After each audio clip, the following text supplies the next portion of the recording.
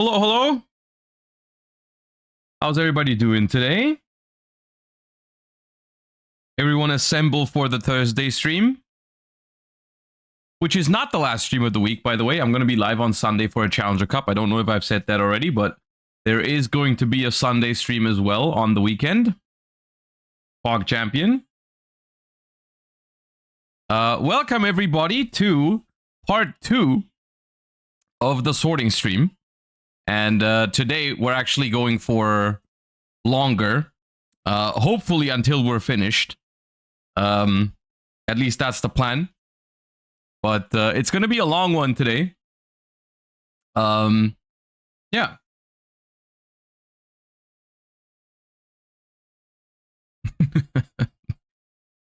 Let us jump right in. We can still warm up. Actually, let me move this box of cards to the side, and we can do a little warm up session. I don't mind. I'm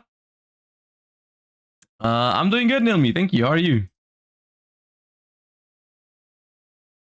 Have you thought more about how the negation link 3 might be used? I saw a Jeff Jones tweet yesterday pointing out that you can like make it on your first turn, turn it into a Bao Q, and then bring it back on the opponent's turn in like the center monster zone so that it points to both extra monster zones. But considering the fact that it's going to be relatively weak in terms of attack, and it can just be attacked over, I don't know if that's that powerful. It's like it's an interesting card, but I still don't really believe that it's going to be that good. I'm not a believer yet. I don't know. I'm skeptical, at least. I see the potential. I just think the potential is hard to realize with that card. Is where I'm at currently. But yeah.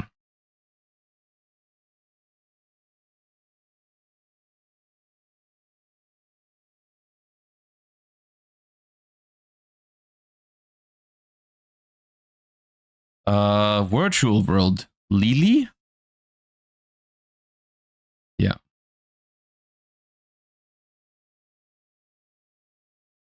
Worst IP target they could ever print. I think it's a solid IP target. I just don't think it's better than SP anytime soon. Zwafty, thank you for the prime. Appreciate that.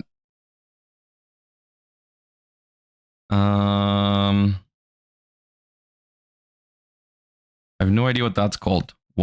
I was thinking it might be a Watt card, but I didn't know which one it would be. Okay.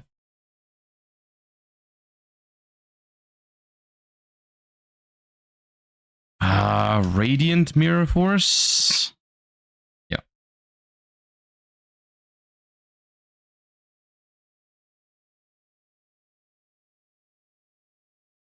This feels familiar. Link 2. Like Labyrinth, Defender of the Labyrinth? No? Twin Shield Defender. Something Defender. Julia, thank you for the 9 months, and thank you for that reminder. Appreciate that. Good effort.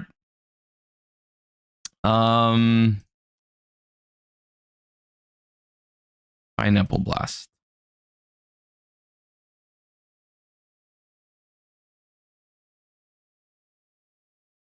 A Assault Core. Yep.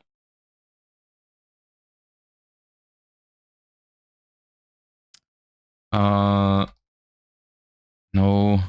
Gleipnir, that one.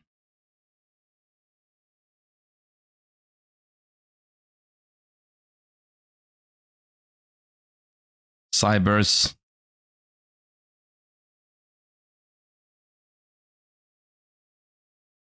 Frog. No. Is it Skipper? 4-month Skipper? Oh, it is. Oh, okay.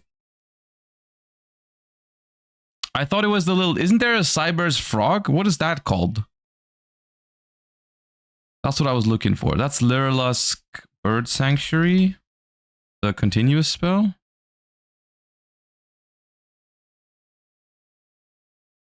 Hex Changer? It might be that. It might be that I was thinking of.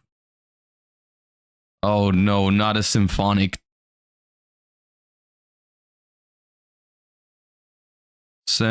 Phonic synthesis? Nope. I'm skipping it. I don't care. Leave me alone. DJJ.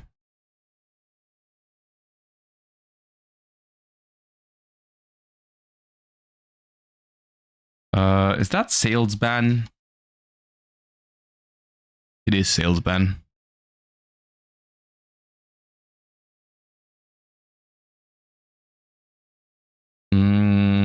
Neko. Main king.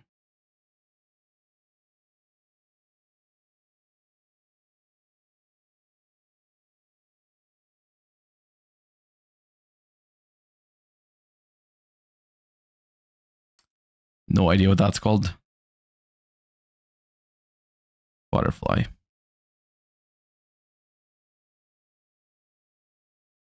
Ooh, this feels familiar. Hidden Armory. No.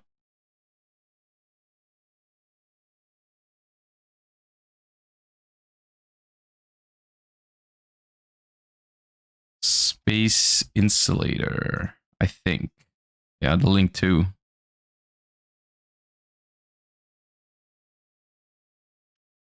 Mist Valley.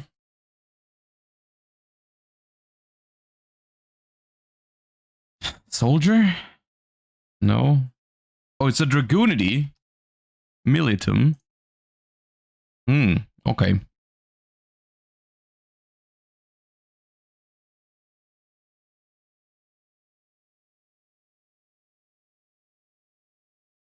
High Speed Rider? Riser. Hyper Psychic Riser. That one. Yeah, that's what I was looking for.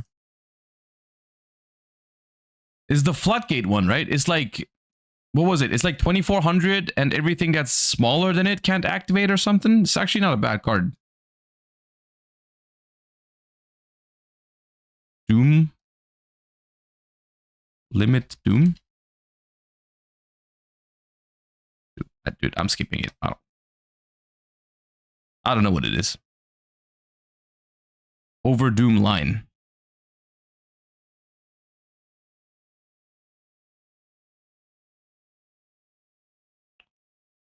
Iron Call? Yeah.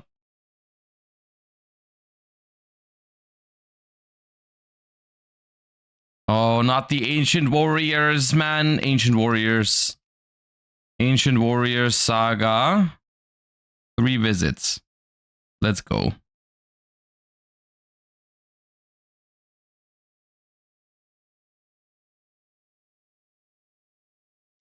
Oh god, not one Galaxy Cypher Dragon Neo. No. Cypher X. Cypher. Just Cypher? Okay.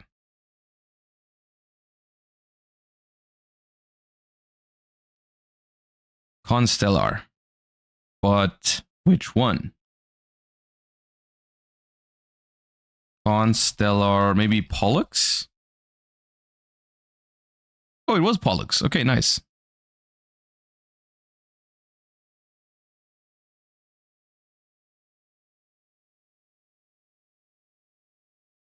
Getting field spell vibes, but which one is that? Goldilocks? What is that? Is that a field spell?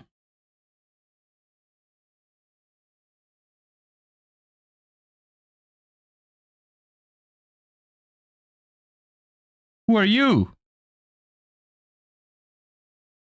Who's that? Metronome? That's funny.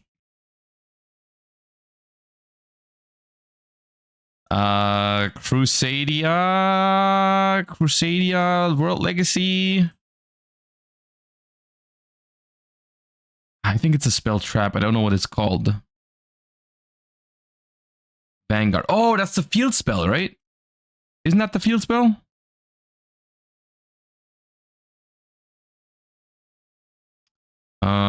Common Charity.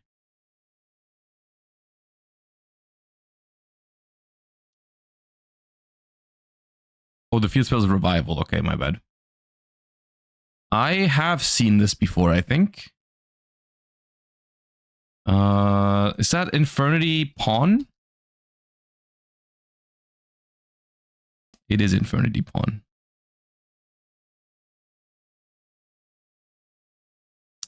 Endrise.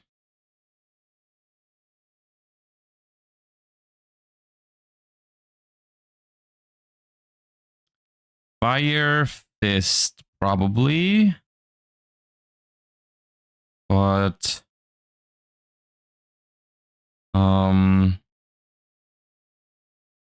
this? Yeah.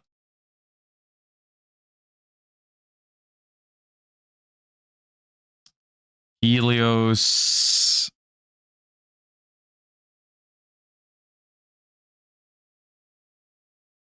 Trismegistus? Yeah.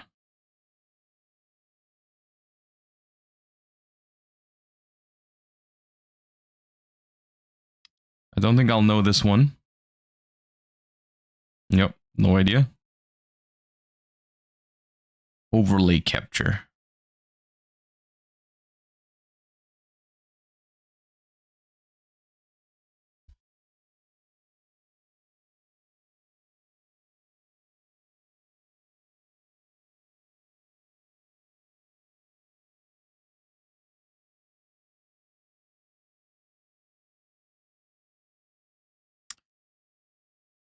Gem cleaner. Counter cleaner. Right. I should have just put cleaner. I'm pretty sure this just one.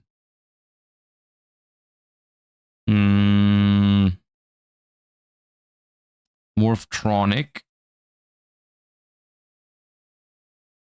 I think. Maybe not. Magnan bar. No. Okay.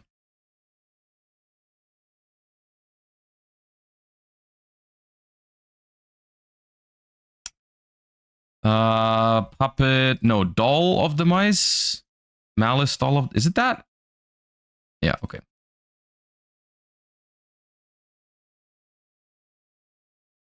Ooh, that's also old. The insect armor. Is it bio insect armor? No. Then I don't know what it's called.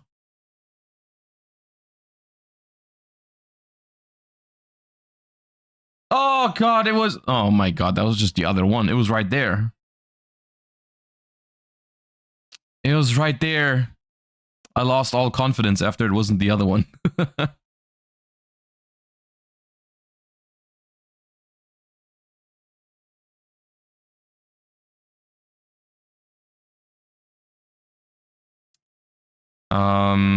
Thunder Kid.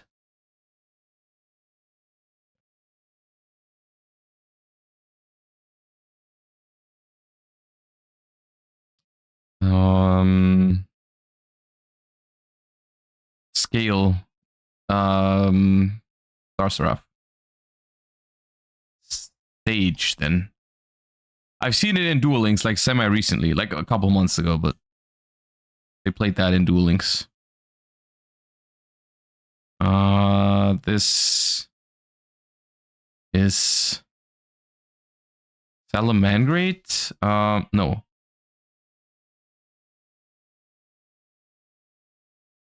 Wrong Phoenix.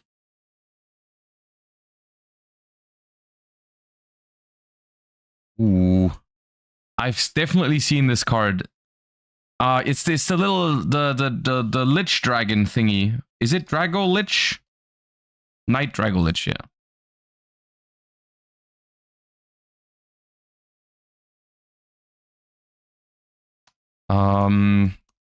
Vanilla 1700 attack.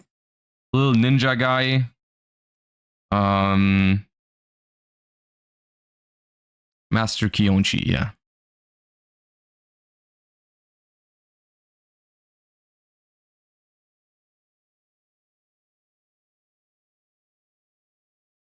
Probably Sulfa Cord or something. I'm skipping. Sulfa Cord formal.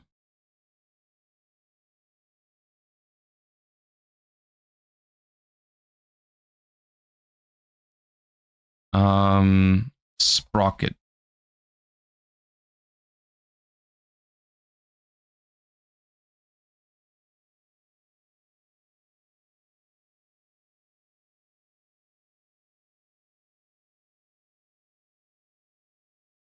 I'm unfortunately very familiar with Blizzard the Far North because they always top deck it when they need it the most. Ooh, it's the Big Mammoth.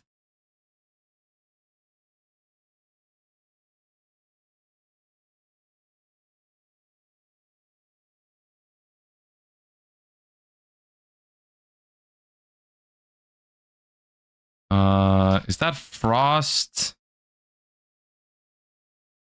Or just Kissy Kill? I think it's just Kissy Kill. Yeah.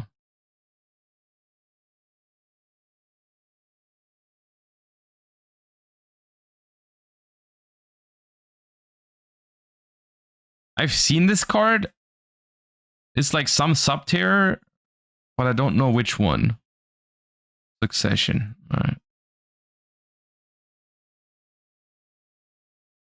Oh, the big battery man.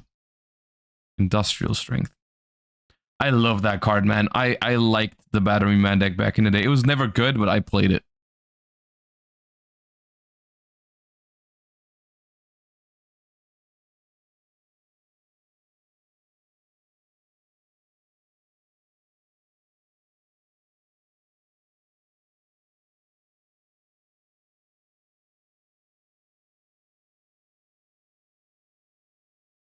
Could have guessed that earlier. I kind of knew what it was, but I just think I zoned out.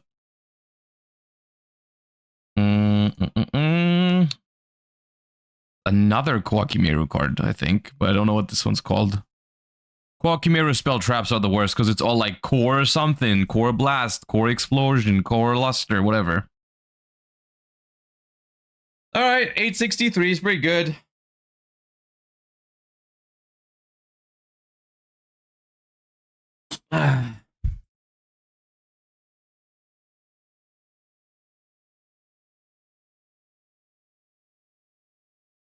All right, y'all. The year is 2015.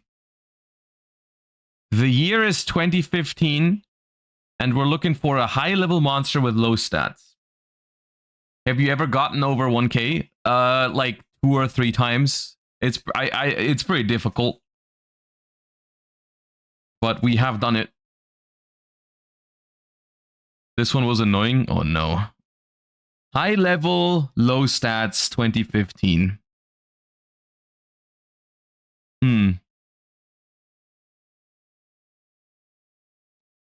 High level, low stats, not an exceed. What year is Sphere Mode?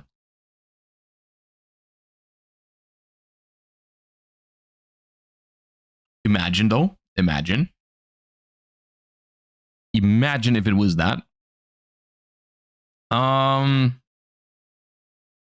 the problem is I put Divine,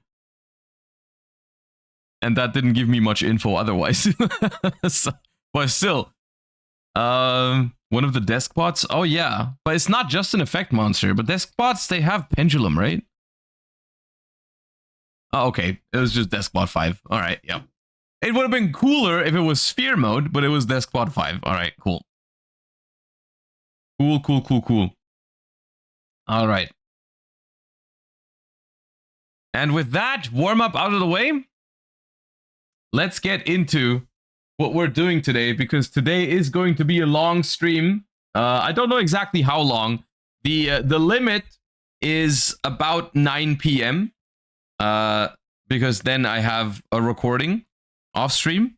Until then, which is about, you know, we potentially over 10 hours. We are going to finish, hopefully, or continue rather is the right thing to say. We're going to continue what we started last week, which is sorting my collection, which we've done some solid progress last time, but we're not close to finished. So let me get the desk cam out. So this is where we're at for today. Well, this is where we finished last time. This is all somewhat. This is not even finally sorted, but it's just we've divided it by first letter. so far because it's going to be alphabetical that we're going.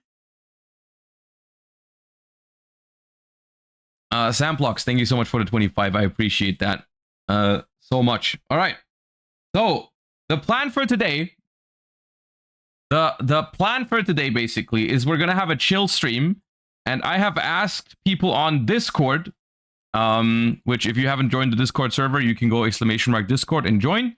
I have asked people on Discord to submit any kinds of questions for today's stream, so we have stuff to talk about and yap for the entire 10 hours. Hopefully, I'm sure the live chat is also going to throw in some questions every here and then.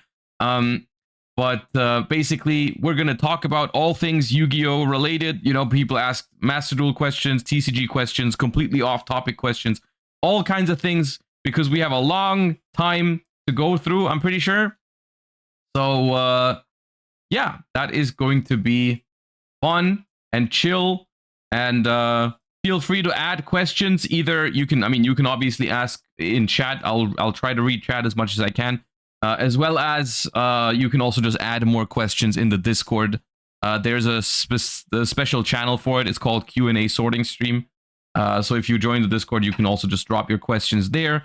We'll just go down the list, and I'll also be reading chat while we go, of course. Also, Kwok Yu Tang, I did not miss your sub. Thank you for the 16 months. I appreciate that.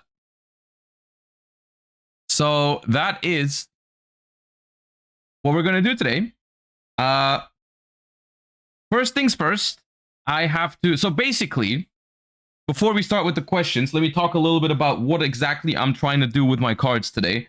Because currently my collection is still relatively much of a mess. So I have it separated currently in different boxes like these. Like just 4 rows. I think these are pretty standard stuff for storing cards. Nothing crazy here. This box is going to have all my monsters, as you can see at the bottom. And I have one for my spells and traps as well. And this row over here is Extra Deck, which currently I have it divided by Synchro, Link, Xyz, and Fusion. I think I'm going to combine these, because I don't want to separate these. Like, I don't want to alphabetically... Basically, I don't want to split each individual category into 26 categories if I do it alphabetically, right? There's no reason, because this is all the synchros. There's no reason to have 26 dividers between this amount of cards, right? So, like, I think I can just do all Extra Deck. Because if it's sorted alphabetically, it's still easy to find a card, you know. So, yeah. So I think we're gonna continue with Extra Deck. So this is the monsters.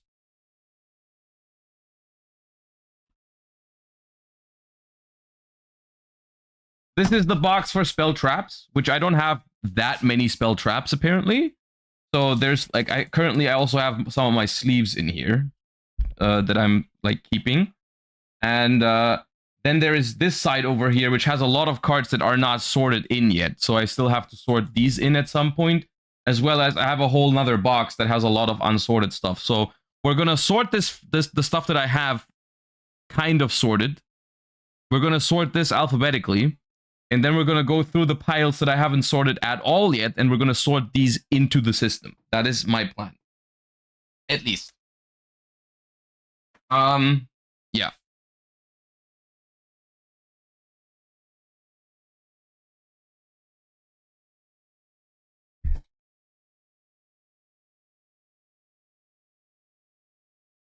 Kawaii Chuyin, thank you for the 5 months. Ever have issues with curling or dust with those boxes? So far, I would say I haven't noticed it. As you can tell over here, not everything, it's not even all sleeved in here, which also we're changing that. Don't worry, we've been sleeving. I have some penny sleeves ready so we can sleeve all the cards so people can stop telling me to sleeve my cards, because we're going to do that. But so far, I don't really have that problem. I don't know why I'm not doing anything special. The boxes are even, the way I store them is I keep them open. Like I don't close them when they're in the thingy, but like I don't know. It's fine. Not really experiencing any issues like that with it. Okay, so first things first. Also, I know people are gonna ask today what I'm using to sort the collection. None of the stuff that I'm using is sponsored in any sort of way. I just bought all the stuff myself, the products. The dividers I'm using are these. But once again, it is not sponsored. I'm just, because I know people will want to know at some point. I'm just showing them. What is the rarest card in your possession? Probably my my YCS prize cards that I've won in recent years, because I haven't gotten rid of those, and I don't plan to. Yeah. So first things first, I gotta label these dividers, and then once I'm done with that, I'm gonna start going through some questions from Discord.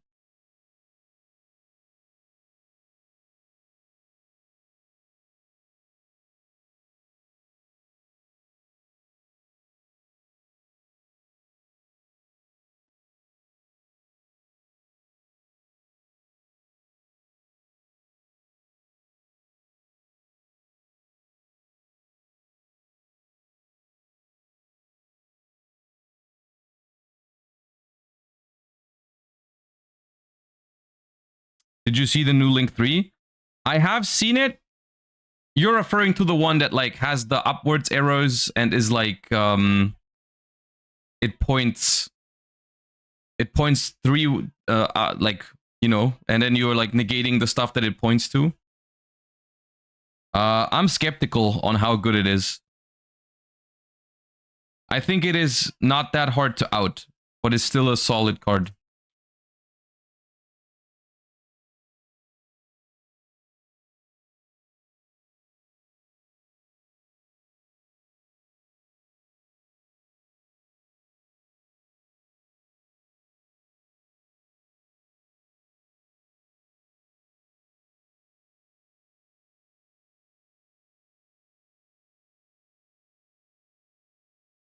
Can chain IP to things to negate any zones. Yeah, I think that's like one of the best uses for it, is when you summoning it in response to something when your opponent doesn't like cannot play around it. But I think as a like continuous floodgate, I don't think it's that good. But I think using IP Masquerena to link into a Link 3 that's basically an infinite impermanence, because it's probably going to be outed afterwards, I think is like fine, right? I don't think that's any sort of like problematic. It's not bad, but it's not crazy either.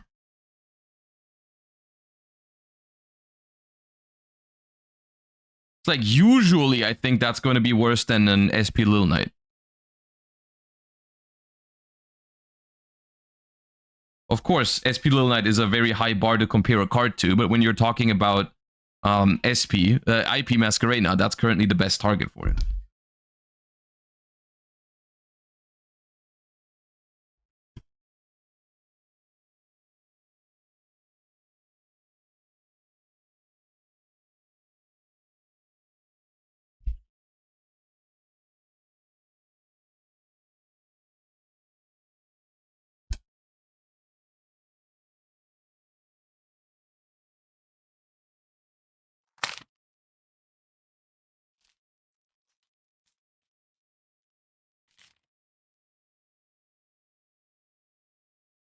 Is Necros Ryzeal a thing after the new support? What does Necros Ryzeal do? What's the idea there? What's the synergy?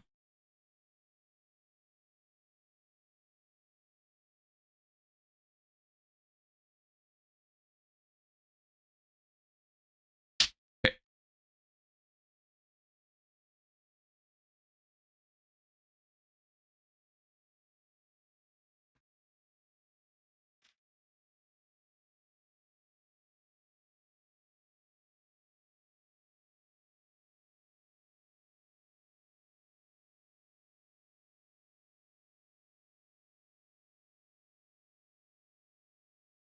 All right, we're doing synchros first.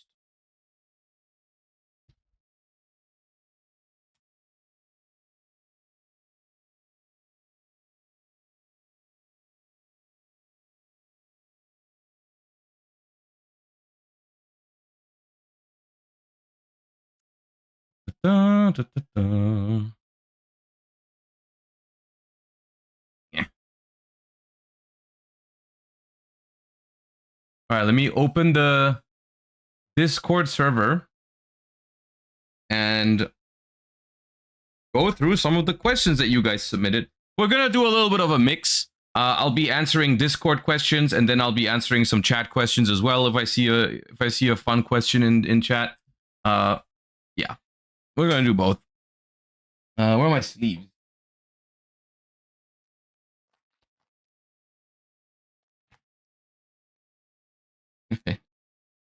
Of course, not every question that people asked in the Discord was a serious question, but we'll go over it. Decade Life, thank you for the Prime. Oasis Life, thank you for the 6 months. Welcome back. Euristia, thank you for the 8 months as well. I appreciate your support a lot. Thank you.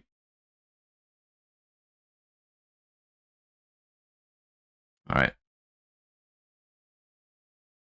All right, so the first question right off the bat was Stevie asking, do you believe in everlasting love?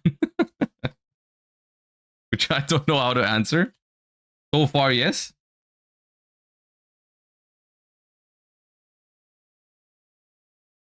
Dangerous territory.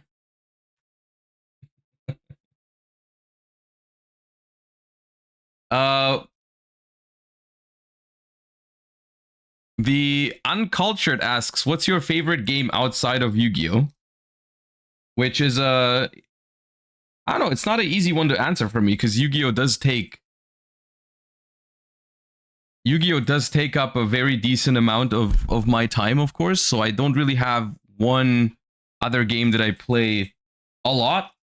It's always just like a little bit of this, a little bit of that.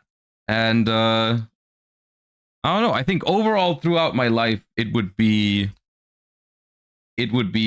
probably between Pokemon and Zelda. I really enjoy the Zelda games.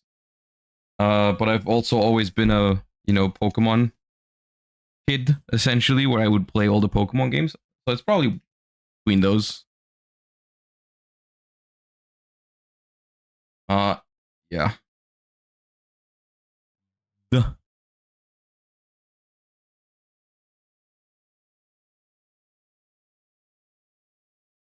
If you had to give Labyrinth support, how would you design it? If I were to give Labyrinth support, well, the way I personally enjoy Labyrinth is when it's not paired with Floodgates. I really like the furniture version of Labyrinth, so I would like to go in that direction. Maybe, like, how would I support Labyrinth? Maybe, I think one thing that would benefit Labyrinth a lot would be another Welcome Labyrinth trap. I think having a third one would be very, very good.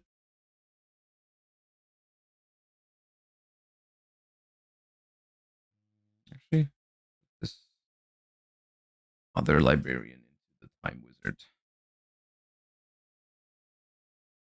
So I would like it to be, maybe my approach would be, I would try to give them one more trap card that they can set off of the furnitures, and then maybe one more monster. But a monster that synergizes very well with the more combo-y approach of Labyrinth. I don't know if it would just be another furniture that has like the same thing. I think what Furniture Lab would really need is a monster that is both like a discard outlet, similar to the furnitures, but also a good card when discarded itself. You know what I mean? Like, I think that would be a very, very good support card for Lab if it was a like. Do you play all these cards in Furniture Lab, like Backjack or Transaction Rollback, which are all very dependent on you drawing a way to discard them? So I think more ways to discard are good, but you can't play too many ways to discard. Otherwise, the deck is just going to be very inconsistent, right? Because you're going to draw discard outlets without your discards. And so I think a card that does both would be very good for Lab.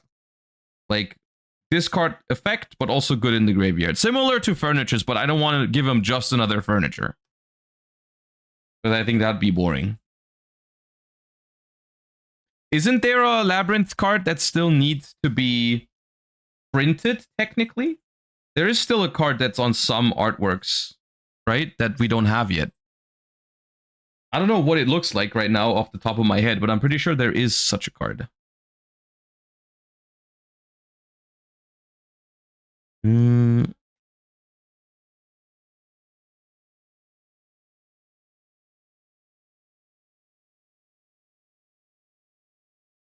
The one with the scissors. Yeah. I think that's what it's like. What it looks like.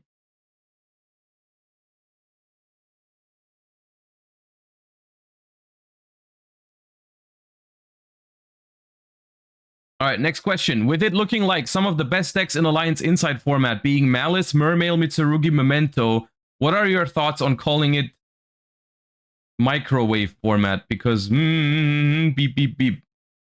Okay, dude. It started like a serious question, and I read it like it was a serious question, and then I just continued reading it, even though I don't know why I did that.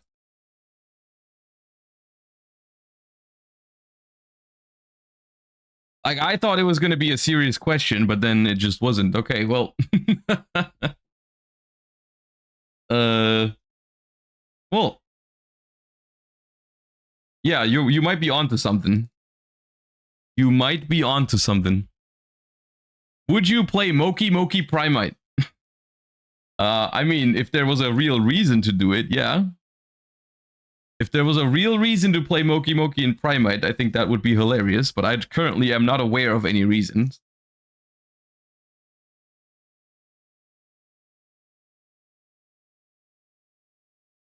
Do you think Runic will be good again?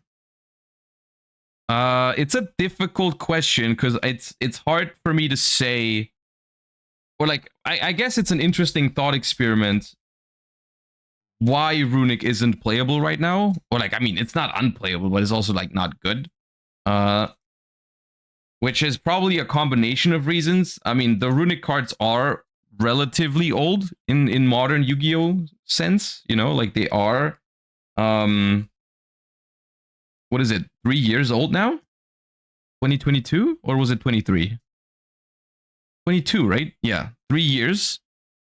So I feel like it's fair to say that they have been a little outdated, you know, there's like cards are getting more powerful, so the Runic cards matching up well as disruptions and stuff like 3 years ago is not the same anymore.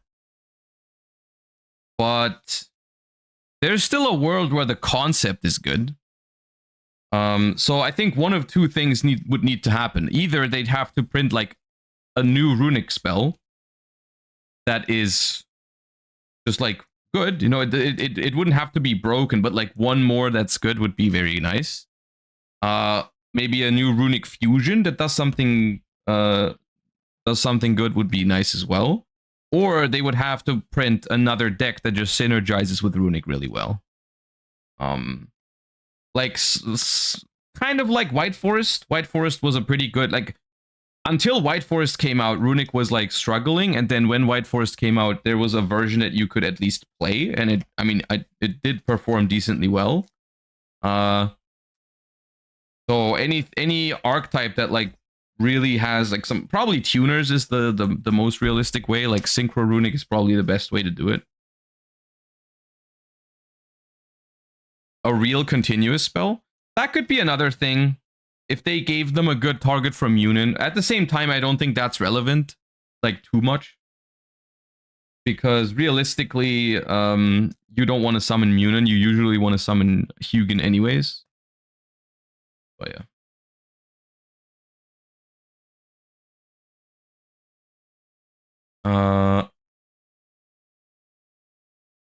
How do you approach deck building for a deck with a very sharp weakness to a single card, like Droll for Mitsurugi, Meowls for Malice, etc.? I think the answer to that question is not that deep. I think the first thing I do when I look into a deck that has a weakness to like one specific card is I ask myself the question, how popular is that card, and is it worth playing a deck with that weakness? And if you think the answer to that is yes, like let's say you really want to play that deck that is weak to meowls or whatever, then you just play the outs to it, and then you call it a day, and you just like, because I think a weakness to one specific card is not a reason to not play a deck usually, unless the card is like everywhere. Like for example, Lancia being a thing was like a reason for me to not play Malice in previous formats. But you can also, sometimes you can find an engine that fixes that weakness. Like for example, I think if I would have played Malice in one of the recent formats, I would have probably played it with Fiendsmith to have like at least some play under Lancia. So I think those are the ways you can do it. Like you either if the weakness is too big and you can't cover it, then you don't play the deck. If the weakness is manageable, then you just play the deck anyways, and you just play some outs to it. Like for example, Malice would always side Called by the Grave or something. Oh yeah.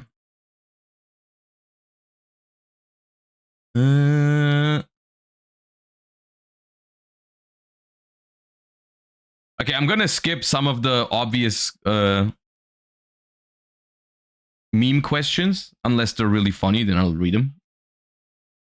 When was your favorite time to play Yu-Gi-Oh and why?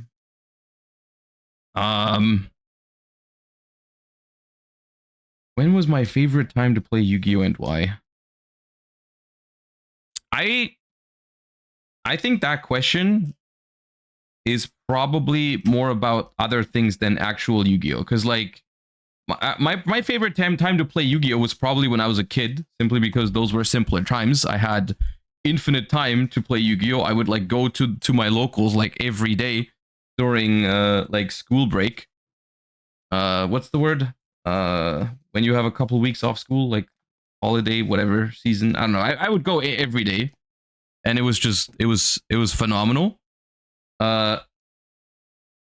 Whereas like nowadays there's like so much more attached to it, you know, like you don't have enough time anymore. And stuff. So like, but if you're asking what my favorite format of all time was, like what I think my favorite format in Yu-Gi-Oh ever was, I would probably say,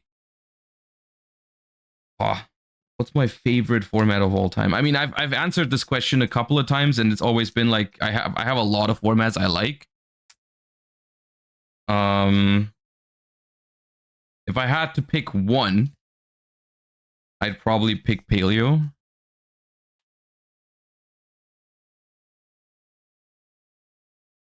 Well,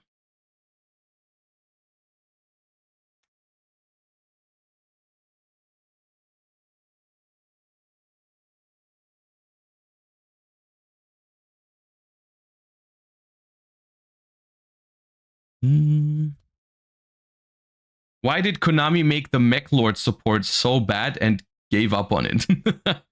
I don't know. I think Mech Lords are not a very good archetype in general. I think I think how it works sometimes is they release an archetype and they will just see if people like it. And I think Mech Lords just historically hasn't been a very good archetype. Like even when it first released, it wasn't a super successful archetype. So I think it just doesn't have that many fans out there. Like you won't find that many people that are like, oh, I loved playing Mech Knights back in the day. I wish they got not Mech Knights, Mech Lords. I wish they gave like that deck support. And I don't mean that in a bad way. That's just how it is, you know. Like the deck just was never really good. Like you're not gonna have the most fond of memories playing Mech Lords back in the day, because there was like maybe like there was like one good Mech Lord card back then, but it was more like a tech card because it was good against synchros. I forgot what it was called. It was like one of the Mech Lords was good because it could like equip synchros to itself, so it was like used as a counter to something. Weasel or Weasel, yeah, that one. So, but it was never a Mech Lord deck that you played, I think. So yeah, I think it's just a matter of some archetypes get less love because they don't have a big fan base. Whereas like you'll find a lot of people asking for support of other decks. Like, yeah.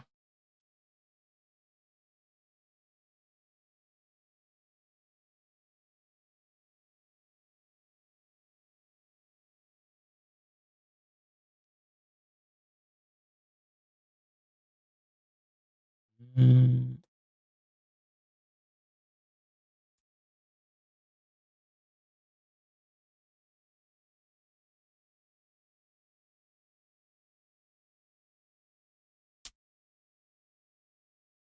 What was the next question? Have you ever played a Souls game, Bloodborne or Elden Ring? If not, would you be down to try them? I have never played one of those games. I'm technically not opposed to it. It's just that the way it's been going is I'm just not really a variety streamer. It's not because I'm like opposed to it. I don't know. Maybe one day we'll do it. I don't know. It's just a hard thing for me to grasp of like how many people would watch the stream. If enough people would watch it, I would technically do it. It's just like I just see myself as a Yu-Gi-Oh streamer at the moment. I don't know.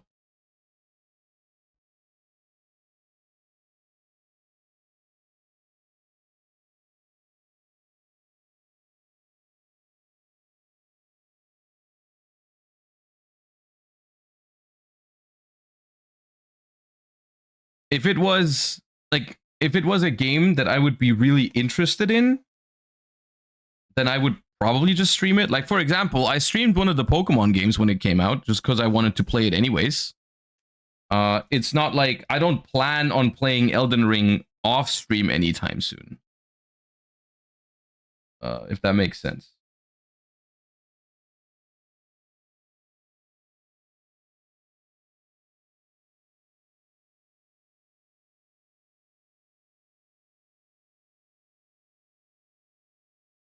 Did you get your Switch 2 pre-order?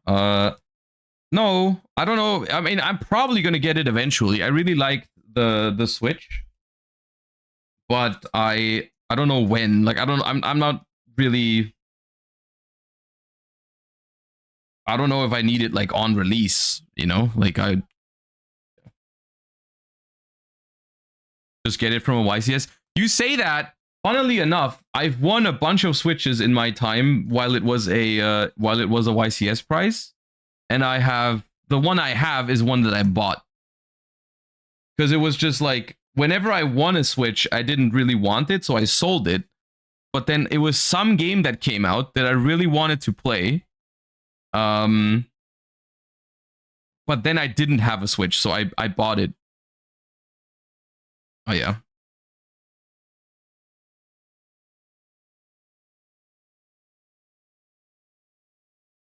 I sold all the Switches because I was never much like as a kid I was big on playing like console games, but like when I was I don't know like 20-ish, I didn't play much on consoles anymore because I was just like it was like university and then Yu-Gi-Oh and whatever. But then there was one game that came out that I really wanted to play. I think it was when Pokemon moved to the Switch. Like when the first Pokemon Switch game came out, I really wanted to play it. And then I got a Switch.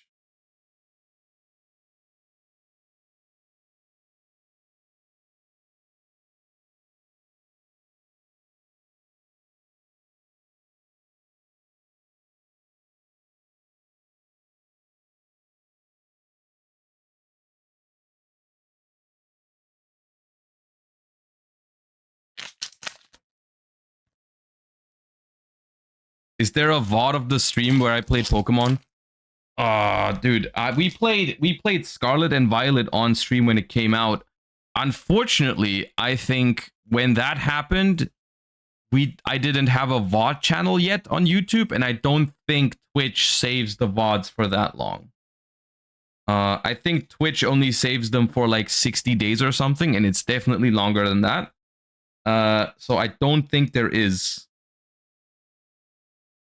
I don't think there is a VOD of that. It was a fun stream though. I enjoyed it.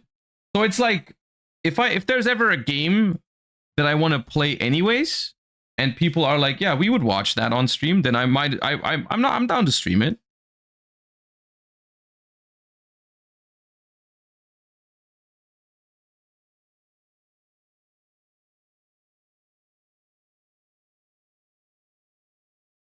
It was a fun stream though, the Pokemon stream.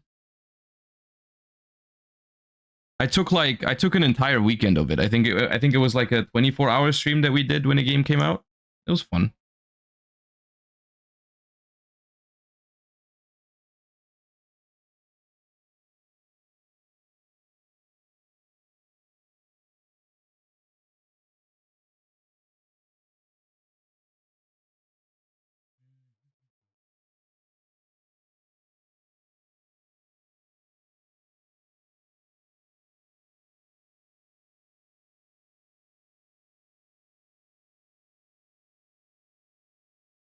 I mean, we can probably stream the next Pokemon game when it comes out. When is that going to come out? Aren't we kind of overdue for a new generation? I've been thinking about that at some point recently. I thought like wasn't there like a Nintendo Direct or Pokemon Day or whatever, and everyone was expecting a new generation and they just didn't announce it? Legends? Yeah, but that's not a new generation, is it? Legends is not that.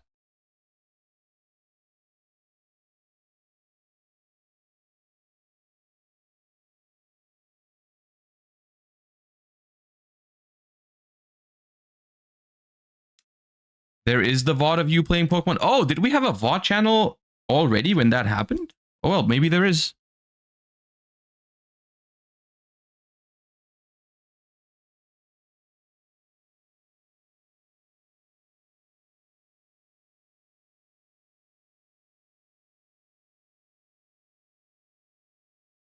Top 3 anime, can't say Yu-Gi-Oh. I haven't watched many, dude.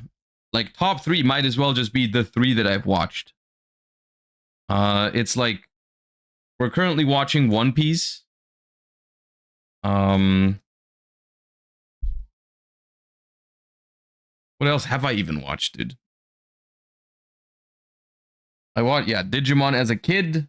I mean, as a kid, I watched most of them when they were on TV, but I haven't really finished any of them. I liked Naruto, but I haven't finished that one either. Yeah. I don't know. JoJo's Bizarre Adventure. We watched one season of JoJo's, and then we didn't feel like watching more. I don't know. It was fun, but it was also, I don't know. I hope it wasn't season 1. Where else do I start watching a show? Of course it was season 1.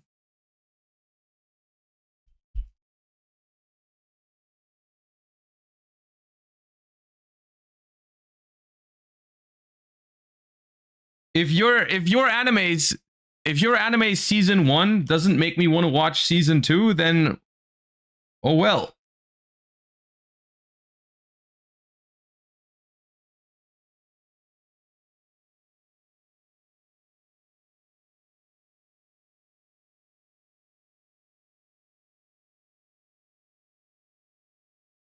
I watched season 1, but people told me to watch more. I mean, yeah, that's the thing, right? There are shows out there. There are shows out there that they get significantly better after the first season or after whatever. Like, you trust me, bro, you just have to get through season 15 and then it gets really good. Like, yeah, maybe, but like the reality is just like sometimes if the first season is bad or the first 2 seasons are bad, then I'm just not gonna get there.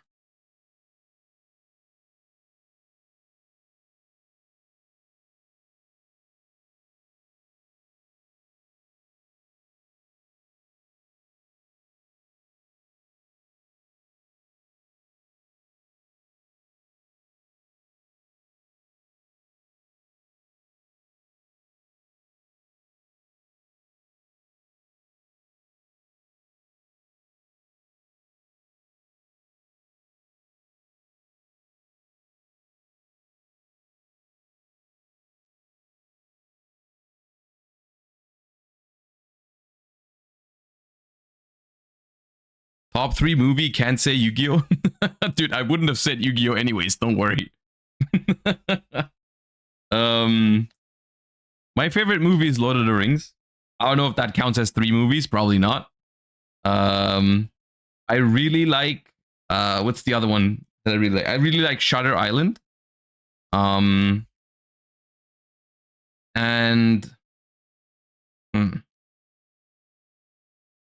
I don't know, those are the first 2 that come to mind. I don't know what the third one would be.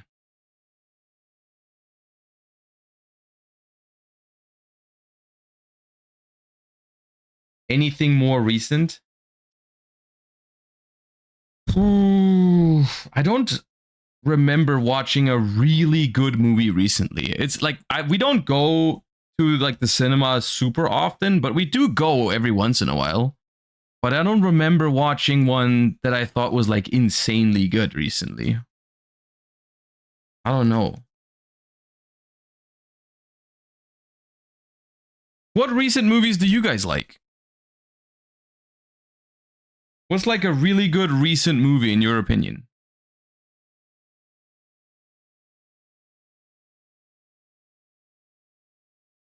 Dune? Dune was good, yeah. I remember watching the first Dune movie in the theater, and then like I liked it enough to the point where I read the book because I wanted to know how it continued. Like because the first movie is not the entire story, so like I got the book after and I read it because I really wanted to know how it continued. So like that did kind of get me hooked. The Dune movie, but even that doesn't even feel that recent. First Dune movie, what was that, like 2 years ago or something?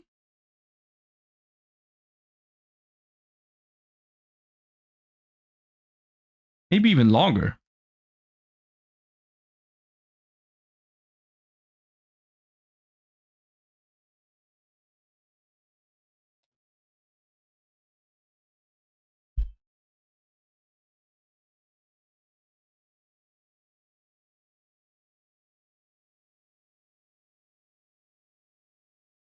Did you finish all the Dune books? I don't think so. I think there is more than what I read. I think I read roughly to the point where the second movie ended. But I will also say with Dune, like it does get very, very, like, what's the word? Confusing. I don't know. It does get significantly more. Like the first movie, the like was really good, and the book was really good, but like at some point it gets very, like, yeah, convoluted. Maybe that's the right word. Not bad, but still, like, sometimes I read like a passage and I was like, wait, what just happened? Because he starts traveling through, like in the books, he starts like seeing the future and everything, and it gets very, which to be fair, it is a hard thing to write about, I think. But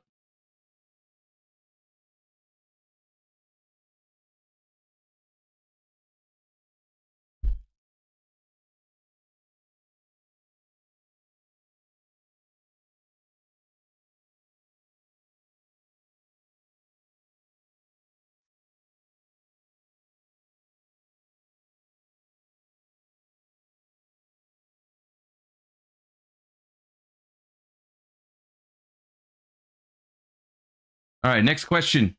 What's your least favorite summoning mechanic? Pendulum. Not even close. Because I think Pendulum is one of it's just my least favorite because I think it's the most failed mechanic out of all of them because it's just combo slop at this point. Which is a shame because I think it has a lot of potential, but it is like the potential is not realized even in the slightest. There's only very few decks that make good use of Pendulum cards. Like, I think the way Melodious and like Valmonica use the Pendulum mechanic are cool. Where like, because technically the concept is very interesting of like monsters that can act as spell cards. like it adds functionality to cards, right? Where like you can be a monster or you can be a spell, and you can have different effects depending on how you're using them. I think that's interesting. But I think in reality, it's just like, oh, these pendulum scales allow you to summon all monsters from your hand and some stuff out of your extra deck as well. And there's some really broken generic extra deck support for pendulum as well, like Electromite, Beyond the Pendulum, whatever. So why make use of the interesting parts of the mechanic when I can also just, you know, slop, summon, whatever onto my field? And I think that's unfortunate.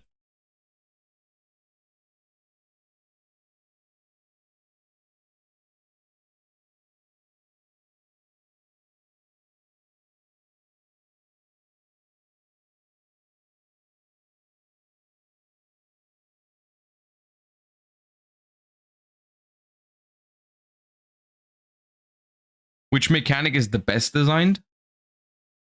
I think that would probably go to Synchro or XYZ, because they're both like powerful, but not as. Because I think the problem with links, of course, is like they're too generic, so that you have to be really careful, or you end up making them really broken. I think it is not a coincidence that like I'm pretty sure link monsters have the most cards on the ban list, because the mechanic is very, very broken. Which is like, broken is not necessarily a bad thing. Like you can make things that are broken and fun, but with links, it's just like it's way too dangerous in terms of like, you know, what can happen if you're not careful. And of course, like they are not always careful, obviously. So I would not say Link is balanced.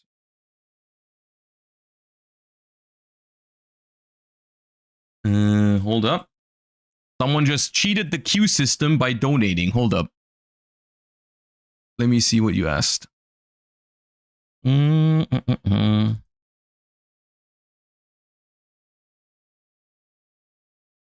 If new dual terminal support came out, which 4 archetypes would you want to get support that haven't already? Dual terminal? Dude, I couldn't even name a dual terminal archetype that hasn't gotten support yet.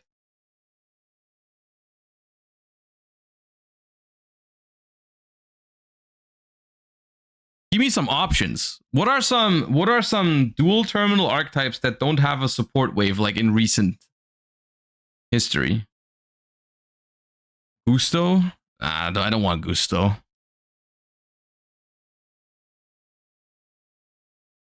Evil Swarm, Steel Swarm.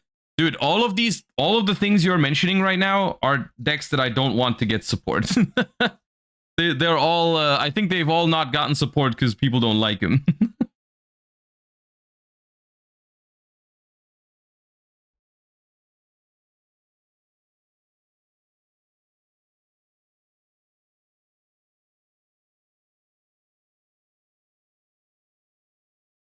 What's wrong with Yangzing? I don't know. What is wrong with Yangzing? What's cool about Yangzing, rather?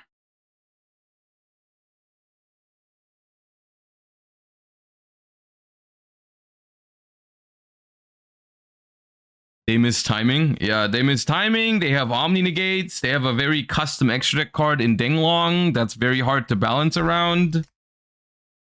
Not much that makes me scream, please make new Yangzing cards. All things considered.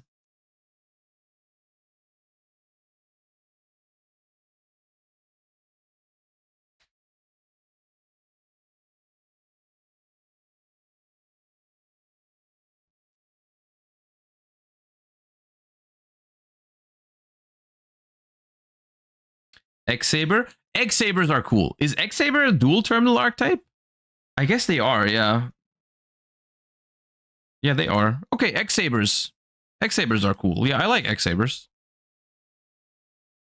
But the thing is, even here, even though I like X-Sabers, I have to admit, depending on what support they make, they have some very dangerous things that they can do, right? I mean, they have one dangerous thing that they can do, and that's Gotems.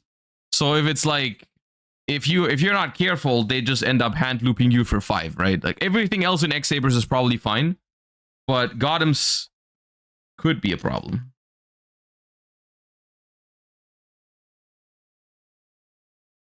Right? Evil Swarm. I mean, Evil Swarm is just like a dead concept, right? Evil Swarm was just a floodgate for its time. Where like with link monsters existing, it probably just doesn't really work anymore. I don't really know how, like, the entire identity of Evil Swarm was summon a floodgate and protect it. So I'm like, do we need that? Do we need more of that?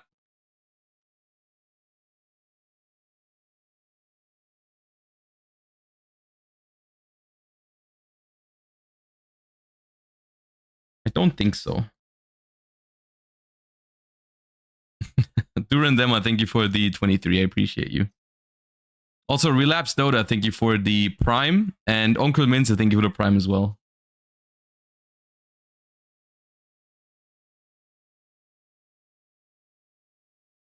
Worm, but instead of letters, it's numbers. Do you think the reason why they haven't done worm support is because there is one worm for every letter and they're out of letters?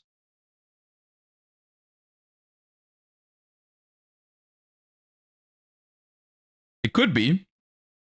It'd be a very funny reason to stop supporting an archetype. Like, sorry guys. You know, the alphabet is limited in its capabilities, so we are done.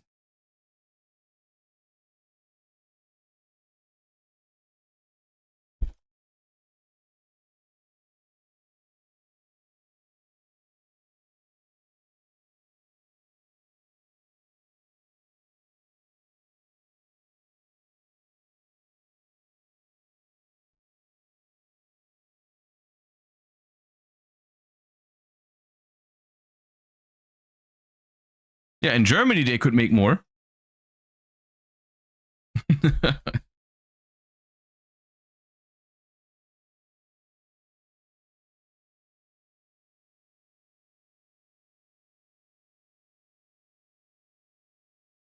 All right, next question. We have, what ritual deck do you want to play? Oh, the answer to that question is super easy.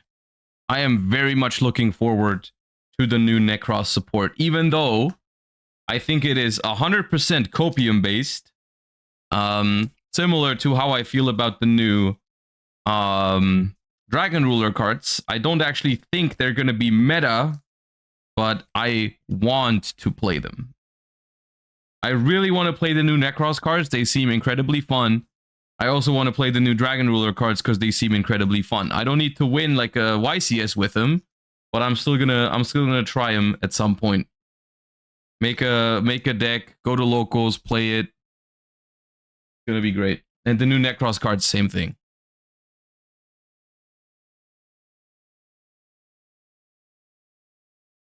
Do you think Trap Tricks Ryziel could be good with how diverse the trap holes are, and it mixes well with Ryziel Plasma Hole? I mean, people have done this before. I think Ben, one of my team members, popped YCS Birmingham with a very, very, very small Trap Tricks package in Ryziel. So it's not a bad idea. I don't know how good it really is, all things considered, because, like, I mean, the problem with trap cards remains the same, which is that they are probably bad going second most of the time, and main decking like 3 or 4, like, because you're mentioning diversity in trap holes, yeah, but you only get the diversity in different trap holes if you play all of them in your main deck, which is a little awkward. Like, yeah, Trap Tricks for Flesia is technically a really good card if you play the right targets for it, but playing the right targets for it makes your deck a lot weaker, all things considered. Well, going second. Going first, it's fine to draw those trap cards, but... So, yeah, I don't know. It's, like, not a bad version, Trap Tricks Ryziel, but I don't think it's going to be what saves Ryziel in this upcoming format. I think if anything, you're gonna play pure Ryzeal. I mean, and the synergy with Plasma Hole, you already get Plasma Hole more consistently with the new Ryzeal monster, anyways.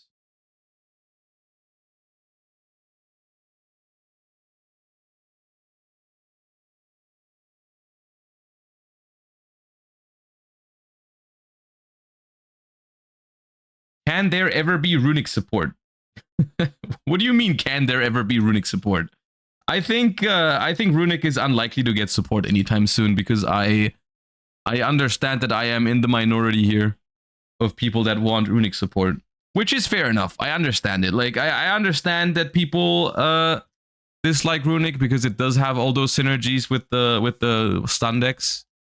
So I get it. On the other hand, though, they are making literal like direct stun support, right? Like they are making Morganite support and stuff like that, and people are like, I don't know. I haven't seen many people like complain about that, so maybe we could. Didn't Runic release alongside Labyrinth? Yeah, I mean, time-wise, it would be time for them to receive support, or they could receive support realistically, but I think it's the same thing like I said earlier. They do kind of look into the community, at least a little bit, and try to get a feel for which kind of decks people like, which kind of legacy support would get people back in, that maybe haven't been playing for a while, or like what gets people excited, essentially, right? And people love Labyrinth. There is less people that love Runic, you know, unfortunately. Because it does have that kind of, you know, floodgate synergy. Which at the same time makes you wonder, though, if they are aware that, you know, people don't like floodgates and they don't like decks that synergize with floodgates and so on and so forth. Why do they not ban the floodgates? Good question. Don't have the answer. Oh, yeah. TCG ready to unban Kid Kalos? I mean, ready, yes, but I just don't think they want to. I don't think they want people to go back and play a whole bunch of tier limits, because that means people aren't playing newer decks. I think that's one of the reasons why a lot of the times cards come back after, like, a little bit too late. I think that's why, right? I think people would play too much tier and not buy new cards, essentially. I think Kikkolos could come back if they ever make tier limit support, basically. If there's new tier limit cards that will really benefit from the card existing, then they would maybe bring it back. I think right now they're not looking to.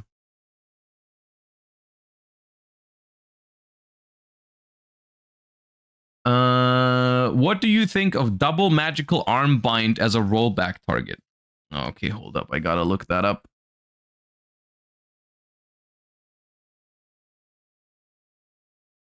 I do not know what that is, unfortunately.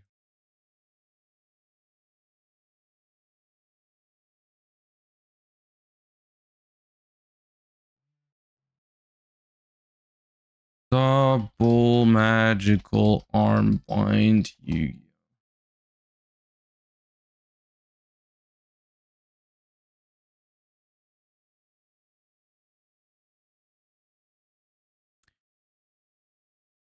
Tribute 2 monsters, then target 2 face-up monsters your opponent controls. Take control of both targets until your end phase. Is that better than just nuking them with Elemental Burst? I feel like rollback, if you're playing a target that's specific for rollback, that there's two options, right? When you're using rollback to target a specific card. Either it's going to be like a crazy turn skip, like the Mayakashi one, or it's going to be like if you're looking to play like a card that has impact on your opponent's board, it's Elemental Burst, right? Because those are the two things you can do. Lock your opponent out of their extra deck for the entire turn, or destroy all cards they have. I think it's very hard to find something that's better than that. that you wouldn't already like. Of course, sometimes you copy a Daruma Karma Cannon, but that's not a card you play specifically for rollback. That's just a card that you naturally play and sometimes copy.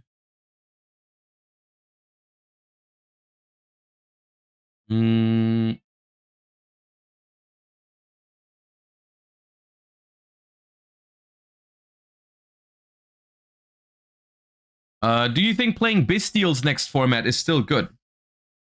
I'm a little skeptical that a very high Bestial count is going to be really strong.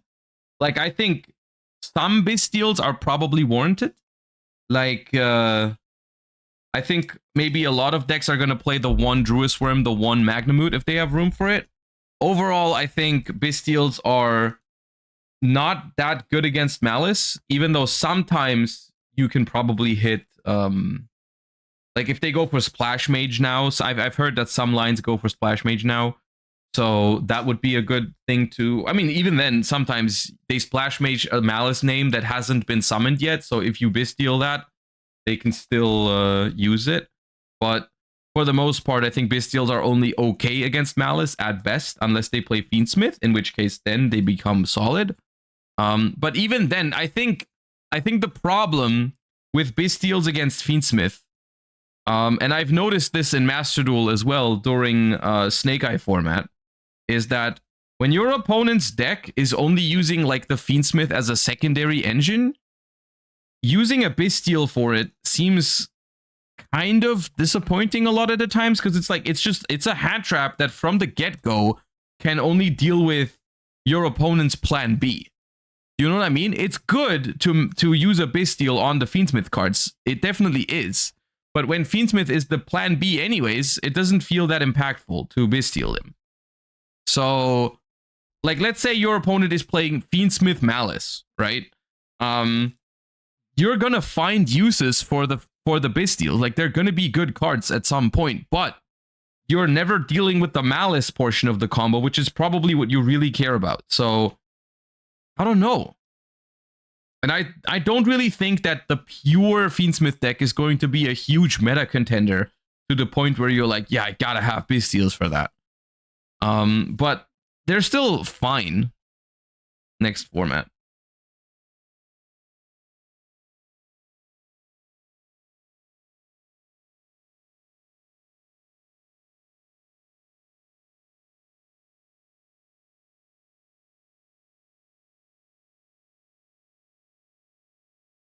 Bestials are good against Mitsurugi. They are solid against Mitsurugi. Yeah, so like that's why I think like they're still gonna be there. They're gonna be playable for sure. I just don't think it's gonna be your #1 priority.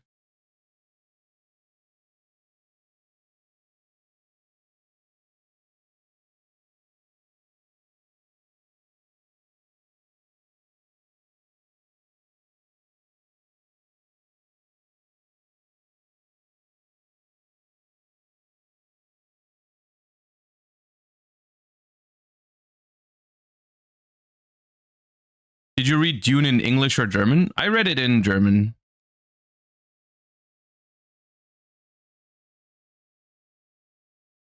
I don't really watch movies or read books in English much these days. I don't know.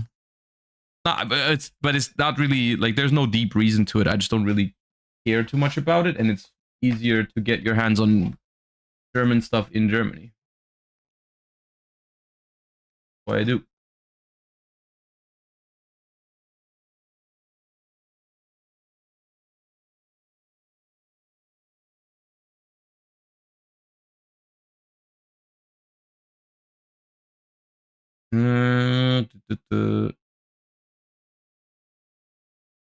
What is better, a format with a couple of powerful decks that rule over everyone, or one with a lot of decks that are equal in power?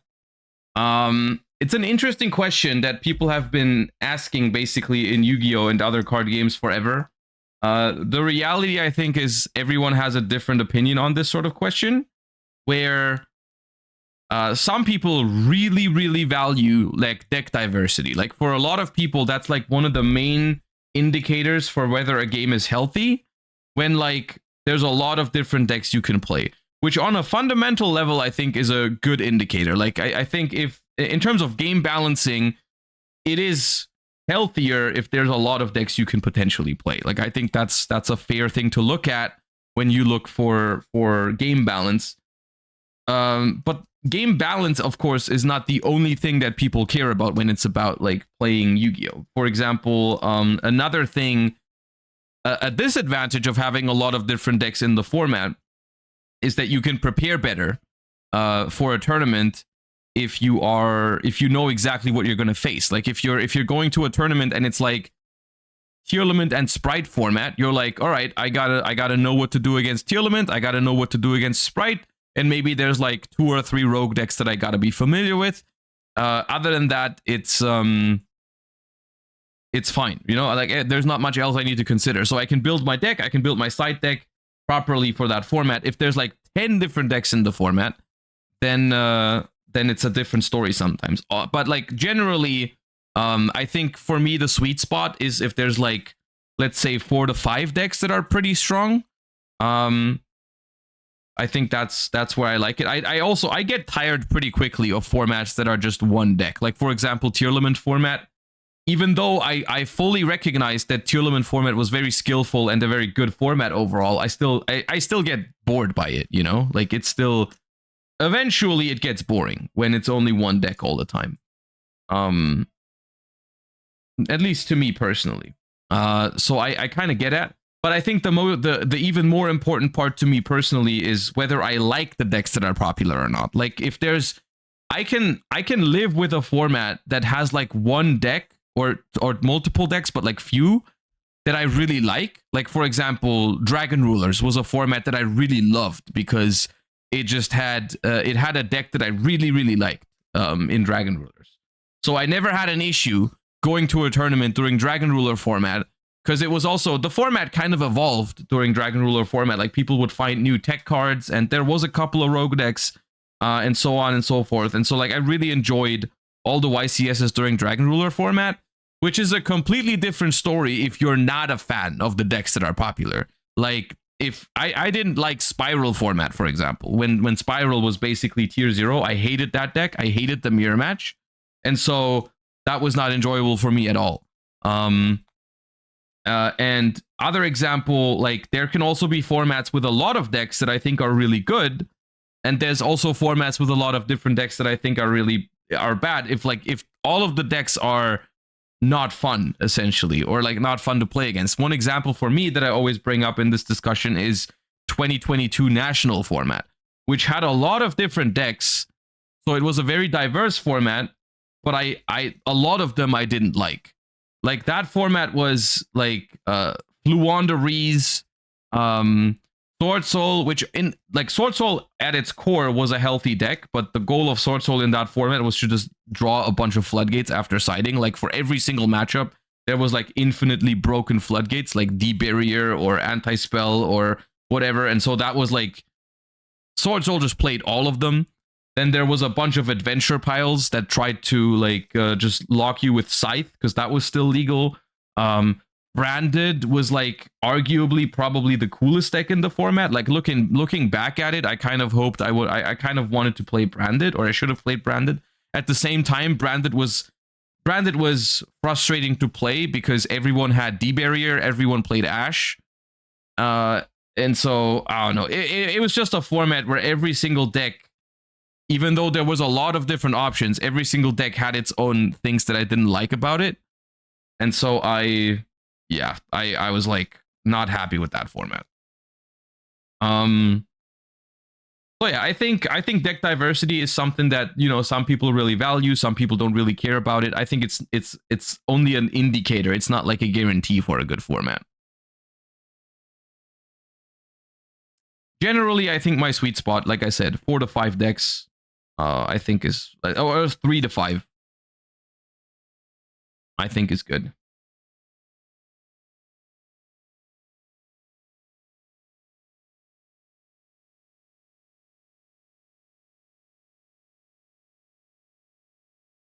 Branded was cool when it played Despia cards. Yeah, that was the one in that format. That was the one where you played like Tragedy and Ad Libitum and so on and so forth. There was no Sanctifier yet, so no stupid locks. It was just basically good old that version of Branded I actually quite liked. I think it was also the first deck I played when I got back after COVID. The first regional I went to, I played Branded, and that was pretty cool. Outside of the fact that you would like be really, really scared of getting debarriered every single game, which was very scary. Yeah.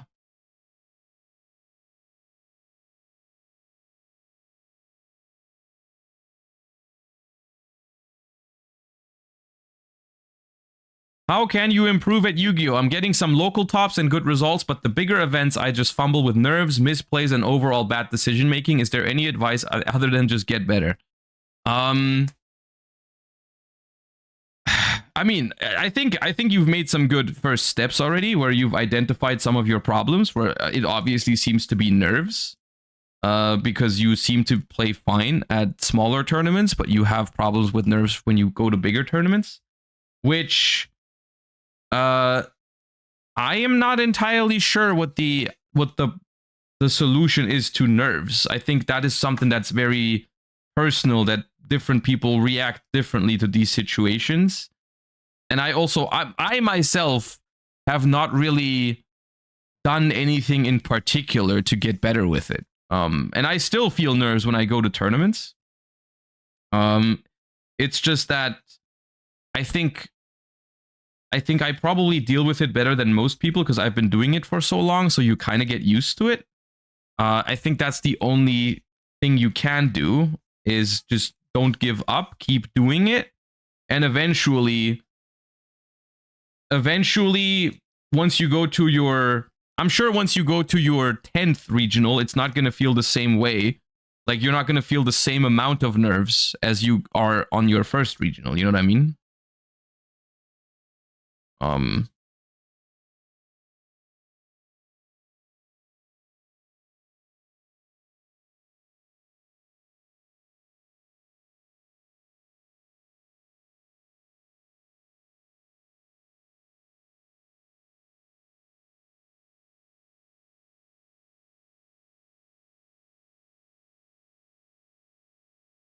All right, what's the next question? What is your favorite Farfa video? I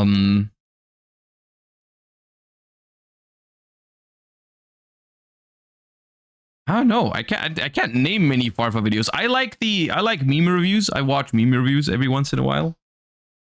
I think that's funny. So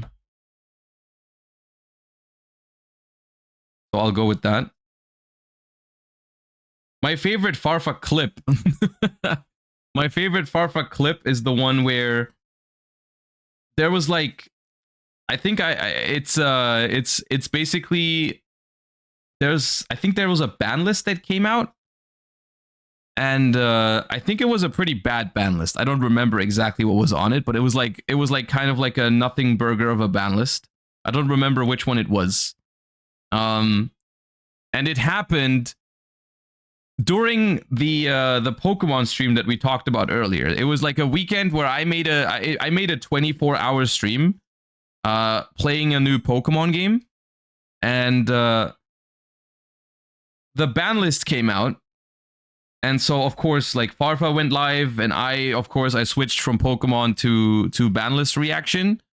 And I just didn't like the ban list. So all I did was I looked at the ban list, I got mad at it, and then I went back. I immediately went back to Pokemon, and my stream title, I think I just changed it to Madge.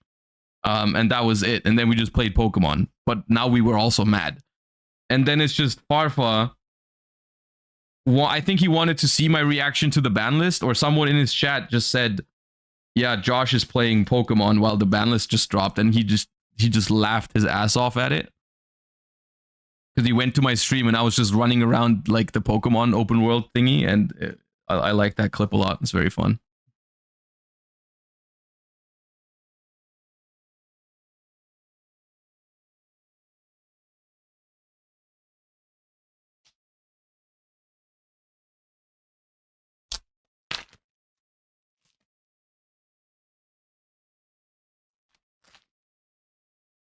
Is it the ban list where they put Herald to 1?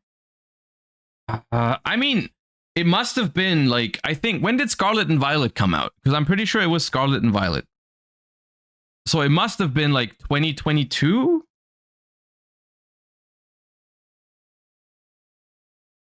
I think.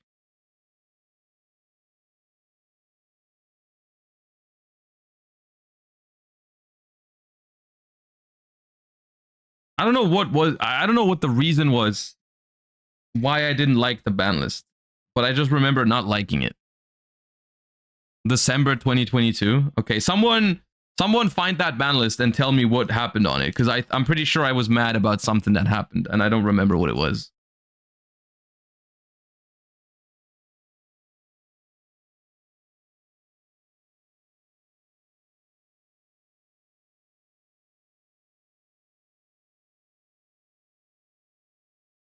$21. No, it can't be 21 because I wasn't streaming in 21 yet.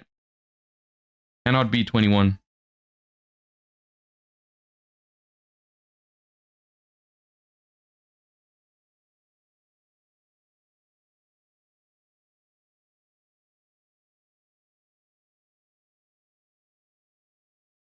It was a TCG ban list. It was a TCG ban list.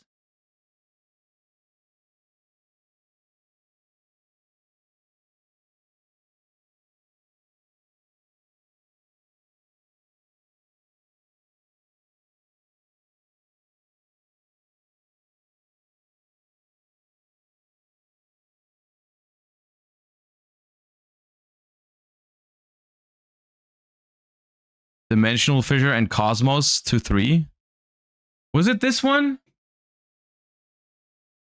Hold up.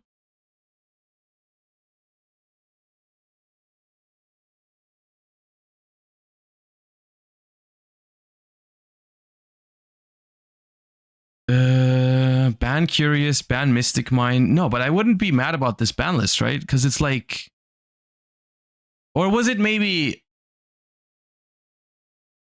it was because this ban list for at the time like didn't really change anything. Because it's like, yes, Curious and Mystic Mine are good bans, but it wasn't really like the, because this is like the middle between, this is like Sprite and tier format, right? And it's just like, oh yeah, no, it's because Ishizu is already out, right? It's tier limits is tier 0 format, and it's like Herald of Orange Light to 1. Oh no, yeah, and like, and as a pseudo answer to tier limits, here's more floodgates for it, like Fissure and Macro. Yeah. No, like this is an awful ban list for Ishizu tier format. Yeah. No, yeah. And I was mad about that. I was mad about that. That was a terrible ban list. Who cares? Mystic Mine is banned. But this is, it's interesting you say that, because that is something I also said for this recent ban list at some point.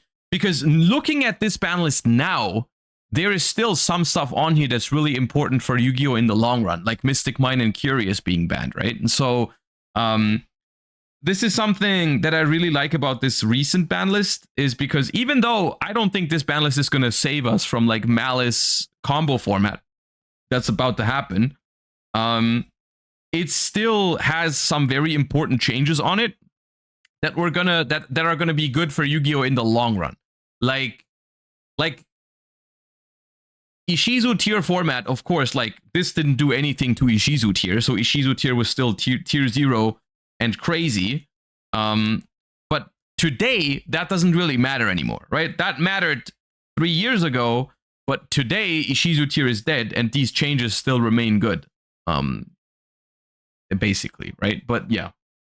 No, it was that ban list. It was that ban list, and I hated it, and so I immediately went back to playing Pokemon. I didn't even really react to it like properly. I just read it and I was like, cool, this changes nothing. Yeah.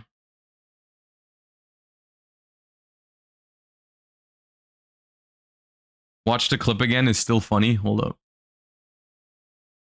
Minutes after the ban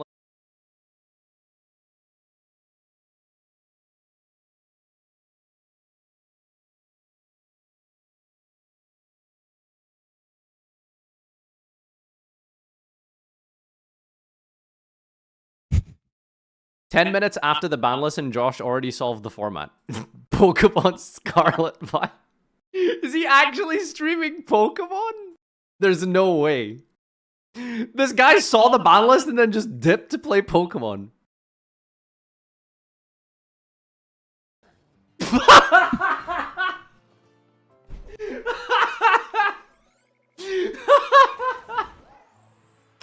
He just gave up. YCS champion. Based. I see we have given up, huh? 10 minutes after the ban list and Josh already solved the format. Pokemon.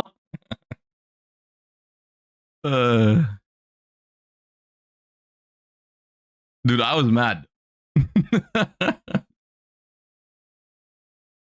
I was mad. To be fair, I was already playing Pokemon before the ban list came out, and the ban list just didn't give me a reason to stop. It just didn't give me a reason to stop. So I didn't stop.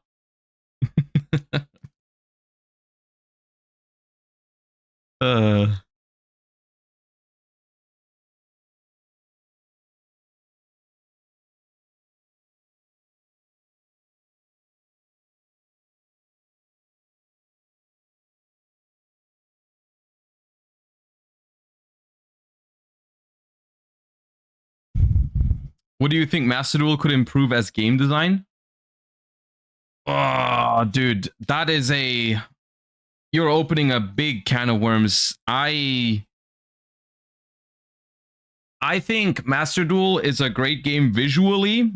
I think in terms of its ban list, they are very much employing an OCG approach to the ban list, which I just wholeheartedly disagree with.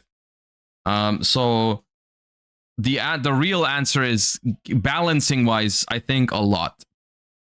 Genuinely at this point, dude, just copy the TCG ban list. Just copy the TCG homework, dude. It's a good, it's so much better. Like, I enjoy playing Master Duel because it's still Yu-Gi-Oh. It is still Yu-Gi-Oh for all intents and purposes, and it's great to create content because it's just great visually. But if I had to pick one format to play, it's always TCG. It's always TCG. There's some quality of life things that you can do in Master Duel, but to be honest with you, I don't really care that much about quality of life. I would always value game balance more than that. But like, there's just so much in Master Duel, on Master Duel's ban list or not on Master Duel's ban list, that I disagree with.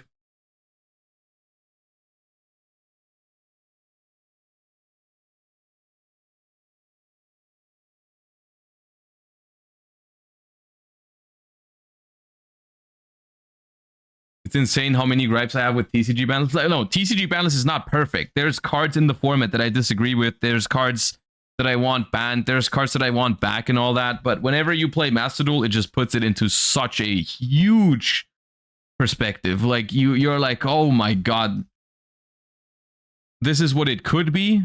And then you just appreciate the TCG for what it is.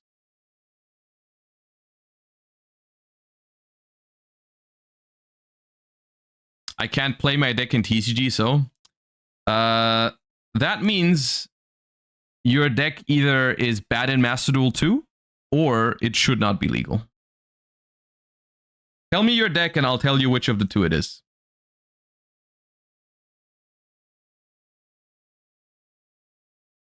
But I can tell you 100% it's one of those two.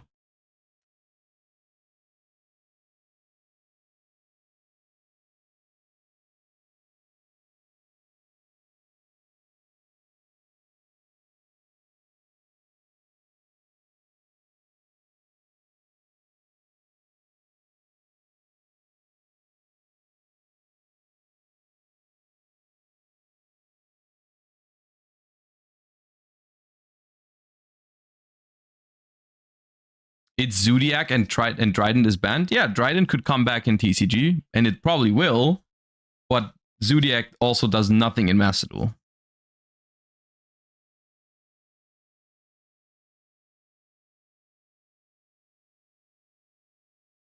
Tier is in a healthier state. Dude, Master Duel tier is not healthy. That deck has gone from like consistent to absolute gambling addiction. And it's nothing else than that.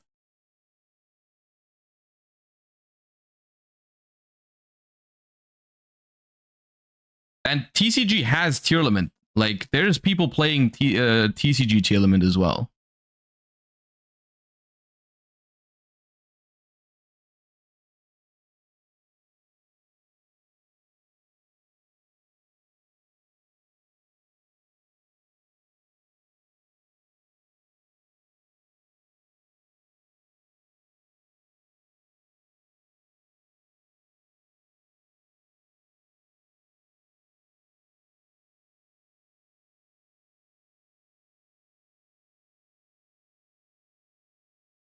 All right, next question. What do you think of Witchcrafters as an archetype? I was considering running them with White Forest or Dogmatica as something a little bit more interesting. I know very little about Witchcrafters. It's one of the archetypes that like I haven't even looked at their card effects, unfortunately. Even as someone who plays Yu-Gi-Oh a lot, there's still archetypes that I am not very well versed in. And like I have not much experience with or against them, so I couldn't even tell you what Witchcrafters do. I think I read them at some point, but I've forgotten about them, and like I thought the concept was kind of neat. But that's all I have. Is Witchcrafter the one where you have like your spells and you send them away for your effects, and then you add them back to your hand or set them in the end phase, something like that? Is that Witchcrafter? Yeah, the concept's cool. The concept is cool. But that's all I have.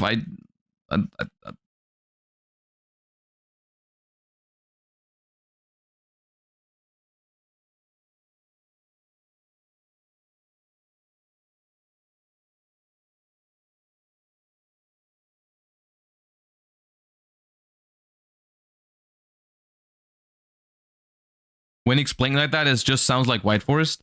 It is kind of, now that you say that, White Forest feels kind of like that, but in good, right? Because in White Forest, you get your cards back immediately when you send them for cost, so you can still use them, which makes the deck more explosive. And I think in Witchcrafter, it's like you get them back during the end phase. Also, I think in Witchcrafter, the cards are just like not that good, right? Like the spell cards that you get back are not that powerful, if I remember correctly. It's like they don't have cards with the same quality as like the Rhoda for White Forest or the what else they have, like woes and stuff, right? Like it's just like they're not even good cards. So you're playing like bad cards to get them back in the end phase for free, but like getting a bad card for free in the end phase is not really anything, right?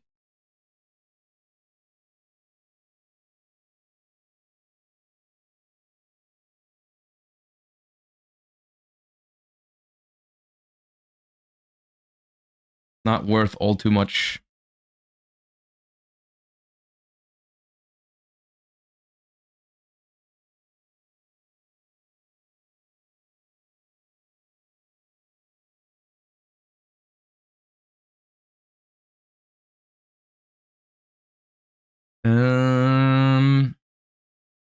If someone is just getting into paper play, would you recommend a more mid-tier deck that is unlikely to be killed by a ban list or something more competitive?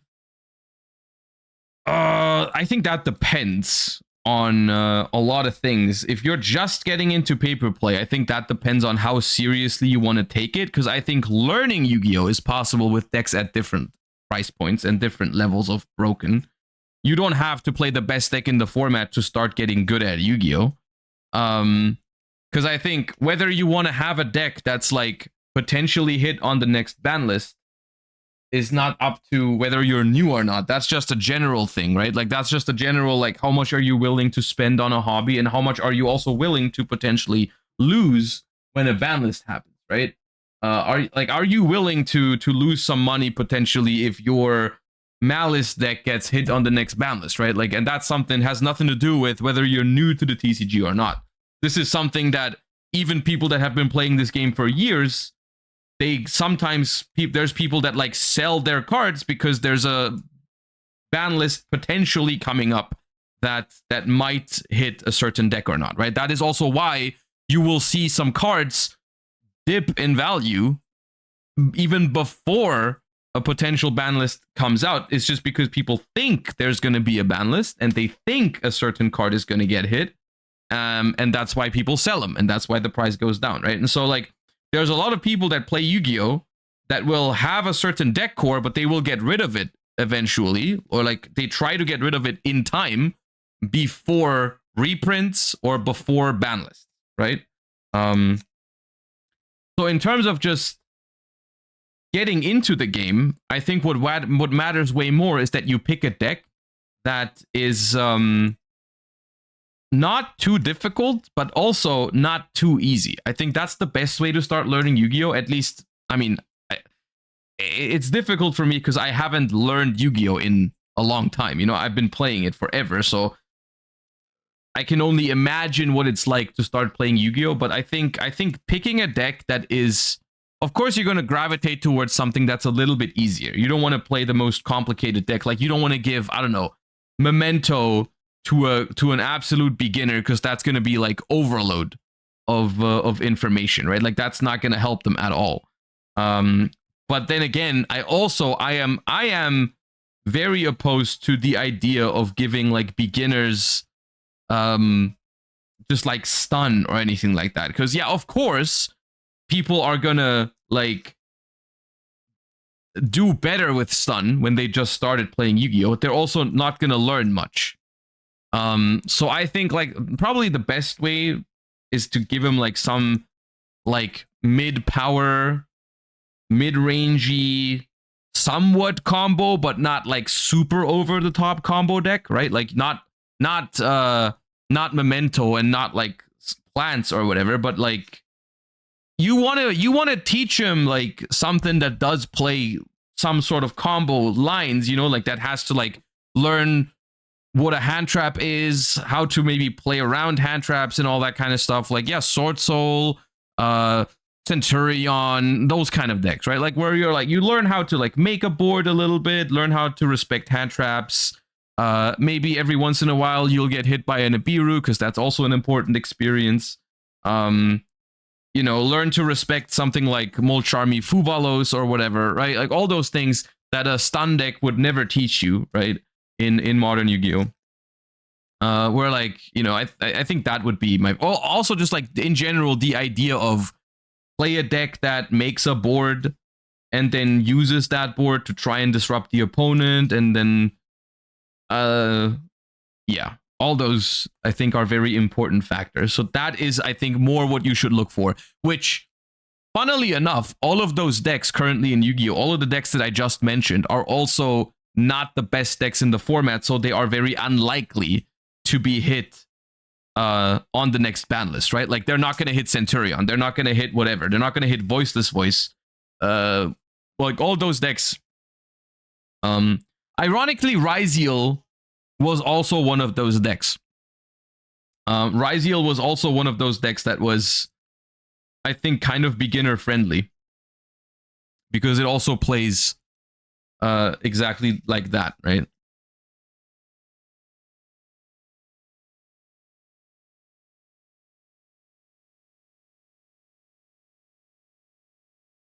Life Twins, yeah, Life Twins with the new support, like Life Twin Fiendsmith.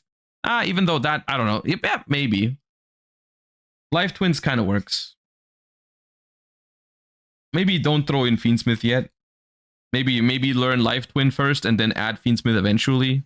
Oh.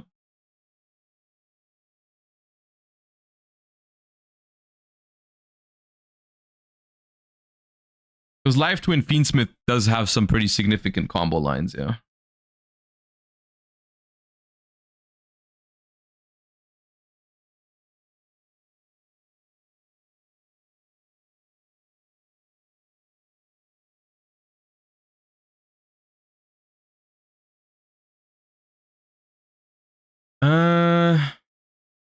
What would you say to a YCS or other competitive level TCG events utilizing the current Challenger Cup format? 2 decks, no siding, but you can switch between decks between games and rounds. I think that's an interesting idea. I don't know if it's probably not perfect. I would not prefer it, but I do think, like, I'm probably it's probably going in a different direction than what you meant, but I think in general there are arguments right now in Yu-Gi-Oh that the side deck is not the best thing for the game. Like, the idea behind the side deck is very cool, right? The idea behind being able to slightly adjust your deck in between games so you can cover for specific matchups, you can take out some bad cards in a matchup, you can adjust for going first and second a little bit. I think that's very good about the side deck, at least in the concept of it.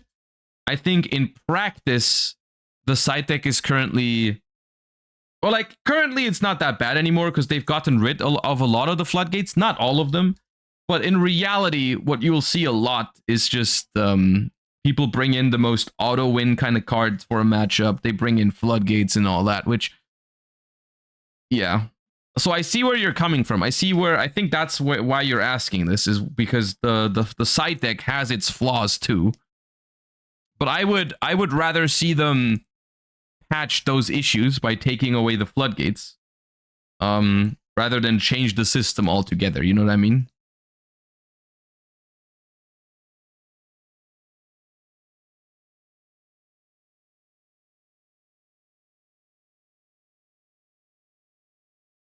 Do you think Prank Kids Meow Moo could come back to 3 right now? Yes, absolutely. Prank Kids Meow Moo does not deserve to be banned. But once again, I think it's a similar thing to what I said earlier. I think that is unfortunately because I think unbanning is just a little bit behind, because they will do one of two things with unbans. They will wait with an unban until a card is not that relevant anymore, so it doesn't make people play the old deck instead of the new cards, or they will wait to unban a card until it makes sense with like other cards that are coming out. For example, like unbanning Harp Horror and whatnot just in time for the new Orcus support. So if there's ever Prank Kids support, I'm sure we're getting back Meow Mew instantly, right? But until then, because from their perspective, it's like, what can they gain from bringing back Meow Moo? Like, some people are gonna play Prank Kids, which Prank Kids will not play any of the new cards that they're making at the moment. So there's really nothing to gain for them. So I unfortunately, I think that's the reality about those kind of things.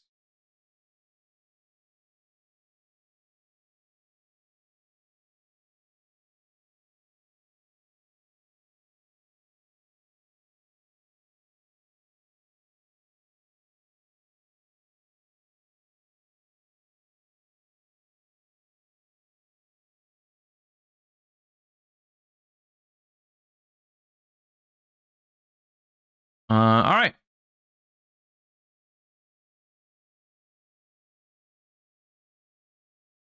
Konami lately, they've been giving older archetypes more and more support to fix the deck, and some became meta relevant.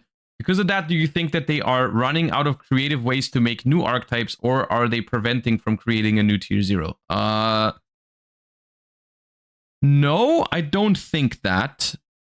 I think legacy support has just proven to be one of the main driving forces for Yu-Gi-Oh! I think it's like legacy support is just incredibly successful. I think people love legacy support, and I'm 100% on board, right? Like, being able to play your old decks that you used to love again, and ideally they even feel the same way that they did back in the day, right? Like, that is something I said, for example, about the new Orcus support that's coming up, where they feel like new cards, they are powerful cards, but it still feels like you're playing Orcus, right? Like, the deck has not lost its identity because of those new cards. Like, it's still Orcus, you know? And this is something that people love, right? And I think that is just very successful. Like initially they've done it with like the bad chest cards, right? Like with like, oh, Dark Magician support, Blue Eyes support and stuff like that. But the older the game gets, I think the more archetypes are out there that people have really strong nostalgia for, right? That people that love playing, I don't know, Dragon Rulers in 2013 are going to be really happy about the new Dragon Ruler cards, like myself, and so on and so forth. And because Yu-Gi-Oh is such an old game at this point, there's a lot of potential archetypes out there that you can support that people will get excited over. They got my ass with Mermail, yeah, for example, right? Like people, I loved Mermail back in the day as well. I don't vibe so much with the new playstyle of Mermail, but still, it's like legacy support is great. Right? Legacy support is a really, really good thing for Yu-Gi-Oh! And the way I interpret it is that in recent months and maybe years, they've tried to put more and more legacy support in main sets. I haven't actually run the numbers on this. Like, I haven't gone through all of the sets and counted how many cards are legacy support. It's just a gut feeling where I feel like there's more legacy support recently. In recent years. Maybe it's also just more relevant legacy support. Maybe legacy support has been getting a little bit better recently with the main sets. So I think currently that is like what they focus their core sets on. The core sets are focused, I feel like, on legacy support and their main lore, right? Like I think that's the biggest things that are happening with core sets is like we get legacy support and we get lore archetypes like the Diabellstar lore that is now going to be the Art Magia lore or whatever. And I think they're not running out of ideas for new archetypes. They are just putting those into the side sets, right? Like it's definitely noticeable that the side sets, the deck building packs, have more relevant archetypes now than they did back in the day, right? Like the crossover breakers archetypes are incredibly strong. The Justice Hunters, like the next one, is also looking like it's going to be very, very strong. So I think that's where the new archetypes go, right? Like a lot of them. Of course, main sets still have new archetypes, but I think there's more focus on legacy support, which I think is good. I think that's a good way to do it. Personally, I really like having a healthy mix between new cards and legacy support, and I think the deck building packs are a good place to put them because it really makes it so it makes it feel like those side sets are more impactful, right? Like I'm thinking back of the times when like Amazing Defenders came out, for example, I think was the name of the set, which had Pearly, it had Pearly, Rescue Ace, and what was the third? Was it Mikanko? In Amazing Defenders? It was Mikanko, right? Yeah. When that came out, of course, over the course of the next couple of months, all of those decks would become good decks. Like Rescue Ace was a good deck, Pearly was a good deck, even Mikanko was a pretty solid deck, right? But on release, that pack sucked, right? Pearly was not playable, Rescue Ace was not playable, and Mikanko was, ironically, on release, probably the best out of the three, but also not that good. So I think putting some more emphasis on those side sets by making actually good archetypes right off the bat is good. It makes those sets way more exciting for the game. And in return, making more legacy support and better legacy support in the main sets is also a good thing. So I think it's a good direction. I think it's a good direction that we're taking with that kind of pattern. Of course, not every legacy support is the same quality. Some of them are better, some of them are worse, but I think that's just kind of natural with card games. Just unfortunate if you're on the receiving end of like your favorite deck getting legacy support finally, but then it's not good or not good enough.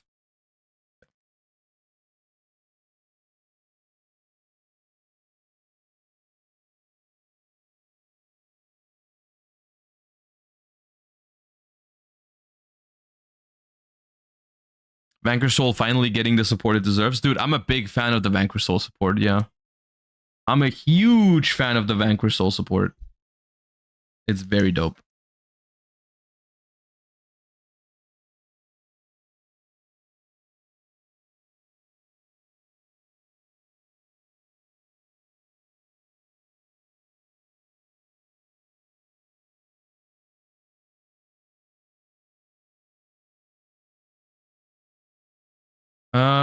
Yu-Gi-Oh related. What do you think Centurion would need in order to properly compete in the current meta? Oh, it's 2 questions. Okay, first question. My biggest gripe with Centurion, I've said this before, but my biggest gripe with Centurion by far is the deck is designed to be mid-range, and it is a very solid mid-range deck. Why on earth does a mid-range deck that's trying to make very fair boards, all things considered, why does that deck have like 5 engine requirements to reach its maximum potential? It's really annoying to me. Like, why is this mid-range deck filled with too many normal summons, a lot of cards that you can access within your combo, but like they're terrible to draw? Those are typically traits that like a combo deck should have, right? Like the combo decks should have the bricks in it. The combo decks should have the engine requirements. The mid-range decks shouldn't have that, at least not that many. Like, dude, Centurion had like the same amount of engine requirements, or maybe even more, than Snake Eyes. Think about that for a second. Think about what kind of boards these decks were trying to achieve, and then tell me why Centurion has the same or more number of engine requirements than Snake Eyes. Because like for Centurion, it's like Bonds, Wake Up, Gargoyle, Archery, Phalanx, which is a trap card, but not terrible to draw technically. But then there's all Emmet if you want to play it. Like, why does this deck have this many engine requirements, dude? I'm trying to make 1 synchro. Maybe 2 with the second wave of support. Like, I'm trying to make 2 synchros here. And I need this amount of bricks for it. That very frustrating. Very frustrating. And then you look at Snake Eyes and it's like, well, sometimes you draw the Poplar and it's kind of annoying. And Flamberge, but if you discard Flamberge, it's still insane. Snake Eye, Bellstar, Temple, like that's all. Sometimes Oak is kind of inconvenient to draw, but it's like no comparison to Centurion. And like the things that these decks were trying to do were so different from each other. So long story short, what would Centurion need to fix that is like, I want an entire wave of Centurion support that is not that. Like, give me good targets for my searches that are good to draw. That's what it needs.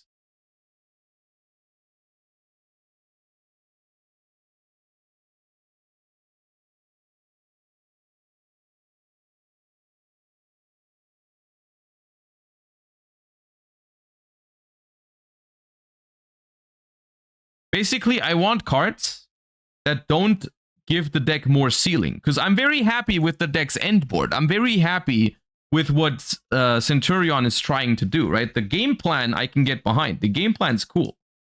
I don't want cards that change the game plan or change the end board. I want cards that like help you get there without having to play bricks, essentially. All right, now what we're doing, we're done with the extra deck. Now I'm sorting these by alphabet, like fully, because so far I've only sorted them by the first letter. Which for some of these categories is incredibly easy because there's only 2 cards.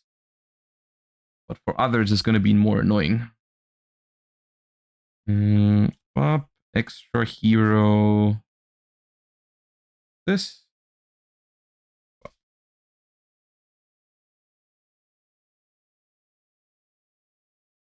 Also, non-Yu-Gi-Oh related, how is your cat doing and how do you spend your days outside of Yu-Gi-Oh and streaming? Charlie's doing great. Thank you for asking. He was just here a second ago using his little scratch thingy. We have something on the wall that he can scratch.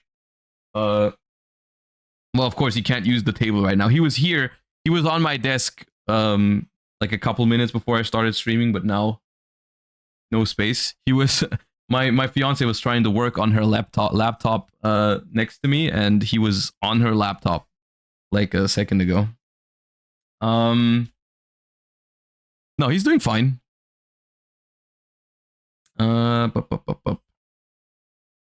Varam, Virtual World, VODs, Vicious Astroloud, Rudras, Virtual World, Vermilion,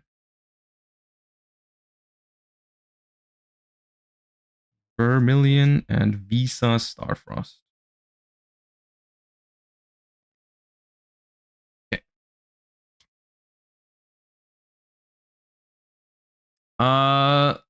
How do you spend your days outside of Yu-Gi-Oh and streaming? I mean, I do different things. I spend time with, of course, my fiance. I spend time with Charly. I spend time with my parents.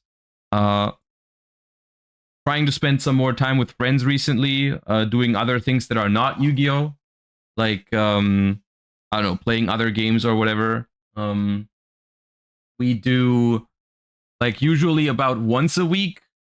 Sometimes once every 2 weeks, we play pen and paper. Like, we go visit some friends and play pen and paper with them. But also sometimes I play some video games with other friends. Like, with some of the raid and trade guys, I've been playing some. I've been getting into MOBAs a little bit, because it feels more fun to play a video game together. So we've been playing some. They've been trying to get me into League. So we've been doing that a little bit recently. But don't worry, it's not gonna be a long, like, I'm not gonna get into League too much because I'm very bad at it. I am very bad at this sort of stuff, so don't worry about it. Ultimaya Zolkin. Punk, Amazing Dragon, Rising Carp. This.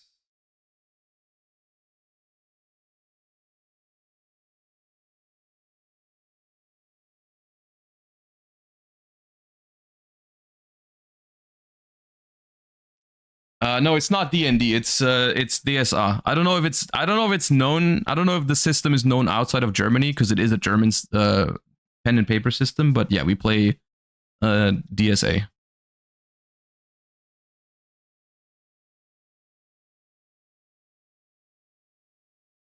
Trickstar. EI. HEITH. EETRITO. H. Right.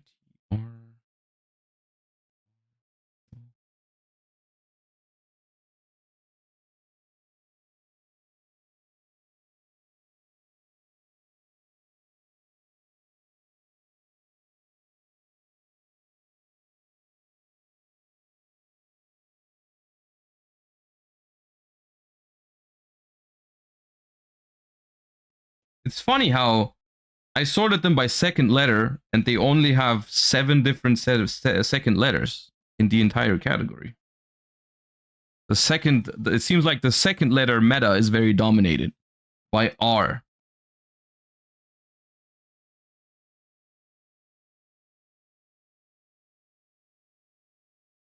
Who is the poor soul that had to filter these before the stream? They definitely deserve a shout out. Okay, shout out to myself.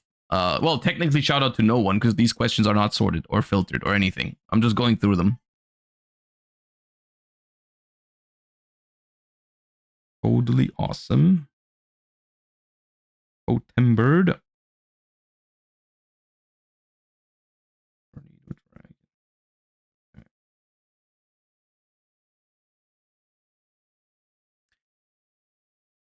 How to submit questions?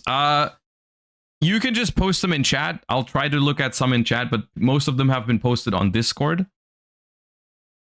So yeah.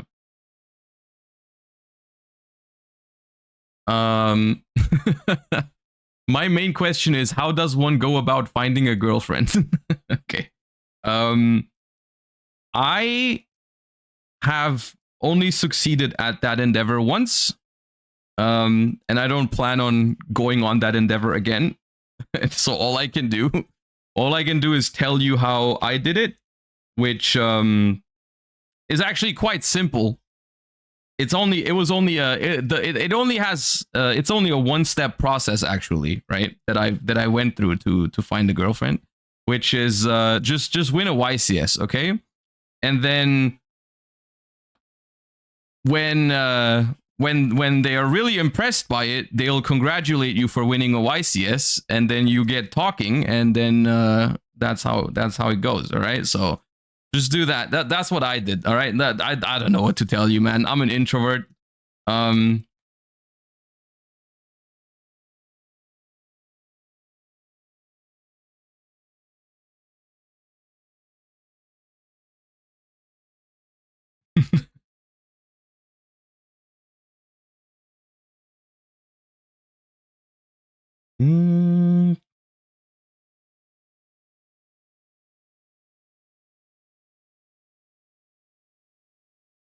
All right, next up. Do you think Fiendsmith is healthy for the Yu-Gi-Oh meta? Personally, I love the cards, especially in more pure variants. I think it's a little bit of both. I can understand why people don't like Fiendsmith because it is a very, very popular engine that is like people just seem to have a hatred for certain things that are just too common, right? Like you'll find people complaining about anything that is very popular, right? Like people are hating popular engines, people are hating popular decks, people are hating hand traps because they're everywhere. And it's just like, I think from my perspective, you have to look a little bit deeper than just, oh, this is popular means bad. I think there are reasons to not like Fiendsmith. I think the cost of it is definitely a big factor. I will say I hate that about Fiendsmith too, how like how expensive it is, I think is annoying, really annoying. But in terms of its gameplay, I find it pretty cool. And so I don't personally have an issue with it gameplay wise.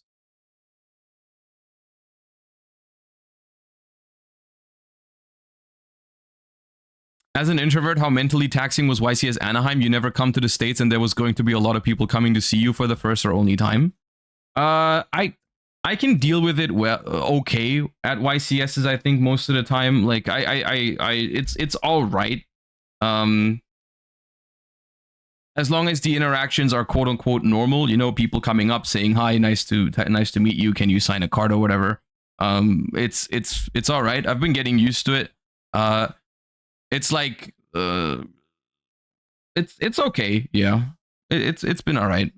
It is, I will say, for Anaheim, it was not that different from like European YCSs either. It's like there's people coming up to me at European YCSs as well, so it's something that was not new or anything like that at YCS Anaheim. It was, I wouldn't even say it was like necessarily a lot more people or anything like that.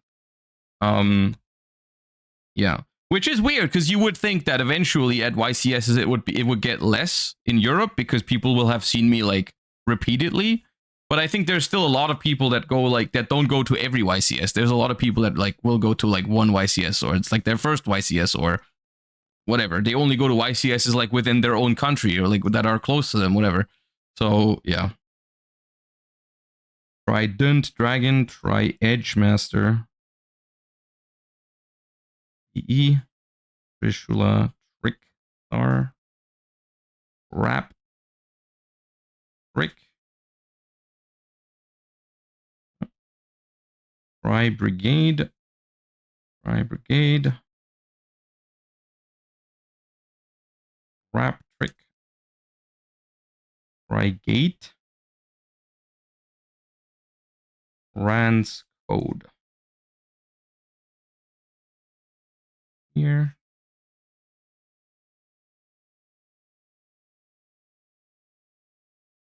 Cool here.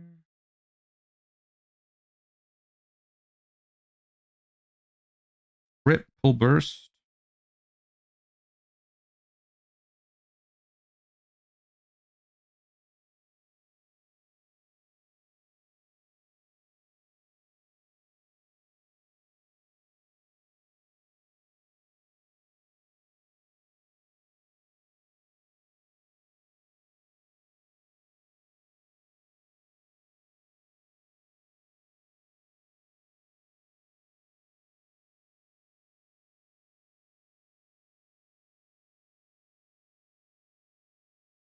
Why do you get your cards in English, not German? Because I very much value the ability to just hand my opponent a card at a tournament and for them to be able to be able to read it. I do not like when there's a card, like it's just unnecessary. I think like I like it when my opponent doesn't know a card, I can just give them the card and they can read it. That is quite simply that's the only reason. Also, like for myself, very often because I communicate about Yu-Gi-Oh mostly in English. Like for some cards, I won't even know their German names. Like I also for streaming, I prefer, of course, knowing all the things in English, so I know their names and I can talk about them properly.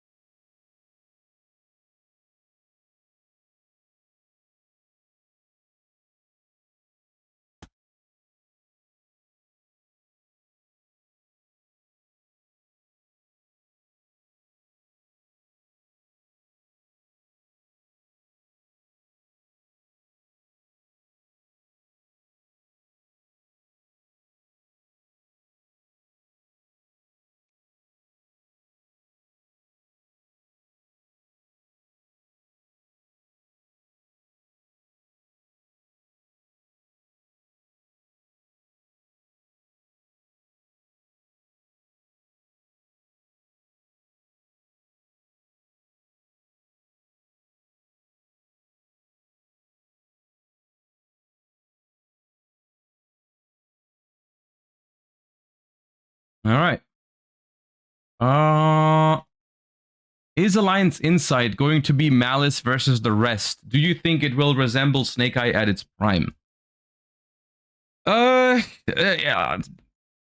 It's looking likely that it's going to be a very combo heavy format. Whether it's Malice, that's by far the best one, or not, is I think remains to be seen. But currently, from what it's looking like, it's like Malice, Malice, Memento, Mitsurugi, maybe Mermail. Like those decks are looking very, very strong, and I don't feel like the other decks compare super well so far, at least.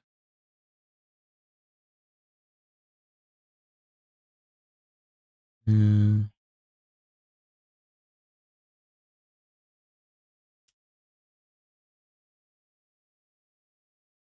sorting by second letter is a little annoying.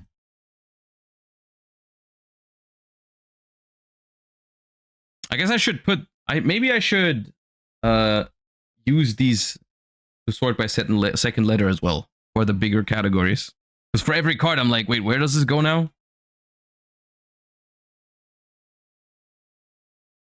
Do you think Mitsurugi will be meta? I think Mitsurugi will be meta, yeah. I think Mitsurugi is a meta archetype. I think it depends a little bit on how it matches up into Malice, and I think it depends a little bit on how popular Droll is going to be. But I think it's meta, yeah.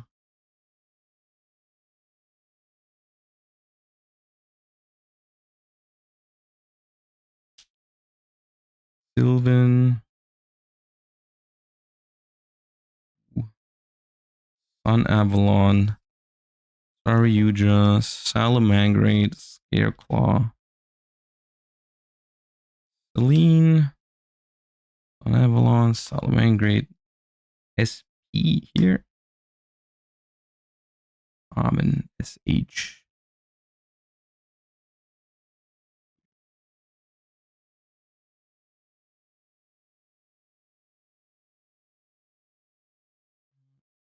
SK. Here. SC. Here.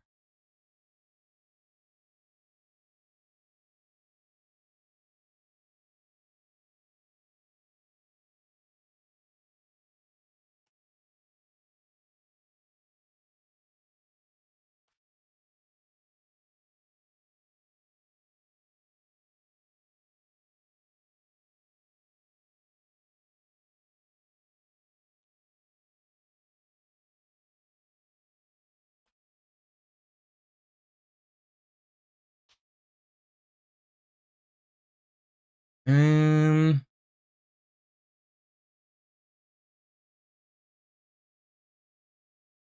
what would you consider as the most healthy deck to play against in the current meta? When you say current meta, I'm assuming you mean before Alliance Insight. Which meta deck do I think is like really like fine to play against at the moment? I think post banlist Ryziel is pretty fine. Like both, it's like good so that it's meta, but I wouldn't say you have to worry too much about playing against it.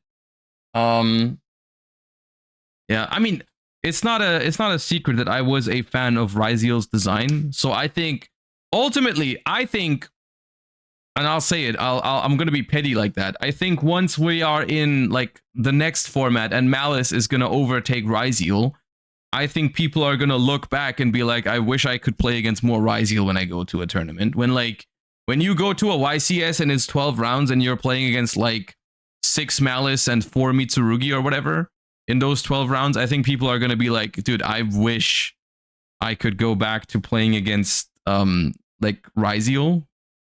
So yeah, I think Ryziel is pretty fine right now out of the meta decks.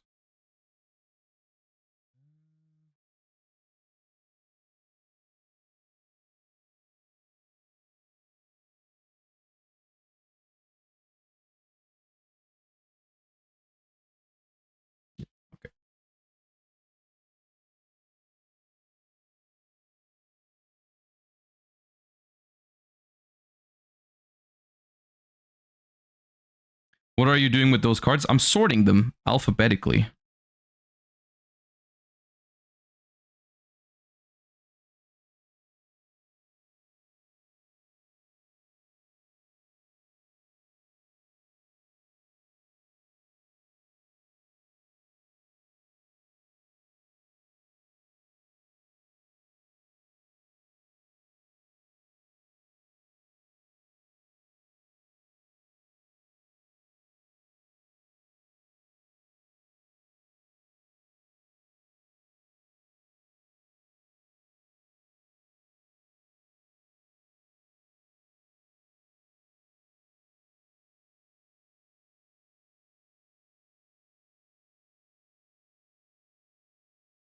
Would you agree pro players tend to prefer decks with lower variance?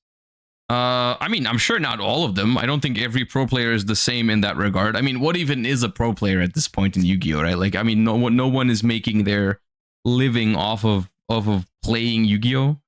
I think super competitive players always try to look for the most consistent ways to win, or should at least.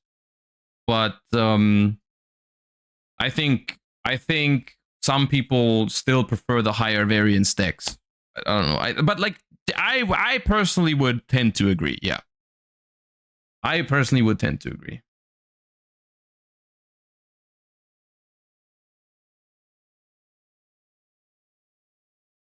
Okay, I'm just skipping a couple of things that we've talked about already.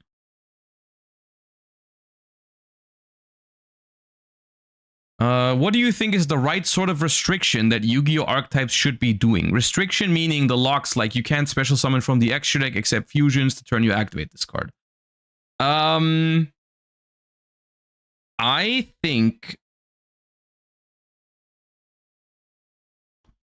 it depends on the deck. I think the best locks are the ones that are really meaningful while still making the deck feel playable. Like, I feel like a deck that has too many locks attached can feel kind of annoying to play.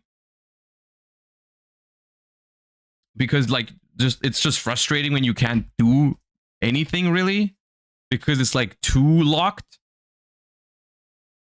But there definitely needs to be locks, especially for decks that have like, because there are decks out there that have like great synergy with certain summoning mechanics, right? Like, for example, if you look at a deck like Snake Eyes, it has a lot of spamming capability where like there should probably be an extra deck limit to this, because if a deck spams this many monsters, it should probably have a limit onto what it can summon from the extra deck, right? Funnily enough, there are some decks out there that I feel like didn't need the type of strong restrictions that they had. An example of this is Branded. Now, hear me out. Branded Fusion definitely is a card that should have some locks, but if you think about Branded as a deck, it doesn't have the greatest synergy with like Link Summoning, for example, because Branded does not really spam bodies like crazy. Like Branded, if you could have probably managed and balanced Branded in a way where it doesn't have to be locked into Fusion for the entire turn, because Branded does not spit out material for links anyways. It's actually kind of frustrating with Branded because Branded ironically is part of a lore that has a lot of tuners as well, right? Like, and Branded, I thought that was always stupid where Branded wasn't able to play like the synchro portion of the deck, which was the fun part of Branded. Let's be real for a second, okay? The fusion, the synchro part of Branded was always super fun. So it was a little awkward with Branded. I think Branded was just like, they should have probably made Branded Fusion weaker, but have it not lock you for the entire turn into Fusion, right? Like they should have probably been like, they should have made Branded a little bit weaker, but Branded Fusion only locks you into Fusion and Synchro. I think that would have been my favorite way to do it. Because I think Branded Fusion as a card was very overtuned, and the Fusion lock also made the deck very like linear in a sense, and it also made it super weak to D-barrier and stuff like that. I thought that it could have been done better. So I think the best way to put locks onto a deck is, I'm trying to think of a good example where locks are necessary and good but done right without being too harsh. What is there? Name some examples where the locks are like very well done. I'm trying to think. Melodious is arguable. Sprite is a good one. I think Sprite is a good one. Sword Soul is definitely fine. Basically, what I'm trying to say is, the more powerful the deck is, the harsher the locks should be. Especially if the deck can spam a lot of link material. I think that's the most abusable extra deck mechanic. If there's a deck that doesn't spam a lot of bodies, then I think it doesn't need the same amount of locks. As well as for some decks, and this is something that I really hate. I hate when they put a lock onto a deck, but the lock is super fake because they print so many good tools in the extra deck for the deck that it doesn't freaking matter. Like, and you know what I'm gonna say next, but like, Cybers decks being locked into Cybers doesn't matter at all.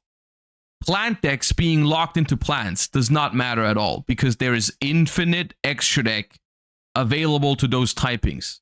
It doesn't freaking matter, okay? Like they don't care because they have infinite tools in their extra deck to make the most custom end boards anyways, right? It's like, bro, it's like, yeah, Malice being locked into links is like, bro, it only has link monsters. It doesn't have tuners. It doesn't want to make XCs anyway. It doesn't matter.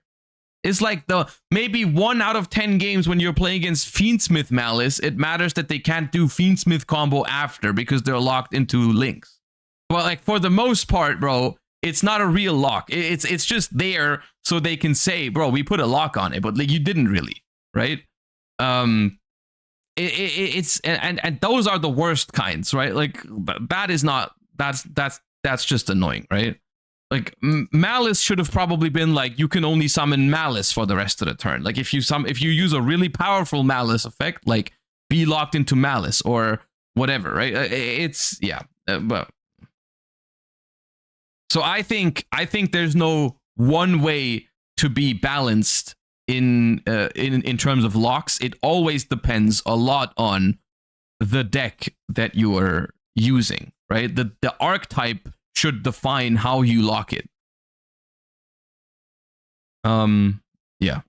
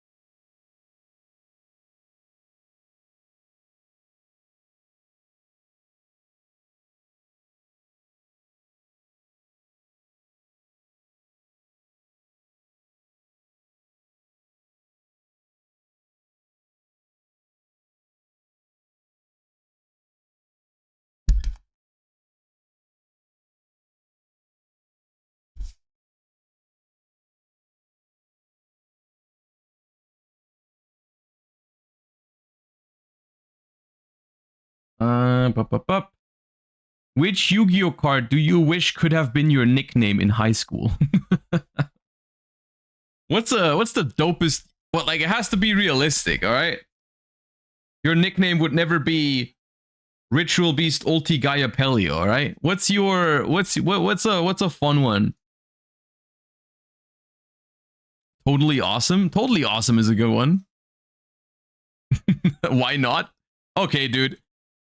Maybe your nickname could be Ritual Beast Ulti Gaia Pelio.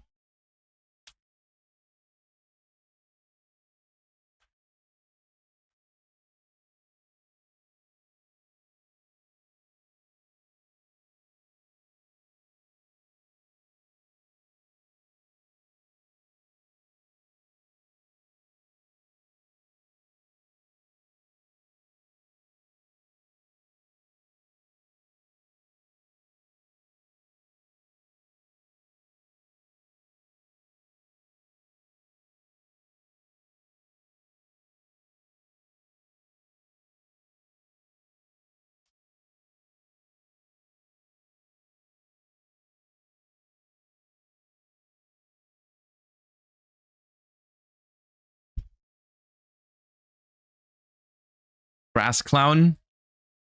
Destructive Daruma Karma Cannon. Yeah, that was my nickname in school. That was me. Destructive Daruma Karma Cannon.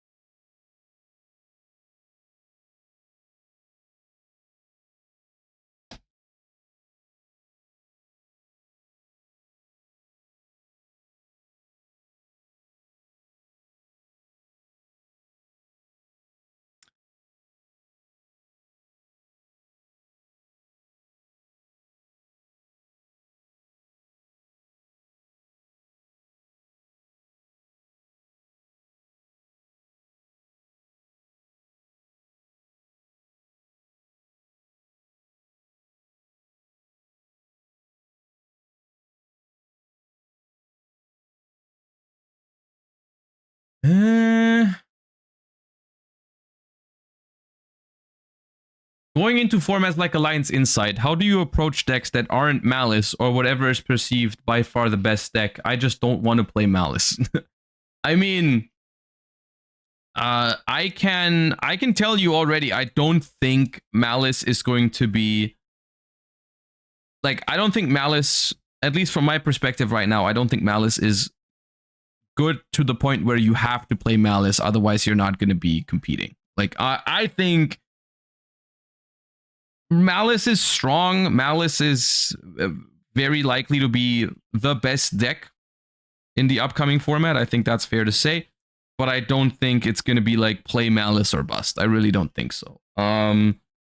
I think approaching other, I mean, if you mean how would I go about picking a different deck in the format, I think you have plenty of options available for the upcoming format. Like I said, I mean, if you're a combo deck enjoyer but you just don't want to play Malice, there's Memento, there's Mermail, there's Mitsurugi. I think those decks are all very well positioned. I think in terms of mid-range, you have other options. You can try to find a pure Fiendsmith deck that works for you. You can try to play Evil Twin Fiendsmith. You can play other mid-rangey decks where you just have a lot of room for hand traps that you can use to counter the combo decks. But like, I don't know which kind of counters.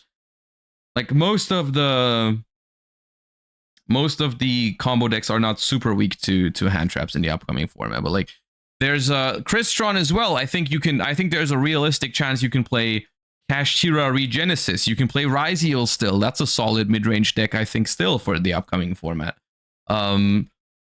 Labyrinth is always going to be somewhat playable. So I think this is really something that was always kind of true for Yu-Gi-Oh, but I think is more true than ever in modern Yu-Gi-Oh for the last couple of years. I've realized that a lot of these tier 2/rogue decks, they have their advantages over some of the meta decks. Like you see like Dinkabui winning YCS Birmingham with Fire King or whatever. I think if there's a deck that is semi-viable that you really like, I think there's very little reason not to just play it and try and get really good with it and find the best version of it for the format.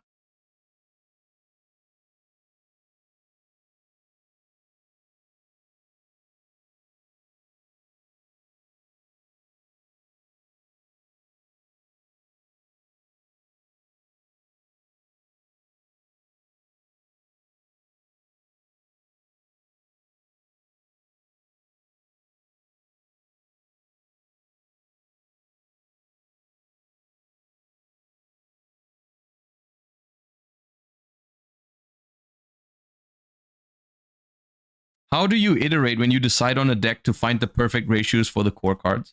It's just a mix of theory and practice a lot. Like when you're trying to find the right ratios on non-engine and the right ratios on like starters and extenders and whatever. Like it's just a lot of, you theorize about it a lot. You run some numbers, but at the end of the day, you gotta also like develop a feeling for it and just play and see. Is like, okay, of course, like and when I say play, I don't mean like make one game, draw too many starters and be like, I need to custom starters, because that's not proper testing, you know, like. And that's why I think theory is always more important than practice, at least in the short term. Practice is really important for your like ability to actually play the game. I think practice is really good at like getting better in terms of the practical gameplay and like understanding the format and getting better at playing. But like for deck building, I think theory is more important. I think for deck building, theory is more important. For getting better at Yu-Gi-Oh, I think playing is more important.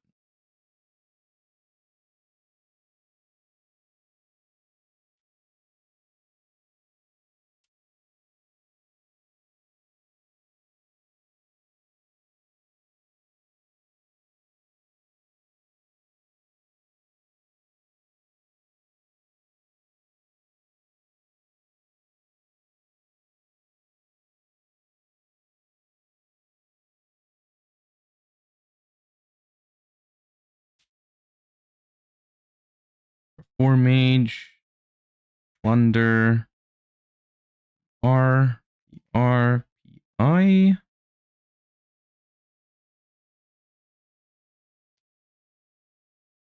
I as well. PR. ES. Oh, we didn't have that yet. Is Ubel a solid option? I think so. I think Ubel is fine. Next format. I don't think it's my favorite combo deck. And I mean, favorite in terms of how good it is. Of course, I don't love Ubel, but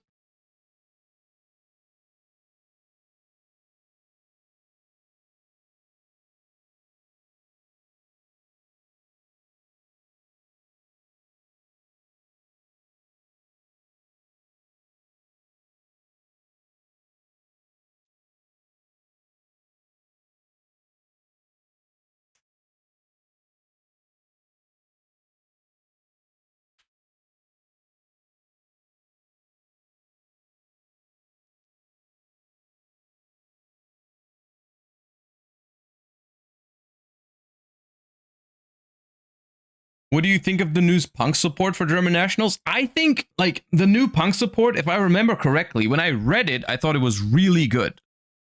I thought it was really good. And I think I'm a little surprised it didn't do anything in the OCG, to be honest with you. I mean, maybe I'm just wrong about it, but I felt like they read really custom.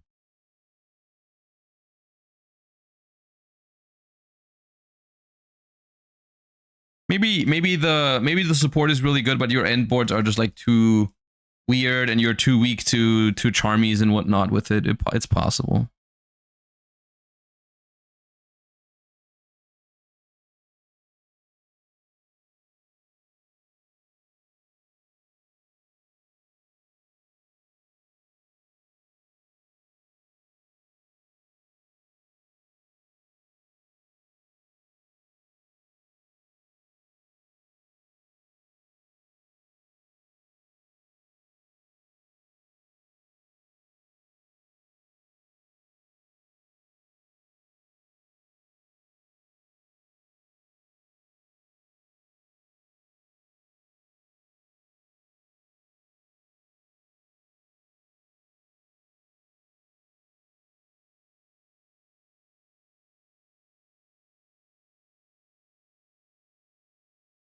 All right.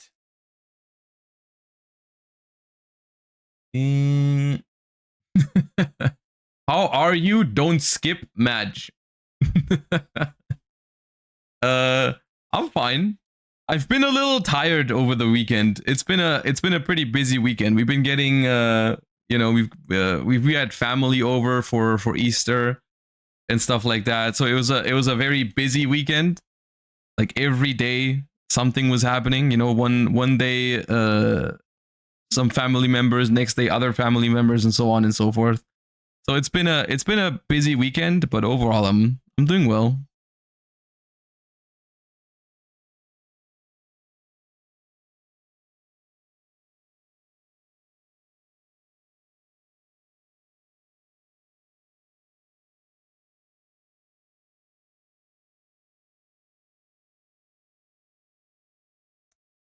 Are the Snipe Hunters taking the World Championship title back this year?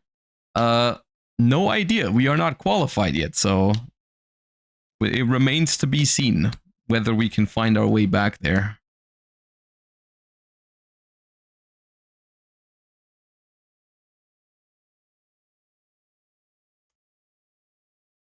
I'm of course hoping so, but who knows?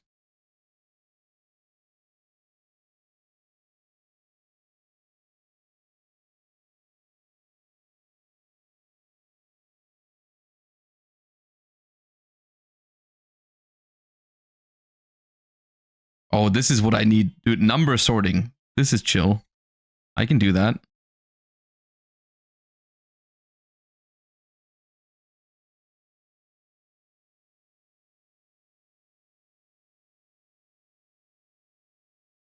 Oh yeah, I could do this all day. Much more relaxing than sorting it by alphabet. I wish every card was a number card.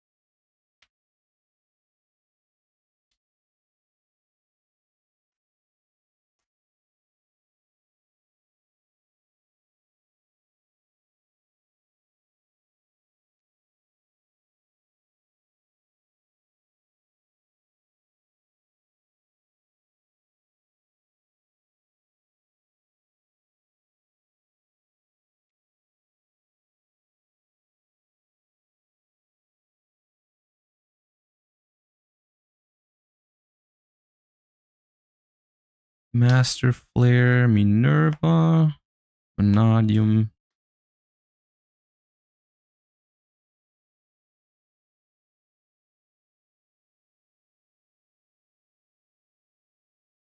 Digimon TCG recently did a unification between OCG and TCG, matching ban list release schedule. Do you feel that would be possible with Yu-Gi-Oh? And if it is, do you think it would be better for the game? The answer to that is simple. It would be better for the game if we do TCG ban list. If we do OCG, then no.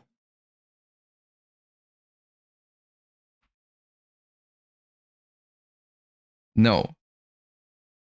Absolutely not. I would rather have like what we have now with separate release schedule, different rarities. Dude, and I know they're juicing us on the rarities, you know, they make all the good cards high rarity and all that, but I will take that any day over playing under OCG ban list. All right? Like, bro, no. No, no, no, no, no, no, no, no.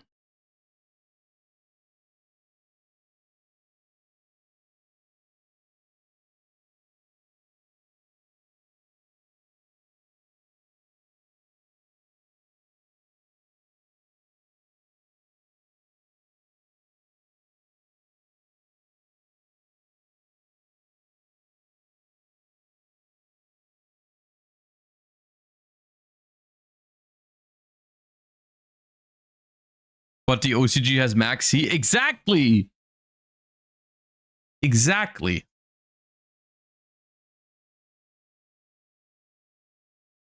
Have you looked into White Forest Azamina Blue Eyes? One of my friends swears by it because of the end boards they can make, but I'd love to hear your thoughts. White Forest Azamina Blue Eyes sounds like a worse deck than just these individual decks separate from each other. I've tried White Forest Blue Eyes actually, but I thought it just seemed worse than regular. Either pure, like either of the decks pure, I think is better than.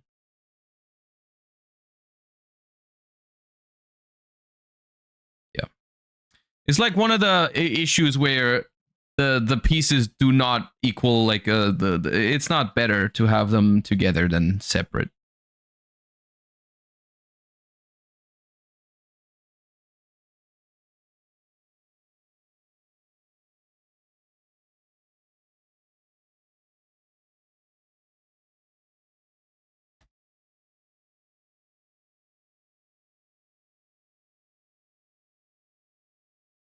All right, it is lunchtime, so I'm gonna make some room here. Actually, let me finish sorting M. Let me finish sorting M.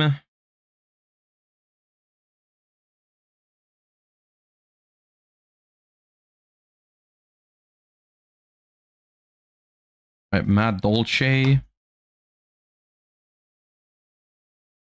Magnum.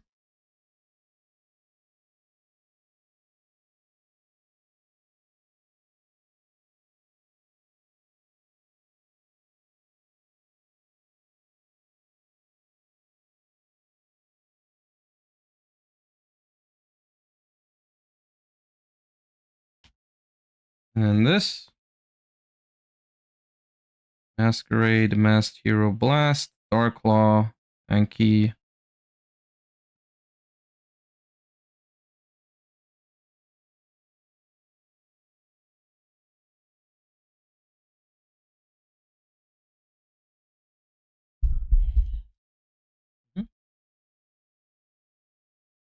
All right, let me pick something out of the React Andy channel on Discord. What did you guys want to watch recently? Any cool stuff that came out? I mean, the thing is, I've seen most of this already. I've seen the Jesse video on pricing. I've seen the Sky Striker anime. It's also just 4 minutes. I've seen the Air Neo stuff. What are we watching for lunch break?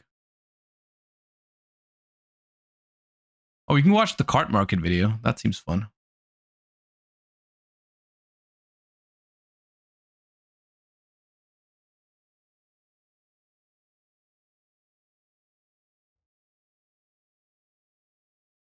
Mm.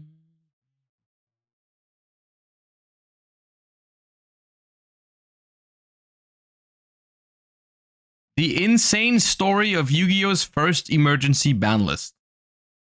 That sounds like a fun lunch break.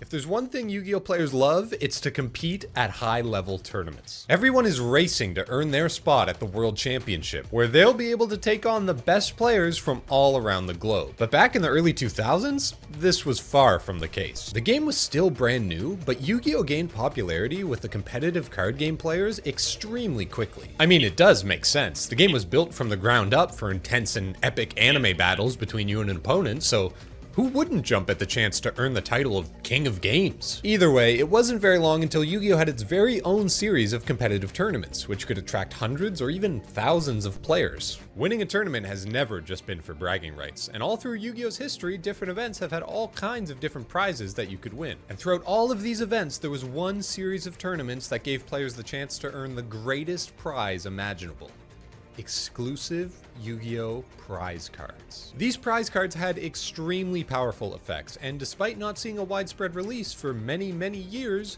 were completely legal for competitive play. Winning one of these events gave you the chance to add an incredibly strong card to your deck that only— I know where this is going.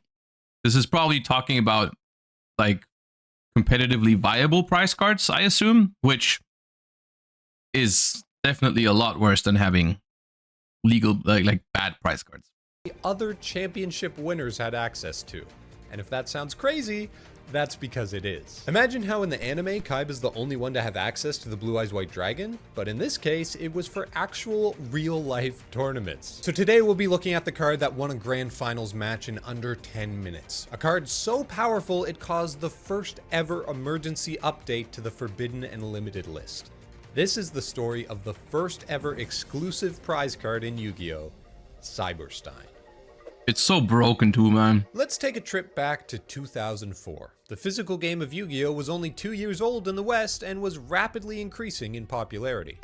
I cannot believe there are people out there who legitimately think prizing should be better by making the cards playable. I mean, the way you're phrasing it, I would agree with you, but they just don't have to be exclusive, right? Like we've talked about this before, and I think it was also the take that Jesse had in his recent video, which is like not even a hot take at this point anymore. Like, just have it be alternate art versions or stamped versions of already existing very popular cards. It's not difficult. It's super obvious too. Almost any other game does it.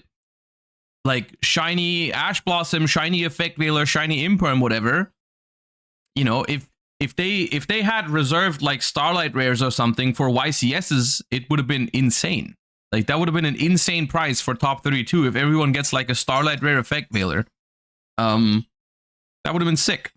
But even with Yu-Gi-Oh! On everyone's mind, as far as organized play went, let's just say your best chance at getting some games in was to show up at the playground and hope someone else had a deck ready to go. The largest tournaments at the time were actually held at Toys R Us locations throughout North America. So if that doesn't give you an idea of how rough the competitive community had it back in the day, I don't know what will. Yu-Gi-Oh! Has always been lovingly referred to as a children's card game, so it may not sound like a competitive scene is the most important thing for the game's success, but that couldn't be further from the truth. High-level competition and prizing gives players a reason to continually buy into the products as they're released, and also just invest more of their time. So eventually, the original distributor of Yu-Gi-Oh!, Upper Deck, had no choice but to make some moves to maximize their sales. Upper Deck created an official Yu-Gi-Oh! Tournament circuit in collaboration with the original publisher of the Yu-Gi-Oh! Manga, known as the Shonen Jump Championship Series. The SJC events were the first ever large-scale, officially supported Yu-Gi-Oh! Tournaments that the game had ever seen, and they were hosted throughout Canada and the US starting in late 2004. Sorry to all my European duelists out there, but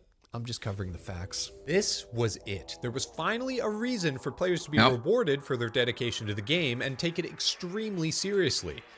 And take it seriously, they certainly did. The first ever SJC was hosted on December 4th and 5th of 2004 in Anaheim, California. 309 passionate Yu-Gi-Oh! Players all faced off in a 9-round tournament. each of them eyeing the prizes that awaited the top 8 duelists of the day. Everyone in the top 8 would receive booster packs, playmats, video games, and an invite to the national tournament where they would be able to compete for their chance to play in the World Championship. There was also brand new Nintendo DS's, PS2 Slims, and for first place, well, it's not hard to guess. The entire reason for this video is for the first place prize. First place got a gaming laptop from Dell, a sheet of Ultimate Rares from the latest set, Rise of Destiny, a championship trophy, and of course, the first ever and completely exclusive English language copy of the prize card, Cyberstein. So, isn't it kind of crazy to think about the fact that like the very first Yu-Gi-Oh tournament had pretty much the same outline? It's like the same concept of pricing to this day, right? Prize card, electronic device, some amount of Yu-Gi-Oh cards, you know, like, I mean, now you get like some booster boxes or whatever. Back then you get like all the ultimate rares from a set, which is probably even better because like, I don't know if they want a flight and like accommodation to the next big tournament. They might, but not much has changed. Not much has changed. The playmats are new, I guess.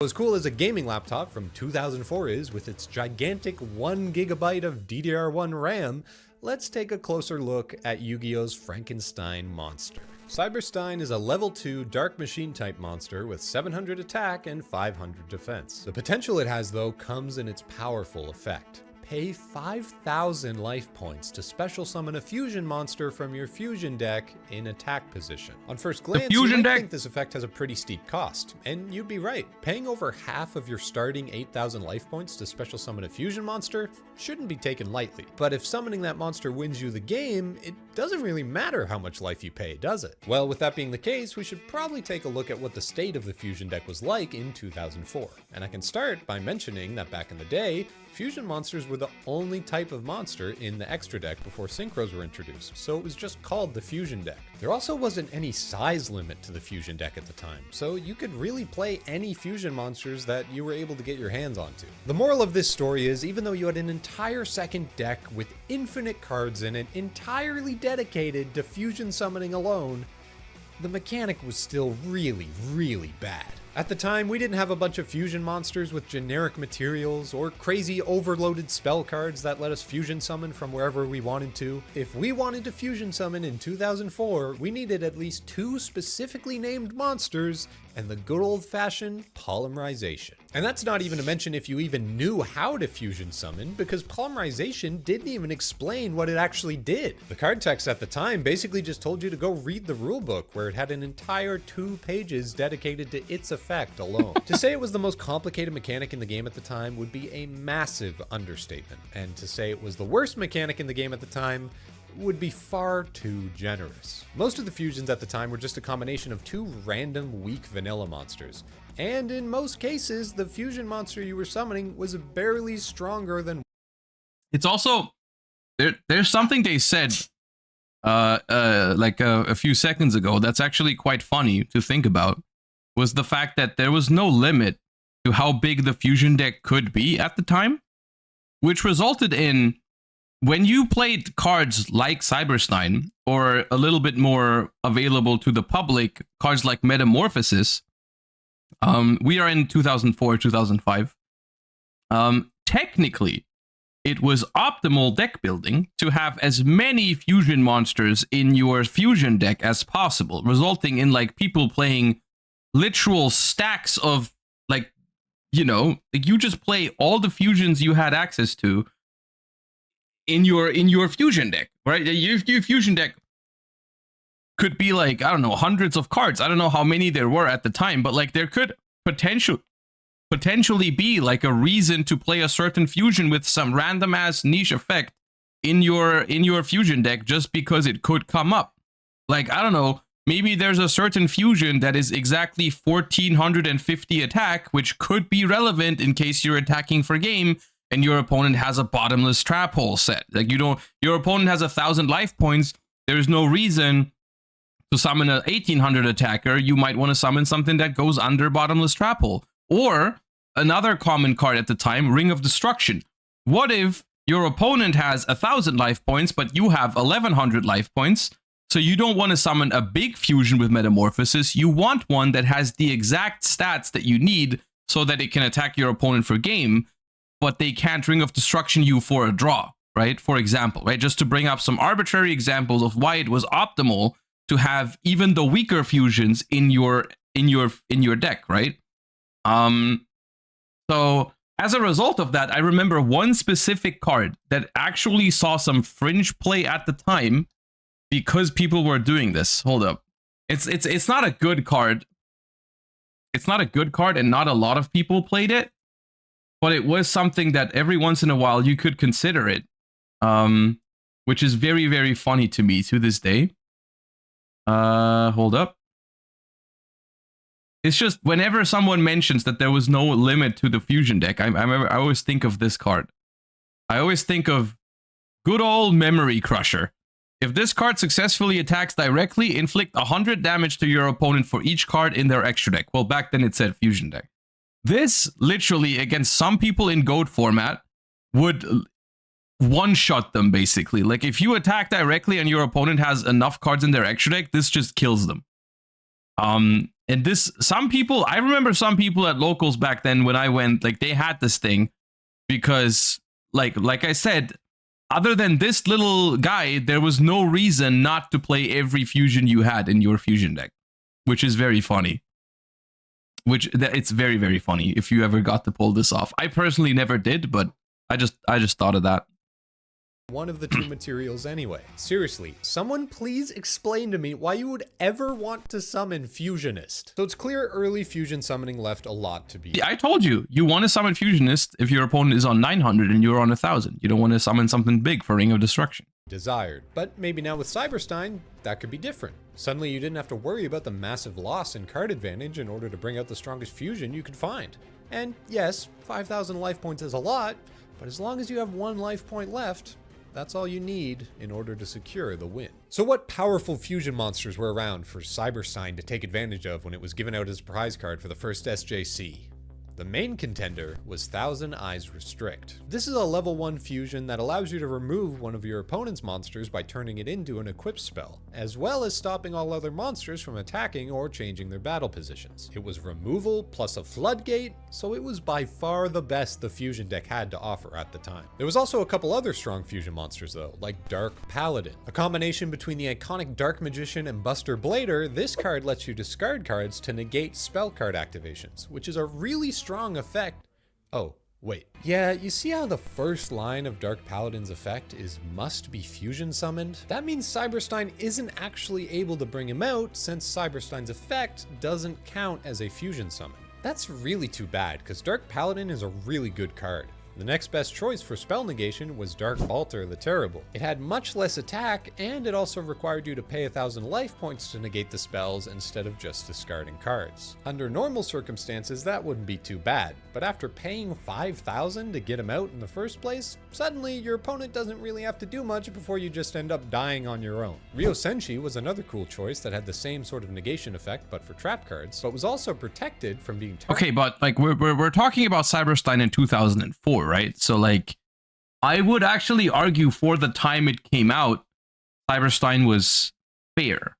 Of course, only being accessible to Shonen Jump champions is a problem, but I think it only becomes a problem after Cybernetic Revolution. I mean, they're probably going to mention it, but targeted by spell cards. Sadly, because this is about the first emergency ban list. They didn't emergency ban Cyberstein until like a year or two later, I think. Caused the same problem here. So at the end of the day, your best option, other than Thousand Eyes Restrict, was just to grab a Black Skull Dragon with 3,200 attack and start hitting your opponent as hard as you could. Is that good? Yeah, not really. As it turns out, Cyberstein was actually pretty weak upon its initial release. It was given out as a prize card for every SJC event from December 2004 to July 2005, and during that time, it didn't really see any play at all. The overall drive for the community to experiment and deck build with Cyberstein was just at an all-time low, and that's for two main reasons. Number one, there was only 18 copies of the card given out all over North America, so 18 players had access to the card and nobody else. And number two, well, I've sort of been hiding something from you. I haven't mentioned it until now, but there were already cards in the game that were much better at cheating out fusion monsters. Specifically, players were loving using the Magical Scientist monster card and the Metamorphosis spell card. Magical Scientist had been in the game since 2003, and it had a very similar effect to Cyberstein, but with a few more restrictions. The fusion monster you summoned had to be level 6 or lower, couldn't attack directly, and it was destroyed during the end phase. But on the bright side, you only had to pay 1,000 life points to activate the effect. And that part is really now important. This card is Because freaking the cost for broken, using dude. the effect is so much lower, you could actually use it multiple times This is one of those cards that can never come back. Never, under no circumstances, can this card come back. in a row to fill your field with powerful fusion monsters and end the game as quickly as possible. The ideal scenario would be to finish off your opponent before all your monsters die during the end phase, and that way you didn't have to worry about the card's downside. But with them being unable to attack directly, players had to get a little more creative. And thus, the Magical Scientist one-turn kill deck was born, in combination with the card called Catapult Turtle. This would allow you to tribute the fusion monsters you summon in order to deal direct damage to your opponent equal to half of their attack points. Using this combo, you could easily deal over 8,000 damage in a single turn. You just had to make sure the fusion monsters you were summoning had more than 2,000 attack. That way, the damage your opponent was taking would be outpacing the 1,000 damage you were taking from your own Magical Scientist. Oh yeah, and unlike attacking directly, you could do this on the very first turn if you had all the cards you needed. So before your opponent even had a chance to play a single card, they would lose the game. That's fun, right? And thus the Magical Scientist FTK, or First Turn Kill deck, was born. And The thing about Magical Scientists is even if you're not FTKing with it, nowadays, it would just be this card, you can afford to pay for it 7 times. So alone, it's like, this is 8 materials to fuse, exceeds, link, whatever. Also, none of their effects are negated, so you can summon any freaking broken fusion from the extra deck that has any sort of effect. You can summon like Garuras, you could kick Colossus banned, but like, you know, yeah, I mean, we don't have to talk about why instant fusion 7 times in 1 turn is broken.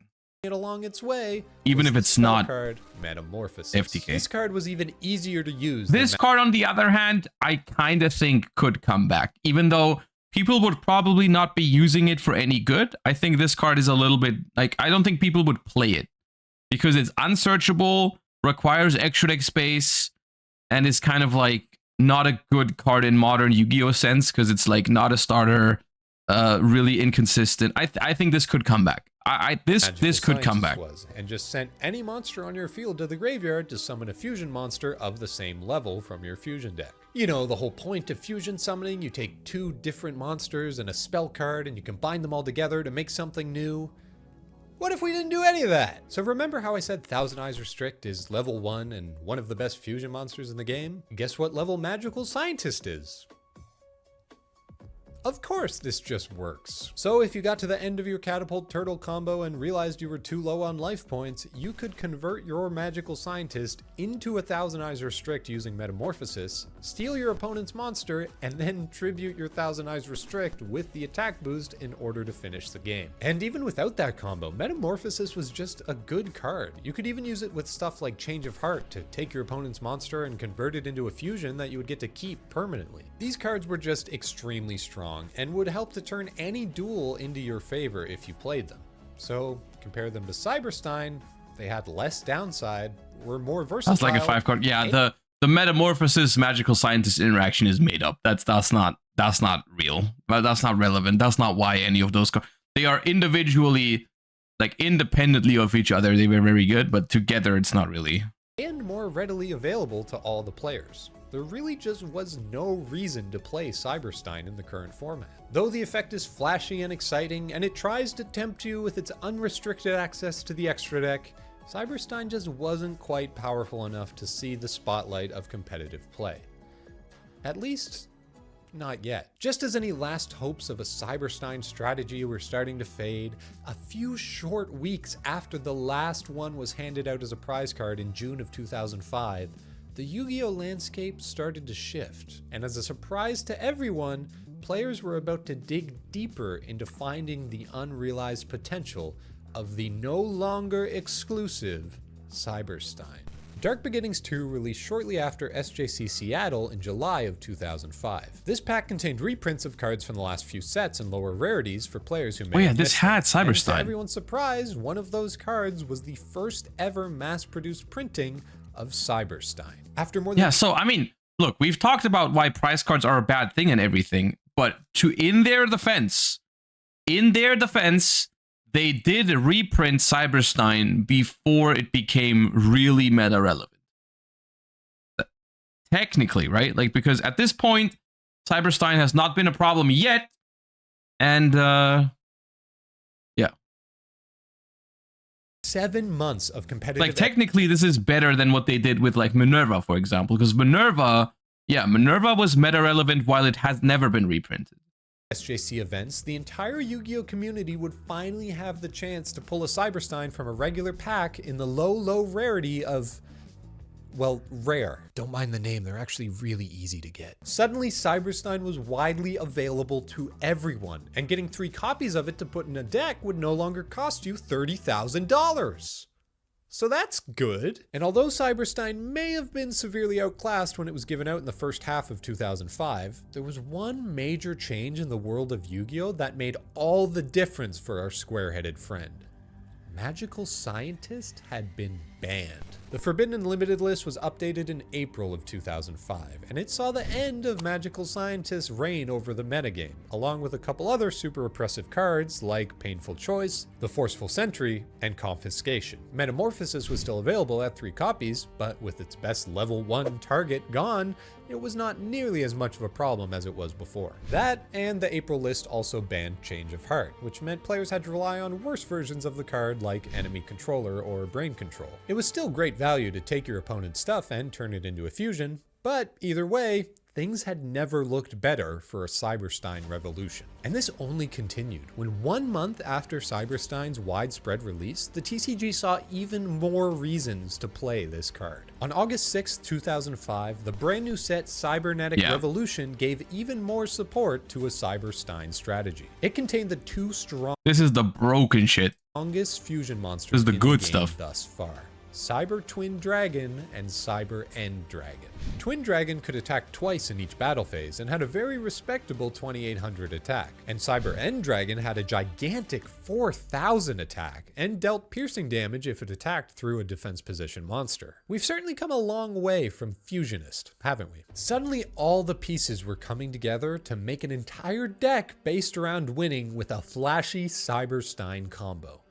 And that's exactly what happened. Over the next few weeks, a dedicated Cyberstein deck began to show up at more and more events, its main strategy being to use Floodgate type cards to slow your opponent down until you could get to your main combo. Things like Level Limit Area B and Gravity Bind were perfect to stop your opponent's monsters from attacking, and cards like Sangan were perfect for getting Cyberstein to your hand as quickly as possible. Last Will was also a great card for this strategy. A crazy old school card that could summon Cyberstein straight out of your deck as long as another one of your monsters had been sent to the graveyard that turn. All of these cards work together perfectly to make sure you would eventually get your Cyberstein to your field, clear the way with something like a giant Trunade, and make your opponent defenseless so you could swing in for a full 8,000 damage. But how would you get to the full 8,000 damage? Neither of these cards are capable of doing that on their own. Well, let's throw some more combo pieces into the mix. Megamorph is an equipped spell that halves a Because the thing is, one thing you have to realize when you look at really, really old Yu-Gi-Oh! Is like, from nowadays perspective, something like, oh, 3-4 card combo or whatever might not be that big of a deal, right? Like, oh, these 3 cards together are really broken when independently they don't do that much, right? Like, you draw Cyberstein alone might not seem that good. You draw Megamorph alone might not seem that good. You draw Trunade alone might not seem that good. But it's like, in a slow format like back in the day, old Yu-Gi-Oh, this is definitely a problem. Because you have a lot more time to assemble your stuff. There's also a lot of cards that can help you get to these cards that are no longer good anymore. Like cards like Mystic Tomato into Sangan into Surge Cyberstein whenever you want is obviously something that nowadays we don't consider anymore when we think about, like, is this card searchable or not, right? Like, if we don't ask ourselves, is there a battle tutor for for this card in modern Yu-Gi-Oh, because that's not really being searchable, right? In modern sense. But back in the day, Cyberstein was, for all intents and purposes, highly searchable, because everything that was a Sangan target was highly searchable, because Sangan can be accessed via Mystic Tomato, and Sangan grabs you Cyberstein. So like it's very, very searchable for the time being. Monster's attack if you have more life points than your opponent, or doubles a monster's attack if you have less life points than your opponent. This card was perfect for Cyberstein because it was all but guaranteed to double your monster's attack, since you just paid 5,000 life points to summon one of the Cyber Dragons anyway. Cyber End Dragon at 8,000 or Cyber Twin Dragon attacking twice with 5,600 was usually enough to secure the game. But just in case that wasn't quite enough, there was also cards like United We Stand, which gave you 800 extra attack for every monster on your field. And just in case, as one more layer of security, you also had Limiter Removal, which would double all your machine type monsters attack until the end of the turn, when they would be destroyed. But just like with Magical Scientists, that doesn't really matter if your opponent is already dead. So we finally have a dedicated Cyberstein strategy. But even outside of that deck, tons of other decks were using a small Cyberstein package just to Limiter removal is that old? Limiter removal's initial printing is like 2003 or 4, I think. What's limit? Isn't it in Pharaoh's Servant? I'm pretty sure the super rare version is Pharaoh's Servant, which is the Jinzo set. That's like old.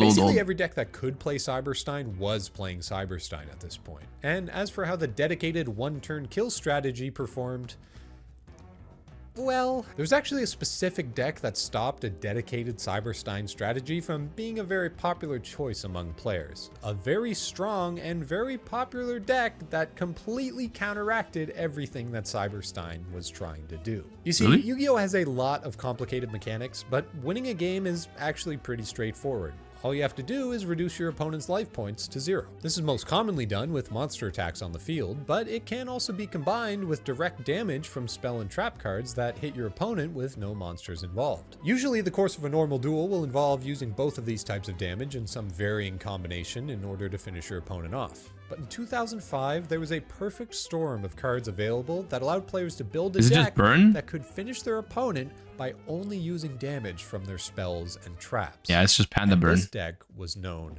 as Chain Burn. Or Chain Burn. Chain Burn was a deck that was filled with direct damage spells and traps. It's actually, interestingly enough, isn't Panda Burn considered one of the best decks in GOAT format these days? I don't think it's considered the best deck, but like I think Panda Burn is pretty strong. And like Chain Burn too, Paul, yeah. That just had big. Yeah, I mean that makes sense, because if this deck's in the format, because funnily enough, this is one of the formats where I played during GOAT format, but I was 9 years old, so I was not playing competitively, right? This would be around the time where I would find my way to maybe locals for the first time ever, with like 10 or 11 years old, like 2005-ish. But like I wouldn't like, I'm not part of the metagame at this point, right? I didn't like try to make Cyberstein work or try to make Chain Burn work or whatever, right? So this is like one of the few formats where I also have to imagine myself playing it instead of actually playing it. Enough numbers on them, they could finish their opponent off within a couple of turns. It wasn't uncommon for someone to set 5 spells and traps against you, and you would take half of your life as damage on the very first turn. Highlights include Secret Barrel, which dealt damage to your opponent based on how many cards they had on their field or in their hand, and Poison of the Old Man, which dealt 800 damage as a quick play spell, and even had the option to heal you for 1200 if you needed it in a pinch. There was also a couple combos in the deck, like Ojama Trio, which summoned 3 useless Ojama tokens for your opponent, and Just Desserts, which dealt 500 damage to your opponent for every monster on their field. These cards combined for an easy 1500 damage, and probably 500 more if your opponent decided to summon a monster of their own. Then there's the namesake of the deck, Chain Strike. This card deals 400 damage to your opponent for every card in the chain when you use it. And with all these direct damage trap cards and quick play spells that you could use literally anytime you wanted, you could easily get up to Chain Link 5 or 6 for 2,000 or more damage.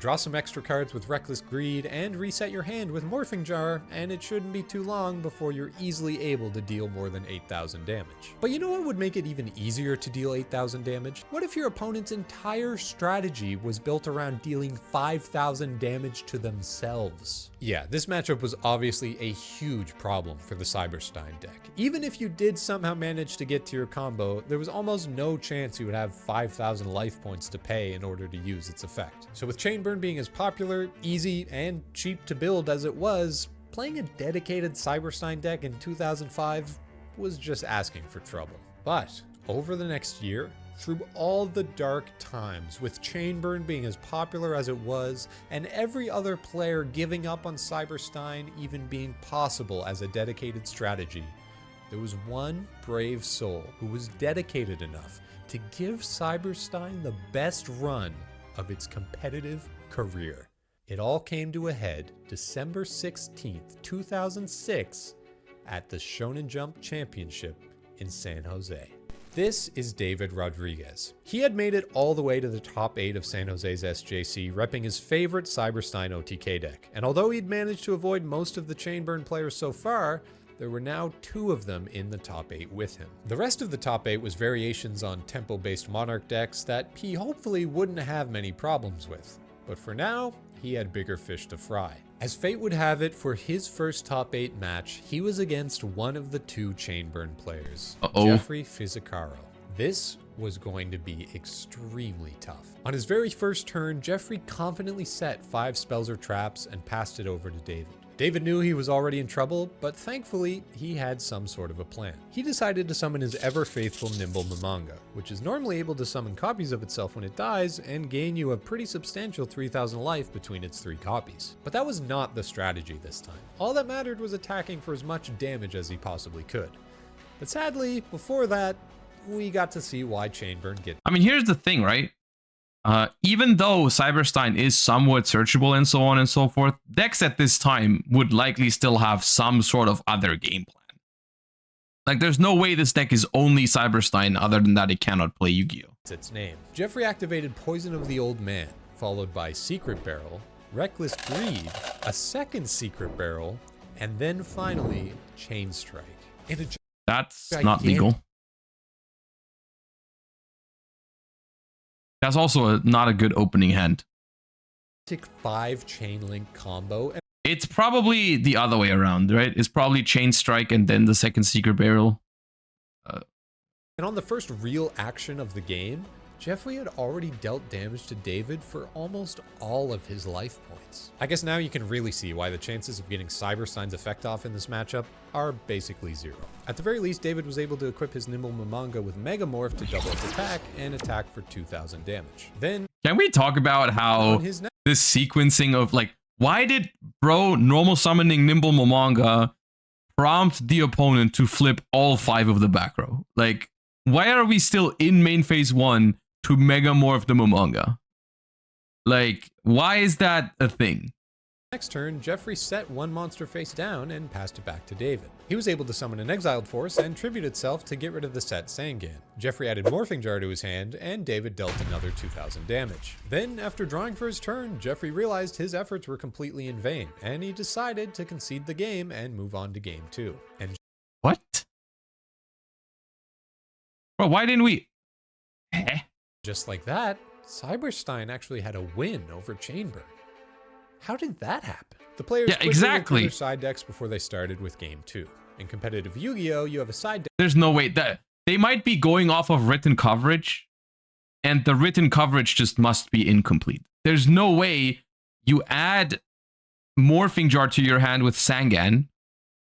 You are on 4,000 life points. Your opponent has a Nimble Mamanga on the field, and you're like, yeah, I'm gonna concede now. There's no shot.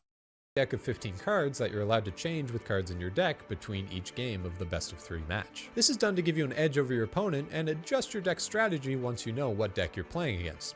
But sadly, this didn't really help David much in the second game. Although Jeffrey didn't get an insane turn 1 combo like he did before, he was much better able to execute his game plan of stopping David from doing whatever he wanted. Setting a Nimble Mamanga to try and get it destroyed and gain some life? Jeffrey didn't declare a single attack. Want to play out as many monsters as possible and push for damage? Ojama Trio blocked 3 of his zones with useless tokens. Want to attack with the few monsters you do have? Well, Threatening Roar stops all attacks for the turn. Oh yeah, and while all your monster zones are full, how about a Just Desserts for 2500 damage to finish the game? It was pretty clear the first game had just been a stroke of luck. David didn't stand much of a chance of breaking through Jeffrey's defensive strategy at all. And if he wanted to win this match, he would have to have an entirely new approach going into the third game. And thankfully, what David did next managed to shock every single audience member of this top 8 feature match. The third game began with David going first. He set a monster face down and 2 spell or trap cards, then passed his turn over to Jeffrey. Jeffrey started things off with a graceful charity before setting 1, 2, 3, 4, 5 spells or traps. Is it just Royal and then Decree? summoning out a Sangan. With no cards left in his hand, Jeffrey was going all out. He attacked into Jeffrey's face down monster, which was a stealth bird? Wait a minute, this Ooh. card deals 1000 damage when it's flip summoned. This reads like a... Is this a burn card? David's face lit up the room. He started his turn by using Stealth Bird's effect to flip itself face down, and then flip summoned it to deal 1000 damage. Then he activated a spell card, Wave Motion Cannon. This Okay. card gains counters every standby. This was actually a very common thing back in the day, is to like side deck into a burn strategy. Ironically here, it's not something that should work because typically, the chain burn deck should be faster than Wave Motion Cannon and Stealth Bird. Well, maybe not if you have both combined, but yeah. phase, and then can destroy itself to deal 1000 damage for every counter on it? Okay, Stealth Bird may have... Was the side deck 40 cards? No, the side deck was always 15 cards, but it was a very, very popular strategy back then to have like 15 burn cards in your side deck to basically switch your entire game plan. So I assume the idea here is that like opponents that see you're playing Cyberstein OTK would side in a lot of defensive cards. Like I don't know what the cards were that people were siding at the time, but I could imagine people playing like Baboku, Threatening Roar, even Karibo I think saw some play so that you could Karibo the damage from like the Cyber Twin Dragon or whatever, right? So you are like taking out those aggressive cards from your deck and you're siding into burn, and all of a sudden when you're playing burn, like Wave Motion Cannon, Stealth Bird and stuff, all those Waboku, Threatening Roars and whatnot, they all do nothing, right? So this is like a relatively common strategy back in the day. At least I remember people doing that for quite a while, not just during this format, but like even months and years after. Side decking into burn cards was a pretty common thing to do.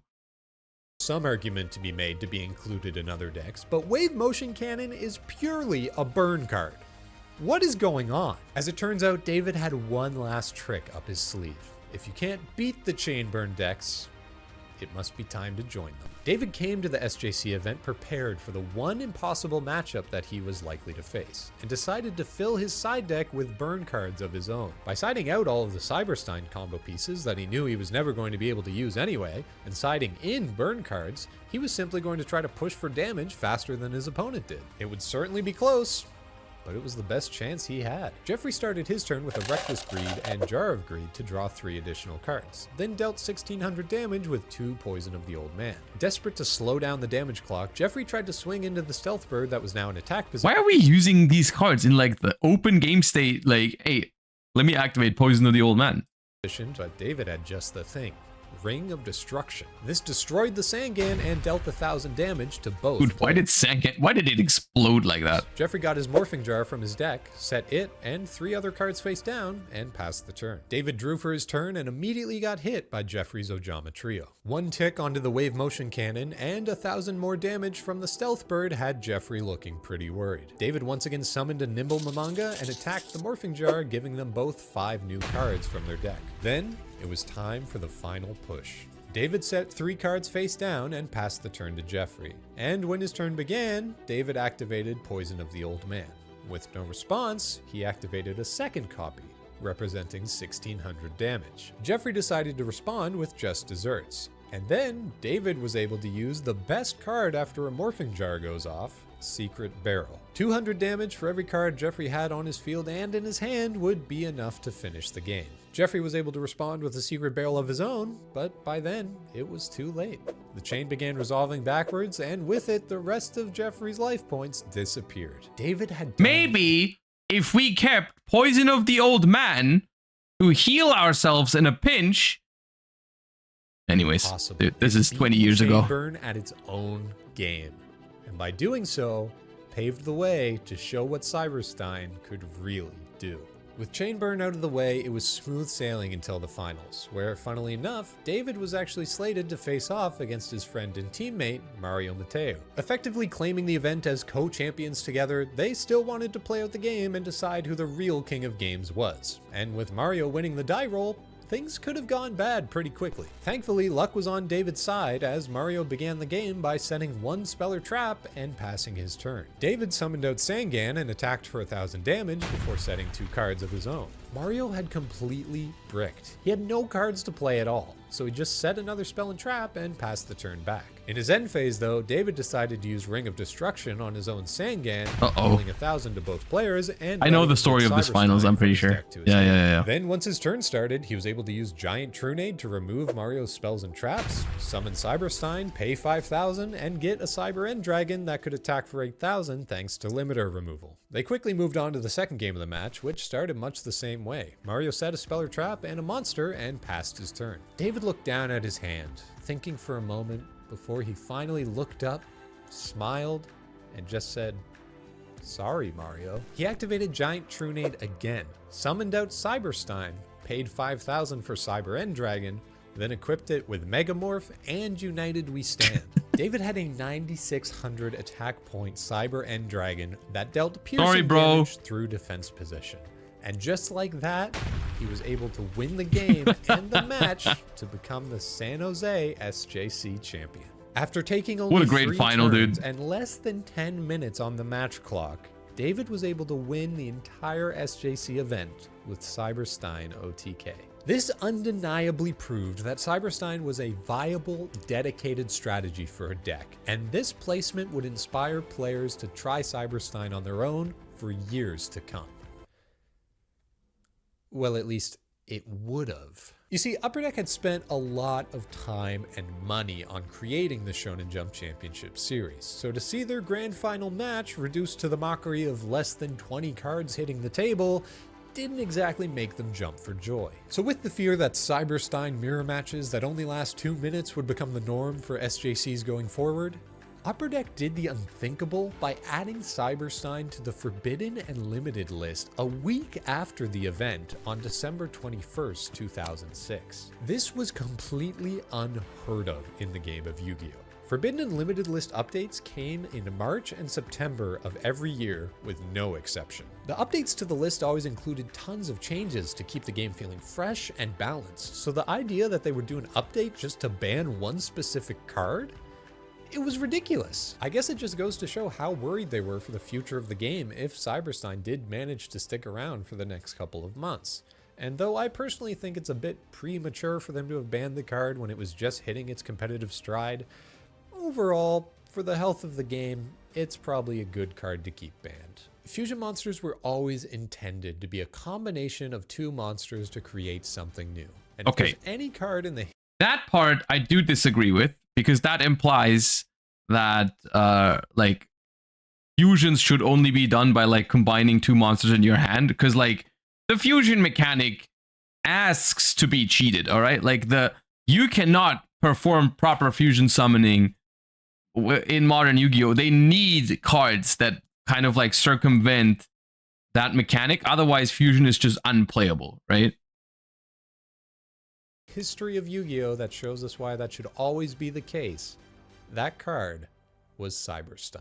I guess what I can agree on is that you should still combine materials to make a fusion monster, because when you think about it, all the cards that just say take a fusion out of your extra deck and summon it without fusing for it, right? Those are all problematic. You look at instant fusion and all that, right? And it's just like all those, it's a very weird territory, right? Very, very weird territory. Ready Fusion is okay because it says the monster has to be a vanilla. Okay, that's different. That's different. But yeah, fun video. Like I like these little pieces of Yu-Gi-Oh's history. I like that. I like that. Okay, I did continue sorting a little bit in the meantime. We are down to the last couple of extra deck cards, and then we can move on. Ugh. Okay, where were we? Let me find where we were with the questions.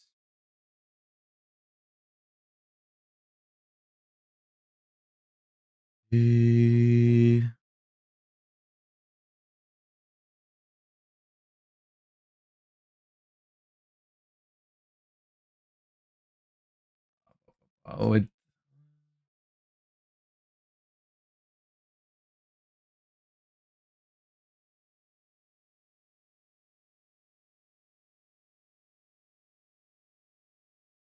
Am I?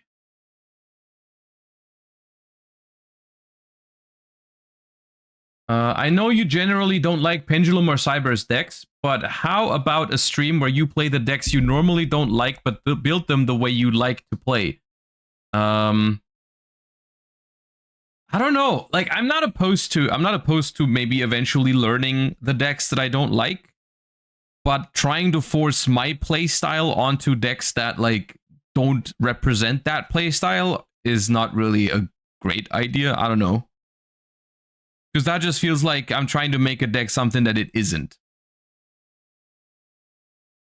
If that makes any sense.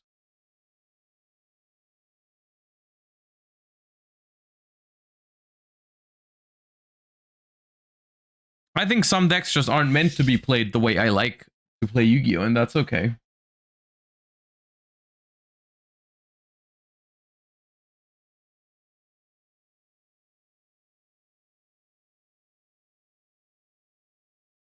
Primite Metal Foes mentioned. Do Metal Foes monsters count as normal monsters for Primite? I guess they do, right? Interesting. Never thought about it like that.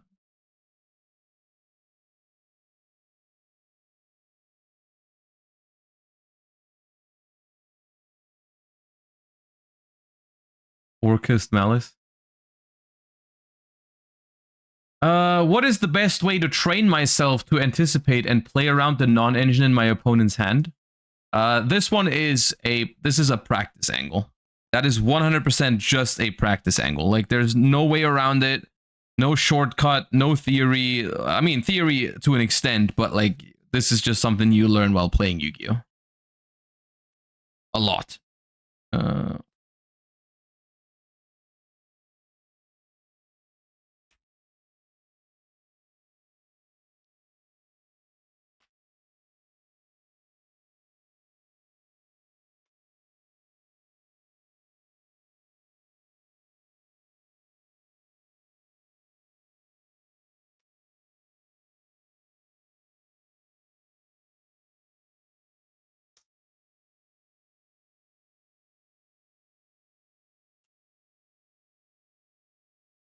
They don't go to grave for barrel?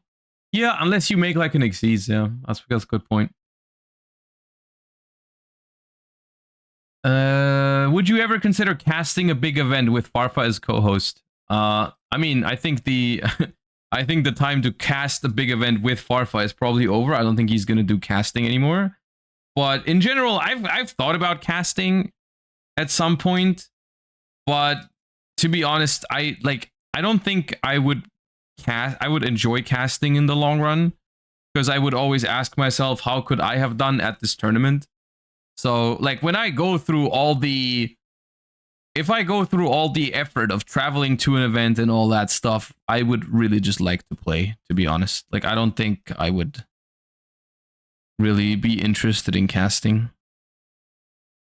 Unless I ever like change my mind, or like I just play less Yu-Gi-Oh! At a certain point, which is currently not looking like it's happening anytime soon, so yeah.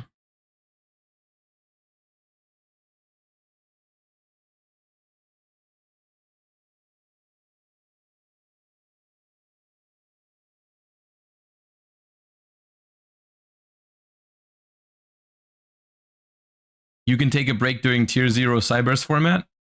I mean, yeah, if there was ever a format that I really didn't like, then I guess maybe I would consider it. At the same time, I would probably not be the best caster if I'm just not into the format. You know what I mean?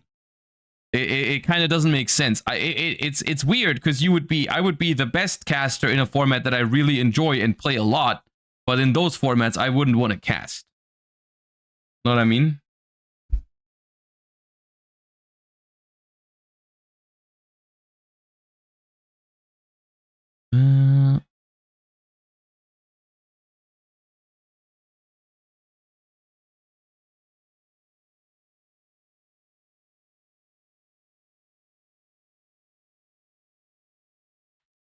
Okay. E.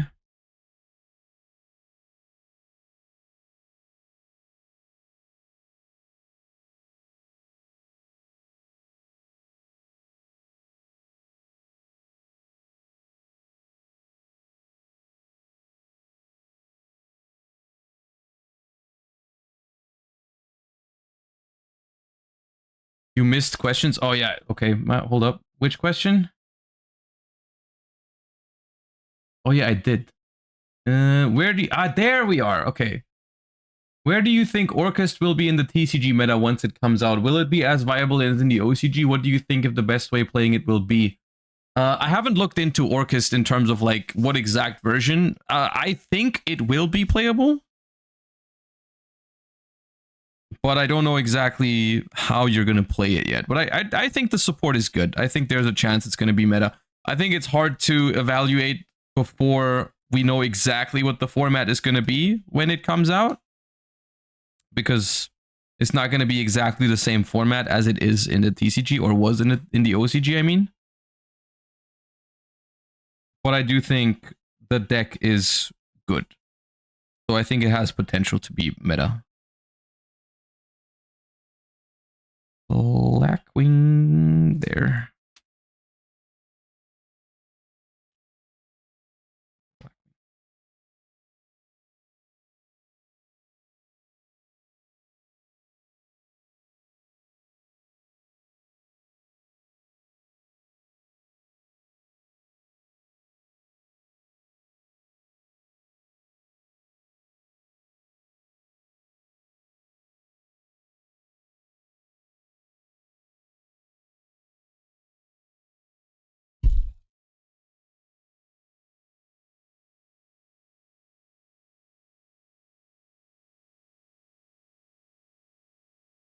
I saw an announcement earlier today. I don't know if it's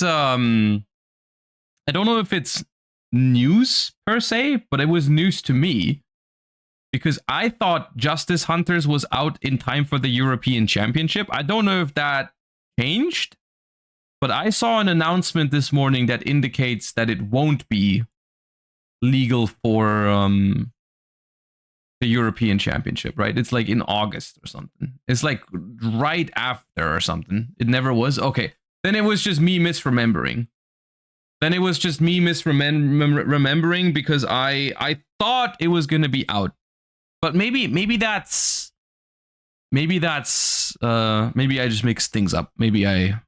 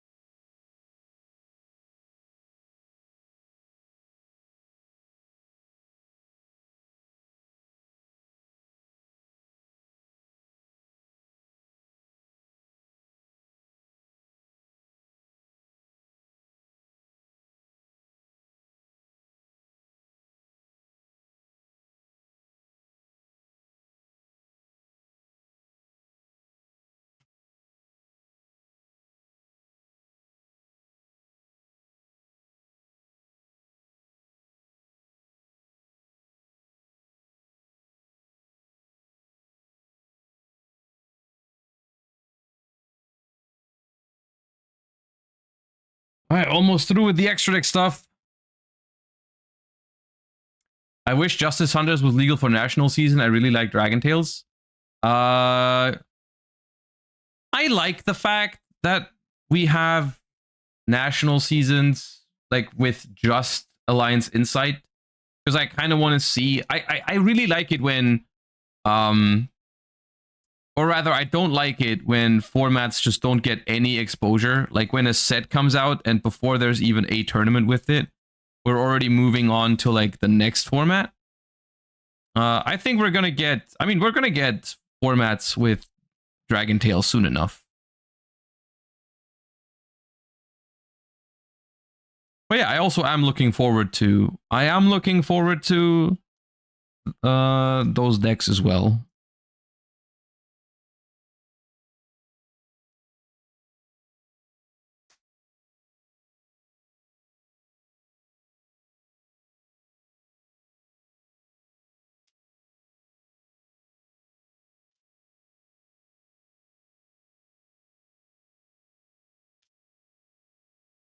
Okay, Abysskeeper, Axel, Synchron.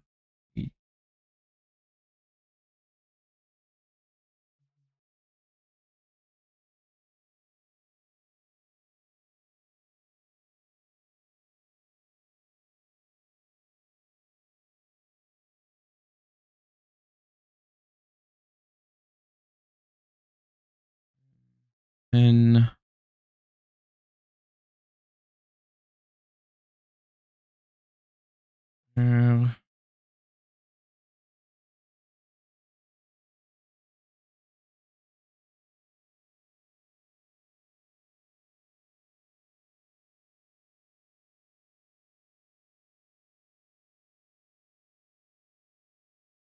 all right, extra deck sorted alphabetically. Park Champion.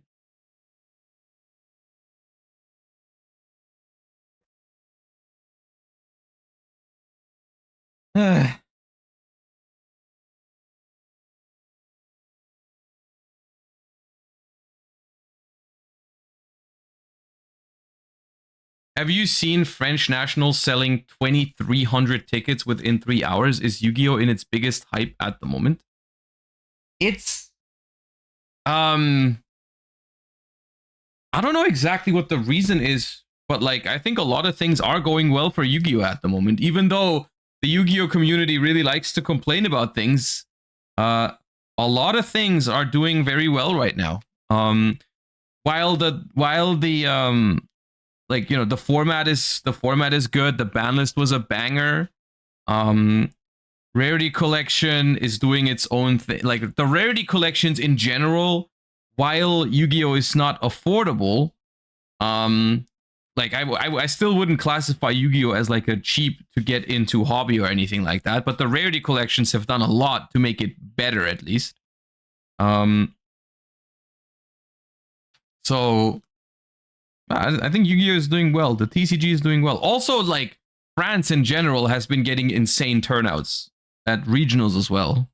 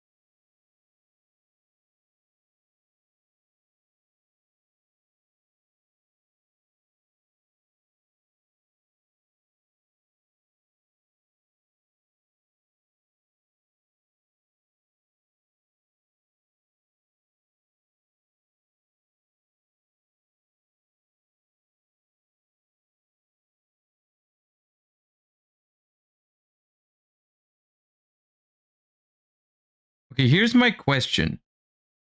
Do I combine spells and traps? No, right? Nah, there's no way I combine spells and traps.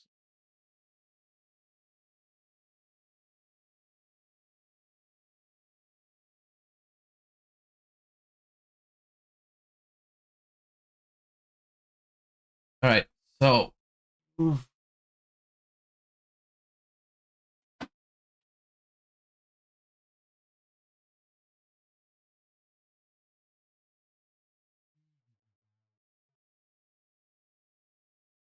depends on, do you have enough separators? I have enough separators, I think. Yeah, I should. What I think I will do is I will combine like normal spells with quick play spells and stuff like that, right? I'm not gonna alphabetically sort and have different separators for each category of spell cards. That doesn't seem necessary. Because I'm gonna, oh yeah, in yeah, that's not gonna be, that's not gonna be.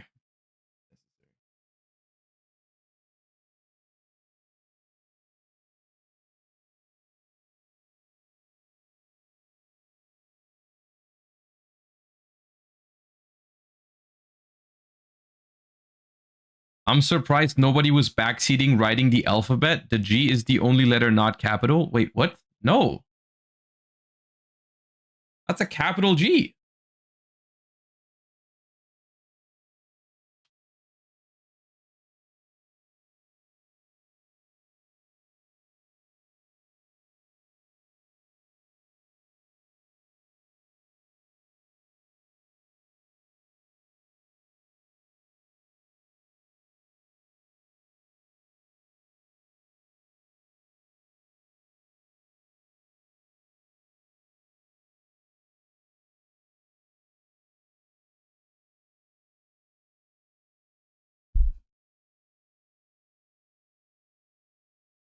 Upside down G. That's how I learned to write it in school. I don't know. Like a lowercase G would be, hold up. I don't want to put it on a divider, but there's a, let me just use like a sleeve or something.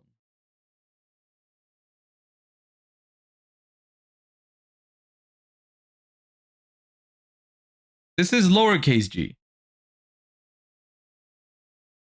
That's how I, and then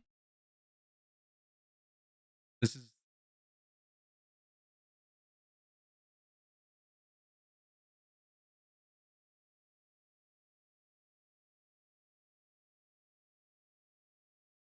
they don't teach that in school anymore. Eh?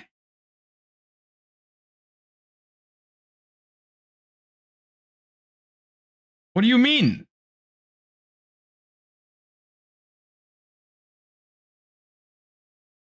That's cursive. We don't teach that anymore. Oh yeah, no, I get that. Like this is I also don't use cursive like handwriting anymore. But for like one, if I write one letter, I still do it like this. I don't do this for a G. I know this is a G too. Like I understand how the G works, but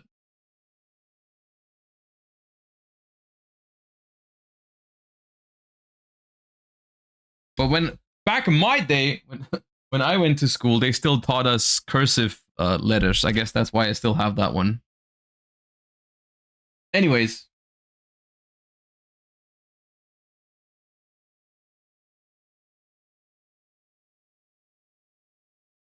It's kind of crazy that cursive has died. Dude, cursive sucked. I never liked it. I never, like, there was a certain, I think when we learned it in like 3rd or 4th grade or whatever, they forced us to use it. But then once we got to like 5th grade or 6th grade, you didn't have to do it anymore. I immediately stopped using it. I immediately stopped using it once I didn't have to anymore.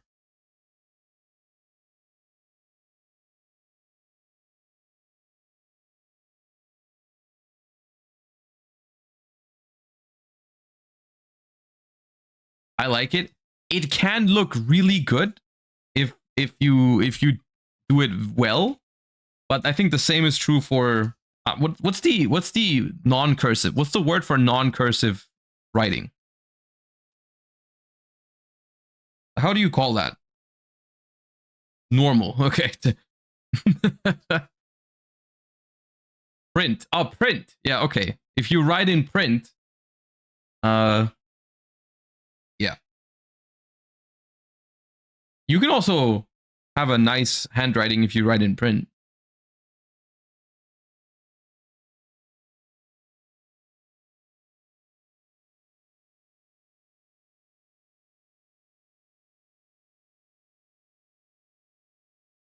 Vanilla. Okay. Sure. Let's call it vanilla. Non-effect monster.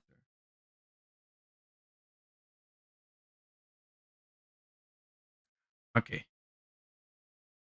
What has been your luckiest moment in Yu-Gi-Oh so far? What has been my luckiest moment in Yu-Gi-Oh so far?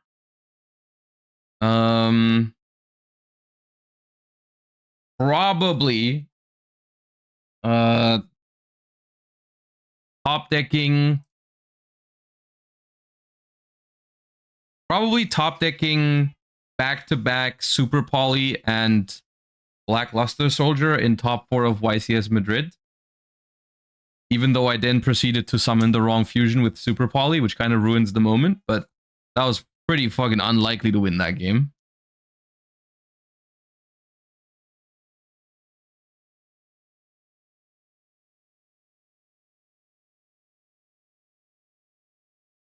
How is the answer not your fiance? Okay, look, you're right. And don't tell her I didn't say that. It's just not how I interpreted the question, all right?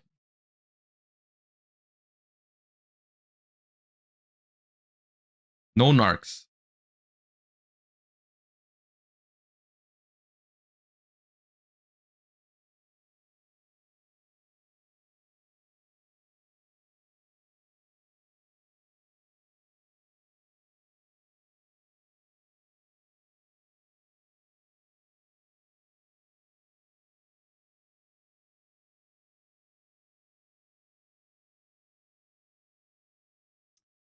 If you could give Paleo one support card, what would it do? Okay, do I have to be reasonable? Or can it just be broken?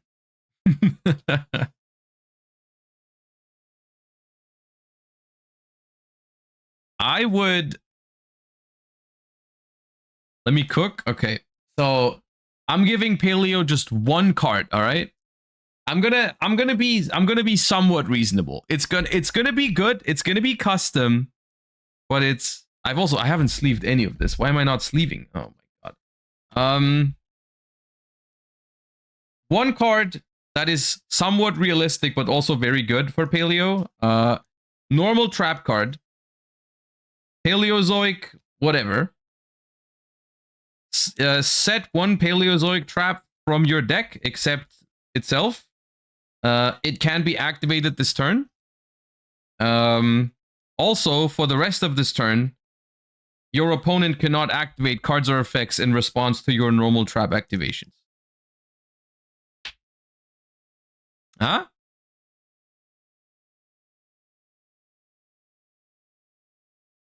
Come on, man. Don't question mark me. So it's a floodgate? Dude, shut up, man. You have no idea what a floodgate is. That is so tame. That is so fine, man.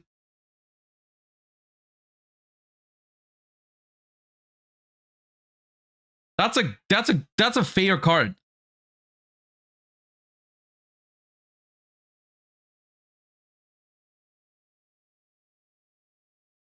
It's good, but it's definitely fine.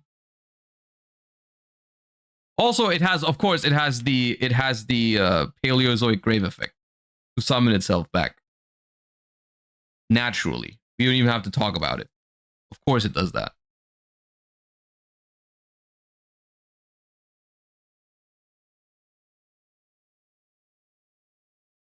Just say you want a lab buff? No, what does it have to do with that?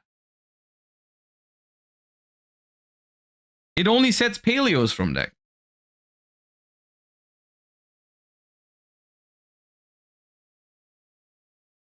Not even a Paleo link?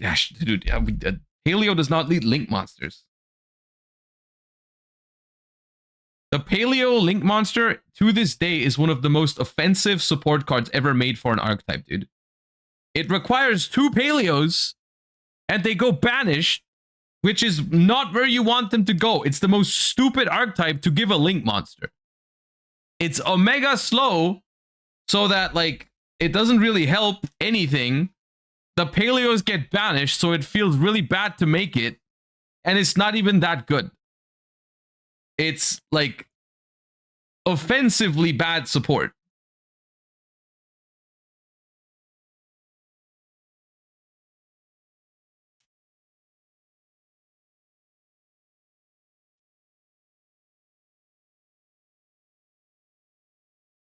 I'm pretty sure it's in contention for, like, the worst support cards ever made for archetypes.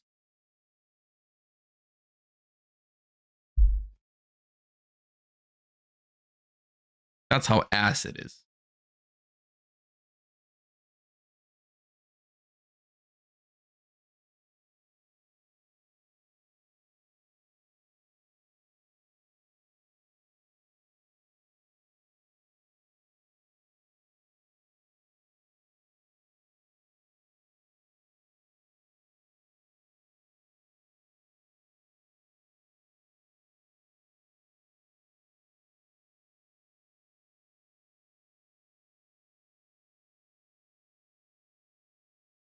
Now do Burning Abyss.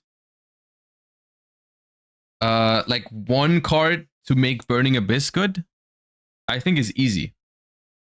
I think it's easy. You just make Beatrice. You make Beatrice, but you switch the restriction where if you make it with 2 level 6s, you cannot use the effect immediately. But if you make it with a BA, you can use it immediately. There you go. You've been fixed.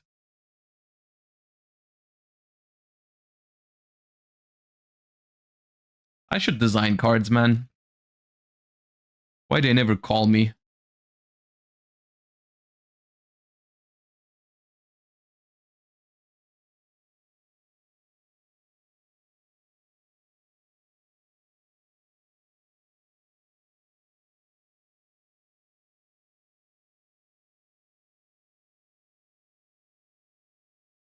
New Beatrice is not what it needs. It needs a new Dante.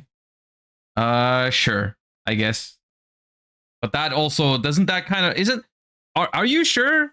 Because I feel like Dante, for older cards, I feel like Dante holds up surprisingly well. Because look, Dante is not a bad card, right? Because like it mills 3, not once per turn, adds stuff back from graveyard. Dante is like a fine card, is it? I don't think that's the problem, to be honest.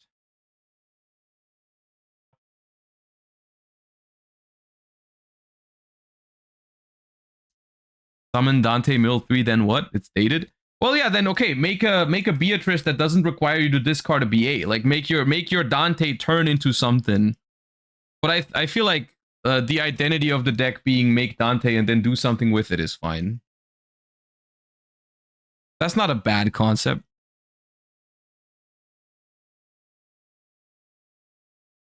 Yeah, like maybe like a Beatrice, like a not Beatrice, but like a card that you can rank your Dante up into, right?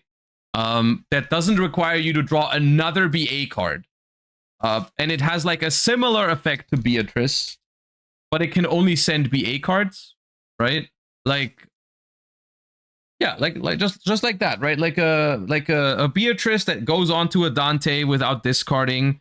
Quick effect, send a detached 1 to send a BA from deck to grave would be pretty busted, right? Without being like busted, but busted in a good way. Because if it's limited to just BAs, then it's fine, I think. And having to discard a BA, honestly, is also kind of a cringe restriction to have, or like requirement nowadays.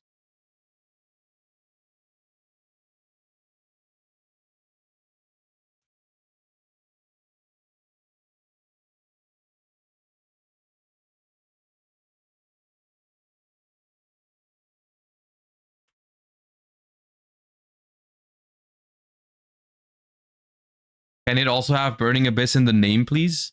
Why does that matter so much? Oh yeah. Oh yeah, it does. Because it would, yeah, okay, yeah, it can be a Burning Abyss monster. Yeah. It can be a Burning Abyss monster. So that the other BAs don't die. Yeah. Yeah. It can have that.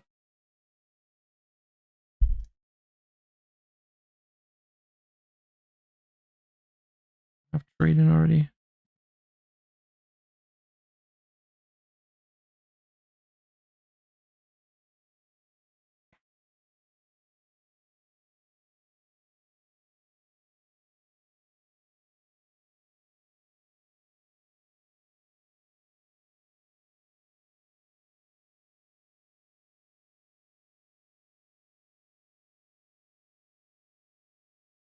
Foolish on wrong letter.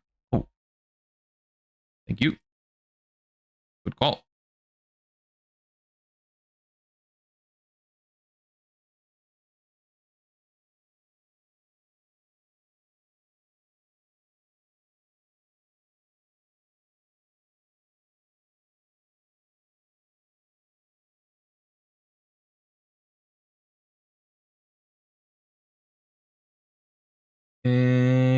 Okay. Next. Would you ever do a non-Yu-Gi-Oh podcast? Probably not. I don't think there's other topics that I'm so well versed in that I feel like everyone should hear my opinions. Enough to the point that I'm gonna make a podcast about it. I don't think there's anything. Runeterra podcast when? Yeah, if it didn't die, dude. Maybe.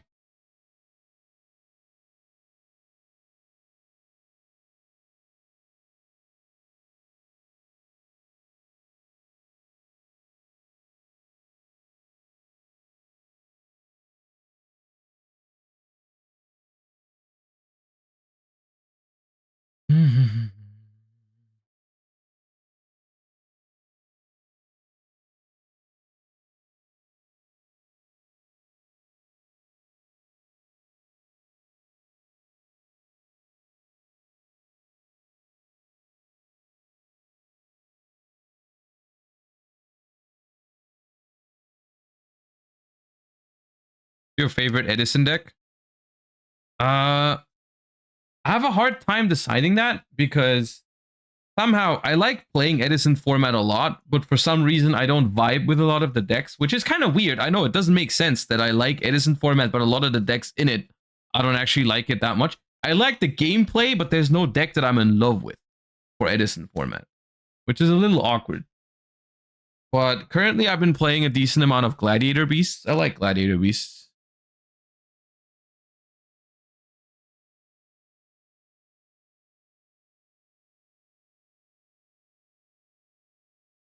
I like frogs too. Different kind of frog decks. Plant Synchro is not in Edison format, really. Like, there's plant decks, and those are fine. But, yeah. I like Quick Draw a lot. But Quick Draw just doesn't seem to be, at least currently, it's not super successful in Edison format. So it's more like, I like it, but I don't play it that much.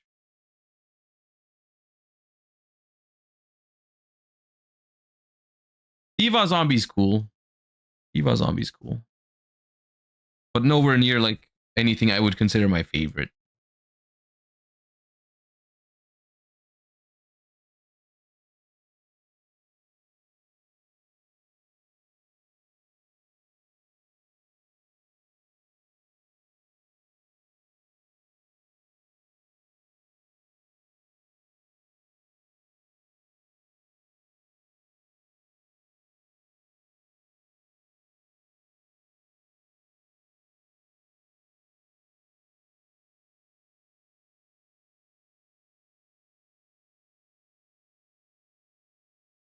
I just want to attack people with Bora. Yeah, that's boring.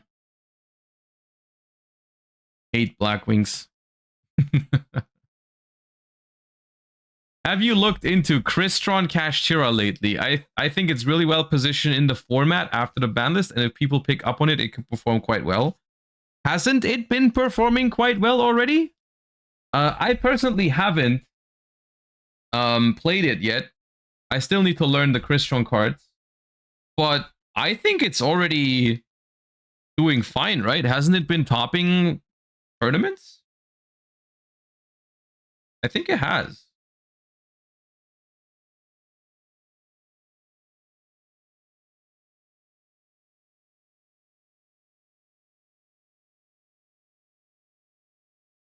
Crystron and Malice meta. Okay, so what is the reason you say that? Why is Crystron so bad into Malice? Is it just because Whitebinder messes up your follow-up and stuff? Is that why? Lancia as well? Okay, sure, yeah.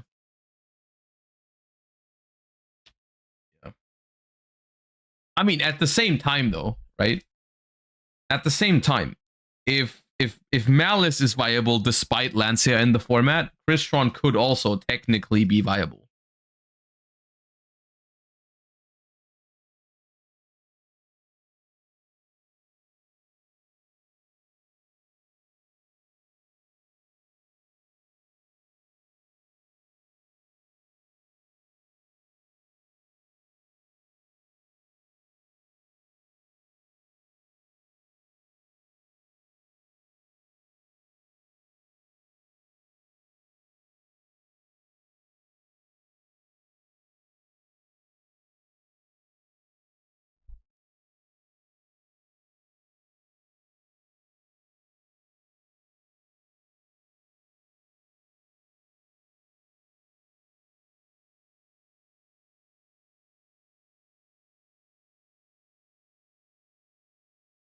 Yeah, Crystron seems cool.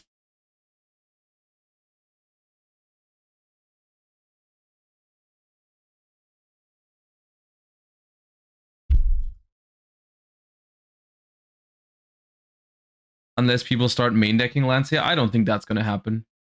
I don't think people are gonna main deck Lancia anytime soon. I have this.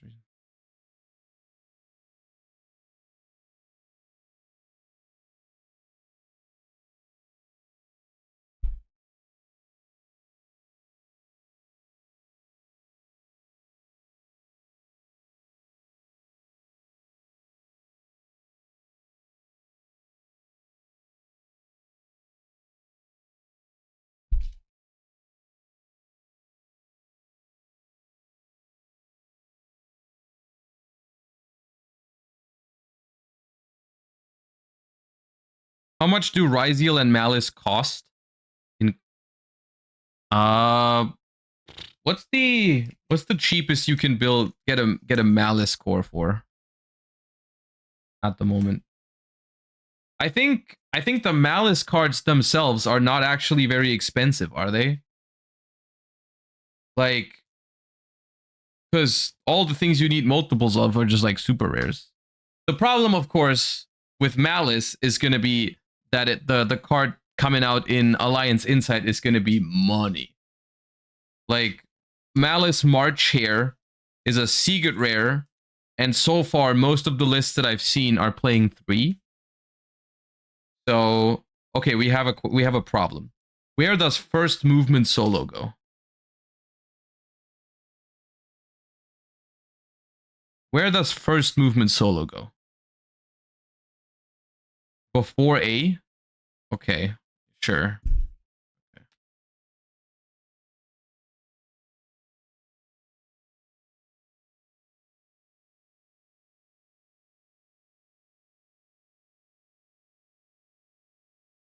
You should make a number section. Yeah, but there's only going to be one card in it, I think.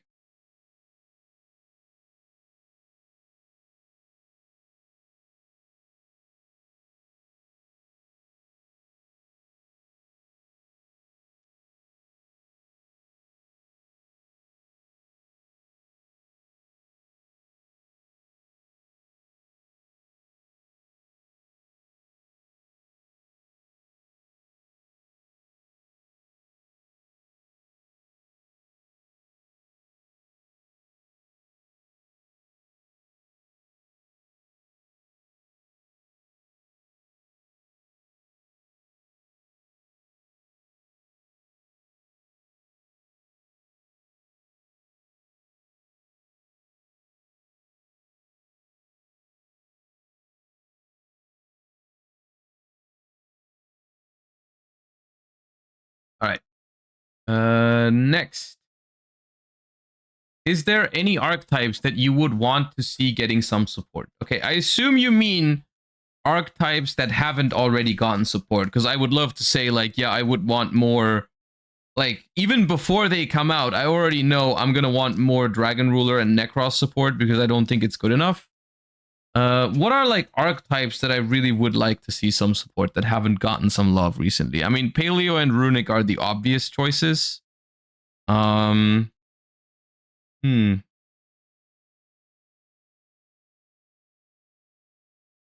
could have sworn we had Synchro Rumble earlier. Did I put it in the wrong pile? Did I put Synchro Rumble in the wrong pile? Well, we'll find out later.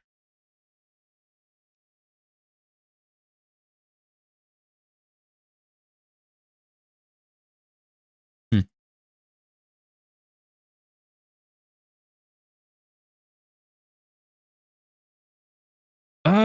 What are some other of my favorite archetypes that haven't gotten support in a while?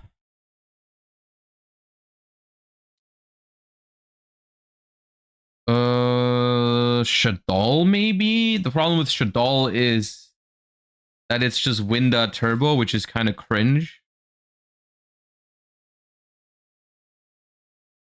So I'm not sure if that's a good idea.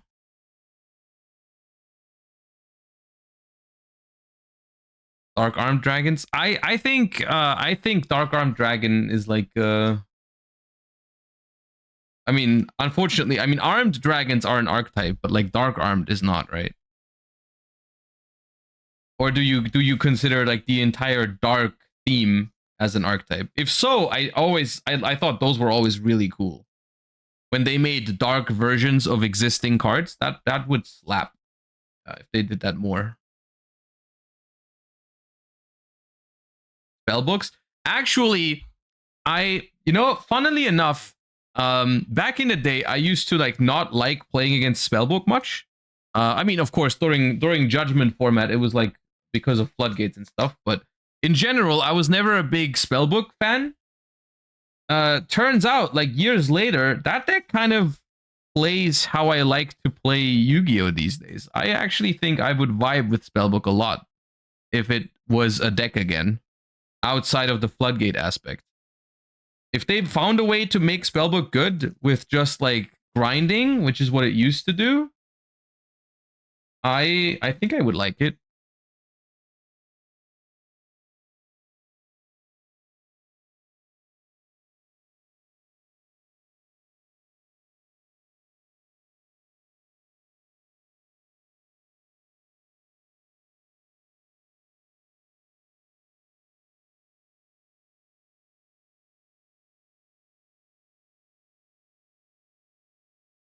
I found a lot of decks historically have been like that. While at the time I didn't like them, my overall concept is something I like a lot in current Yu-Gi-Oh. Yeah, I mean, maybe the thing about Spellbook was like back in the day, it didn't feel special to me because this sort of concept of like follow up and crazy grind game and all this sort of thing, like that was something that, I mean, the game was slower anyways, so I wasn't asking for low Yu-Gi-Oh decks at the time, right? Like I wasn't like looking for that sort of thing.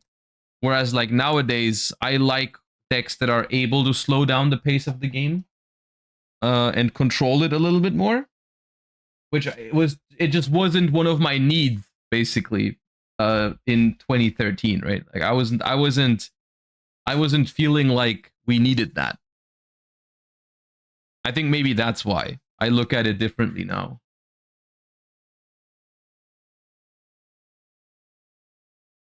Frog support.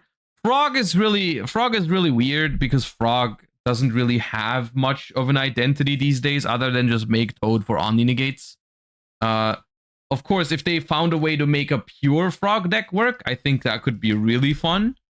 But I don't know how that would even work. I can't even think about like what exactly that would mean.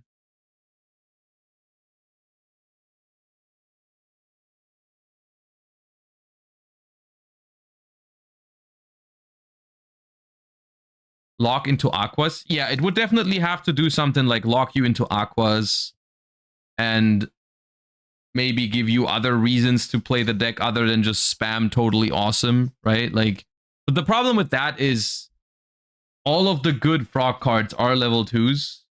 So whenever, if you, yeah, it'd be weird.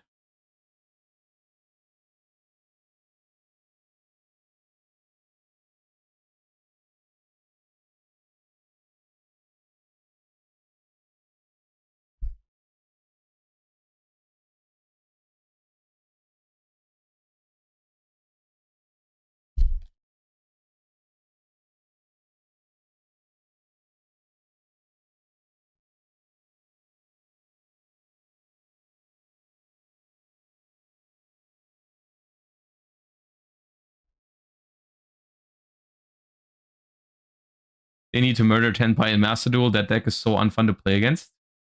Yeah, cold take. Everyone agrees. We're all just waiting. We're all just waiting.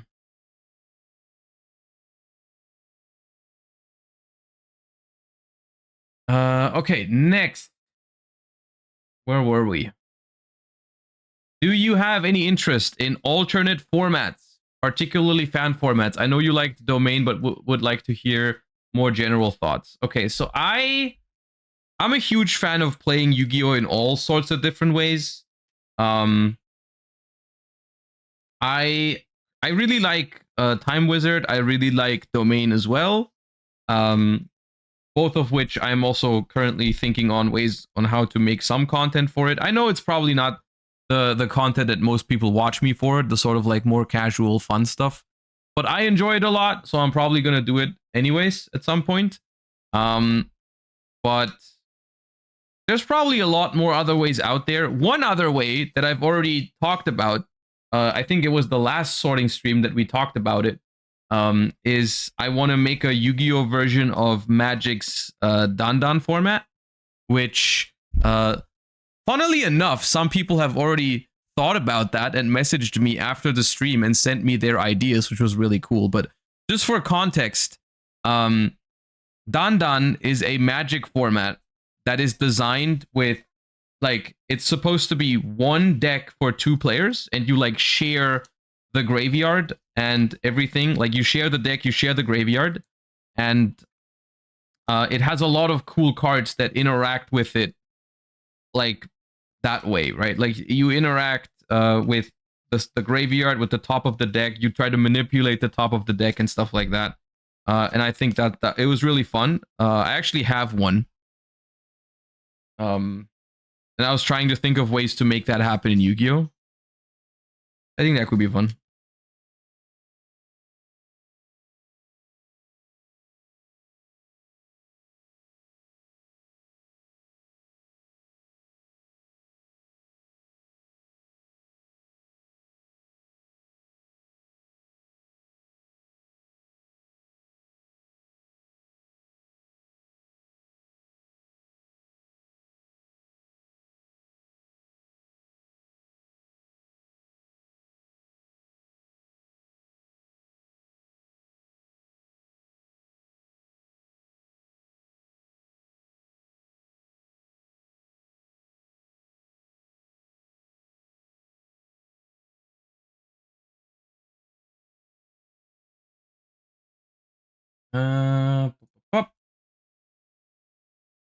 So yeah, I am always open to other ways to play Yu-Gi-Oh! I think it's very fun and cool that people do this.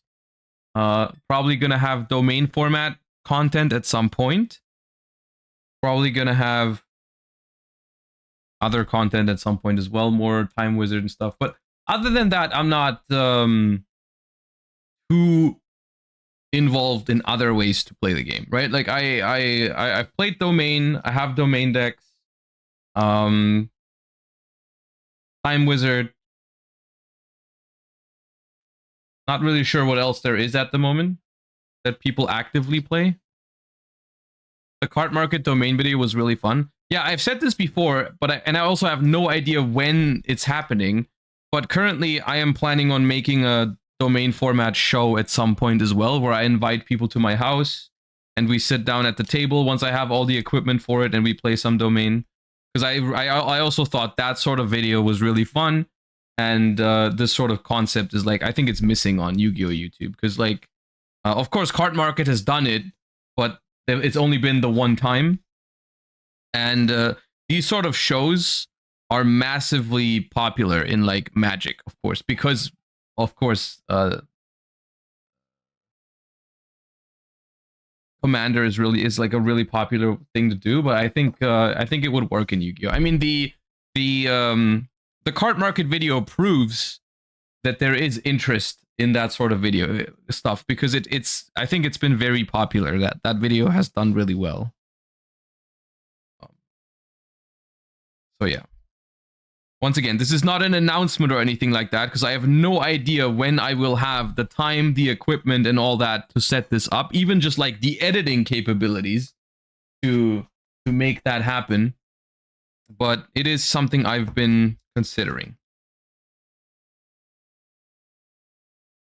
Have you tried One Piece? I know how to play One Piece. I'm not good at it. I don't actively play it, but I've played a couple of games. Yeah, it's all right.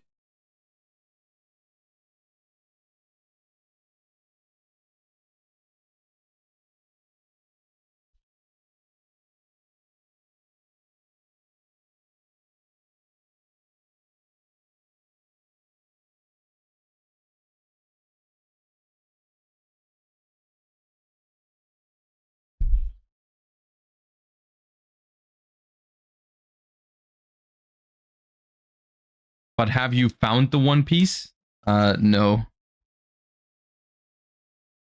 We are currently on episode, oh, dude, 515 maybe, or something like that.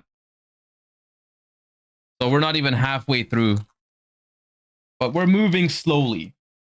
Slowly but surely.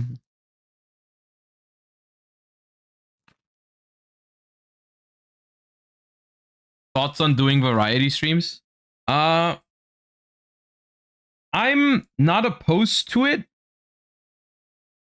but I also like I don't want to like variety stream just for the sake of variety streaming. Do you know what I mean? And I wouldn't even know what other game I would stream, because I'm not playing many other games outside of Yu-Gi-Oh like super regularly. Like, if there's a video game coming out that I really want to play, and you guys would want to watch me play it, then I wouldn't be opposed to doing it, right? But like, yeah, you know what I mean? Like, I don't want to start a new game and then like that I'm not super interested in just for the sake of variety streaming.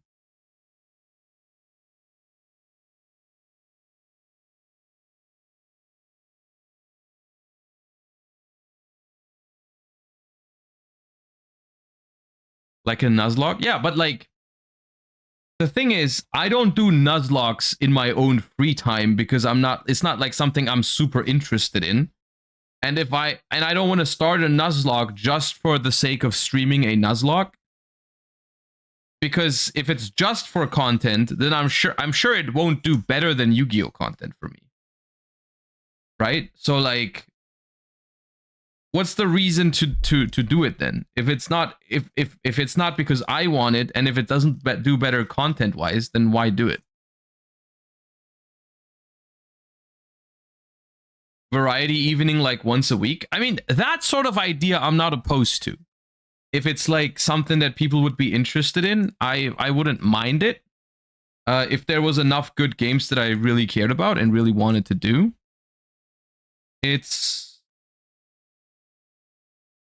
It could be, but there would have to be enough games that I really would want to play, you know? But maybe there are enough. Maybe I just haven't thought about it enough.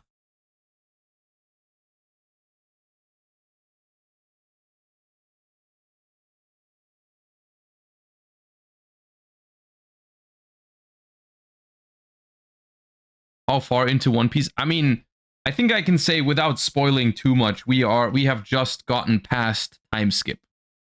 I don't think that's a huge spoiler if you haven't watched One Piece yet, but like we have just reached time skip.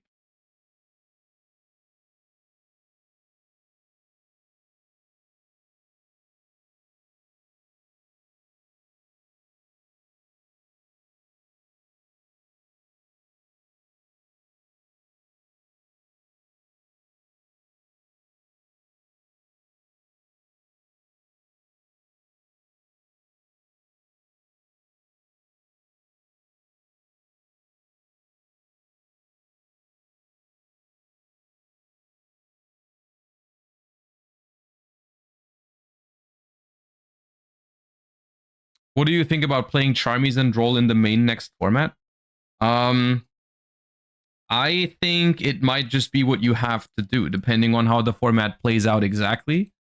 But from what I've heard and from what I feel like, it seems like the lower impact hand traps, like Imperm, Veiler, Ash, and so on and so forth, will not cut it against Mitsurugi and Malice, at least not consistently. So I think the only thing that's left then is to play more higher impact cards for those matchups, maybe even in the main deck, even if you don't want to have those cards in your main deck. But it's like potentially what you have to do. Did you see the new Duel Links ban list? No, I've been out of Duel Links for a while now. Have not caught up with Duel Links in a long time.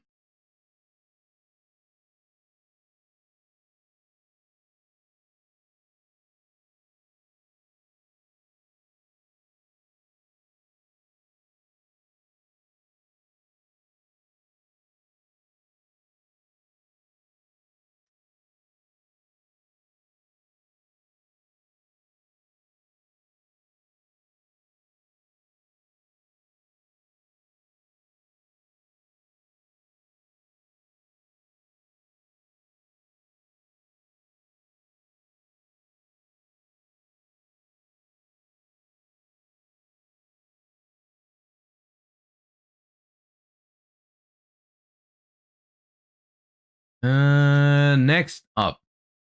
How would you fix pendulum decks? I would simply stop making generically good pendulum cards completely.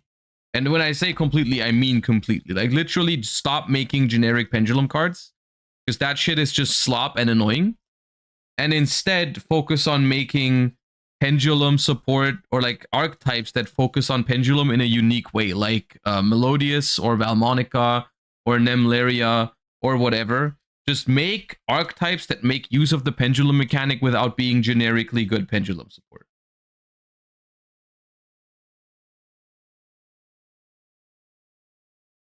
Where's Q?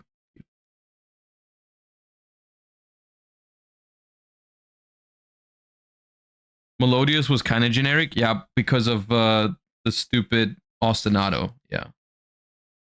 But when I mean like new, I mean like new cards, new pendulum archetypes. Well, basically, it shouldn't even be all pendulum archetypes. It should be archetypes like a normal Yu-Gi-Oh archetype, but it just has access to scales that do something cool and unique. Like in Melodious, pretty much. Or in Valmonica. Which I think are really cool examples of how to make pendulum that isn't like just pendulum slob.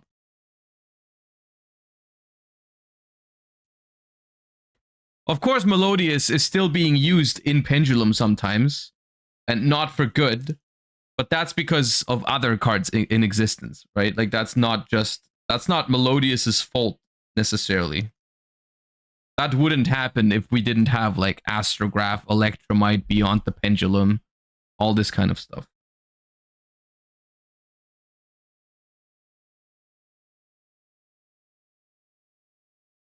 I love Master Duel Pendulum when they add Fossil Dyna and Secret Village. Dude, Master Duel Pendulum is like one of the worst decks you can ever experience going second against. Like, bro, you max see it, you get decked out. You don't max see it, you get absolutely FTK. It's so cringe, man. It is so cringe. It is one of the most cringe Yu-Gi-Oh decks in existence. Is Master Duel Pendulum.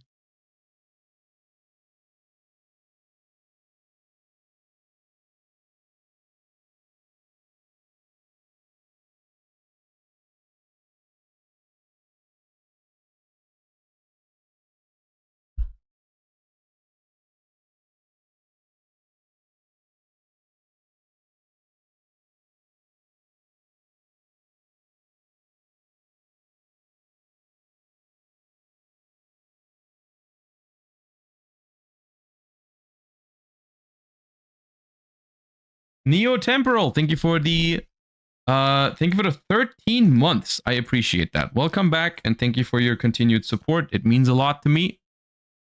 Where's my Circle of the Fire Kings? There.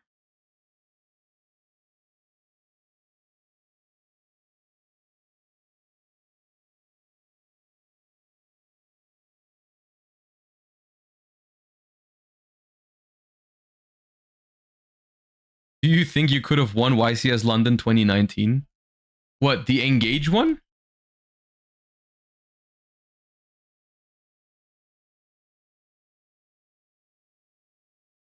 And when you say I could have, what do you mean? I don't think I don't remember. I may have misplayed in the finals, but probably not enough to the point where I could have beaten 4 engages. I don't remember the game that well in terms of what I did, because I didn't do that much. A lot of things have been done to me in that finals, but I wasn't part of many of the decisions there.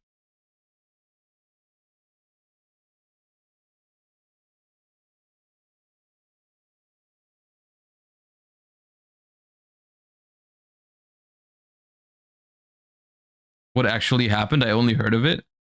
I mean, it's like it's just the YCS finals where I played Orcust against Sky Striker, and my opponent's hand was very, very good. And it was just like the matchup was already rough to begin with. Like Orcust against Striker was not a good matchup for Orcust. And then it's just like they resolved like 4 engages in 1 turn in game 2, I think. And yep.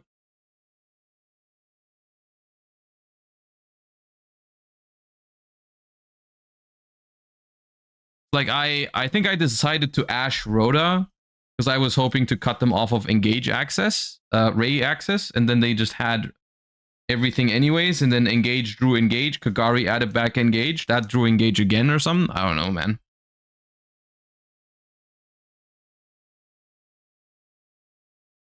I think it's just one of those games that just wasn't winnable, which they happen in Yu-Gi-Oh. It's okay. I made my peace with that.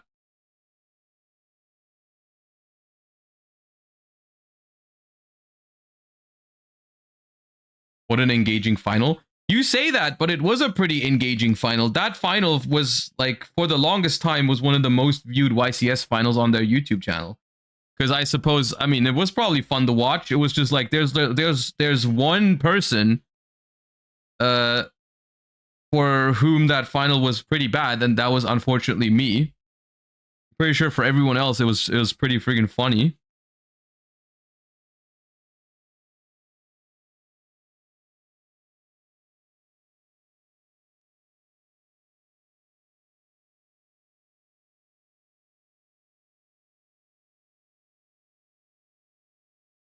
What final is this? That is YCS London 2019.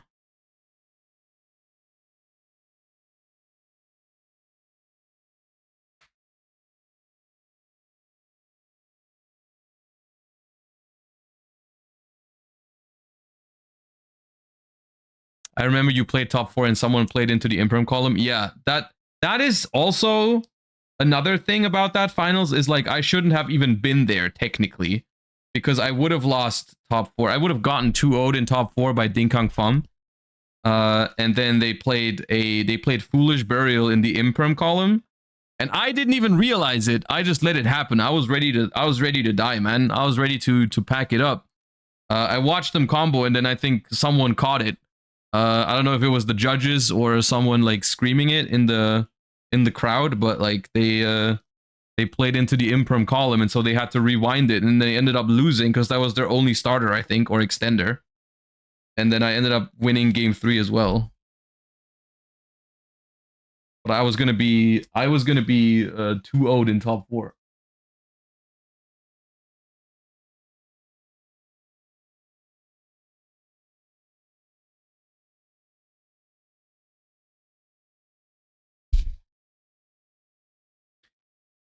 Do you think Drill Beam promotes interactive gameplay or not, since it's an Omni Negate? I mean, it's a difficult question, because on the one hand, Drill Beam is a really, really good grind game card, which I really like, but at the same time, you are right, it does just negate a card. So it's a little bit of both.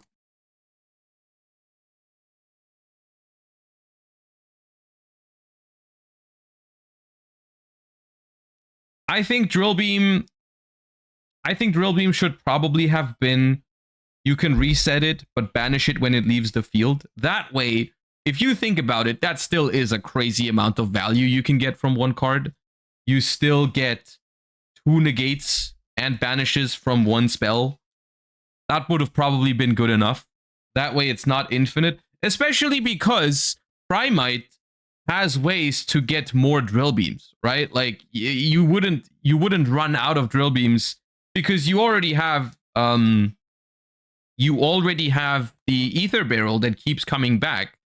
So like it would have been completely fine if drill beam banished itself after you reset it. Because then you still have to you still have ways to grab another one. Oh yeah. Overall, though, I think that I don't have a huge issue with Drill Beam, to be honest. It's just mainly because of the decks it goes into. Like it's a really broken card, and you could argue that it could be a little bit weaker and still be fine. But all things considered, I think it's okay because of the decks it goes into, right? The decks Drill Beam goes into are just fine. Which is technically solid design, right? It's like fine. The card is very strong, but you can't play it anywhere. Everywhere, I mean. So it's like reasonable, I think.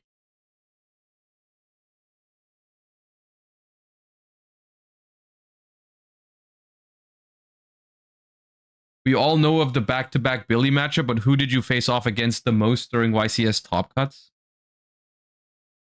Oh.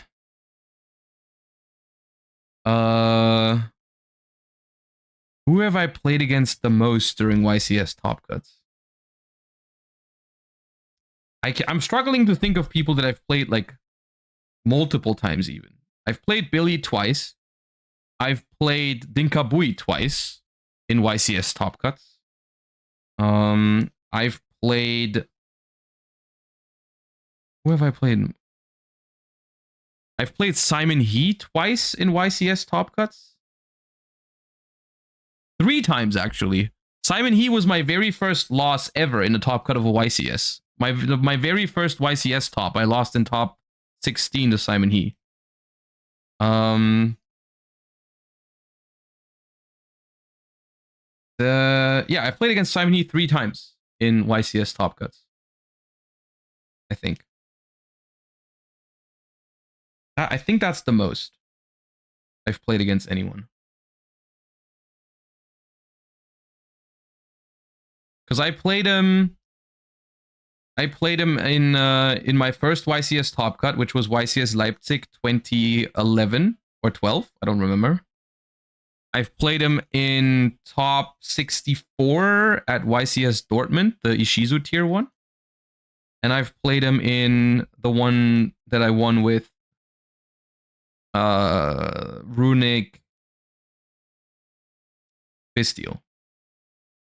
Top 16, I think.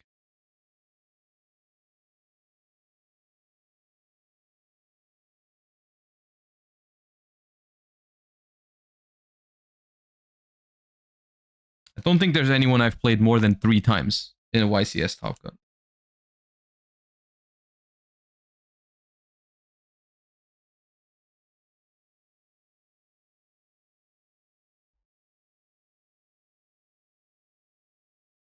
You talk to Billy still or not really? I do. Not much over the internet, but whenever we are in the same facility, like for Worlds or for YCS Anaheim or whatever, I always meet up with Billy whenever I can.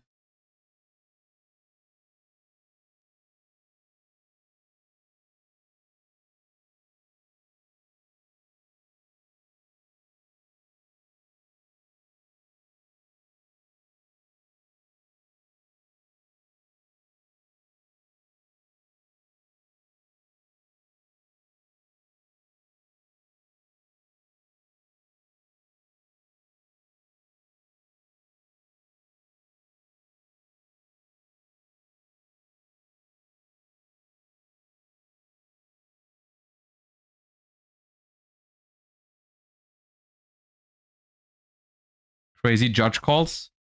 I think I've told this story before, but my craziest judge call was probably the one where I self-reported that I lost my Abyss Dweller in, I think it was top 8 of YCS Lille in 2013.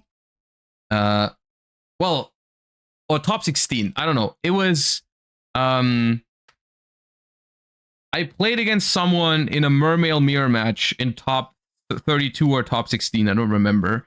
And they took my Abyss Dweller with Big Eye. And then when I won, they forgot to give it back. So I didn't notice. And so I started playing the next top cut match without Abyss Dweller in my deck. And then I went to make, I think it was the start of game 2, because I knew I was playing against Mermail. I wanted to make Abyss Dweller at the start of game 2, and I didn't have it. So I raise my hand. I tell the judges, "Hey, I don't have my Abyss Dweller anymore. It's gone." And I was already down. I lost game 1. I was down the first game, and it was weird because they were like, they didn't tell me all of this, but that's just what I'm assuming. Is like they were like, it was a weird spot for them because they didn't want to punish me for being honest, right? Because I could have just like, I could have kept playing and made Bahamut Shark instead, and so on and so forth, and I could have probably you know, I didn't have to tell them, but I did, and so they didn't want to just give me a game loss for it because it would have meant like I would have been out of the tournament as well. So they decided, which, like, for all intents and purposes, I don't even know what the policy was back then, but nowadays that would unfortunately just be a game loss. Even if, like, you know, the policy doesn't care if you're like honest about it or whatever, like whether you deserve it or not. I don't know. But back in the day, the judges were like, they didn't want to give me a game loss for it, so they just said, you can keep playing, but you have to play the rest of the tournament without Abyss Dweller, which is a crazy ruling. Judges decided you do not give a game loss because you told it yourself, and also because you were already at a disadvantage for not having Dweller. Yeah, I mean, it was obviously not intentional. Of course, why would I do that? Why would I remove Abyss Dweller from my deck? I was just playing with a 14-card extra deck. So they knew it was just because my previous opponent had accidentally kept it, right? They knew I was being honest about it, and so they were like, yeah, okay, you can keep playing, but you just have to play without Abyss Dweller. And it was just like, okay, whatever. At that point, I was just like happy about not getting a game loss about it. And then I ended up losing. I won that match, actually. I turned it around. I won game 2 and game 3, but then I lost in top 8 in the Mermail mirror because I didn't have Abyss Dweller. Yeah. Well, that was pretty crazy.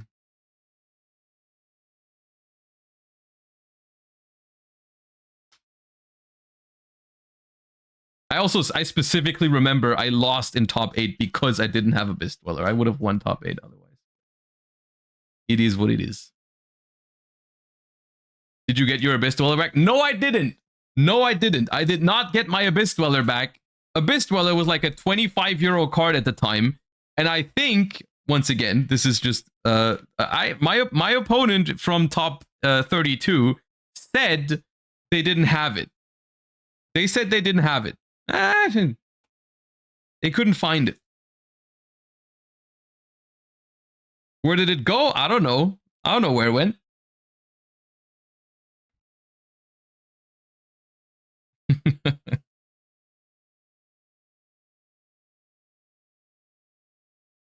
Well, it's all right.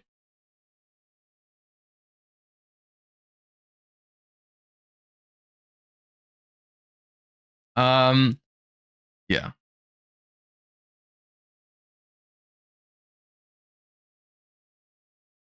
I had one other really, really weird judge call.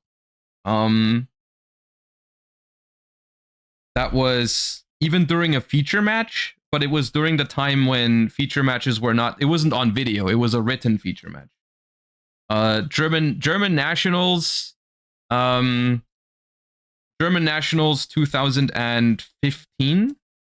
The one I got second at. I think it was 2015. It was Necros against Cleaford. And it was a really, this was a fucked up judge call because I think the decision they made was a little weird, but at the same time, the judge call is also very fucked up. I would never want to be called to a table with that judge call, because the situation was the following. My opponent was playing Cleaford, and I think it was the start of game 3, and they went first. They pendulum summoned Cleaford monsters, which the deck does that very rarely. And then during my turn, in order to play around like Denko Sekka, they preemptively flipped lose one turn. And lose one turn is a floodgate that like was pretty good against Necros. And but the thing is, you can't activate it if you have special summon monsters, which I didn't realize it because I wasn't used to Clifford having special summon monsters. They usually didn't. And I think the same was true for my opponent. I'm not even sure if they knew it had that restriction. I'm not even sure if I knew it had that restriction. So they activated it preemptively to play around Denko Sekka. Now I'm like, okay. So I go to main phase 1 and I normal summon Denko Sekka because like lose one turn only prevents the effects of special summon monsters. So I was like, okay, I'm just gonna normal summon Denko and I could still play. You know, it wasn't like anti-spell or anything like that. I could still do things under it, just not the broken stuff, right? So I was like, okay, I'm gonna normal summon Denko Sekka and start playing. And it's after that point where I think it was a judge that noticed. Like I'm like normal summon Denko Sekka. They're like, okay, and then there's like a judge because I think it wasn't streamed, but there was still a television set up in the venue for people to watch it. So like it was recorded, I think, and broadcast to the venue, but there was no live stream. So I think people in the venue that were watching, or maybe it was just people standing around the feature match area, whatever. Someone must have noticed that the thing was illegal, right? And so the judge comes over and catches it. But here's the fucked up part, all right? Here's the fucked up part. One of the cards that they had set was Mind Crush, which was a very common card for the Necros matchup at the time, right? But here's the fucked up part. If you rewind the game until the draw phase, how do you prevent them from just going, yeah, okay, I'm a Mind Crush that Denko Sekka that they shouldn't know that I have? So it was like, it was their mistake technically because it was their card, but I also didn't notice it. So it's like, how do you solve that situation without fucking someone up completely, right? So that's a wild situation to begin with. I think there's no possible way to solve that any sort of reasonable way without being it's just messed up, all right? Like it's messed up. So the way they ruled it was that we rewind it to you have to set the continuous trap back, but they said like, but you cannot Mind Crush Denko Sekka. You are not allowed to Mind Crush Denko Sekka. We immediately go to the main phase, and he can summon Denko Sekka immediately. That's how they ruled it, which is a super awkward ruling, but I don't know, man.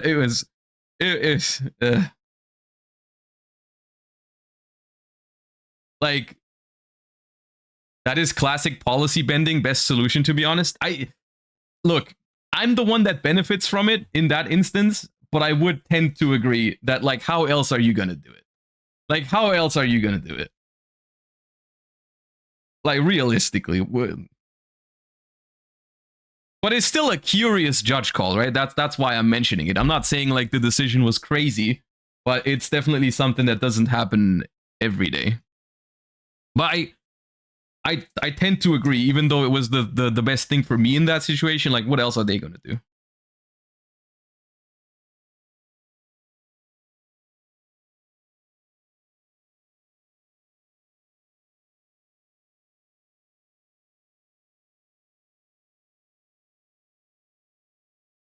I bet the opponent wasn't happy.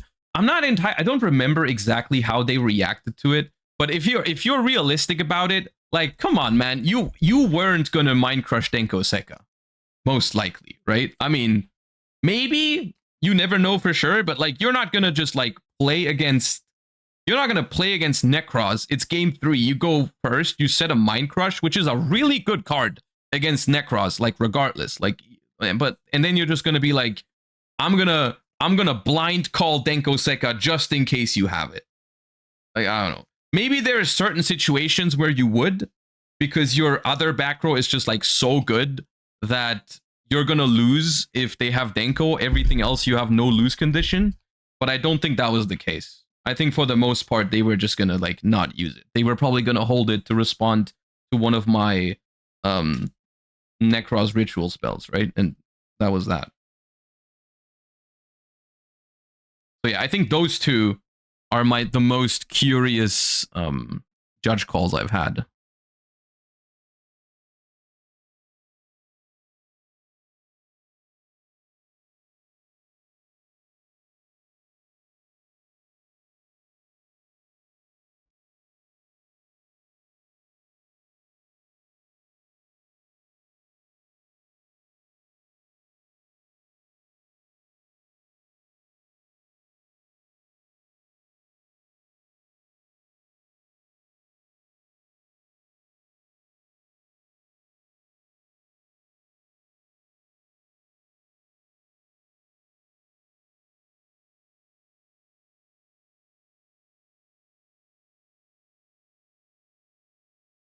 What would be the funniest card to unban?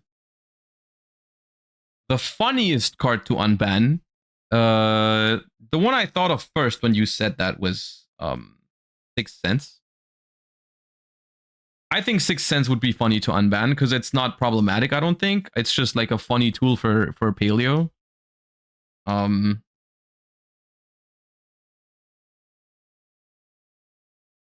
trying to think of a card that's like, of course, in some ways, if they just unbanned Painful Choice, that would be funny, but at the same time, it would also just ruin the game whenever someone draws it. So I don't think that's that funny, actually. So I'm trying to think of cards that are like, arguably, it has to be playable, right? It has to be some level of playable, otherwise it's not funny because it doesn't matter. But it can't just be like Painful Choice level broken. So which one's funny?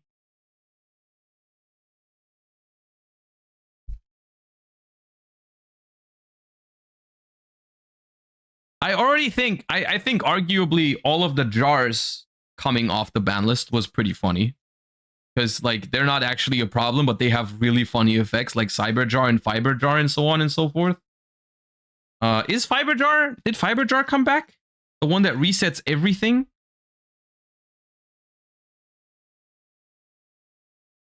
No, that, I think that could come back. I think that'd be funny. I don't think people are really going to use it. I think Fiber Jar would be funny. I think that'd be hilarious.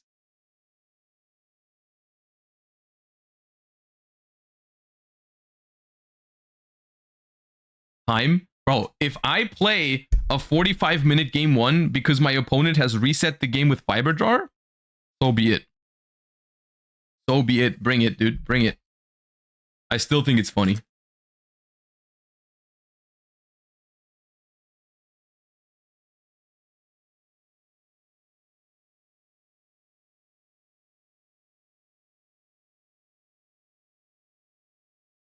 Hear me out, card of safe return? No.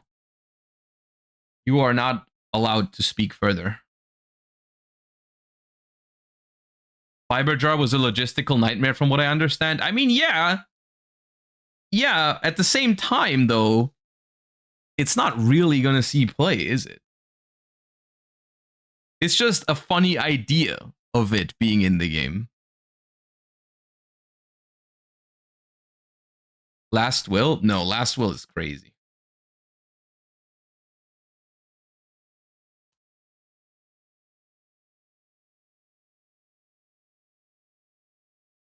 Ultimate Offering? Ultimate Offering could come back, I think, with no problem. I also just don't think that's funny, right? Because they asked for the funniest card to come back, and I think it's Fiber Jar or 6 cents.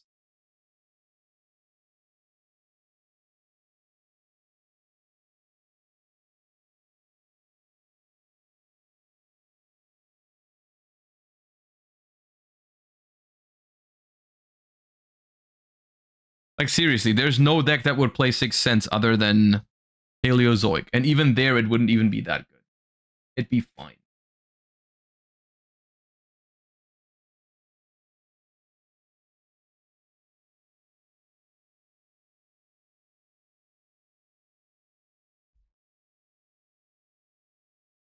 Lab would play it 100%? No, it wouldn't. No, it would not. No, it would not.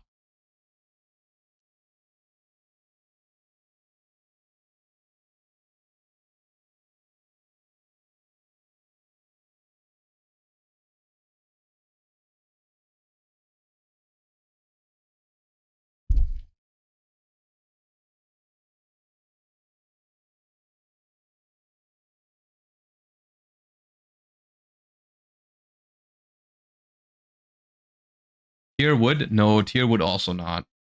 Unless it's paleo tier.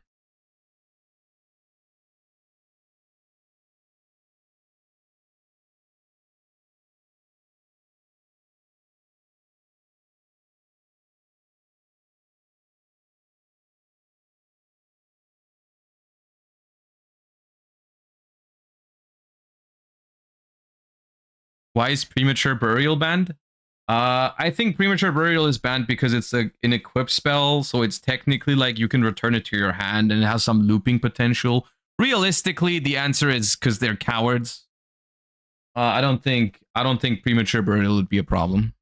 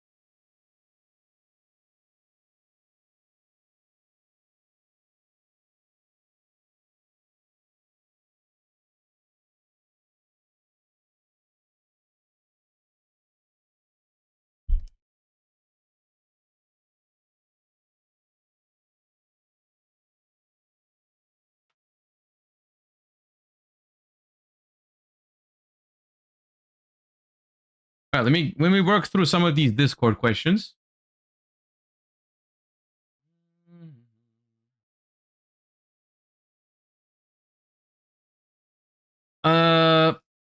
When creating deck lists from scratch, how much of public deck lists do you usually keep in percentage? How do you approach the base engine, non-engine, and personal preferences when creating deck lists out of already existing deck lists, or is it bad to try to create your deck out of existing lists?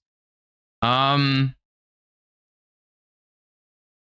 a tough one to answer because I don't go about it. I feel like I don't go about it the same way as you do. I mostly just like I try to decide on a deck, and most decks have like a set amount of cards that you just see in every single list for good reason. Simply because, like, I mean, you're gonna play a Malice deck. Of course, you're gonna put in all of the Malice cards. So like the baseline understanding of what should be in a Malice deck is usually going to be consistent between all of the lists you look at. Although I will say, I think sometimes it is worth double checking. Like in some decks, Malice is not a good example for this in particular, but like there's some decks where you can definitely rethink what people consider to be the standard. Like in some decks, you might want to play different ratios than what people consider standard. That happens every once in a while, but for the most part, I mean, Yu-Gi-Oh! Is a game that is being played by so many people that especially the meta-relevant decks are just being, they're being figured out to an extent, right? Like people understand how certain decks work and how they should be built, at least from a basic perspective, relatively quickly. And I think it's an important skill to learn when to deviate from what's standard and when to just like accept that some stuff is standard for good reason.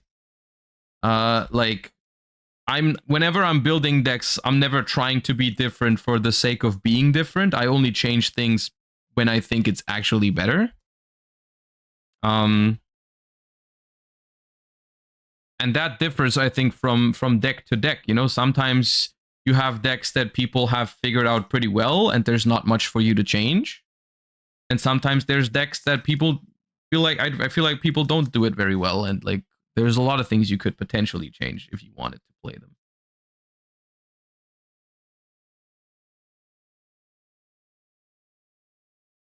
I think Ash Blossom is a good example. What do you mean by that? Like why is Ash Blossom a good example? Because they put it into every single deck. That's fair. Yeah, we've had this talk before, I think, at some point. I definitely remember talking about specifically Ash Blossom, because Ash Blossom is in a lot of decks for very good reason. At the same time, there are certain formats, certain times, certain decks that just don't benefit enough from it. I feel like this is something that has changed a little bit, though. I don't remember if we had this discussion before or after Fuvalos, because I feel like if your deck is weak to Fuva, there's no longer a question on whether you play Ash or not, which is a little bit of a bummer in terms of just deck building. But like, it's the Maxi argument in Master Duel, right? Where like Maxi existing takes out a lot from deck building. Fuva is in a lot of ways just Maxi light. And when I say light, I mean heavy emphasis on light. Like it is nowhere close to Maxi, but in some aspects it has similar effects on the game. And the inclusion of Ash Blossom in your decks is one of the things that, you know, Fuva has kind of forced some decks to do it. So it's like, for the most part, it's just like people are throwing Fuva, Maxi, Ash Blossom. Now I have it. People are throwing Ash Blossom into almost any deck now, but most of the time now they're correct because Fuva exists. Yeah.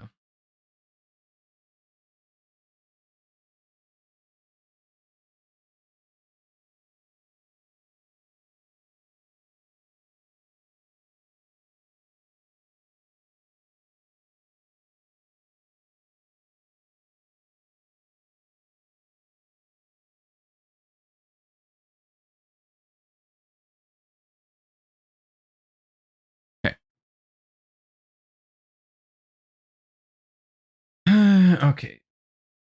One with Z. Simple. Thanks. 0 spells with Y.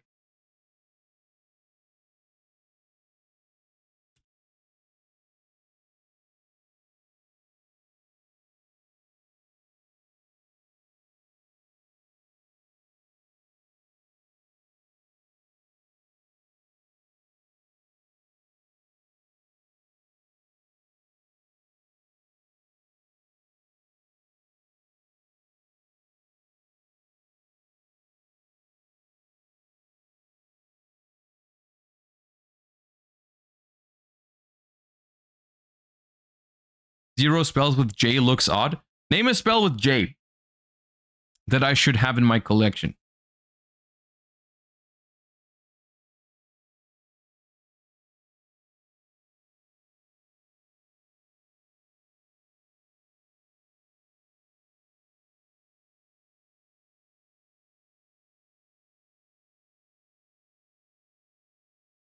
we've noticed the same thing with the monsters last time, is that J is a very uncommon first letter for Yu-Gi-Oh cards, or maybe in general. I don't know.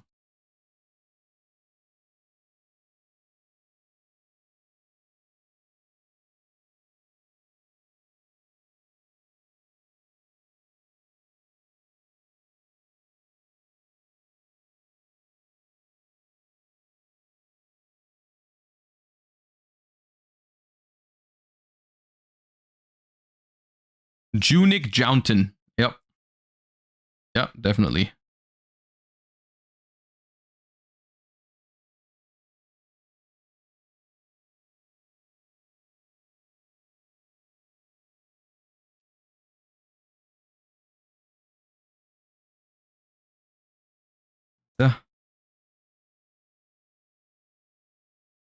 Tyrion. O-T-A-T-U. H-I. E-R-T-E-H-H-I.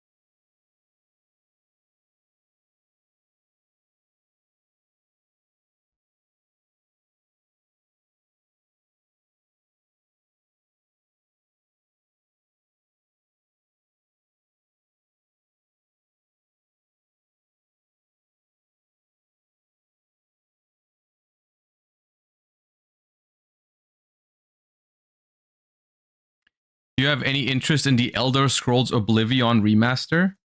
I have never played an Elder Scrolls game, so not really.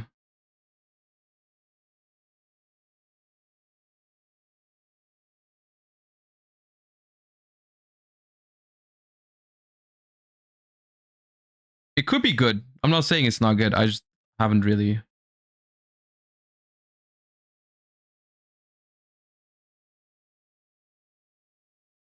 I don't have any connection to it.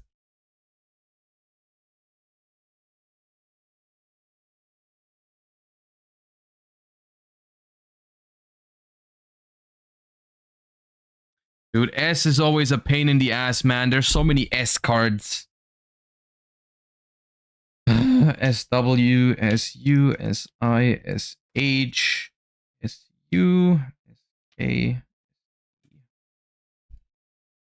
Say it with me. It's all gonna be worth it once I'm done with it. It'll be worth it in the end.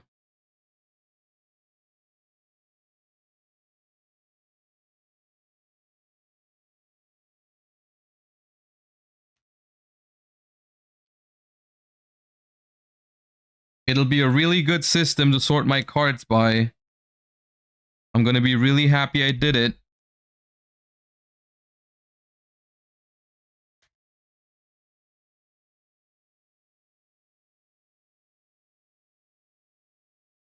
It's gonna be messy in 2 months anyways. No!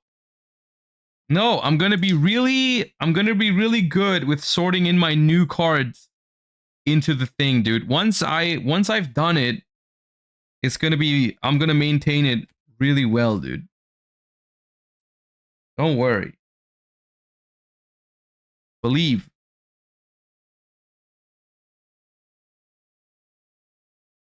Wouldn't it be faster to not sleeve? Yes.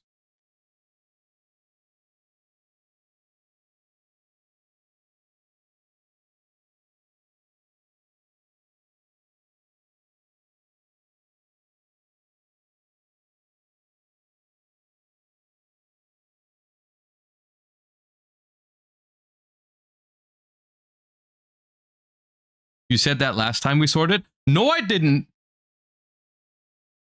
Maybe I did.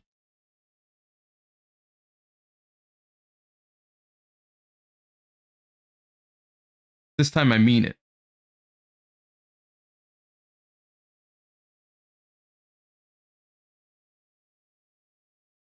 We will have this stream every week from now. Shut up! No!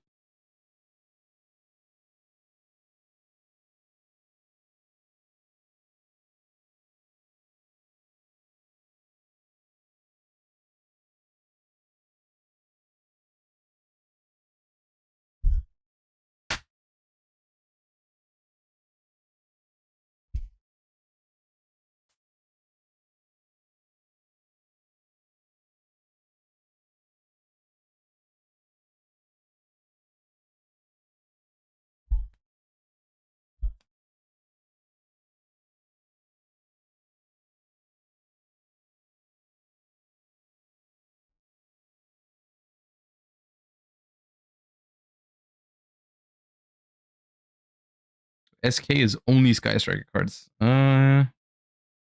Mobilize Mecha. Okay, Mobilize is after Mecha. Airspace. Mech Armory. Okay.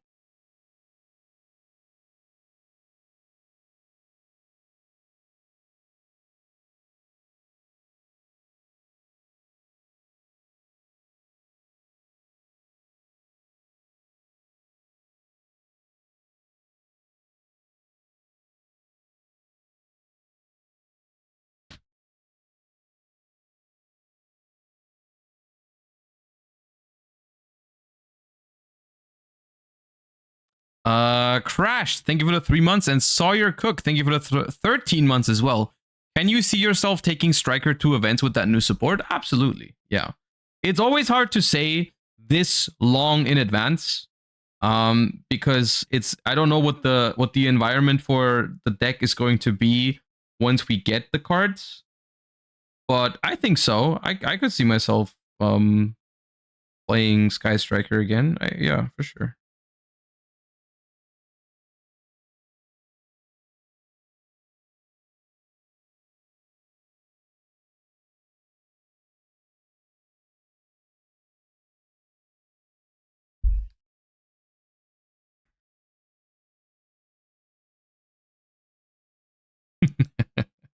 It'll be worth it.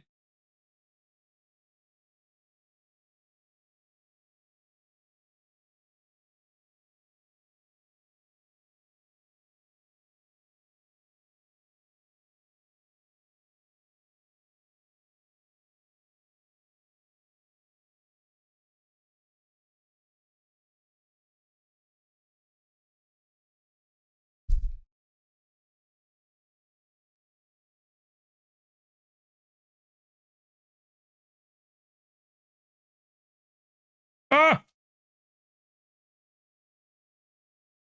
Did I mess it up? No.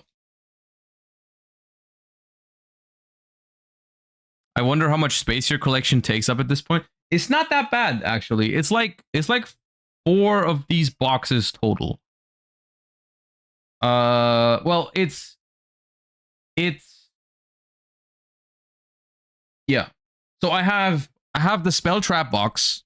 I have the monster and extra deck box. I have a time wizard box, and then I have one box that is just all random stuff. Like all, we're gonna go through it later because we're gonna have to sort some of the cards into these boxes. But that's basically it.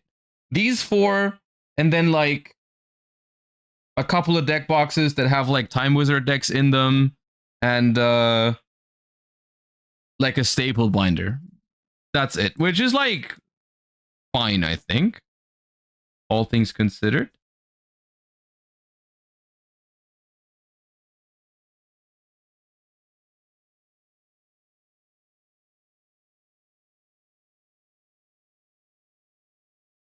Not bad.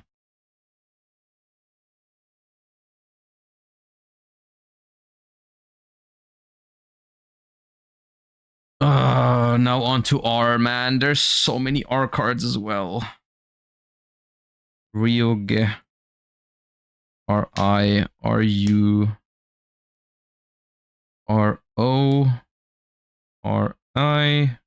Ryuge. Ryziel. R-U. R-E. R-I. O-A. O-E. U. A lot of them go into the runic pile, thankfully. Ryziel, runic, ready fusion, reasoning, rekindling, resonator call, red eyes, Raigeki, reinforcement, roar. Right. Okay.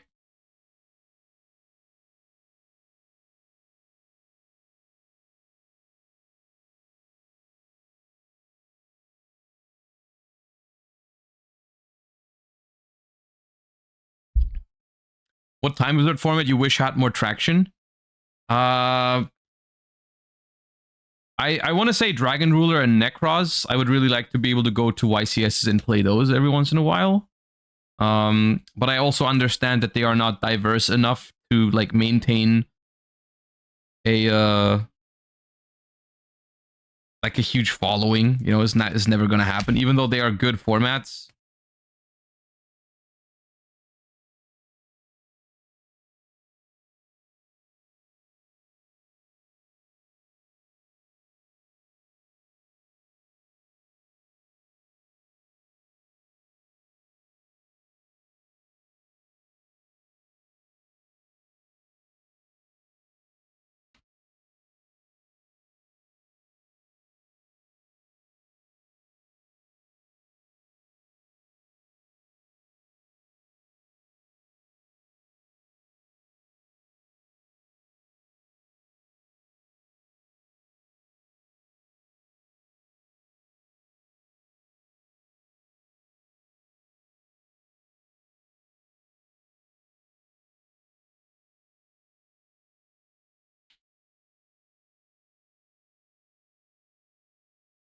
Did you see there are Starlights and Justice Hunters? I haven't seen it yet. Wait, this card is called Basil Rose Shoot in English. Long here. It's not a surprise to me though, to be honest. I was pretty sure that was gonna happen.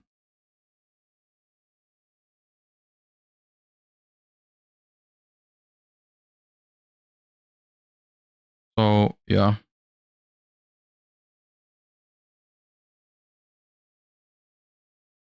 I mean, what else were we expecting? I'm glad that they are that they continue some sort of like premium rarity. And I've liked Starlights a fair amount. Even though I don't own many Starlights.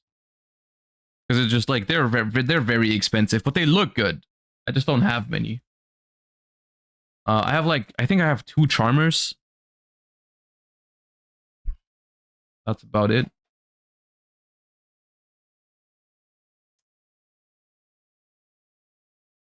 Born Fake with the gifts up to Simo. I appreciate that. Thank you. E U E E R E R P L R U U U E O P R R E O O I E A A.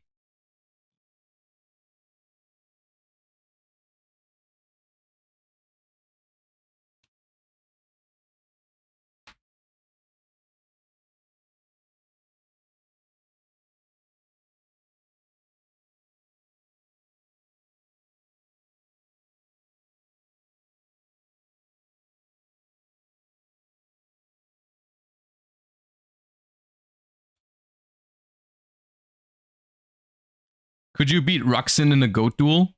It's funny you ask that because we have just recorded an episode of Wield Edison yesterday. I'm not going to spoiler how that went.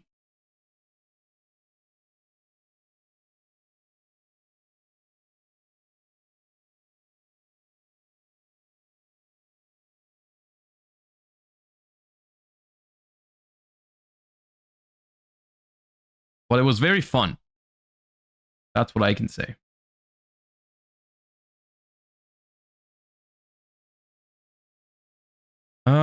We have more questions. Will you play Worlds this year? Well, I don't know. I'm hoping to. I will say I have not done what it takes to qualify in the TCG, so I'm not in the Worlds race for that at all. I might change that for next season, but it's a lot of work.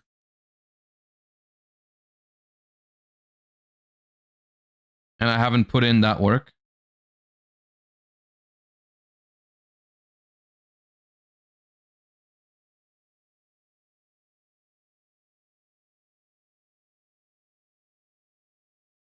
For Master Duel, I'm trying to put in a lot of work for the next qualifier.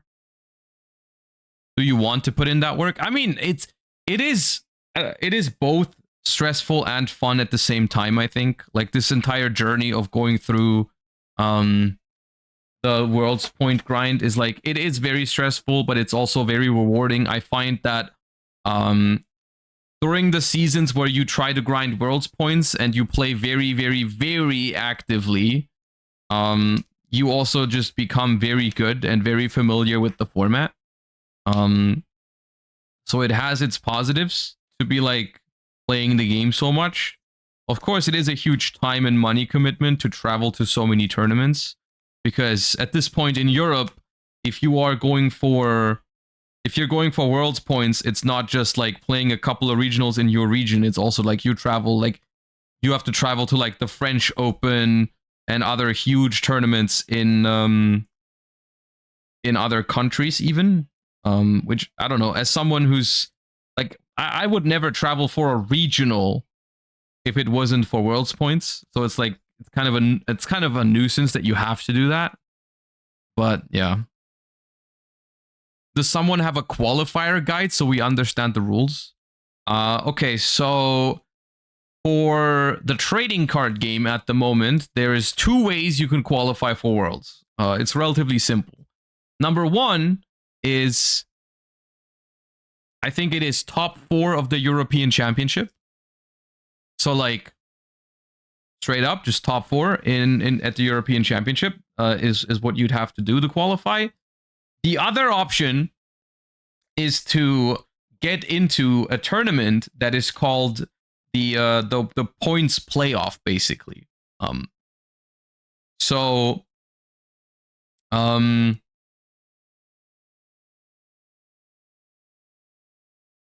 Yeah, I mean, it is basically what it sounds like. There's points awarded to well-performing players throughout the year. Regionals, YCSs, nationals, and the top 16, at least that's how it's currently, because those systems, they've adjusted them slightly in the past. But at the moment, it is top 16 of the point earners play for, I think it is 3 spots. At least it was 3 spots last year. Once again, that is always subject to change. I think from what I know, it's 3 spots this year again.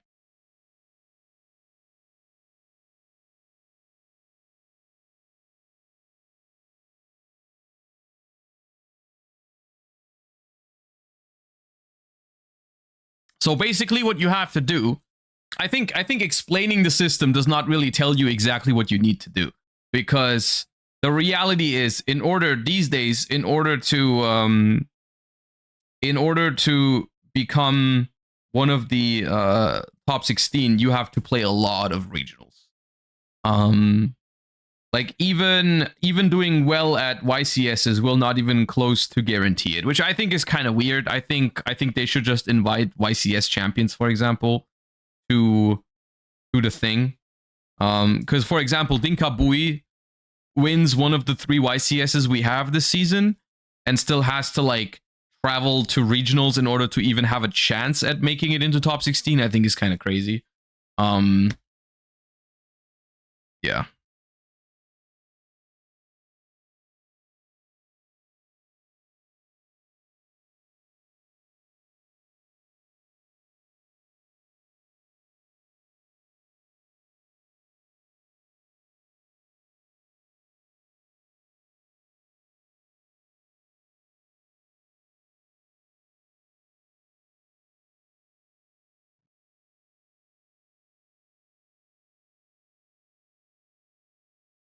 So it's basically like, for the most part, unless you do really well at multiple YCSs, you have to play like regionals, at least like I would say like 2 or 3 regionals a month is realistic for most people.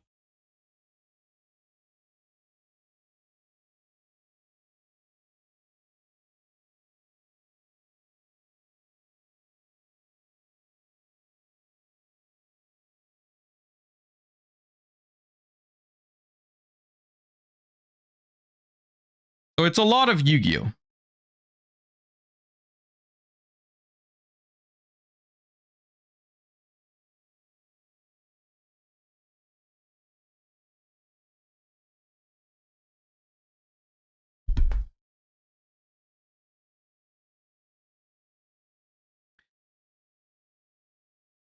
How do you know when and where regionals are? The Konami website is super outdated. I'm gonna be honest with you, I don't have a good answer to that because I haven't been actively playing regionals this year. But from what I heard, that is a problem that everyone has. Like this is super weird, and I have no idea why it is like this. But like, yeah, no, I don't know. It's really weird, and I don't understand why that's the case. But you are right. It's really hard to find regionals. Well, if for the most part, it's just word of mouth. It's just like people will ask me, "Are you going to this or that regional?" A lot of the time, and I'm just like, yes or no. But like that's how I hear of most regionals. It's just because people tell me about them. How did they find out? No idea. It's probably just like the store owner telling people about the regionals. They tell other people and so on and so forth. But for the most part, I have no idea why the information on regionals is so hard to obtain. But it 100% is a problem.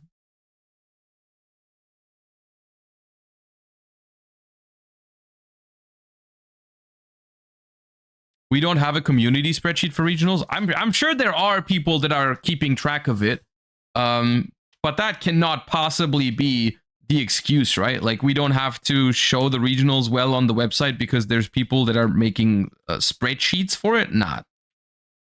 It's crazy.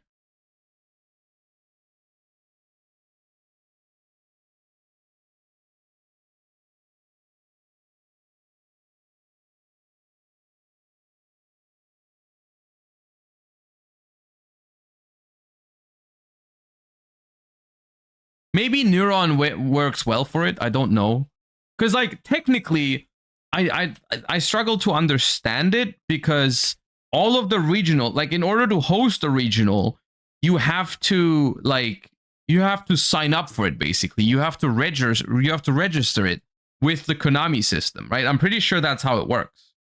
So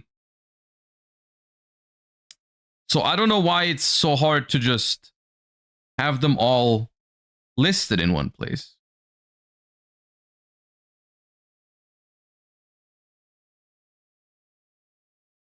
Neuron is kind of clean. Maybe it is. Maybe Neuron is the solution. Maybe it's just that I haven't been using Neuron actively this season. Maybe it's not as bad as I'm making it sound.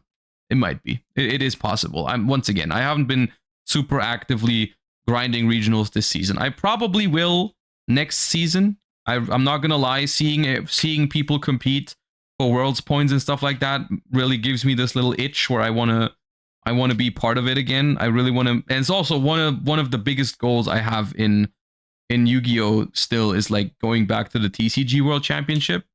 So I will do it at some point, whether it's next season or not. We'll see. But yeah.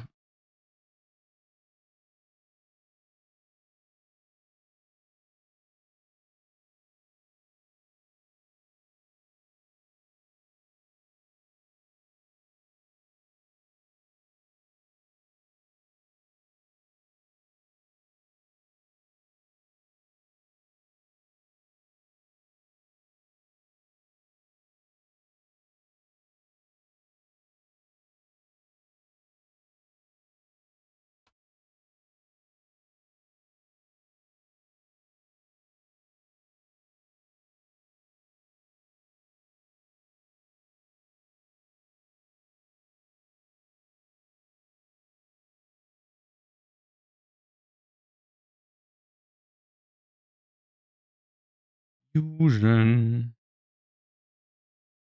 Deployment. Destiny. Armaments. Okay.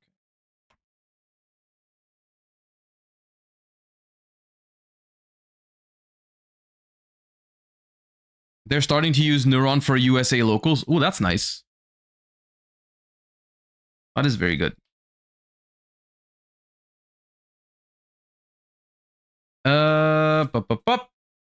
What would you say is the one or maybe top 3 achievements in your competitive journey so far? Which one are you the most proud of, remember the most fondly?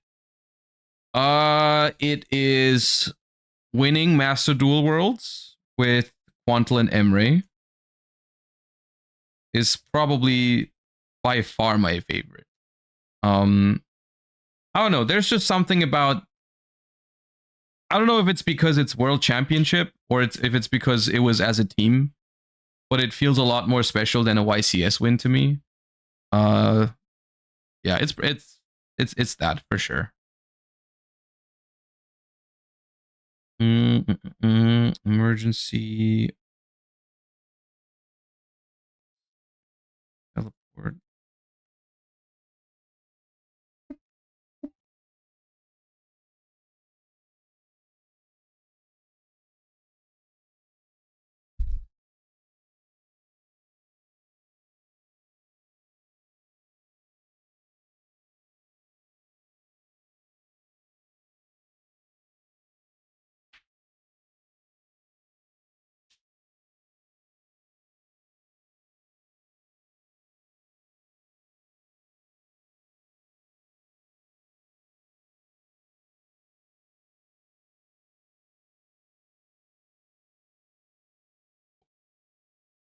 Same card.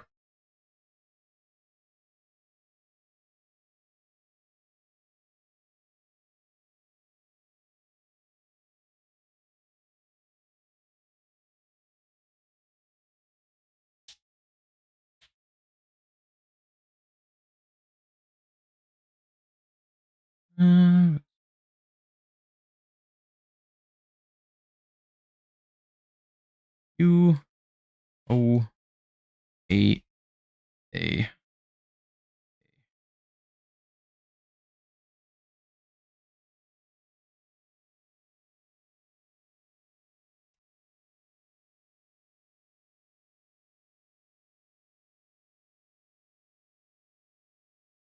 Why was the OCG so strong before and no longer doing well at Worlds?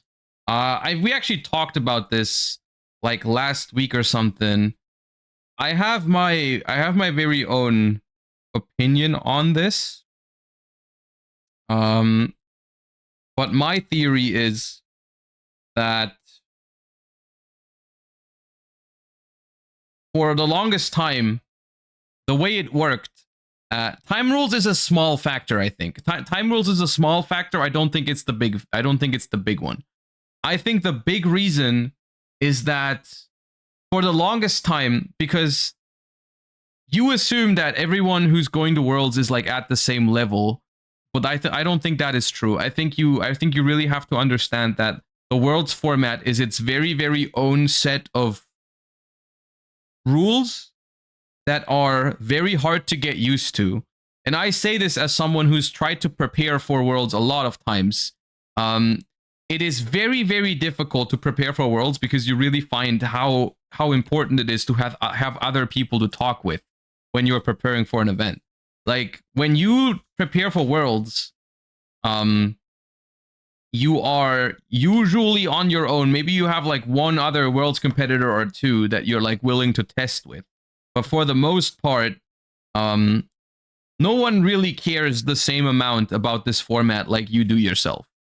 And so one huge factor is how much you have to learn for Worlds, basically, because the more the Worlds format deviates from your own format that you play in your own region, the harder it's going to be to adjust to it.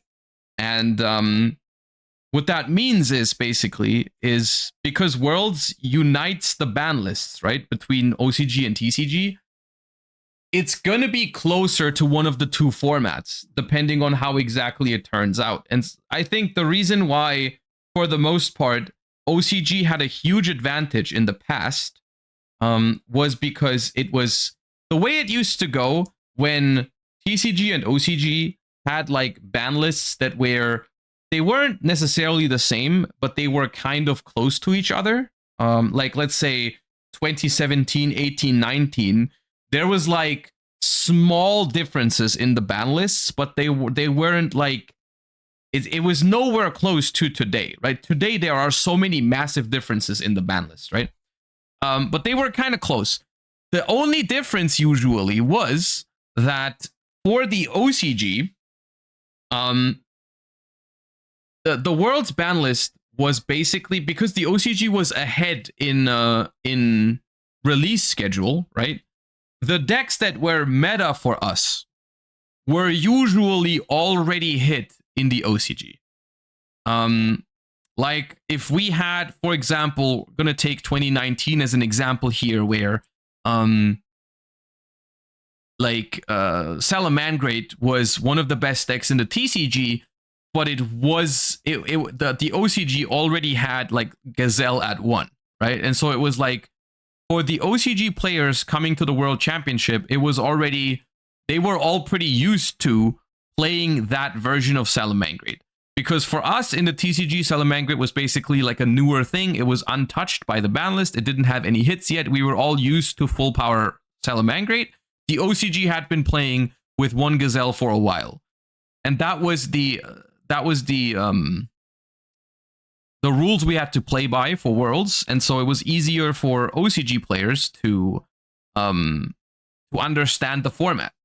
And when you qualify for Worlds in the TCG in 2019, you don't have that much time to learn it. Like you know when you qualify for Worlds, the weekend of Euros for Europeans, for example, which is usually you're gonna have a month or two to prepare. On average, probably like 1.5 months, which if you're preparing for the World Championships, that's not a lot of time. That is not a lot of time. I'm telling you right now, if I were to qualify for the World Championship this year in TCG, and there's like a month and a half of time, I'm probably going dark for 1.5 months because of how little time that is in the long. I'm probably just only focusing on that. But not everyone is able to do that, of course. But like, what I'm trying to say is, whoever's ban list is the one that's more restrictive, those people usually have an advantage at Worlds, which for the most time, it used to be the OCG, because they were ahead in release schedule. They were ahead, so their ban list had already addressed the decks that were still full power for us. So the Worlds format was closer to OCG than it was to TCG.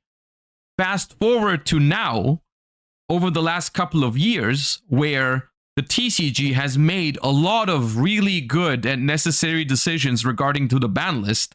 They've banned and limited a lot of really important cards that need to be banned or limited. All of a sudden, the TCG is the way more restrictive region in terms of its ban list. Like the TCG ban list is more strict. And all of a sudden, from the OCG perspective, they qualify for Worlds and they get sent this ban list that from their perspective just takes away so many cards that they are used to playing with. So many format warping cards that they all are used to playing with. They all qualified with those cards. They know the format inside out with those cards. You know, Maxi Legal, Two Called by the Grave, Baron the Fleur, Appaloosa, all those cards, format warping cards, are all now banned for them, and they have like 2 months to adjust, 1.5 months. I don't know. And I think that's why in the last 2 years, that's why I think TCG has been taking it. Of course, that's not the only thing that matters, but I think it's a huge edge to have, to be used to the format. I think it's a big deal.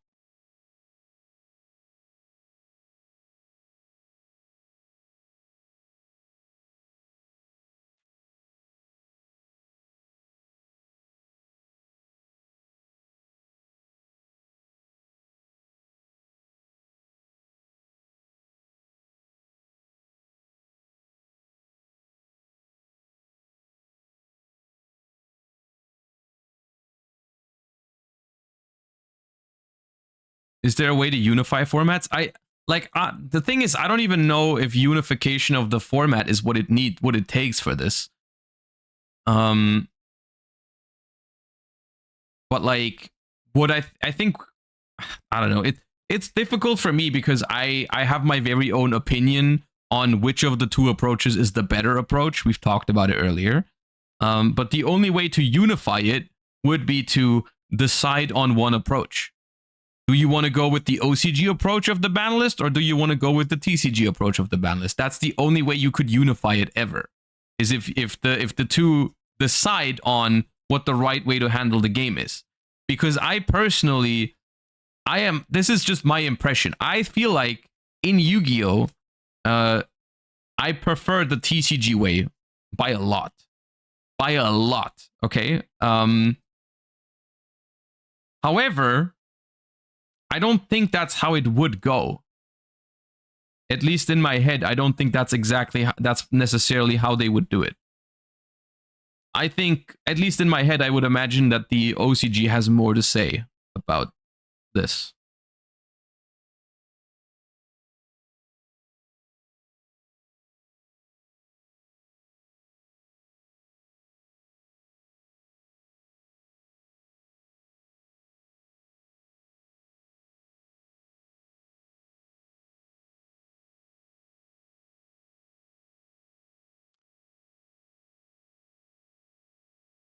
Yeah, it's a little bit of a shame that like OCG and TCG are so drastically different. I think at this point, I don't know what can be done about it anymore. I think ironically, one way to potentially fix this sort of issue, which I think is not very desirable though, is like if you had worlds for TCG and worlds for OCG. Because at some point, if this trend keeps going, and the games keep getting more and more like different, then eventually the format of worlds is just going to be unplayable and unrecognizable for anyone watching, because it's like not TCG, not OCG. What the hell is going on here? But I think it would be kind of sad if that's what ends up happening. I think that'd be kind of cringe.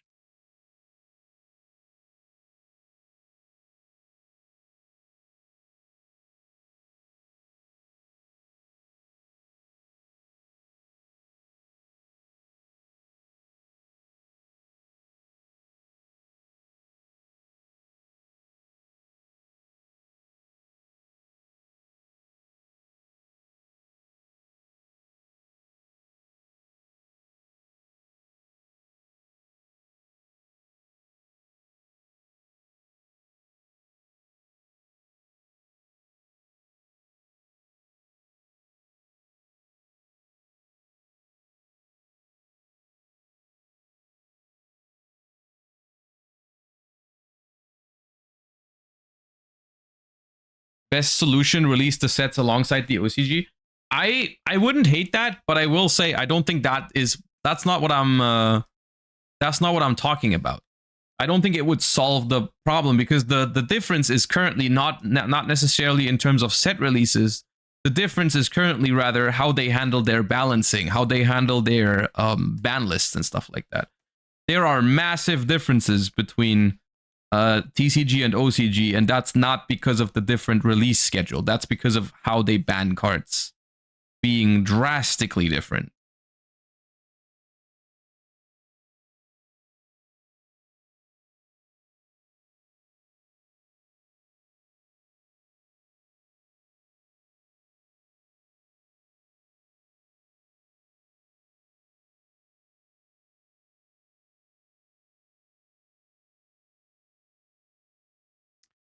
Bro Scanner, thank you for the 9 months. Thank you so much. Welcome back.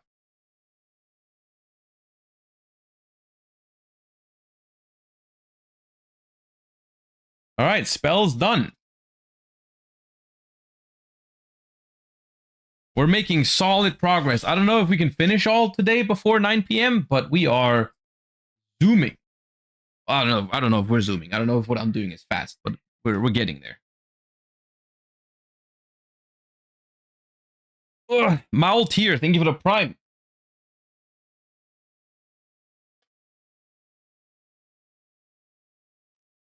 How many left? Okay, so what's left now is trap cards. Then I still need to sort my monsters by alphabet completely, because so far I've only sorted them by first letter.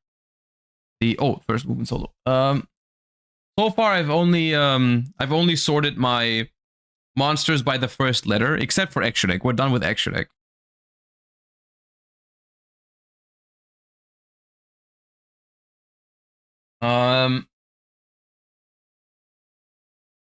So once we're done with traps, we're gonna sort my monsters by full alphabet, and then the only thing that's left after that is sort some of my completely unsorted piles into the system, basically,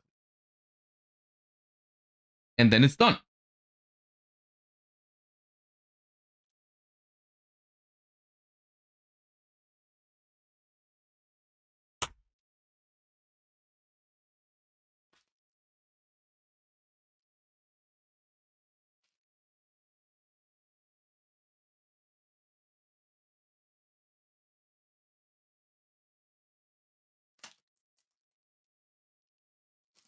Did your Chris Strong cards come in?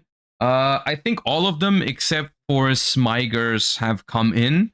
Because I had to order the Smigers from outside of Germany because no one on Card Market had English copies. So those have not arrived yet.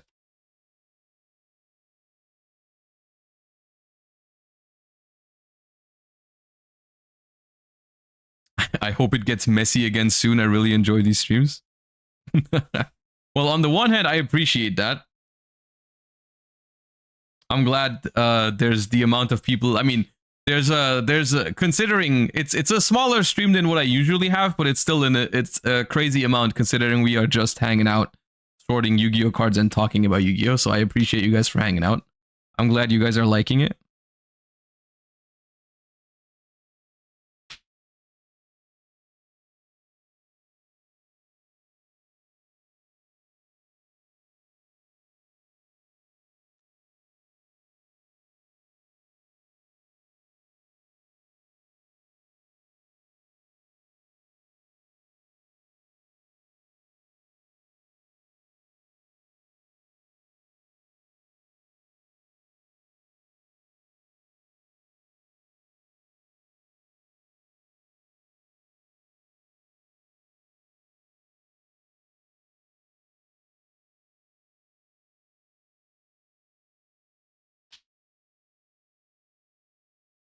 Do you have a picture of your collection somewhere? No, but I can take one when we're done, I guess.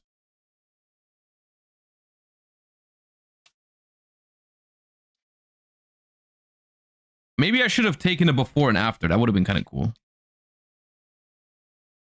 Too late for that now.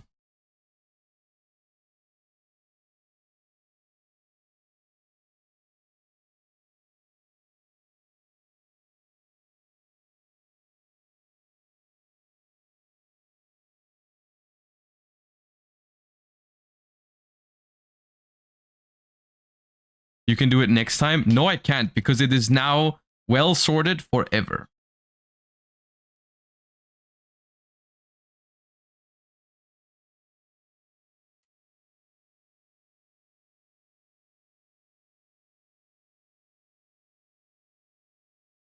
I cannot ever take a photo of my unsorted collection again.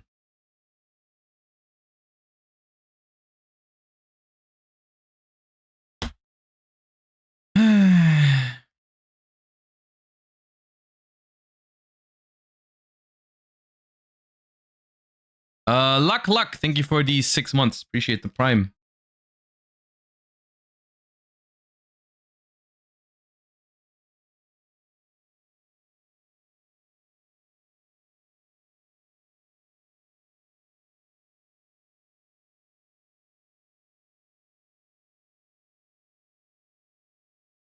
Next question. What is a German tongue twister? Also, do you know how much wood could a woodchuck chuck if a woodchuck could chuck wood? I feel like I've heard that somewhere already. What's a German tongue twister? We have some.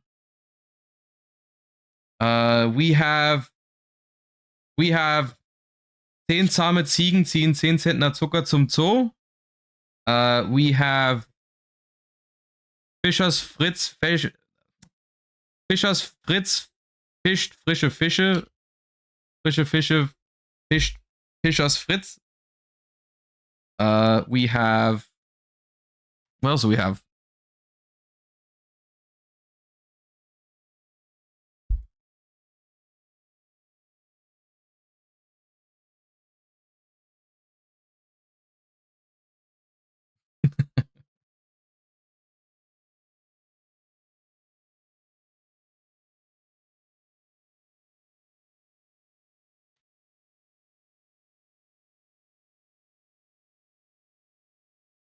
We have Blaukraut bleibt Blaukraut und Brautkleid bleibt Brautkleid. That's a classic.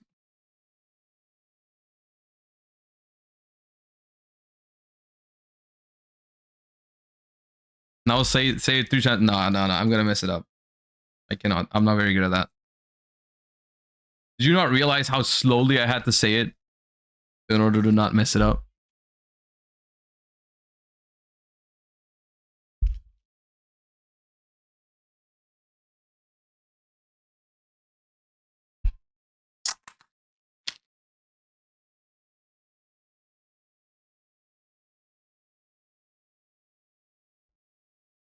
All right. Is Ash Blossom worth running if so many decks run so many engines and it doesn't feel very good to use? Is it almost entirely just a Molcharmy counter? To an extent, I think so. Yeah, I think Ash Blossom has been degraded to like a card that is not that good anymore. In against like it's just the cycle, I think, of Yu-Gi-Oh card design sometimes where like we have very powerful hand traps like Nibiru or Ash Blossom or Imperm, and in order for new archetypes to be successful, they design them in a way so that they play around those kind of hand traps. It's a similar thing why what's it called? Why Droll Lockbird, while still a very powerful card, has a lot of decks that randomly play around it. It's why you will see a lot of cards these days just set a card from deck directly, which is something that was not very common once. It's because they want to make those decks better into Droll and Lockbird, like Primite or whatever, right? Like Primite Ether Barrel sets the continuous spell instead of adding it, which just makes the deck randomly better into Droll and Lockbird. Or Ash Blossom as well. Yeah. And so it's very natural that after a while, even a card that seems like it can never be power crept, like Ash Blossom and Joyous Springs, eventually will feel less powerful. It's still a powerful card, but it's not as powerful as it used to be. And it is more like it's honestly sometimes it feels more like a liability having to play Ash Blossom, because I would rather maybe focus on other cards that do better things sometimes. But then if my deck is weak to Molcharmies, I don't really have a choice.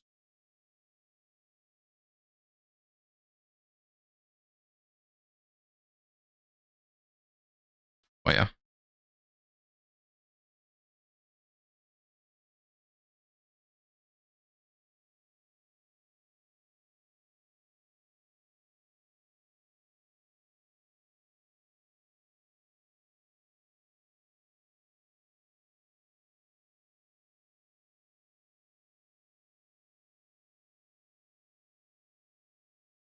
It's an interesting question because I don't really see them. I do not really see them mess around with hand traps at all anymore. Like, what's the last hand trap we've gotten?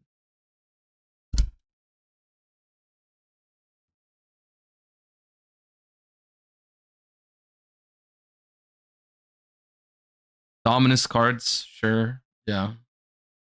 Okay. That's relatively recent. That is kind of recent. Well, Charmies and Dominus cards are kind of recent.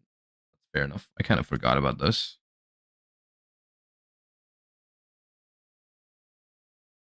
Singularity Fiend. Singularity Fiend is an interesting one.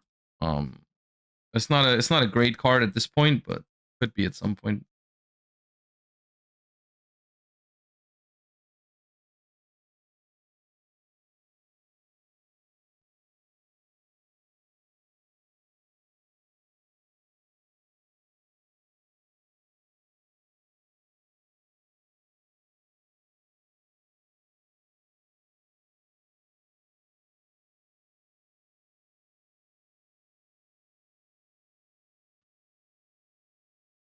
Give me a second. I'll be right back. Quick toilet break.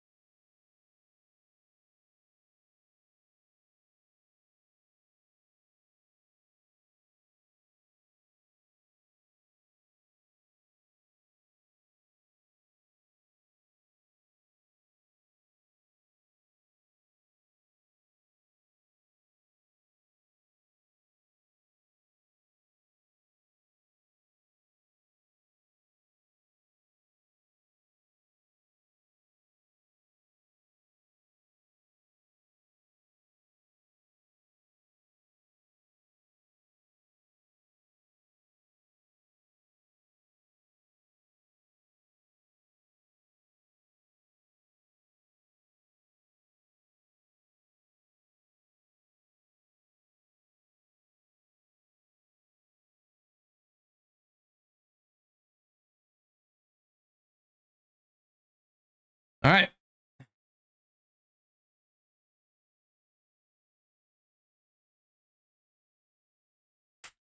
Where have we been?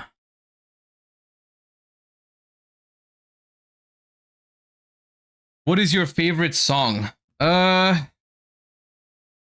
don't think I have a favorite song. I'm one of those people that whenever you ask me for my favorite in anything, I will never give you a definitive answer. Because I just can't decide. I don't know. I don't even think I have a favorite genre of music.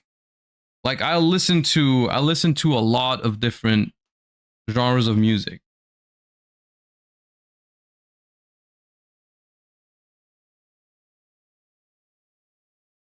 Yeah, I don't know.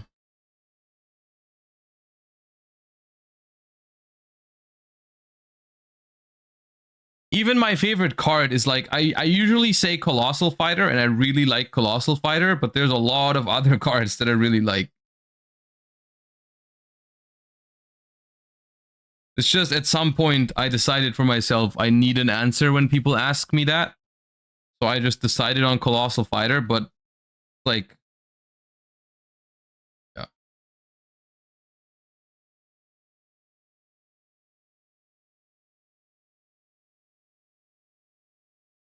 It's the same with everything, like favorite Pokemon and stuff like that. I have like 3. Yeah, more than 3, 4 or 5, whatever. Is orchestrated babble in your top 10 field spells? Top 10 field spells. Top 10 field spells. Probably. I mean, Runic Fountain is in there.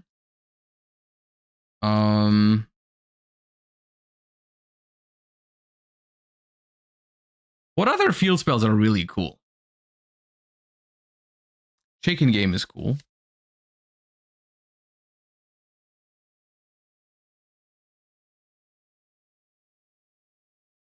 Sky Striker field spell is probably in there. You're gonna call me crazy. I think Mystic Mine is in my top 10 favorite field spells. I'll stand by it. It shouldn't come back, but I liked it.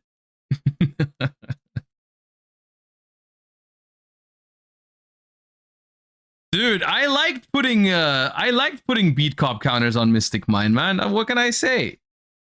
That was fun. Salamangreat? No, dude. I hate field spells that are engine requirements. There's no way Salamangreat, Sanctuary, or like the Blue Eyes field spell is ever in my top 10.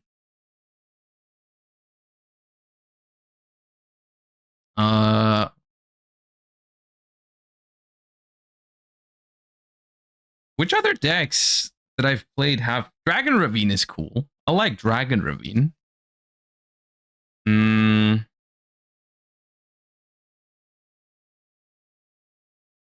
Maybe Centurion field spell. Yeah, I've been a pretty big fan of Centurion, all things considered. Labyrinth field spell is all right. Maybe.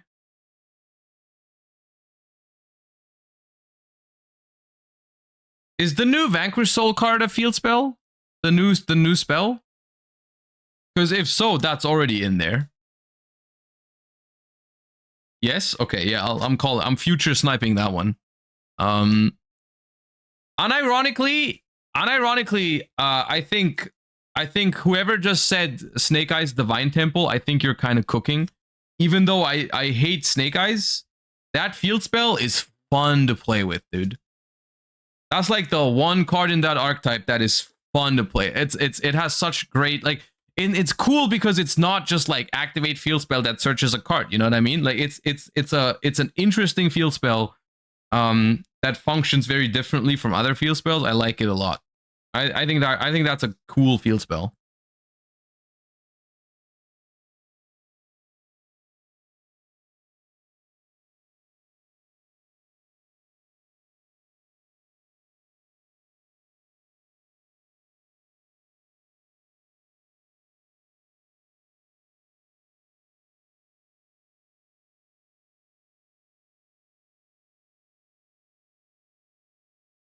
Oh, you're banned. That goes in a different pile.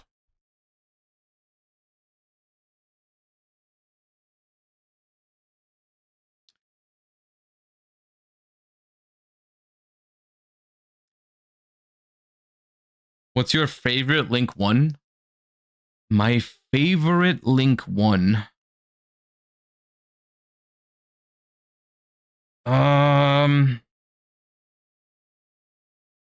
I was thinking of a Sky Striker Link first. That was my first like, yeah. Maybe Kagari. Maybe Kagari.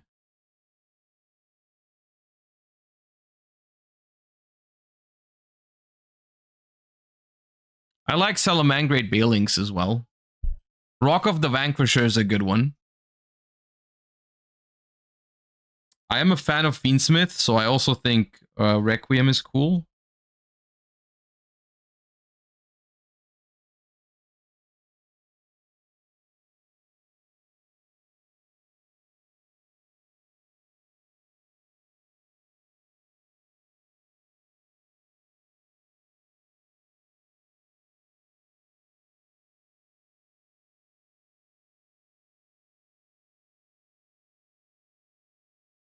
The Infernoble one is fun for a Link 1. The Infernoble one has a cool mechanic to it, but it's in a deck that I don't like. The idea behind that Link 1 is really cool. The turning, like, it's not a Link 1 for like a small card. It's like you have to turn a real end board piece into a slightly upgraded one. That's kind of nice. But it's just like I don't like Infernoble.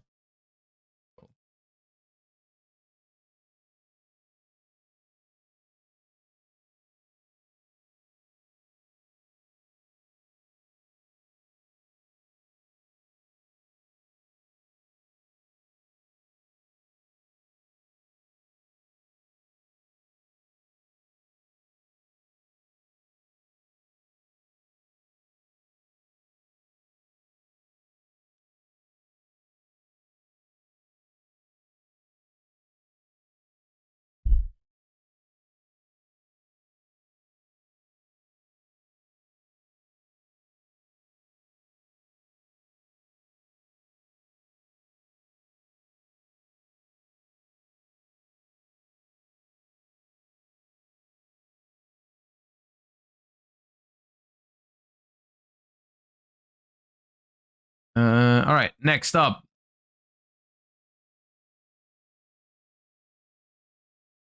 Are there any TCG formats in the past few years that you believe were underexplored and would be a good Time Wizard format?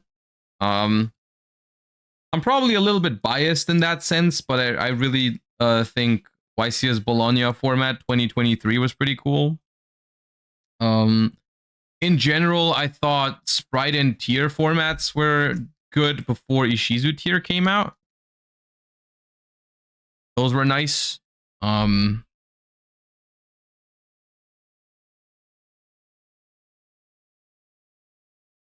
Yeah, Age of Overlord is probably my favorite format in recent years.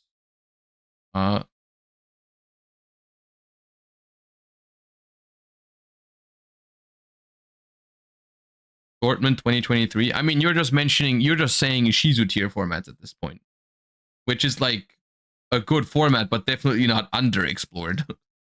I think what you have to realize when you're looking for, I think it is a necessity for a good Time Wizard format to have a lot of decks in it. Otherwise, it just gets really stale. Like, yeah, I like to play a good Tier Limit mirror every once in a while, but I wouldn't say that makes for a good retro format at like tournament level. Because maybe you'll have fun entering one. Dortmund 23 wasn't Ishizu. Oh, right. Wait, Dortmund, was that 22?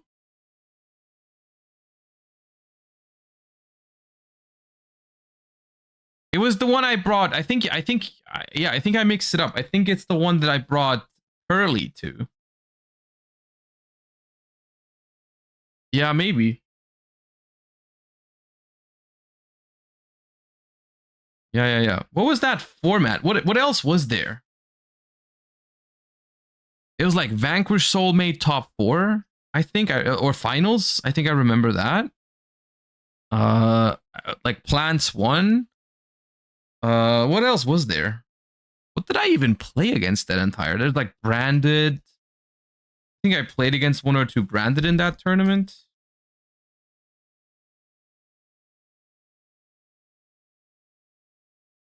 Oh yeah, Unchained, Tierlament. Yeah, that sounds good. Sounds good.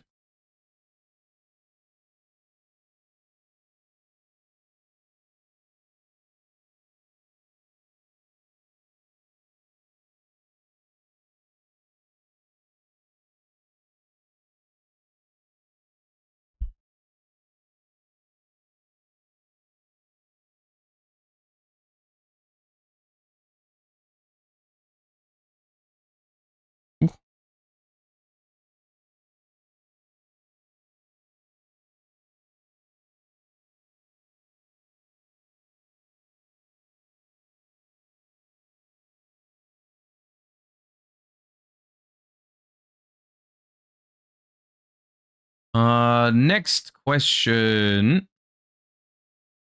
How do you pick a deck for nationals as an example? Well, that's it's a lot deeper than just putting that into one sentence. I don't know exactly. I mean, I don't know what I'm gonna play for nationals this year. But if you're saying like if you're mentioning nationals as a specific example, it's like I personally, the way I experience it in the TCG is like nationals are a little bit more like all over the place with the format. Like even last year when nationals happened during Snake Eye format, it was still like, I think I played against, how many Snake Eyes did I play against at nationals last year? Like maybe 4? Probably less than 4 even.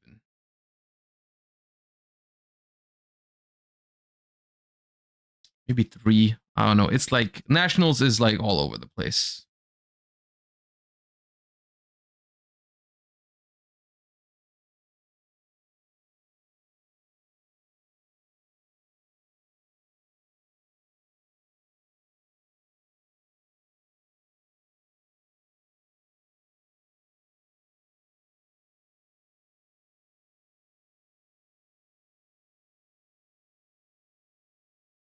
F R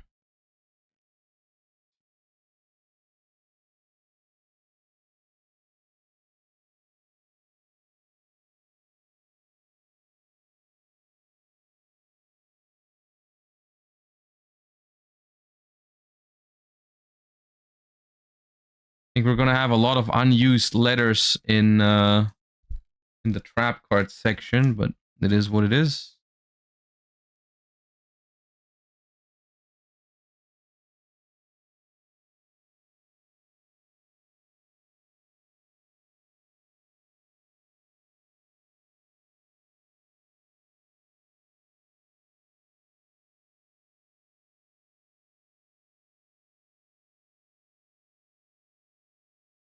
That is my playlist, yeah. You can go !playlist if you want it. It is public. Did have Dogmatic of Punishment.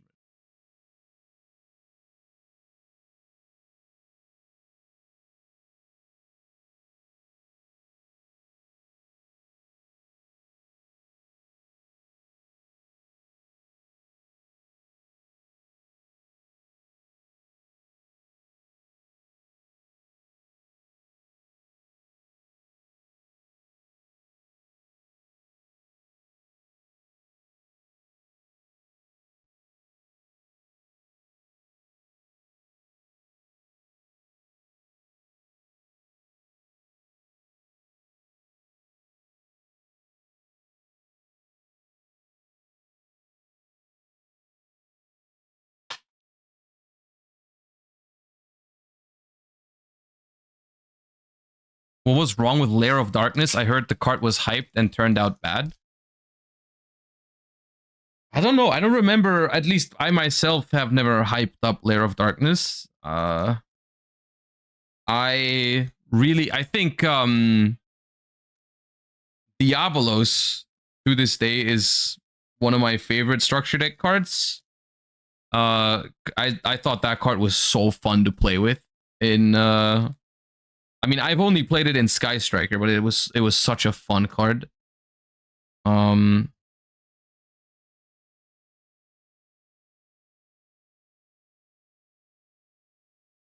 deck itself never saw much experimentation. Maybe it was hyped because the concept of tributing your opponent's monsters seems very powerful. But it just turned out it wasn't good enough.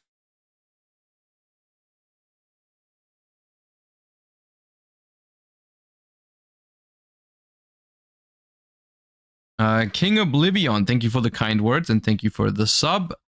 What do you think about Regenesis? I think Regenesis is pretty strong. I think, unfortunately for Regenesis, it is trying to play a game plan that might not be that well suited for the next format.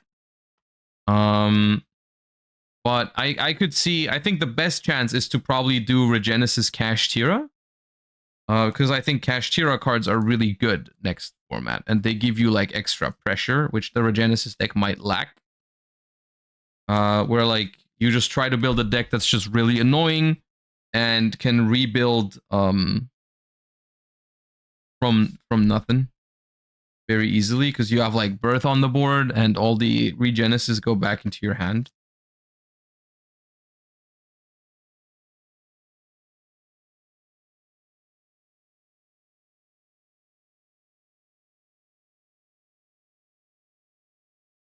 I think they're good cards.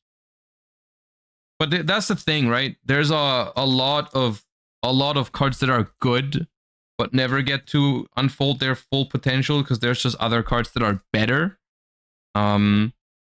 Which I guess begs the question, are they even good cards then if they're not good enough to see success? I don't know.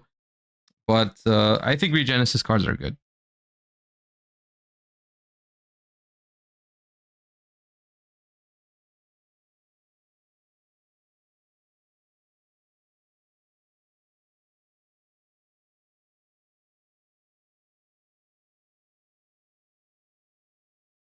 I really don't have a card that starts with N? That's surprising.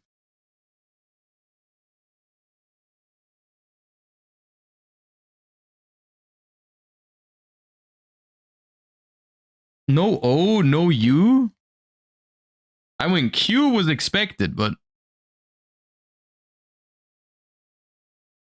Naturia. Oh, yeah, Naturia Sacred Tree is going to be somewhere. Yeah, okay, we're saved. I have Naturia Sacred Tree. I have 3 playsets of it.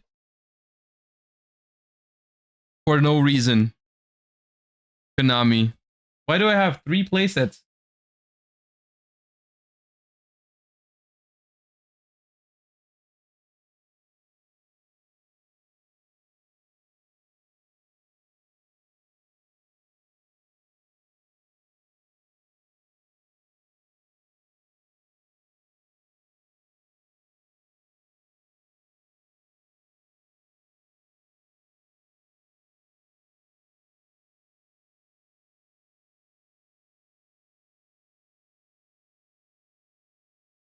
Maybe they should have hit Runic instead of Naturia.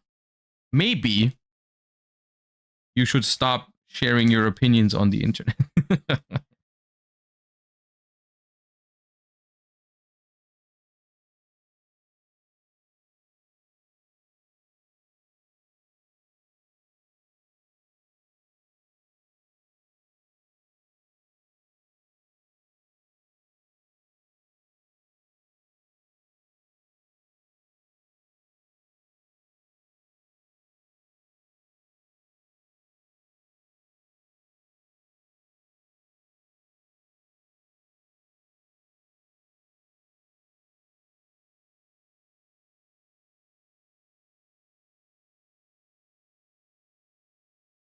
Will Konami fix Pendulum one day?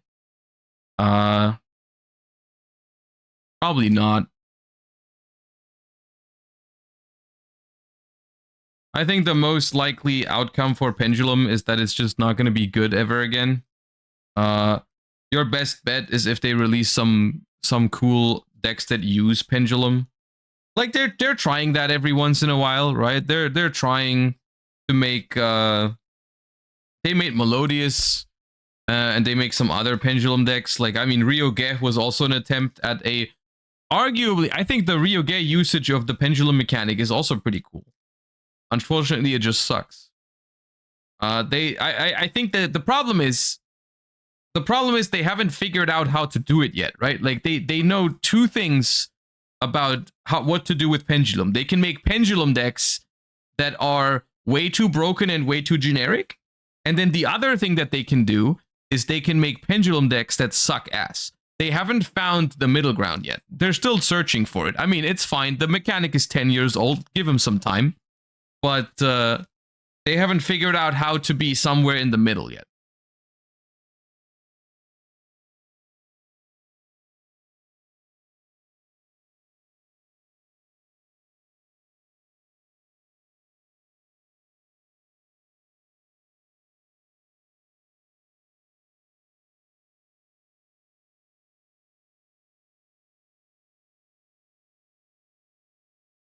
What would be a good deck to pick to start playing TCG and go to locals? There's so many decks you can play in TCG right now. Just pick the one that you vibe with the most.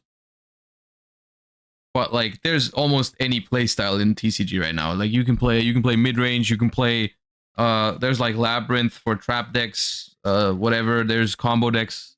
There's the Sacred Tree. There's plenty of combo decks. There's everything.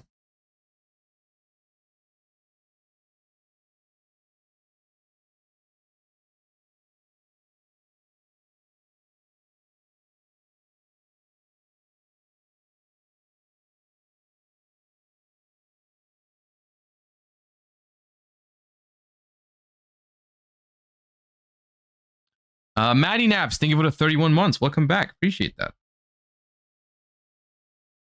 We have Fiendish Chain already. We had Fiendish Golem.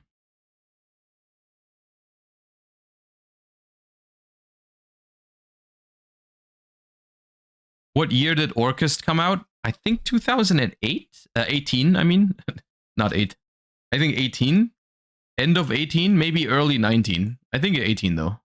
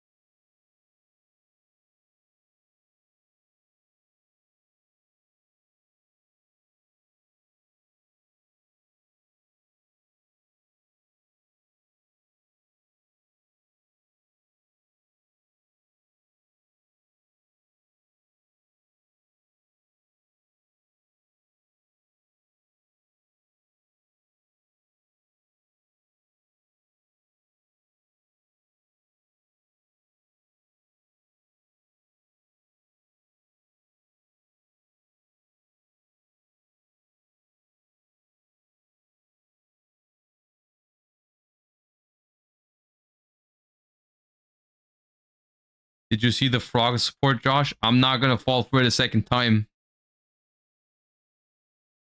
I'm not gonna fall for it again.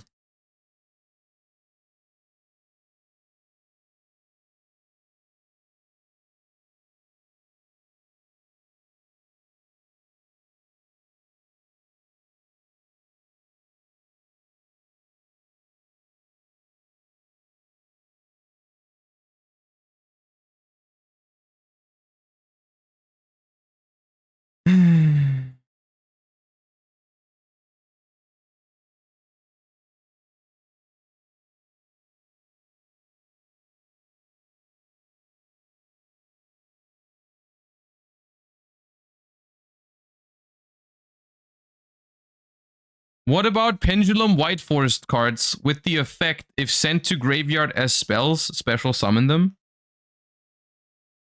I mean, that just doesn't work, right? That just messes up the pendulum mechanic. They wouldn't go to the graveyard. You can't send them for cost.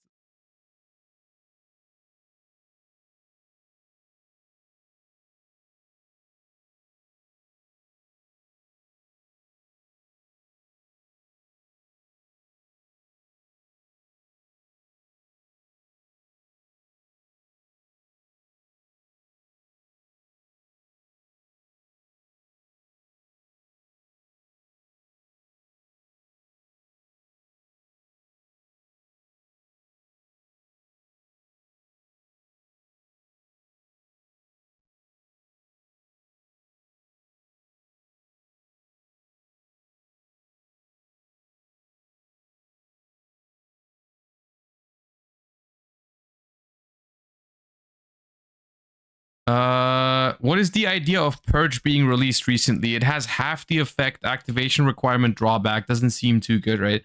I mean, I wanna add something to the Ash Blossom talk from earlier.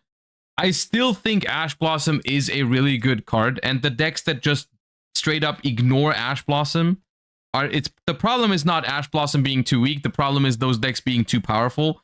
And I think the same is true with Dominus Purge. Like, Dominus Purge is a very good Yu-Gi-Oh card still. And if decks just, I mean, if a deck just doesn't have anything that you can reasonably hit with Ash Blossom and still is broken, then it's probably doing some very, very busted stuff. It also just so happens to be, I think the only reason why Ash Blossom doesn't feel that good right now is because Malice it just feels like it's completely designed to ignore Ash Blossom. Because all the things you can Ash in Malice are just the things that they don't really care about. Which is just annoying. Oh, Orchid's Crescendo last minute saving the O category. Okay, we're done. But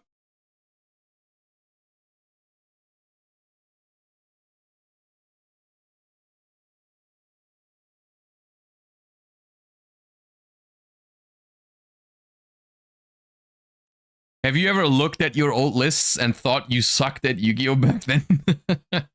I wouldn't word it like that. I do think sometimes I look back at older lists and I'm like, I could have done that better. But I think, I don't know, I just look at it differently.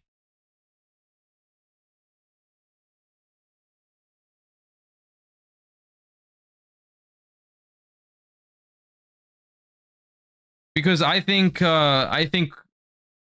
this entire thing of looking back at something and being like, I could have done that better. I don't have any negative connections to that because I probably had my reasons to play the deck a certain way back then. And you have those reasons and then you learn from it and then you grow and that's fine. And I think it was still good that you did it that way for the most part. I don't know.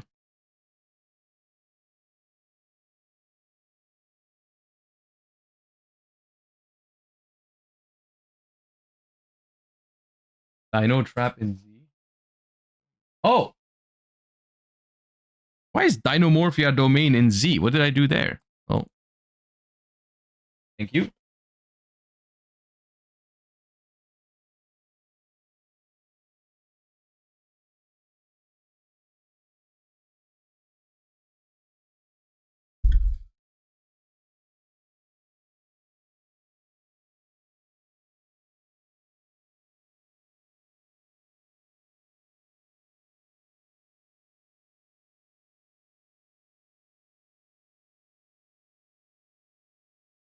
Because Dinomorphia makes you ZZZZ. Yeah, fair enough. You have a point. You have a point.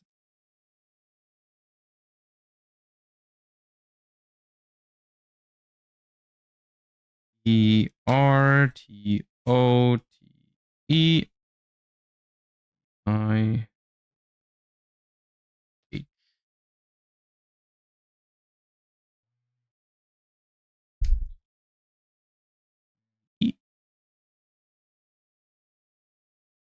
HTA.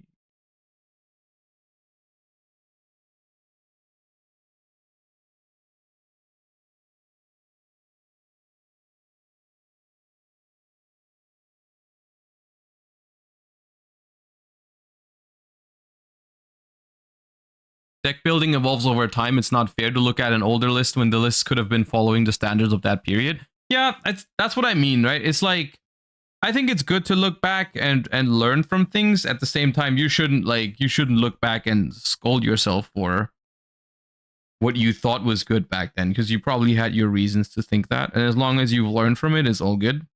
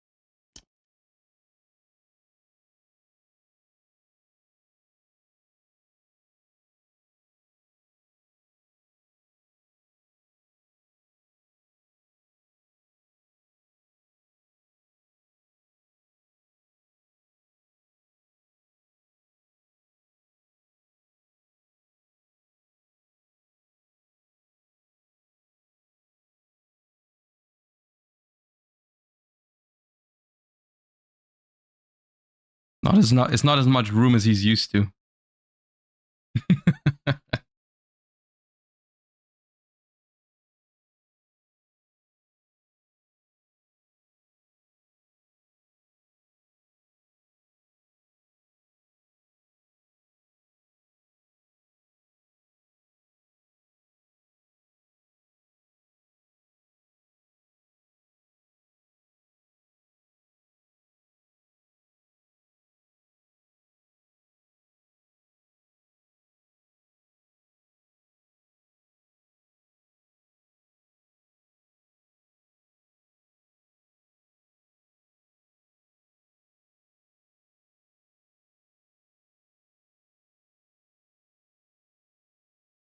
No, no, no, no.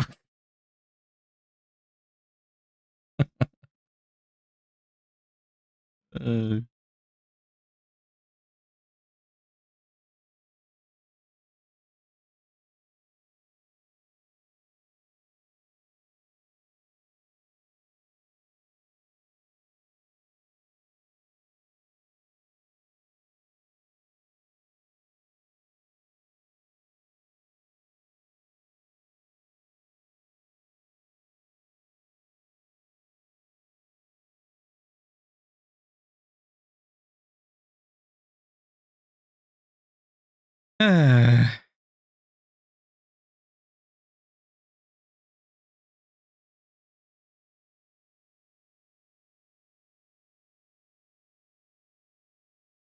it'd be like that.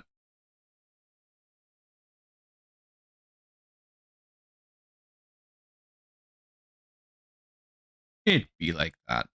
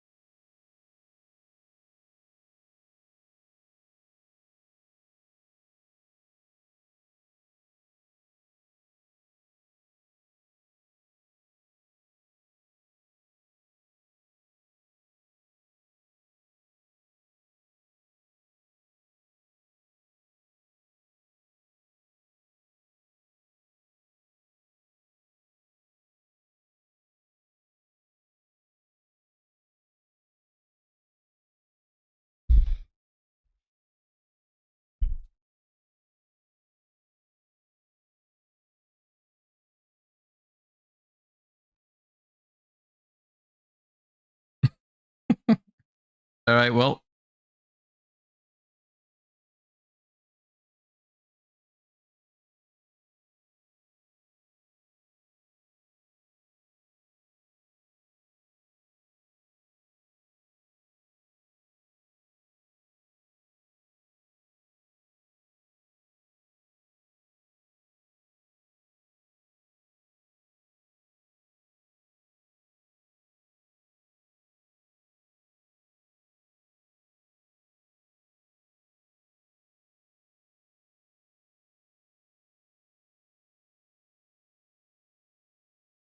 We can keep going. It's all right.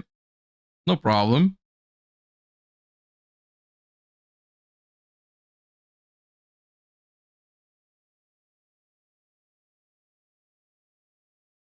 S P S I S I S P S P.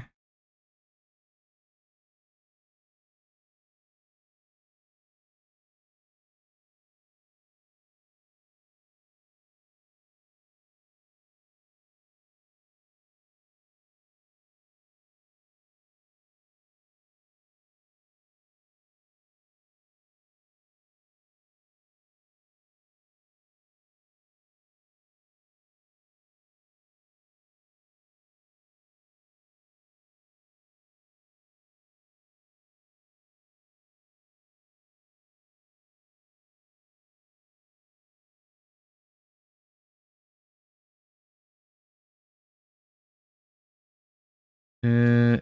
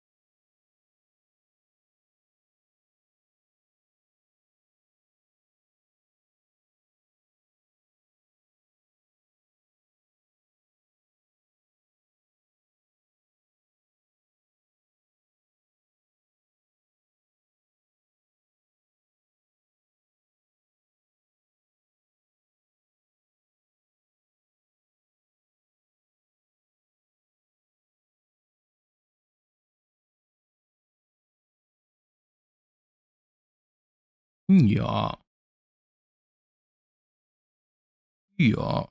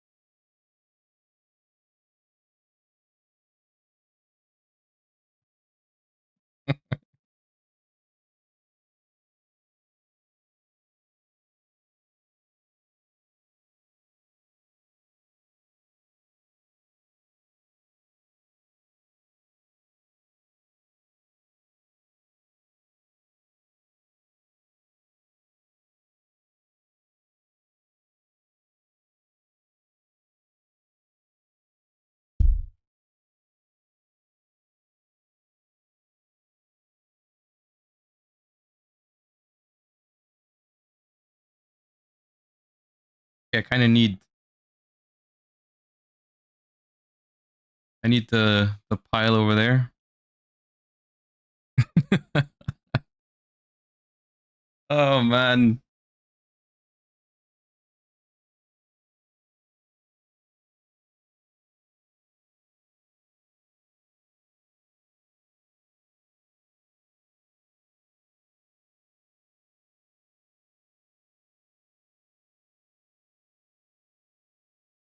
Why did someone gift a sub who's called Shmoshua Jid? Who made that account?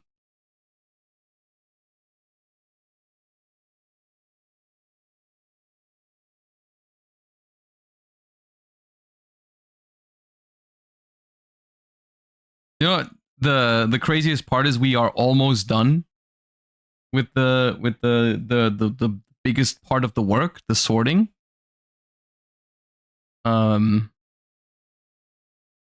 Why?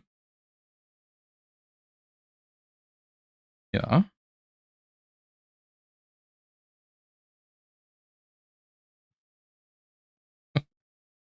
Hold up, maybe some treats can help.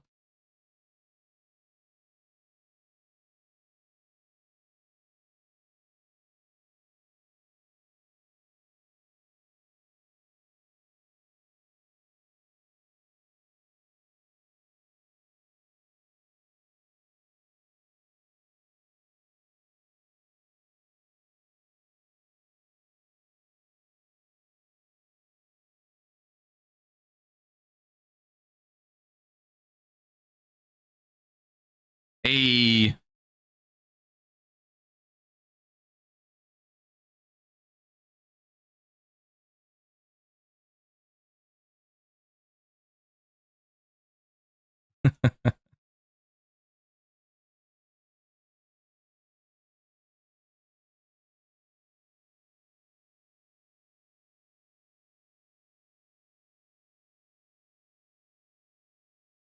dude, nothing will ever beat the one time Charlie jumped onto my desk when I was streaming and I put the cat cam on, and then he rolled over onto the keyboard and he pressed, I don't even know what he pressed, but it was the exact button combination to turn off the cat cam. I don't even know what the key combination that is on OBS to like disable one certain like scene or whatever. But it was just that one. I think maybe it was just undo, because it was the like I turned on the camera, the source, and I think he just went undo. But that was crazy. Anyways, where were we? Here.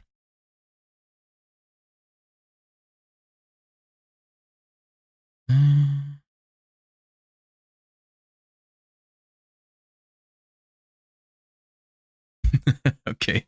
I see you guys are having fun gifting subs to different accounts now. Okay. Anonymous gifter, thank you for the gift sub to Maxi. Also, this is the... Let me check how many times... Dude. Look. The Kill Ronin account has been subbed to my channel for 12 months. They've probably never been here. 0 messages, 0 whatever. They probably don't even play Yu-Gi-Oh! But they have the Ronin toad. You know what's funny? I just noticed this, but you've just gifted them their 12th sub. Do you know what that means? Is that the Kill Ronin account now has a Ronin Toadin sub badge. Isn't that ironic? I think he's hungry. I think he's hanging out here because he's hungry. Hold up, I'll make him some food. I'll be right back.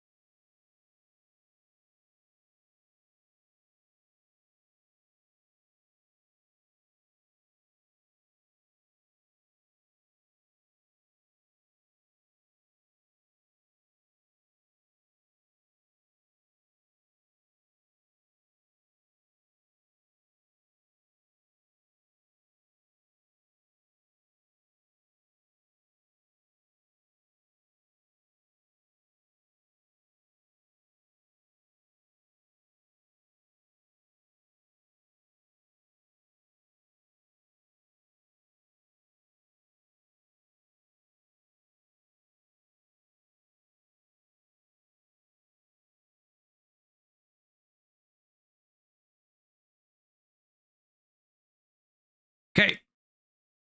Let's proceed. Dude, we are on the... I can see the end for this whole process.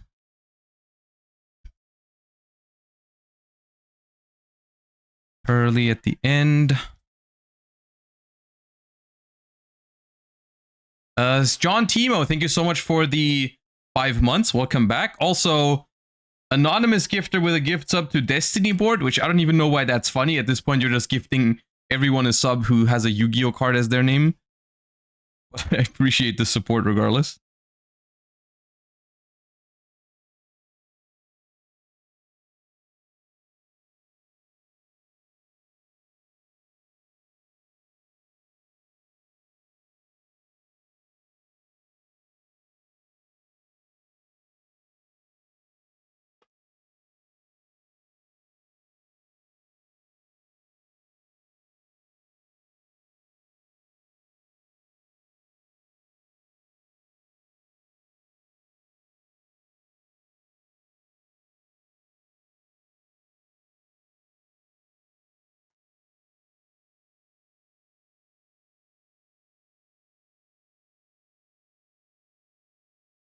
Squirrel Fox, thank you for the kind words. Appreciate that.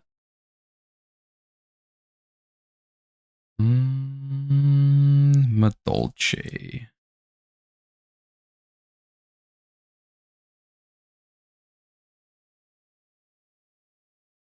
Magic. No, wait. Macro is the first, actually. Macro. Then...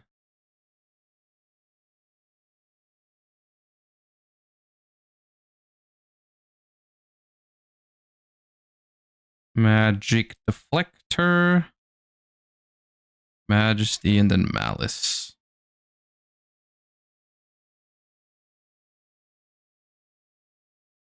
That.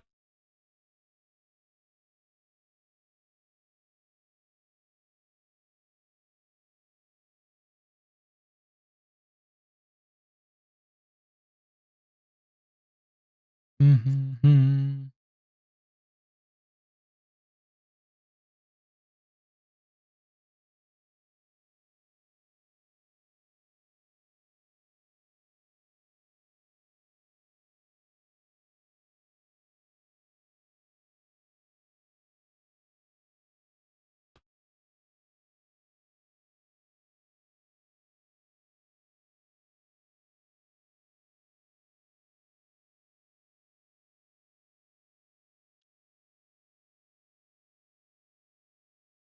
Okay, I see now that we probably don't have enough time to go through every single question. So I'm just going to go through some of them that just jump out to me as like interesting. Hmm.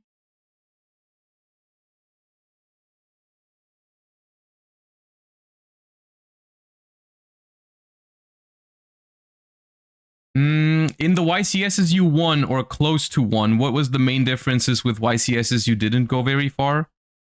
That's different depending on like from YCS to YCS. I think there's some YCSs where the reason I didn't go very far was because I just played a bad deck or I made some misplays.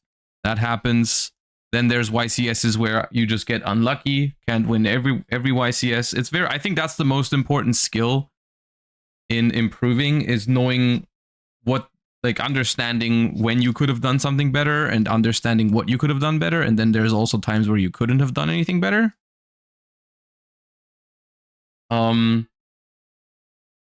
But in order to win a YCS, it always has to be like your day, at least to an extent. Like you always have to get at least some level of lucky. No exception. So sometimes maybe that's the difference. Maybe the difference is the ones I won is just I was a little I played well, but I also had the luck that was necessary on that day.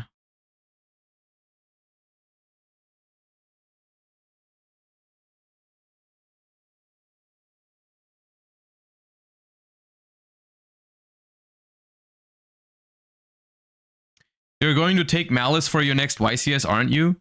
I don't want to, but if it is the best deck, and I think it gives me the best chances of winning, I would probably play it, yeah. It's like me disliking a deck is not the same as I would never play that deck. It depends. Like, there's definitely a level to it where if I hate a deck, like hate a deck, I might not play it because of it, but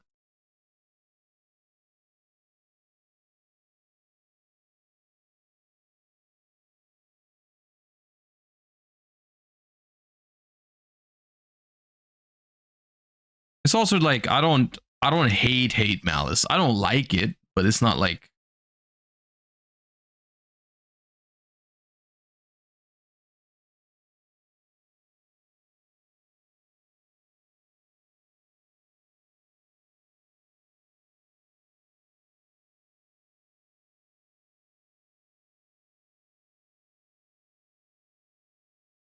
what's a deck you've actually hated?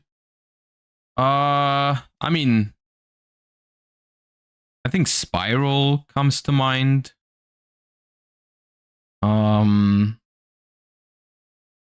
Mathmech technically, but it's not really like Mathmech became more of a meme because it was just something I brought up a lot because I think Mathmech was like one of the first real like big offenders of like the one card combo toxic playstyle that I don't like. So I think like decks like Yubel or like specifically Yubel is something I would say I hate more than Mathmech or Plants or whatever. Like Mathmech was just the first and kind of became a meme because of it, but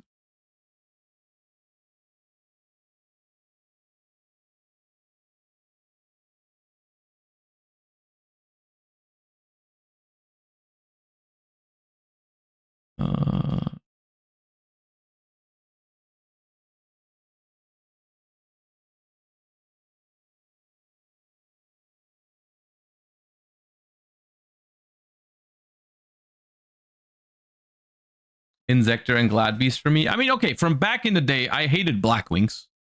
That was like the first deck I really hated. The OG cringe deck is Blackwings for sure. Yeah.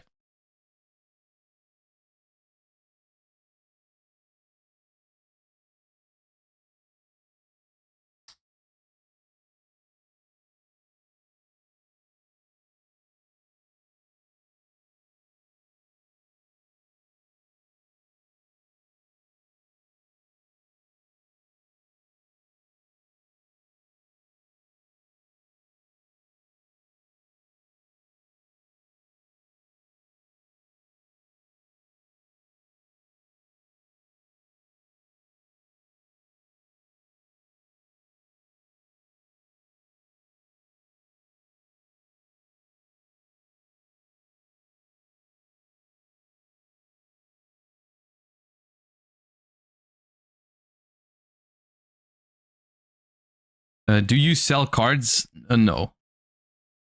Not at all, really. Which is why you'll notice I have a lot of stuff laying around that I haven't used in a very long time. But yeah, it is what it is.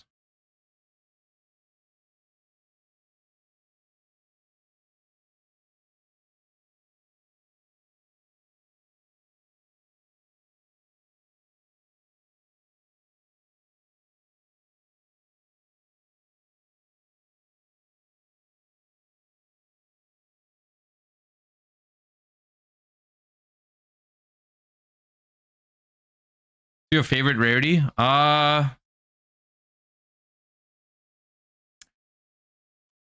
Rare. I like rare a lot. I'm a simple man.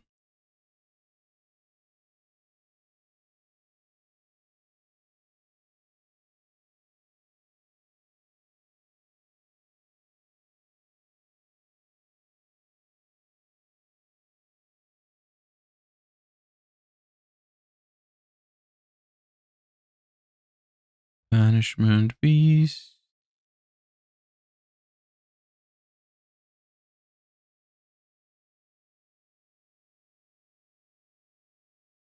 Any ghost rare enjoyers? In terms of high rarities, I like old ultimate rares. I like collector's rares from the side sets. Not that much from rarity collection. They're fine from rarity collection, but I like the original ones more.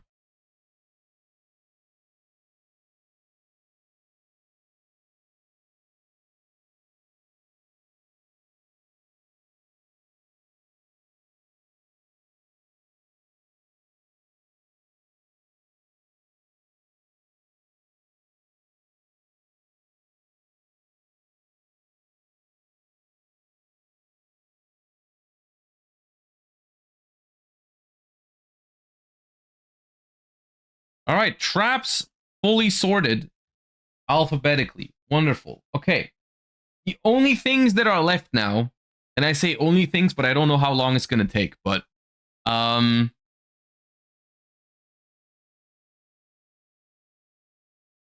this is currently the monster box. And when we did the first sorting stream, these two rows here, which is just like the effect monsters, and I mean normal monsters, I guess too, but these are only sorted by first letter. So I still need to sort these by like fully alphabetically, which is a very annoying task, but we have to do it. Yeah.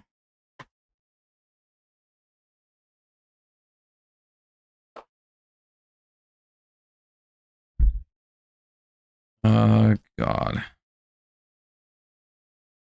Maybe I have enough. It'd be really cool if I had the letters here again, so I could sort them by second letter. That would help me a lot. Hold up. I have more dividers. Just do attribute. Yeah. Thank you. After we are, I don't know, 13 hours into sorting, let me just change everything. Let me unsort them and now do attribute. Thank you so much.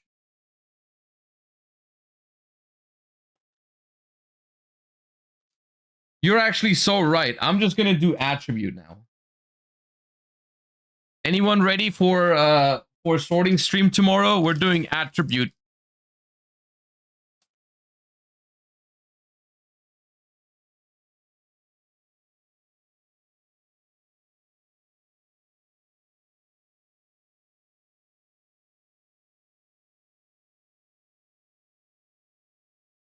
Use bubble sorting algorithm? Yeah.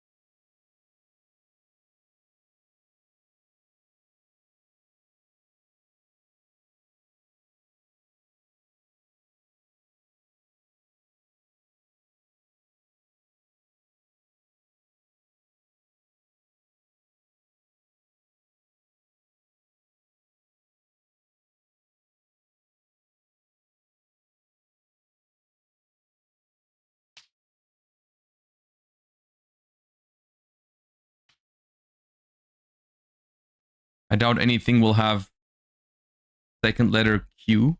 Actually, Aqua would have that.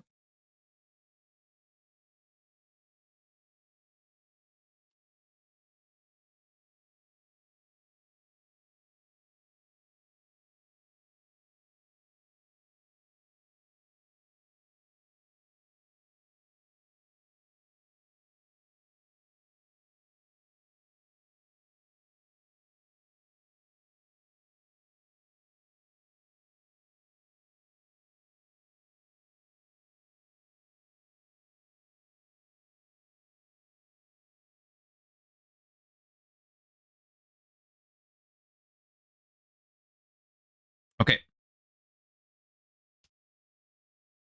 So now we can use this to sort by second letter. That's going to make it faster. B, D, M, S, L.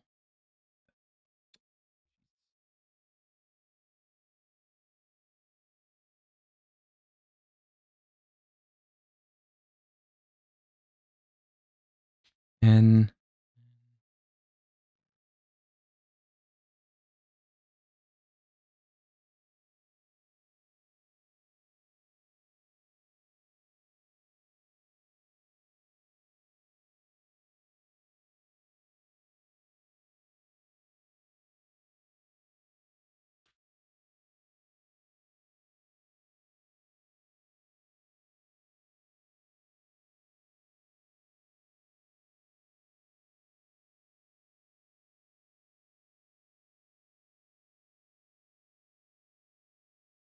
Okay.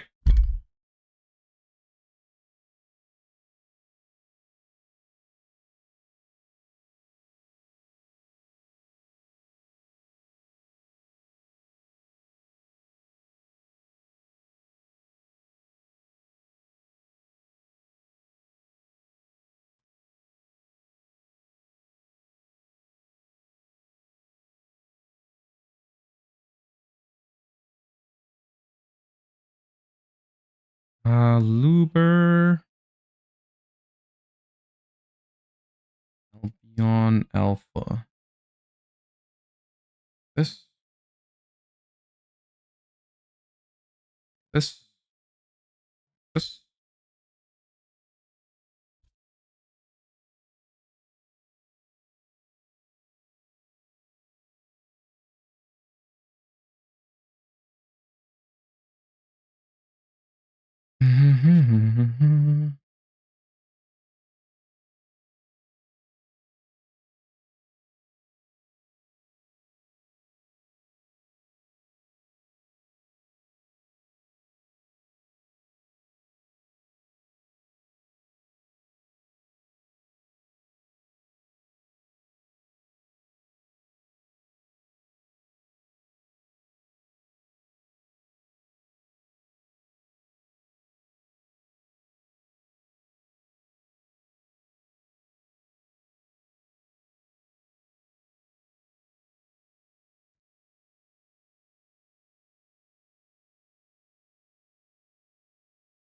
How much of the entire card catalog would you say you have? 60%? There's no way it's 60%, dude.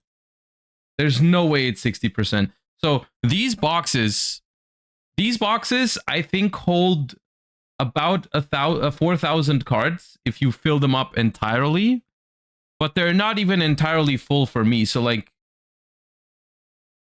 and it's also duplicates, right? So I have maybe 4,000 different cards or whatever, I would say. Maybe 4,000 different cards. Yeah. Sounds about right. And like, that would be how many Yu-Gi-Oh cards are there at this point? It's way over 10,000. So like, there's over 12,000. Yeah. So I'm like, I think I'm not even a third there. Like,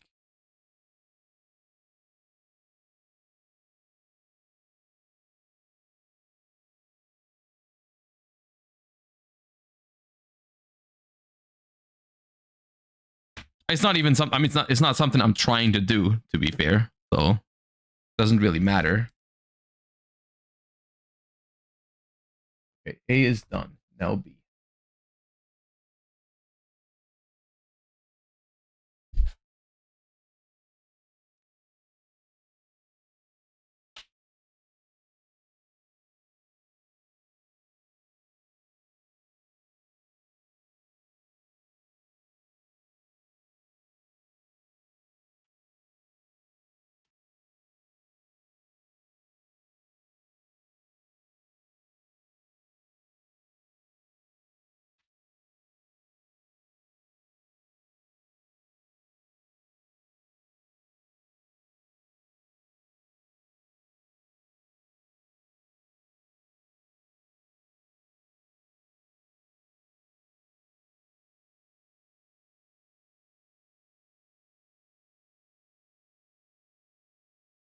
Look at this collection of wonderful Yu-Gi-Oh cards.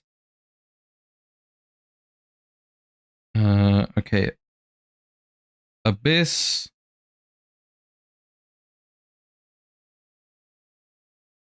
Route.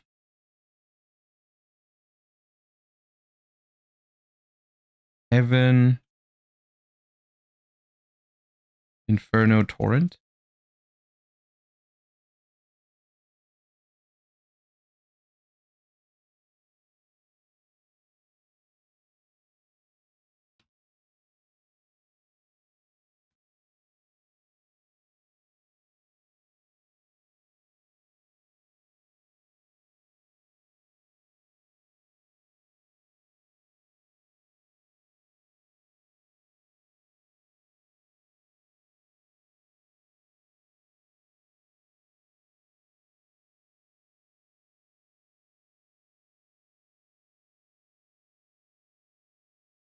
Black Dragon.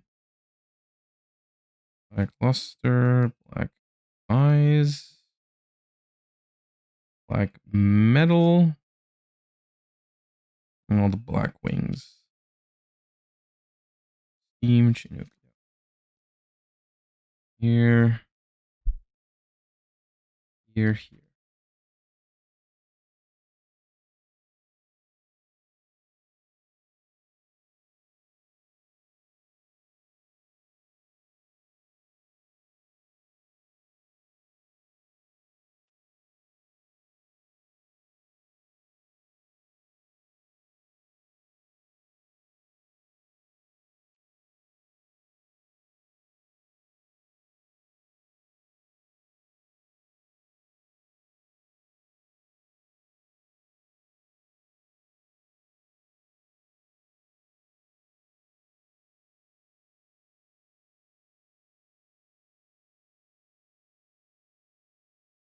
Dude, the second letter metagame is even more dominated than the first letter metagame.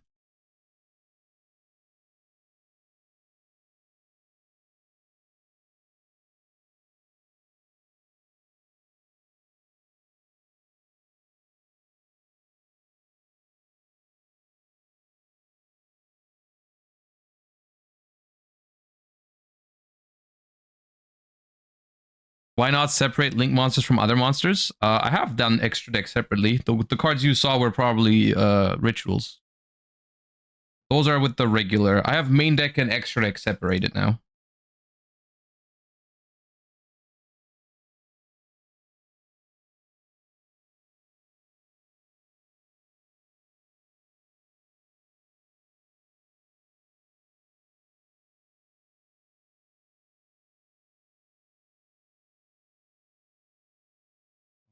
Gargoyle.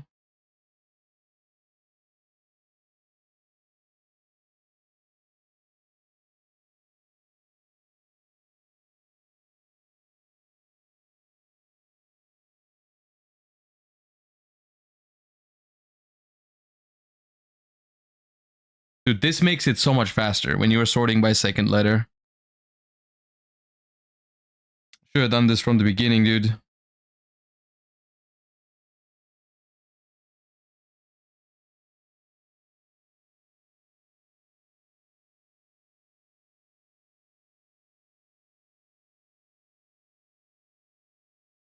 How many subs for you to throw all the cards on the floor and restart?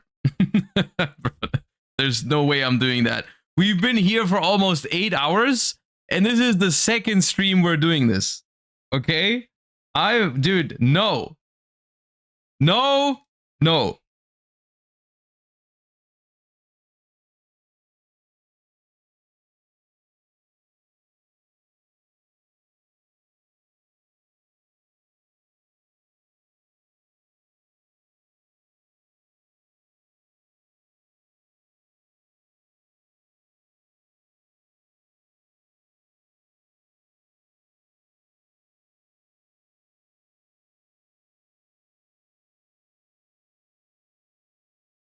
I will not be tempted.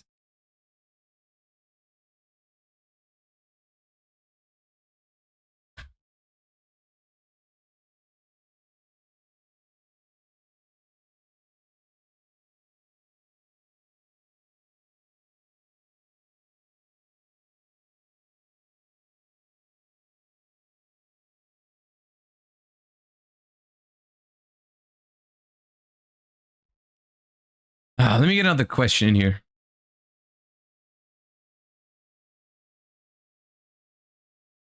A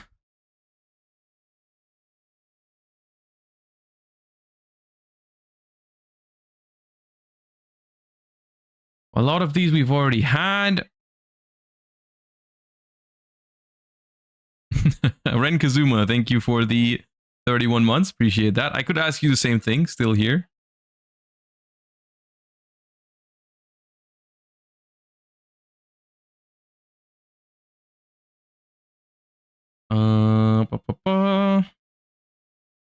I'm sorry if I'm skipping your question. It's either because I feel like there might be better questions coming up soon, or we've already talked about it.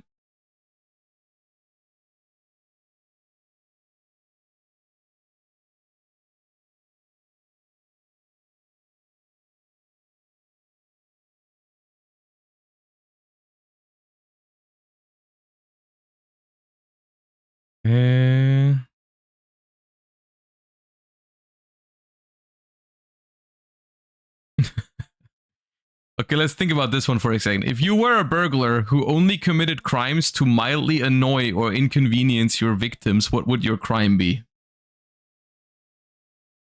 Dude, I don't know. Maybe break into their houses and unsort their Yu-Gi-Oh collections. That would definitely annoy me right now if someone did that.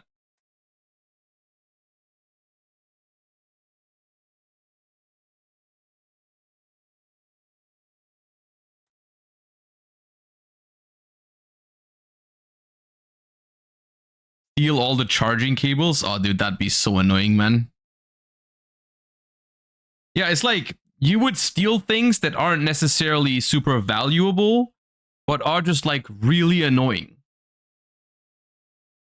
Like, for example, we lost our key to our what's the word?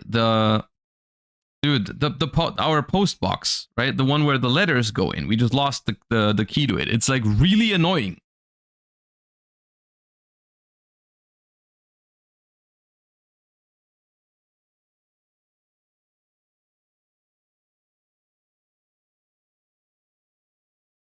The mailbox, yeah. The key to the mailbox. We just lost it. We found it now, but it was a really annoying period.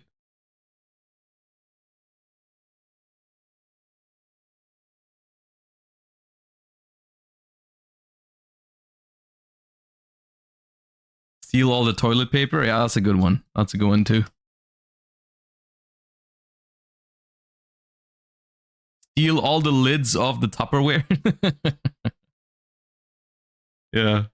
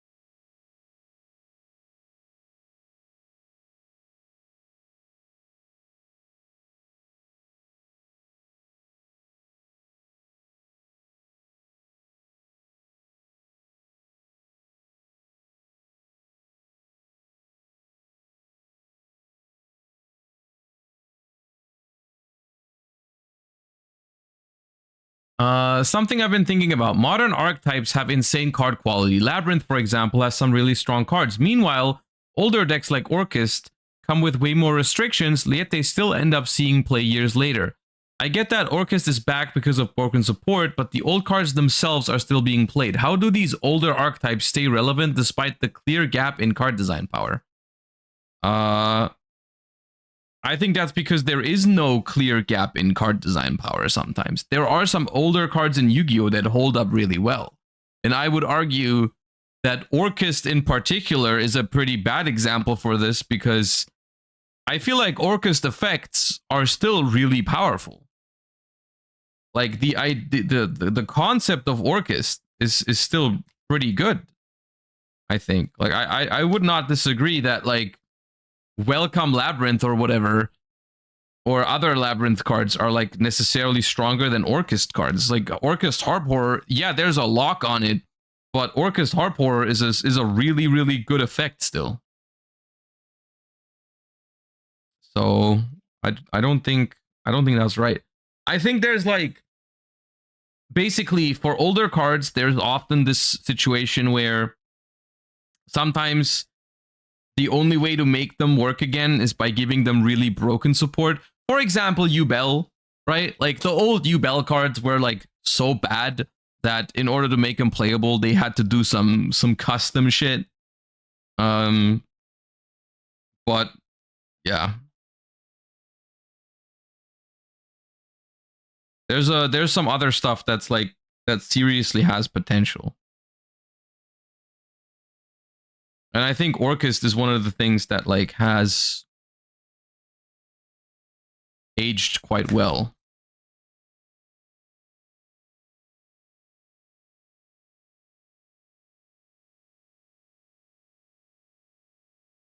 I didn't mean that Orchist cards are bad, but Labyrinth cards have like 2 or 3 good effects and Orchists have like 1 and locks.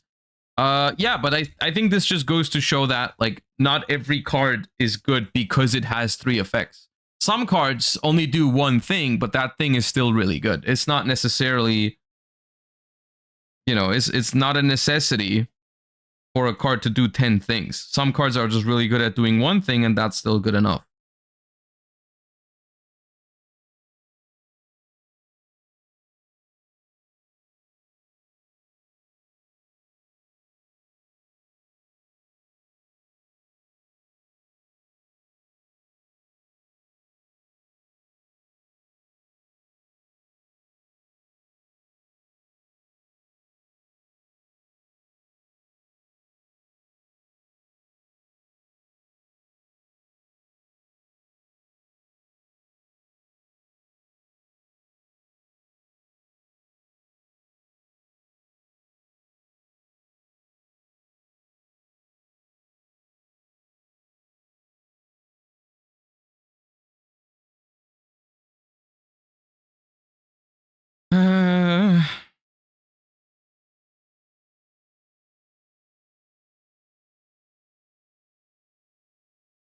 these are the same card.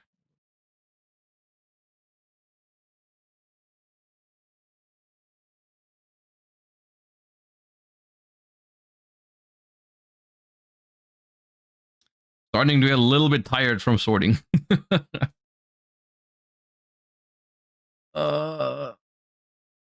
Yeah.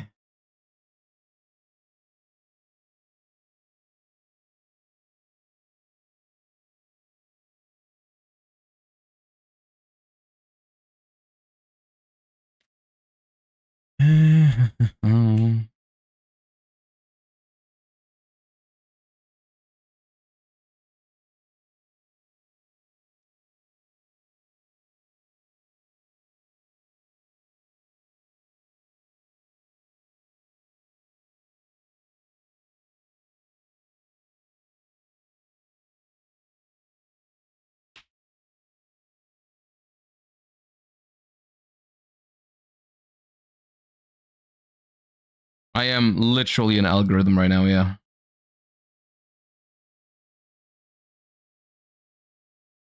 Prisoner. There you go. Edge imp chain, edge imp sabers. Elemental heroes.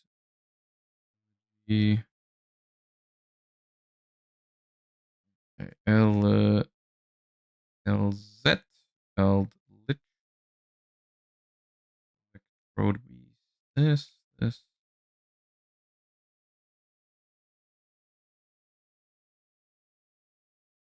Those Neos.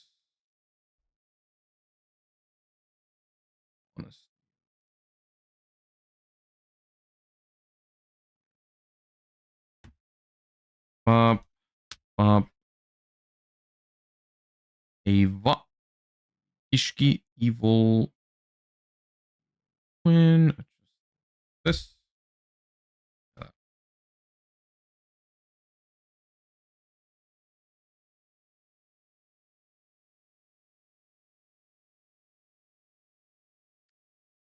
Doesn't colon go before the A? I just ignore those. I just ignore those. I think that's easier. I sorted number monsters into the N category because that's how it's written on the card. I didn't make a separate one for number monsters.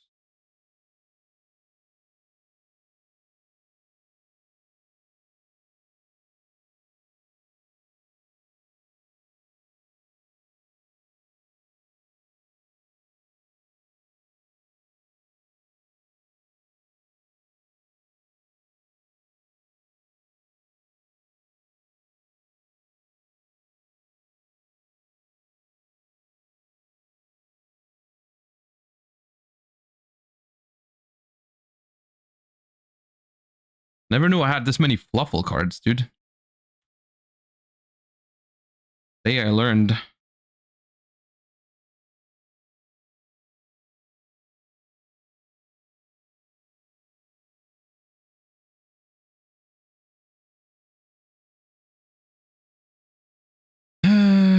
What'll you eat tonight? I don't know yet. I'm on my own tonight because my fiance is gone. So I'm just gonna like once this stream is done, I'll just make myself whatever we have. I don't know what we have.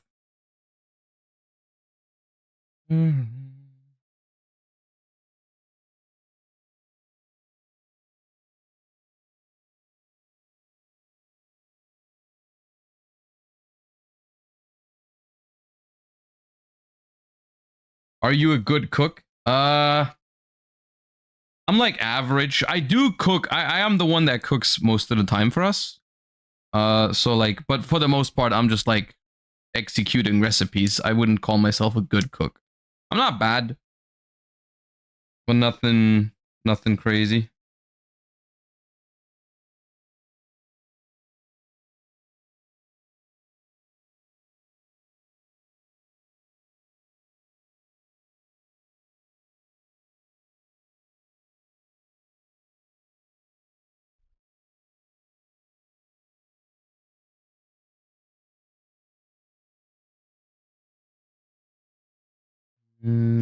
Port E volcanics. Hi avatar Garunix. Where's my OG Garunix? Or like not OG Garunix, but where's my Garunix? Well, find out at some point.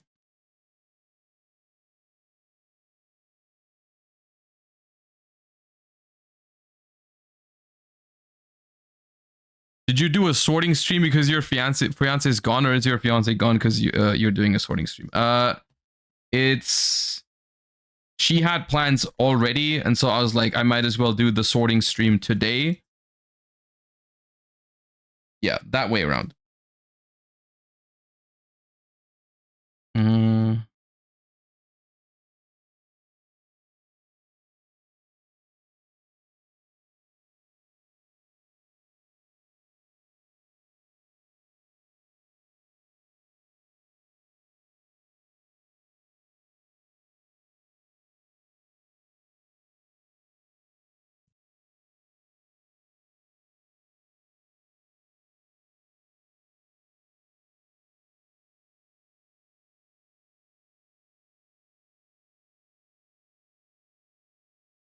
Wanderees and Fluffle.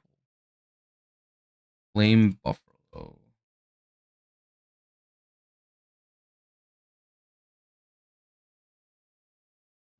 Impin.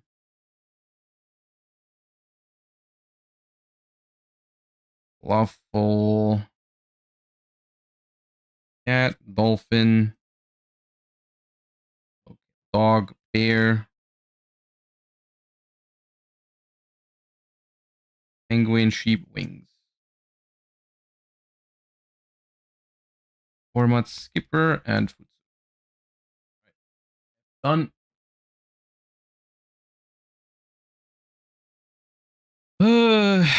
Dude, sorting alphabetically is not going to be one of my hobbies.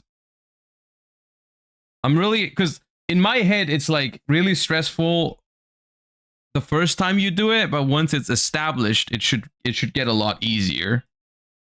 At least that's what I'm hoping. Because it does take quite a while.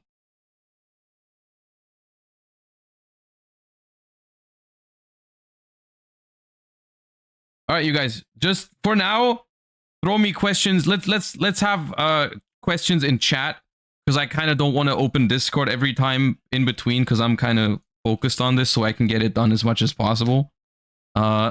If I'm not getting through your I think we're almost done with the Discord questions anyways.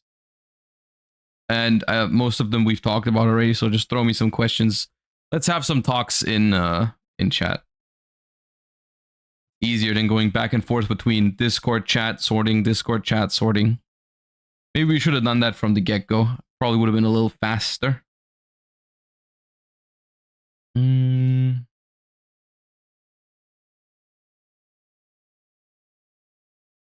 What archetype from Justice Hunter will you play the most? Currently it's looking like Dragon Tail is the best, and that just happens to be usually what I play the most if it's good. Dragon Tail also to me looks like the most fun one. Yummy I think is a little bit too combo-y for my liking.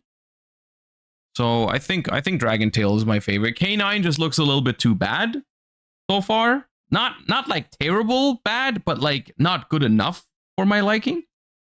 And Dragon Tail just seems like the right like middle ground.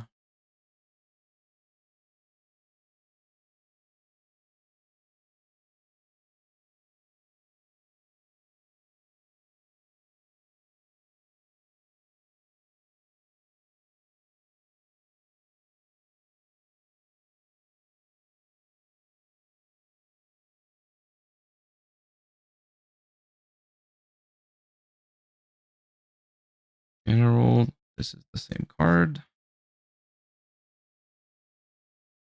This is another thing that this is really good for, is I'm finding a lot of duplicates that I have, where I have like 4 or 5 or 6 copies of a certain card, because I just randomly, you know, didn't know. Which is good to know. So I can sort them out. What went wrong with yugioh? I think something that they haven't understood yet quite is that engine requirements are not a good thing, and yugioh is full of shitty engine requirements, I think. So they need to stop doing that, man.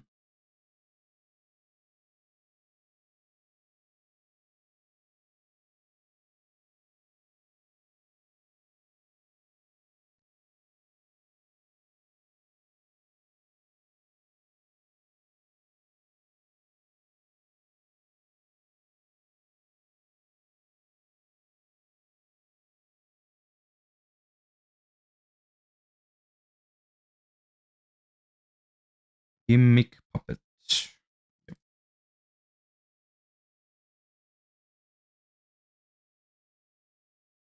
Gold Pride. Goblin Bikers.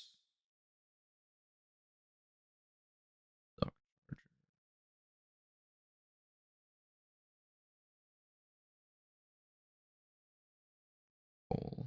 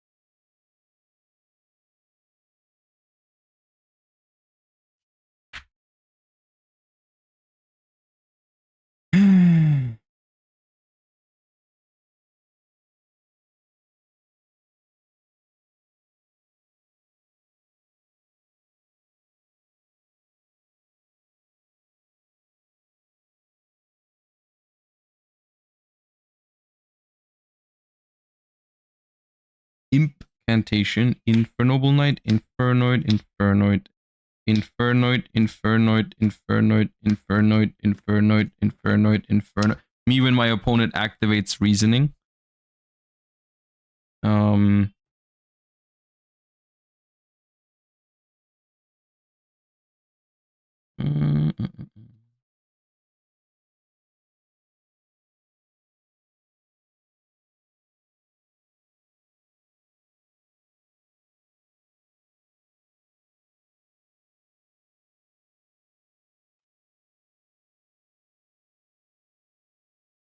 Ice Hand.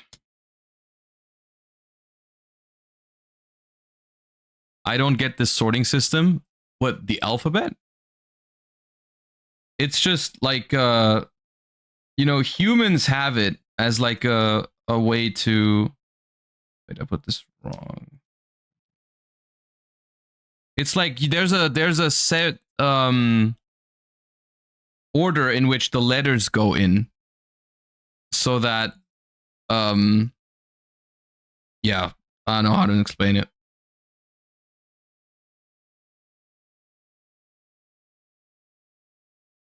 If you're wondering why I'm putting cards that start with I in the M and N section, it's because I have already sorted them by the first letter, and now I'm sorting them by the second to make it easier for me to sort them within the categories. Maybe that is what confused you right now.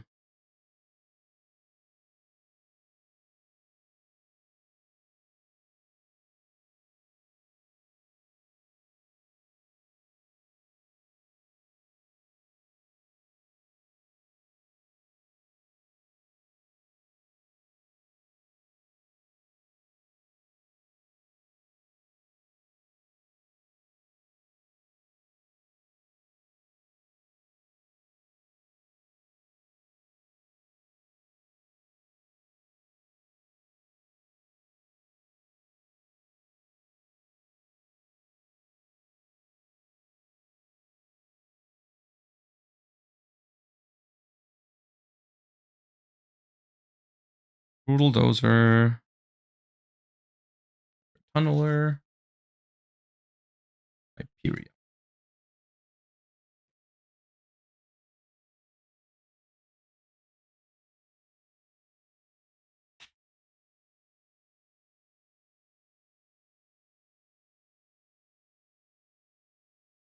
Judgment Dragon. Okay.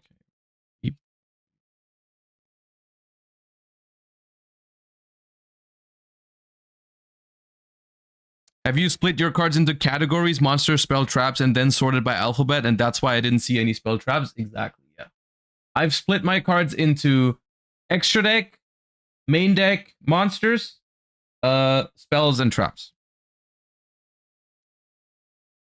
And then I'm sorting alphabetically within those categories with the idea that I can find cards easier once that's done. Because currently it's very difficult for me to build a deck without going through this thing like a billion times. And then sorting cards back in is also going to be easier once I'm done playing with something. So yeah, that is the idea.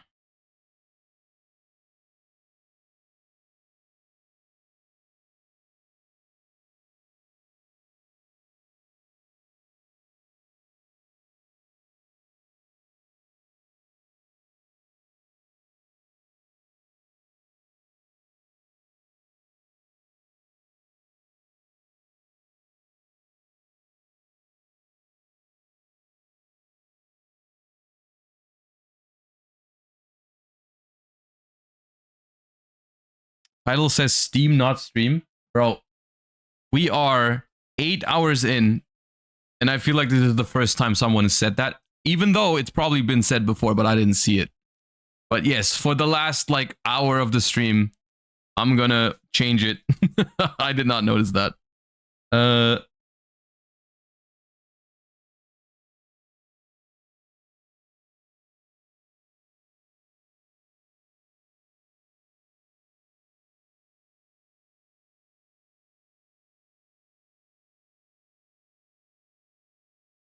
Lady Debug, Lightsworn, nope. Lumina, Lil Romancer, Lucent, Lilith, Life Twin, Lord, Lovely, Lady, Labyrinth, Labradorite, Lumina, Libromancer. Okay.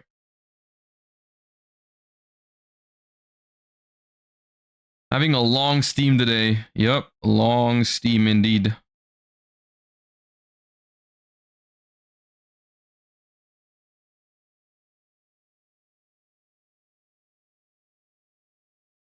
Oh, dude, I hate that. I hate that. Lady Debug goes in between Labyrinth Stovey Torby and Lady Labyrinth of the Silver Castle. It's a disaster, dude. We might have to rethink the entire sorting system. We might have to start over. We might have to start over.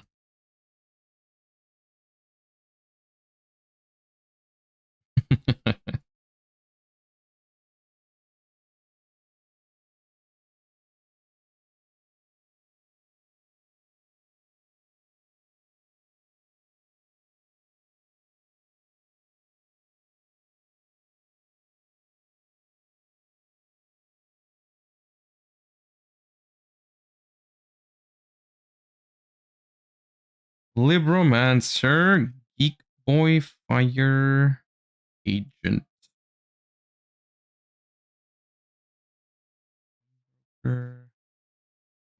Girl, Fire Starter, Fire Burst. Okay. Lightsworn, Lilith, Willa, Lovely.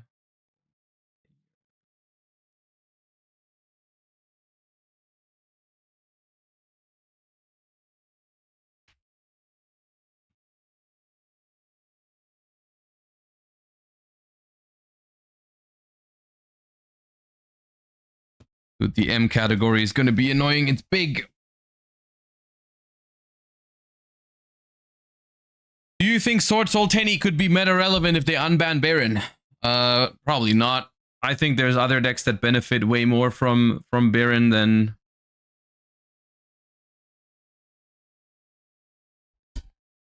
Sword Soul. I don't think that is the problem with Sword Soul, to be honest.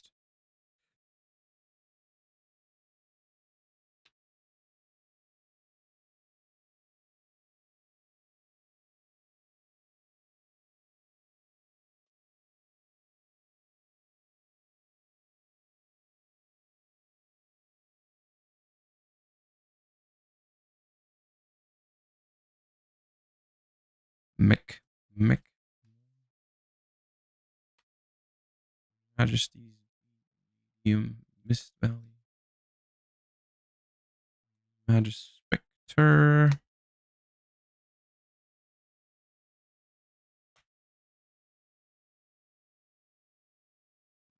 Voter.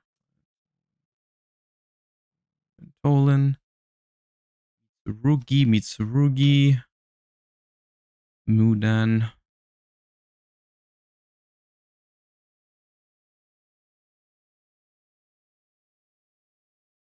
Ugh. Dude, I think I'll do this. Look.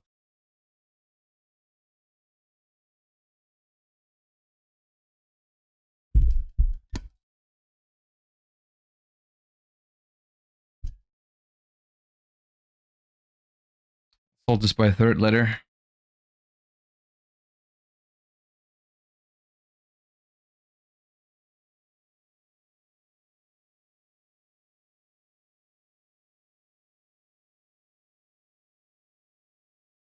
What's your favorite World Chalice lore deck? World Chalice lore deck. I mean, Orchist. Not even close. What else is there even that's cool? Like Crusadia, okay. Crusadia is fine. What else do they have? Matt Dolce.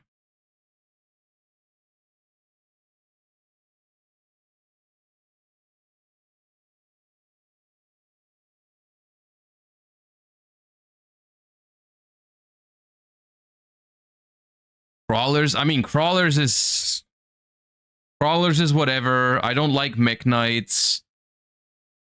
Guard Dragons are cool. Yeah, Guard Dragons are cool actually.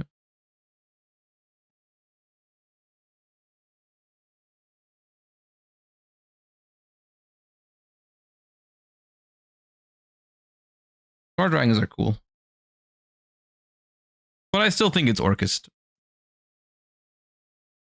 Because, like, what's Guard Dragon really? It's like 2 cards that are way too broken, LP and Agapane. Pisty's cool. World Legacy Guard Dragon is cool, but that's about it.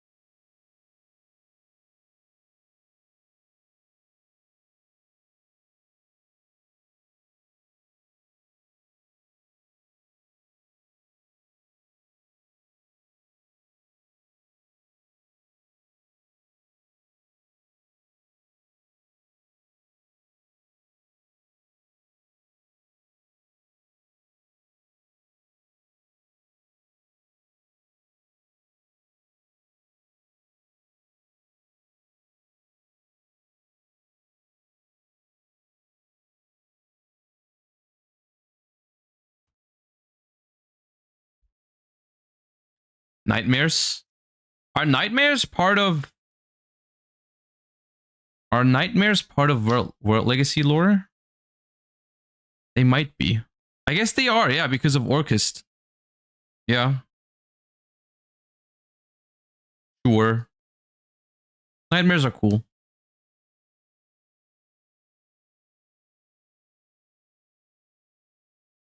Archfiend, Cerberus Dragon.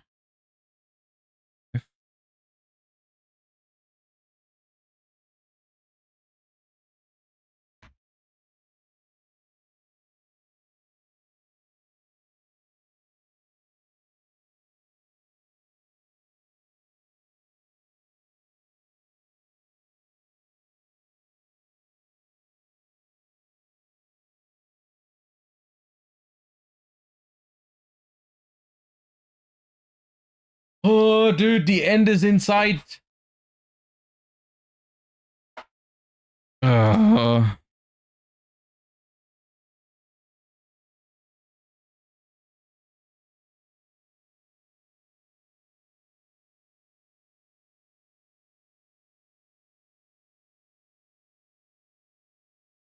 how many Naturia cards do I have?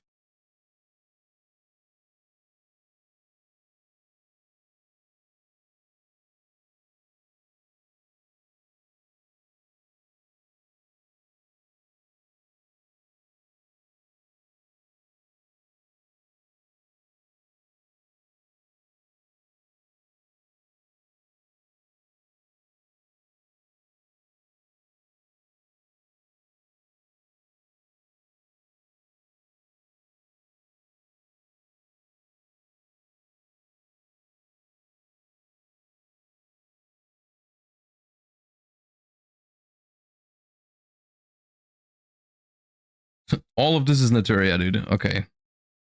Vein, Bamboo Shoot, Mole Cricket, and Jaw. Sunflower, Camellia, Ore Needle, Rose Whip, Butterfly, Think Bug. Okay.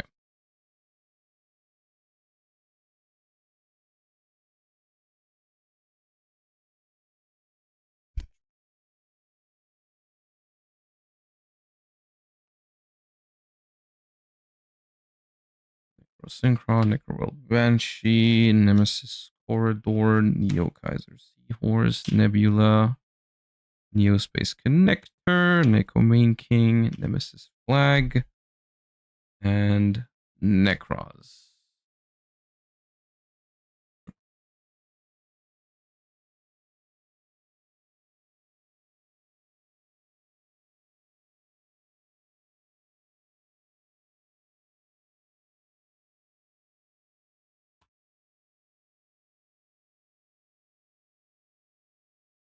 And Nini, Night Sword Serpent, Nimbles,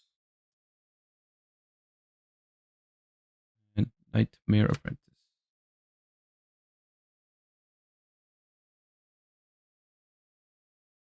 Angler, Beaver, Montamo Mongo, Sunfish.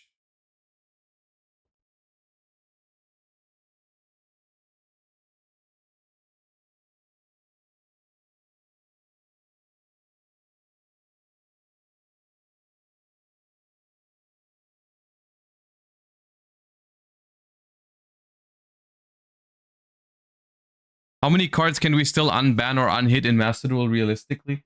I wanted to make a video on that. Because I haven't gone through the list and really thought about it. There's a couple of cards that I think could come back.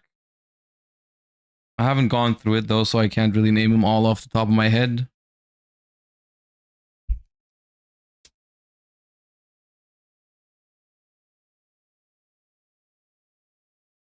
Brass symbol.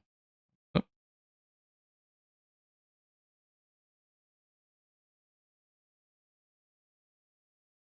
For 4-mage, pendulum, 5-beast. Frame, for 4-mage, per 4-mage, per 4-mage.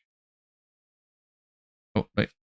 A Red plant Psy punishment dragon. Red plant for Lily.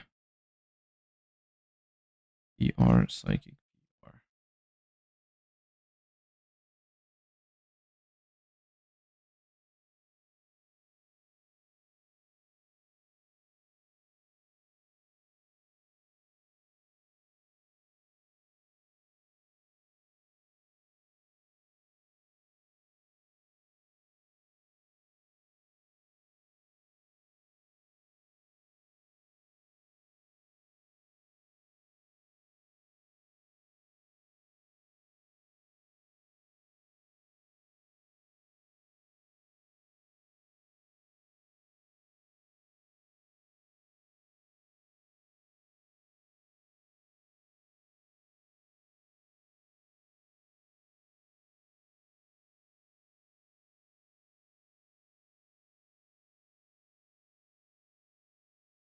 Excuse my lack of talking. I'm getting a little bit tired. I'm trying to get. Let me scroll up chat a little bit on who asked some questions.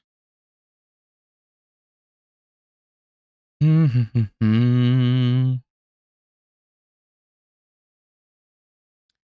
we seen Art Magia yet? And if yes, what do you think of them?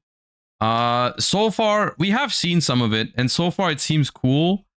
I will say I'm a little scared of the lore archetypes now. That's kind of like, I think Snake Eyes has left me scared for the health of the game. Whenever they make a new lore archetype, I'm just like shivering that it doesn't become that broken. But from what we've seen so far, it seems fine. But that was the same with Snake Eye, right? Like, it was... Why is there a red eye star in this metal dragon? Oh, because we're in R. Oh, no, mind, dude. See, I'm getting tired. Red Eyes, Ragnaraka, Raid Raptor, Reptilian. Rocket. Red Rose Dragon, Rocket Synchron, Rainbow, Rocket Tracer, Rocks Rose Dragon, Rika, Revealer, Red.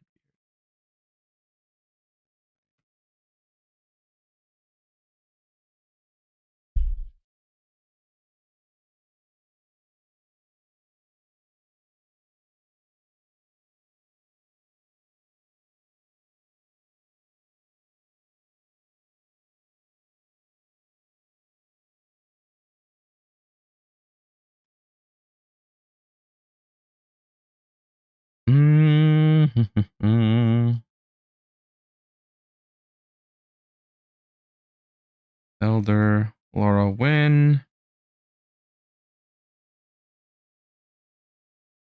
Here.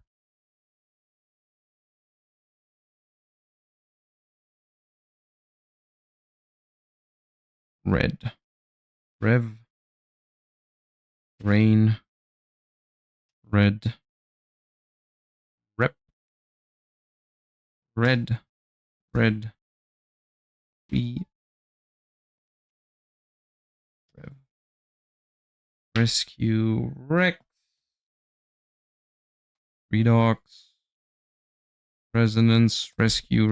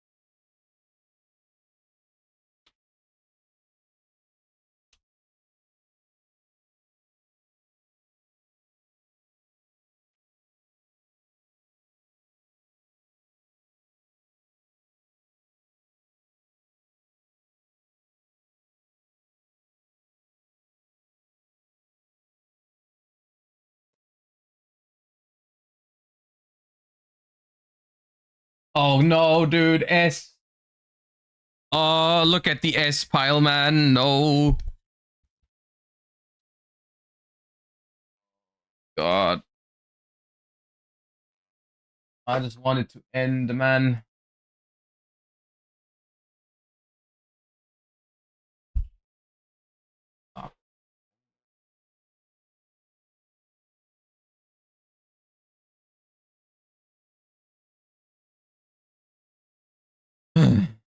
S-O.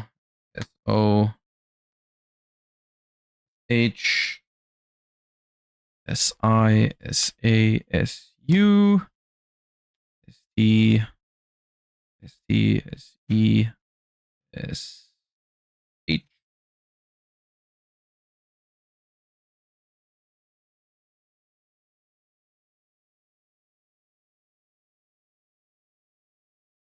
Droid.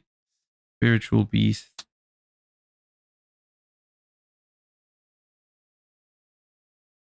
Sword soul. Saj. Silva. Doll. Earhead. Salmon.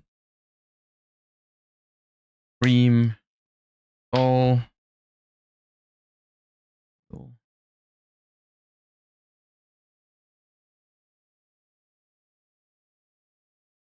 Nope. Super heavy. Full scissors. All.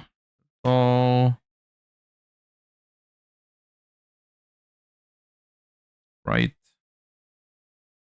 Synchron. Samsara. Spirit. Right. Ringans. Gallmeister. The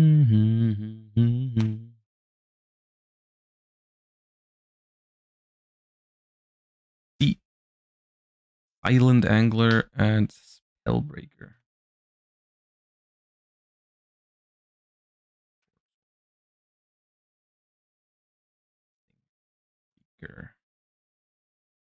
Pop Frog.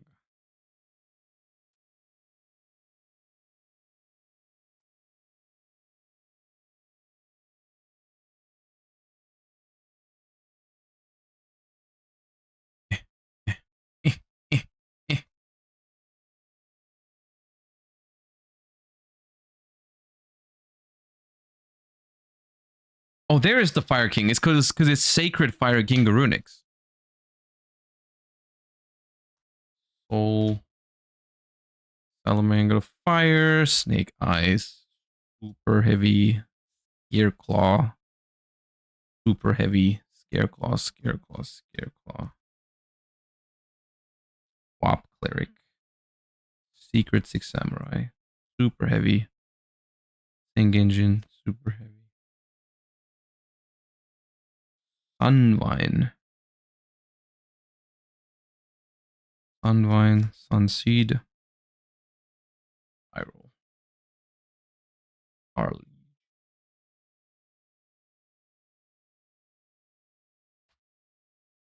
Stardust.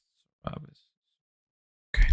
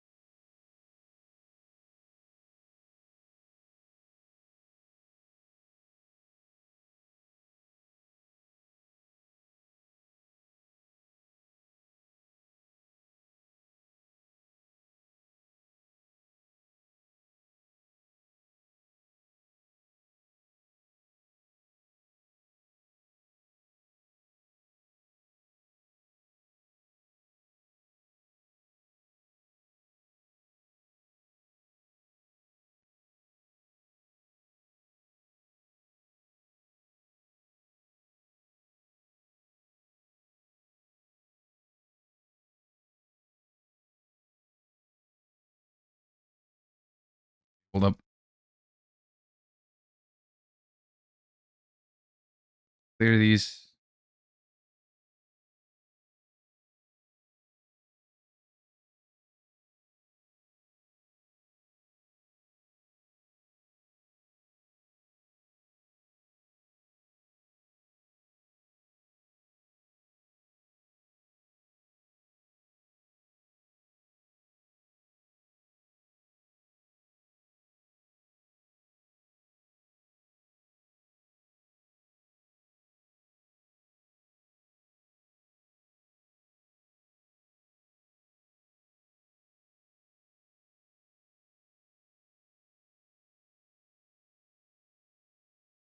Uh,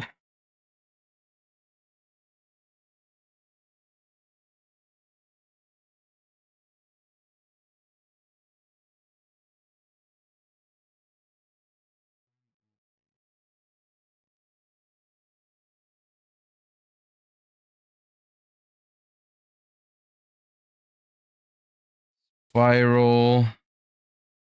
Right. Speaker.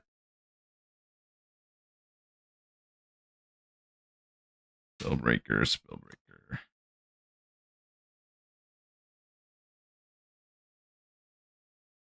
I'll probably call it a day once we're through with the monsters, which basically means that we have sorted all of my existing collection, quote unquote, and the only thing that's left is like me sorting in the cards that I haven't sorted in yet. Like basically I have like one row or two rows of one of those boxes that is like unsorted things, completely unsorted, like new cards, like the stuff I picked up from rarity collection and stuff like that. I'll probably do that at some point over the course of the weekend. But yeah. Because as you can tell, I'm starting to get a little tired because I've been looking at cards for over 8 hours. Yeah.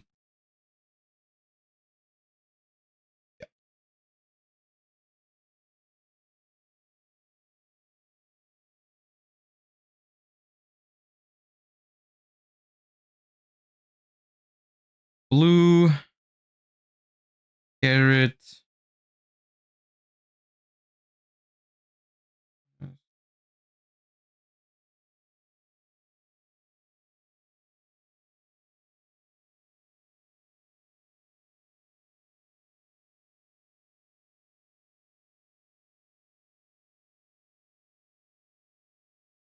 Anahawk.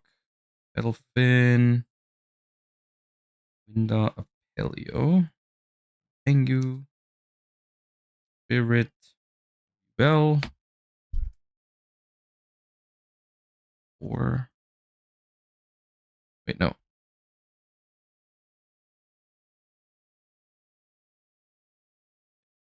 After.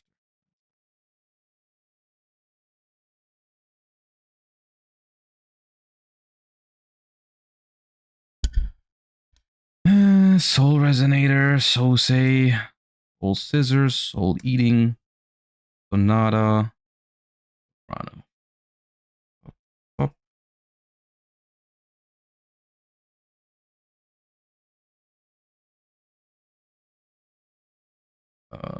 Snake Eye, Snake Eye, Snake Eye, Snake Eye, Snake Eye, Snake Eye, and Snow. Okay, cool. Ash, Birch, Diabell Star, Clambush, Oak Poplar.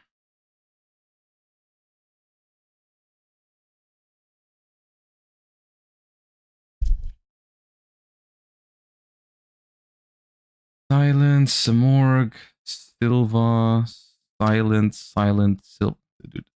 No help. Angler, Silent, Magician, Silent, Swordsman, Field, Shadow, Shaman, Shadow, Shining,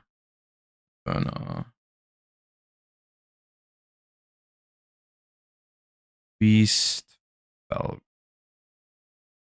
DF, this,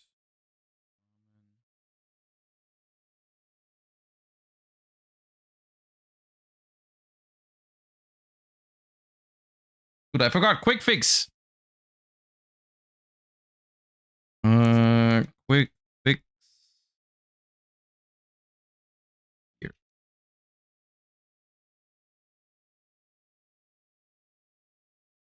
Sengenjin, Secret Six Samurai, Secret Six Samurai, Sea Archiver, Seal, Denju, Archiver.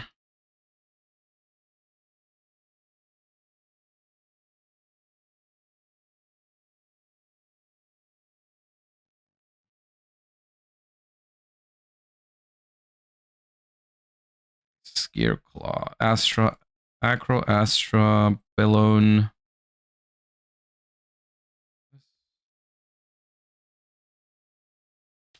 No Ravis, Salamangre, Salamangre, Sacred, Salad, Salad, Salad, Salad. Yep, yep, yep. Sacred, Salad. Samsara, Spage, the Fleur. Vera. Sakitama.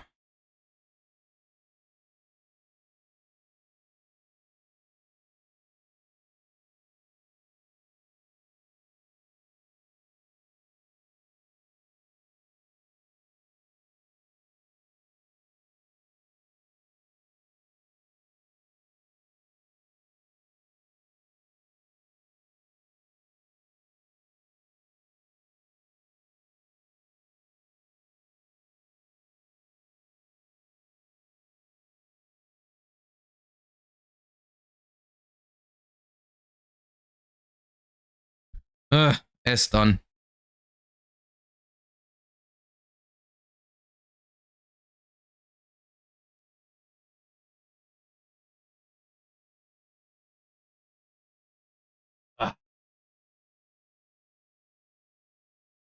Okay, we have T now. T is relatively big, but then after T, it's only small categories left. So this is the final stretch, truly. And then I can have some food. And then we'll... I'm actually not even done with work for today because I still have to do... We're doing podcast later. It's an off-stream recording, but I still am... I still have more stuff to do.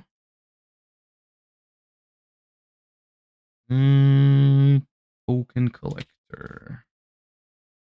Trap tricks, trap tricks, trap tricks, trap tricks, trap tricks. Tyrion, trap tricks, Tri Brigade. The man with the mark, Trickstar. The fabled Cerberell. Tum Tum. The Tachyon. Thunder. Penny. Boy. The Penny. Yes. Trickstar. The Tempest. Penny. Tri Brigade. Tyrion. Can someone explain this sorting logic to me? Yes, it's called the alphabet, Bergic. It's called the alphabet.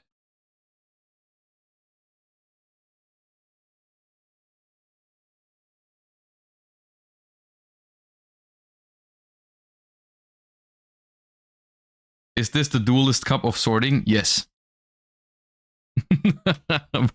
I'm starting to get tired. I have to...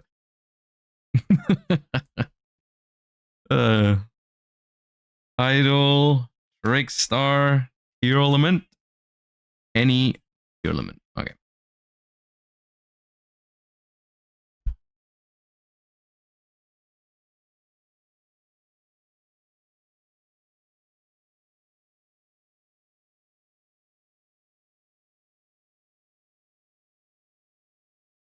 Trickstar, Treeborn, Rye Brigade, Rap Eater, Rye Brigade, Trickstar, Rias, Rye Brigade, Trap Trick, Trap Trick, Trap Trick, Trap Trick. Rue King. It's because I've already sorted it all by T, so now I'm because the T category is relatively large, it makes it easier for me if I now sort them after the second letter as well. So, you know, so I don't have to like, when I'm sorting all of them in my hand, I don't have to go like, why is there a penny card here? Anyways, I'll have to go by like, you know, think about which letter is before which letter again. Aren't you sorting by third letter right now? Right now I'm sorting by third letter even because the T category is so big that it helps if I do it that way, yeah. Oh man.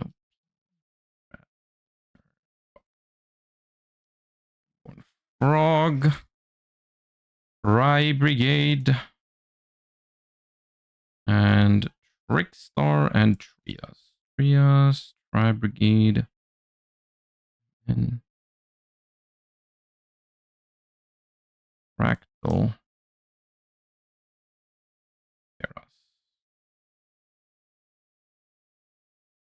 Trickstar.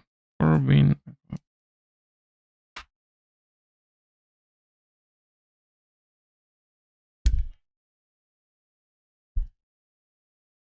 Tour Guide. Tune. Oi. Oi.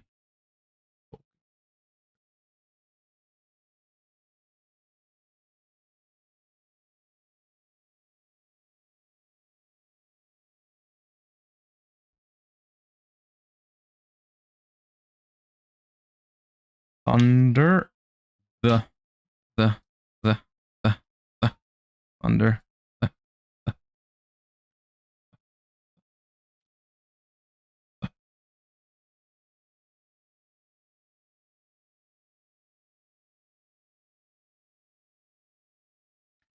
All right, Therion. All the Therions go together. And it's Bull Bull Duke Empress.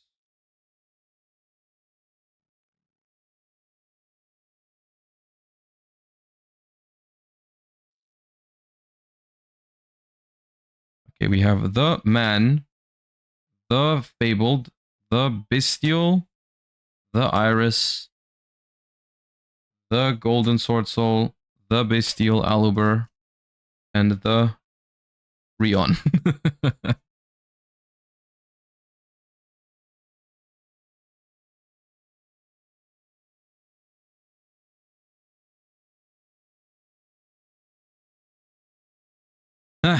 Tenny, Tier, Tenny, Tier, Testudo, Tenny, Tier, Tenny, Tempest, Tenny, Tenny, and Pi.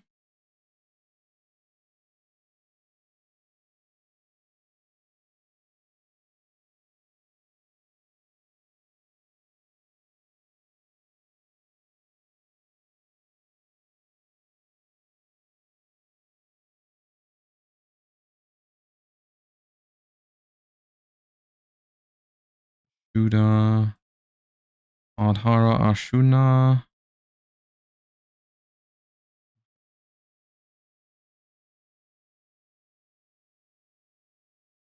Tundra, Quadragon Roku Hydra.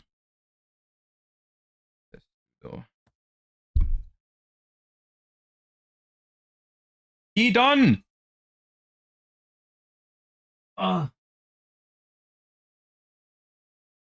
Okay, the rest is easy. We got Unchained, Unchained, Yugioh, Unchained, Unchained, Unchained. That didn't help much at all. Because it's all Unchained. Okay. So Unchained Souls before Unchained Twins. Disaster, Sharvara Shiyama, Aruha, Rakeasara.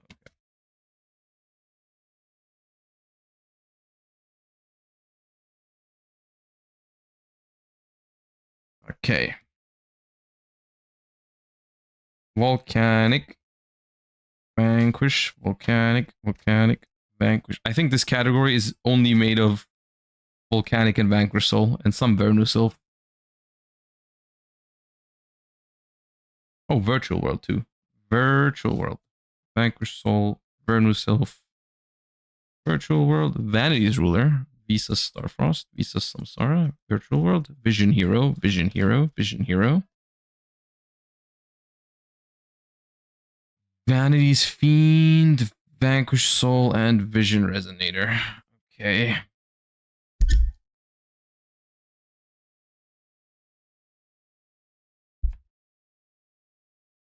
Okay, Vanquish Soul, we have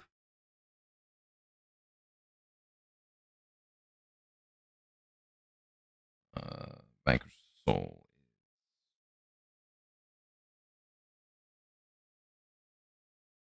Heavy Borger, Dr. Madlove, Soul Pantera, Caesar Valius, Raisin, Yao Long, and Luton. All right, up.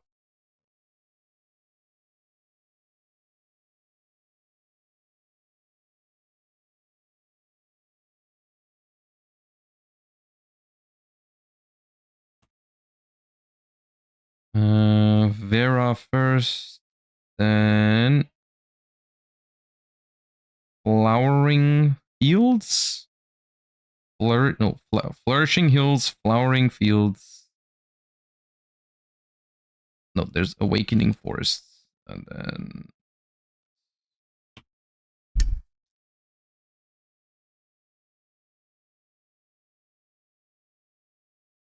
Vsauce, Samsara, and Starfrost. Virtual World. This. Oh. This.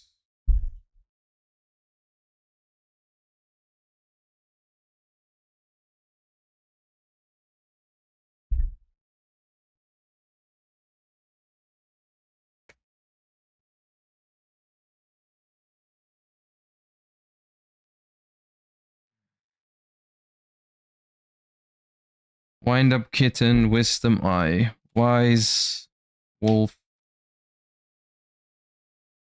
White Dragon, Wyverburster, World Chalice,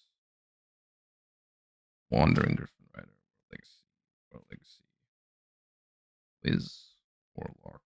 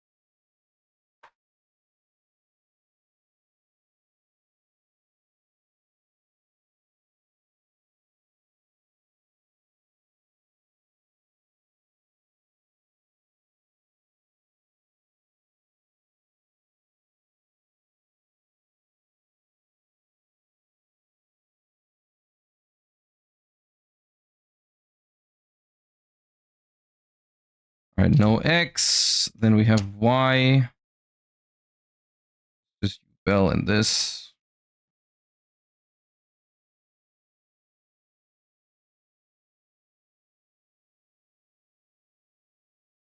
Okay. And we're done.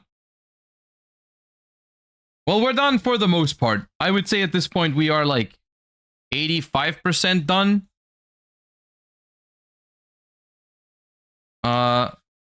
All right.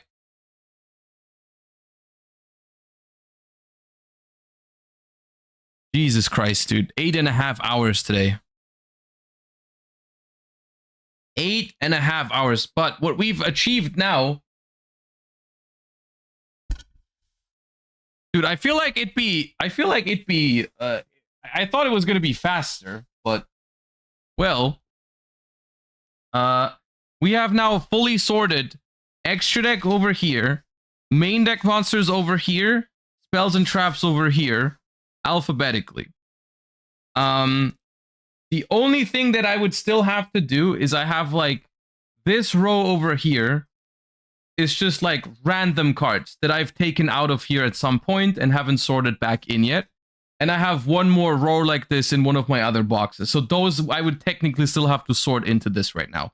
But as you can tell from how little I've talked in the last couple of minutes, I'm starting to get a little tired of sorting alphabetically. I'm just gonna do this on my own time at some point over the course of the weekend. I'll sit down for an hour or two, and do the thing. So yeah, I'm very happy we did this. I'm very happy we did this because it was very necessary. Of course, I'm not 100% done yet, but it was a lot of work and very necessary. So thank you guys. Dude, I can't even probably talk anymore. Thank you guys so much for hanging out with me today. It was a lot more fun together than it would have been if I just sat here for over 10 hours and did this on my own. I hope you enjoyed the stream a little bit. I hope it was chill. I hope you maybe got some work done yourself while hanging out. Or even if not, I hope you just enjoyed your stay. Thank you so much for watching today's stream. Thank you so much for hanging out with me while I was doing all that work. Hope you guys have a wonderful start to your weekend tomorrow. I will be back on Sunday, actually. There's going to be a weekend stream on Sunday because there's a Challenger Cup that I am hosting on Sunday. So we're getting back to some Yu-Gi-Oh gameplay that way. So until then, hope you have a wonderful rest of your day. Hope you have a wonderful start to your weekend. Thank you for watching. Thank you for all your support as usual. I'll find someone to raid real quick. I'll send you guys over to Nesh. Nesh is live right now. You guys have fun in Nesh's stream, and I'll see you guys hopefully on Sunday. And thank you for tuning in. Thank you for all your support as usual. And bye bye, everybody. Peace.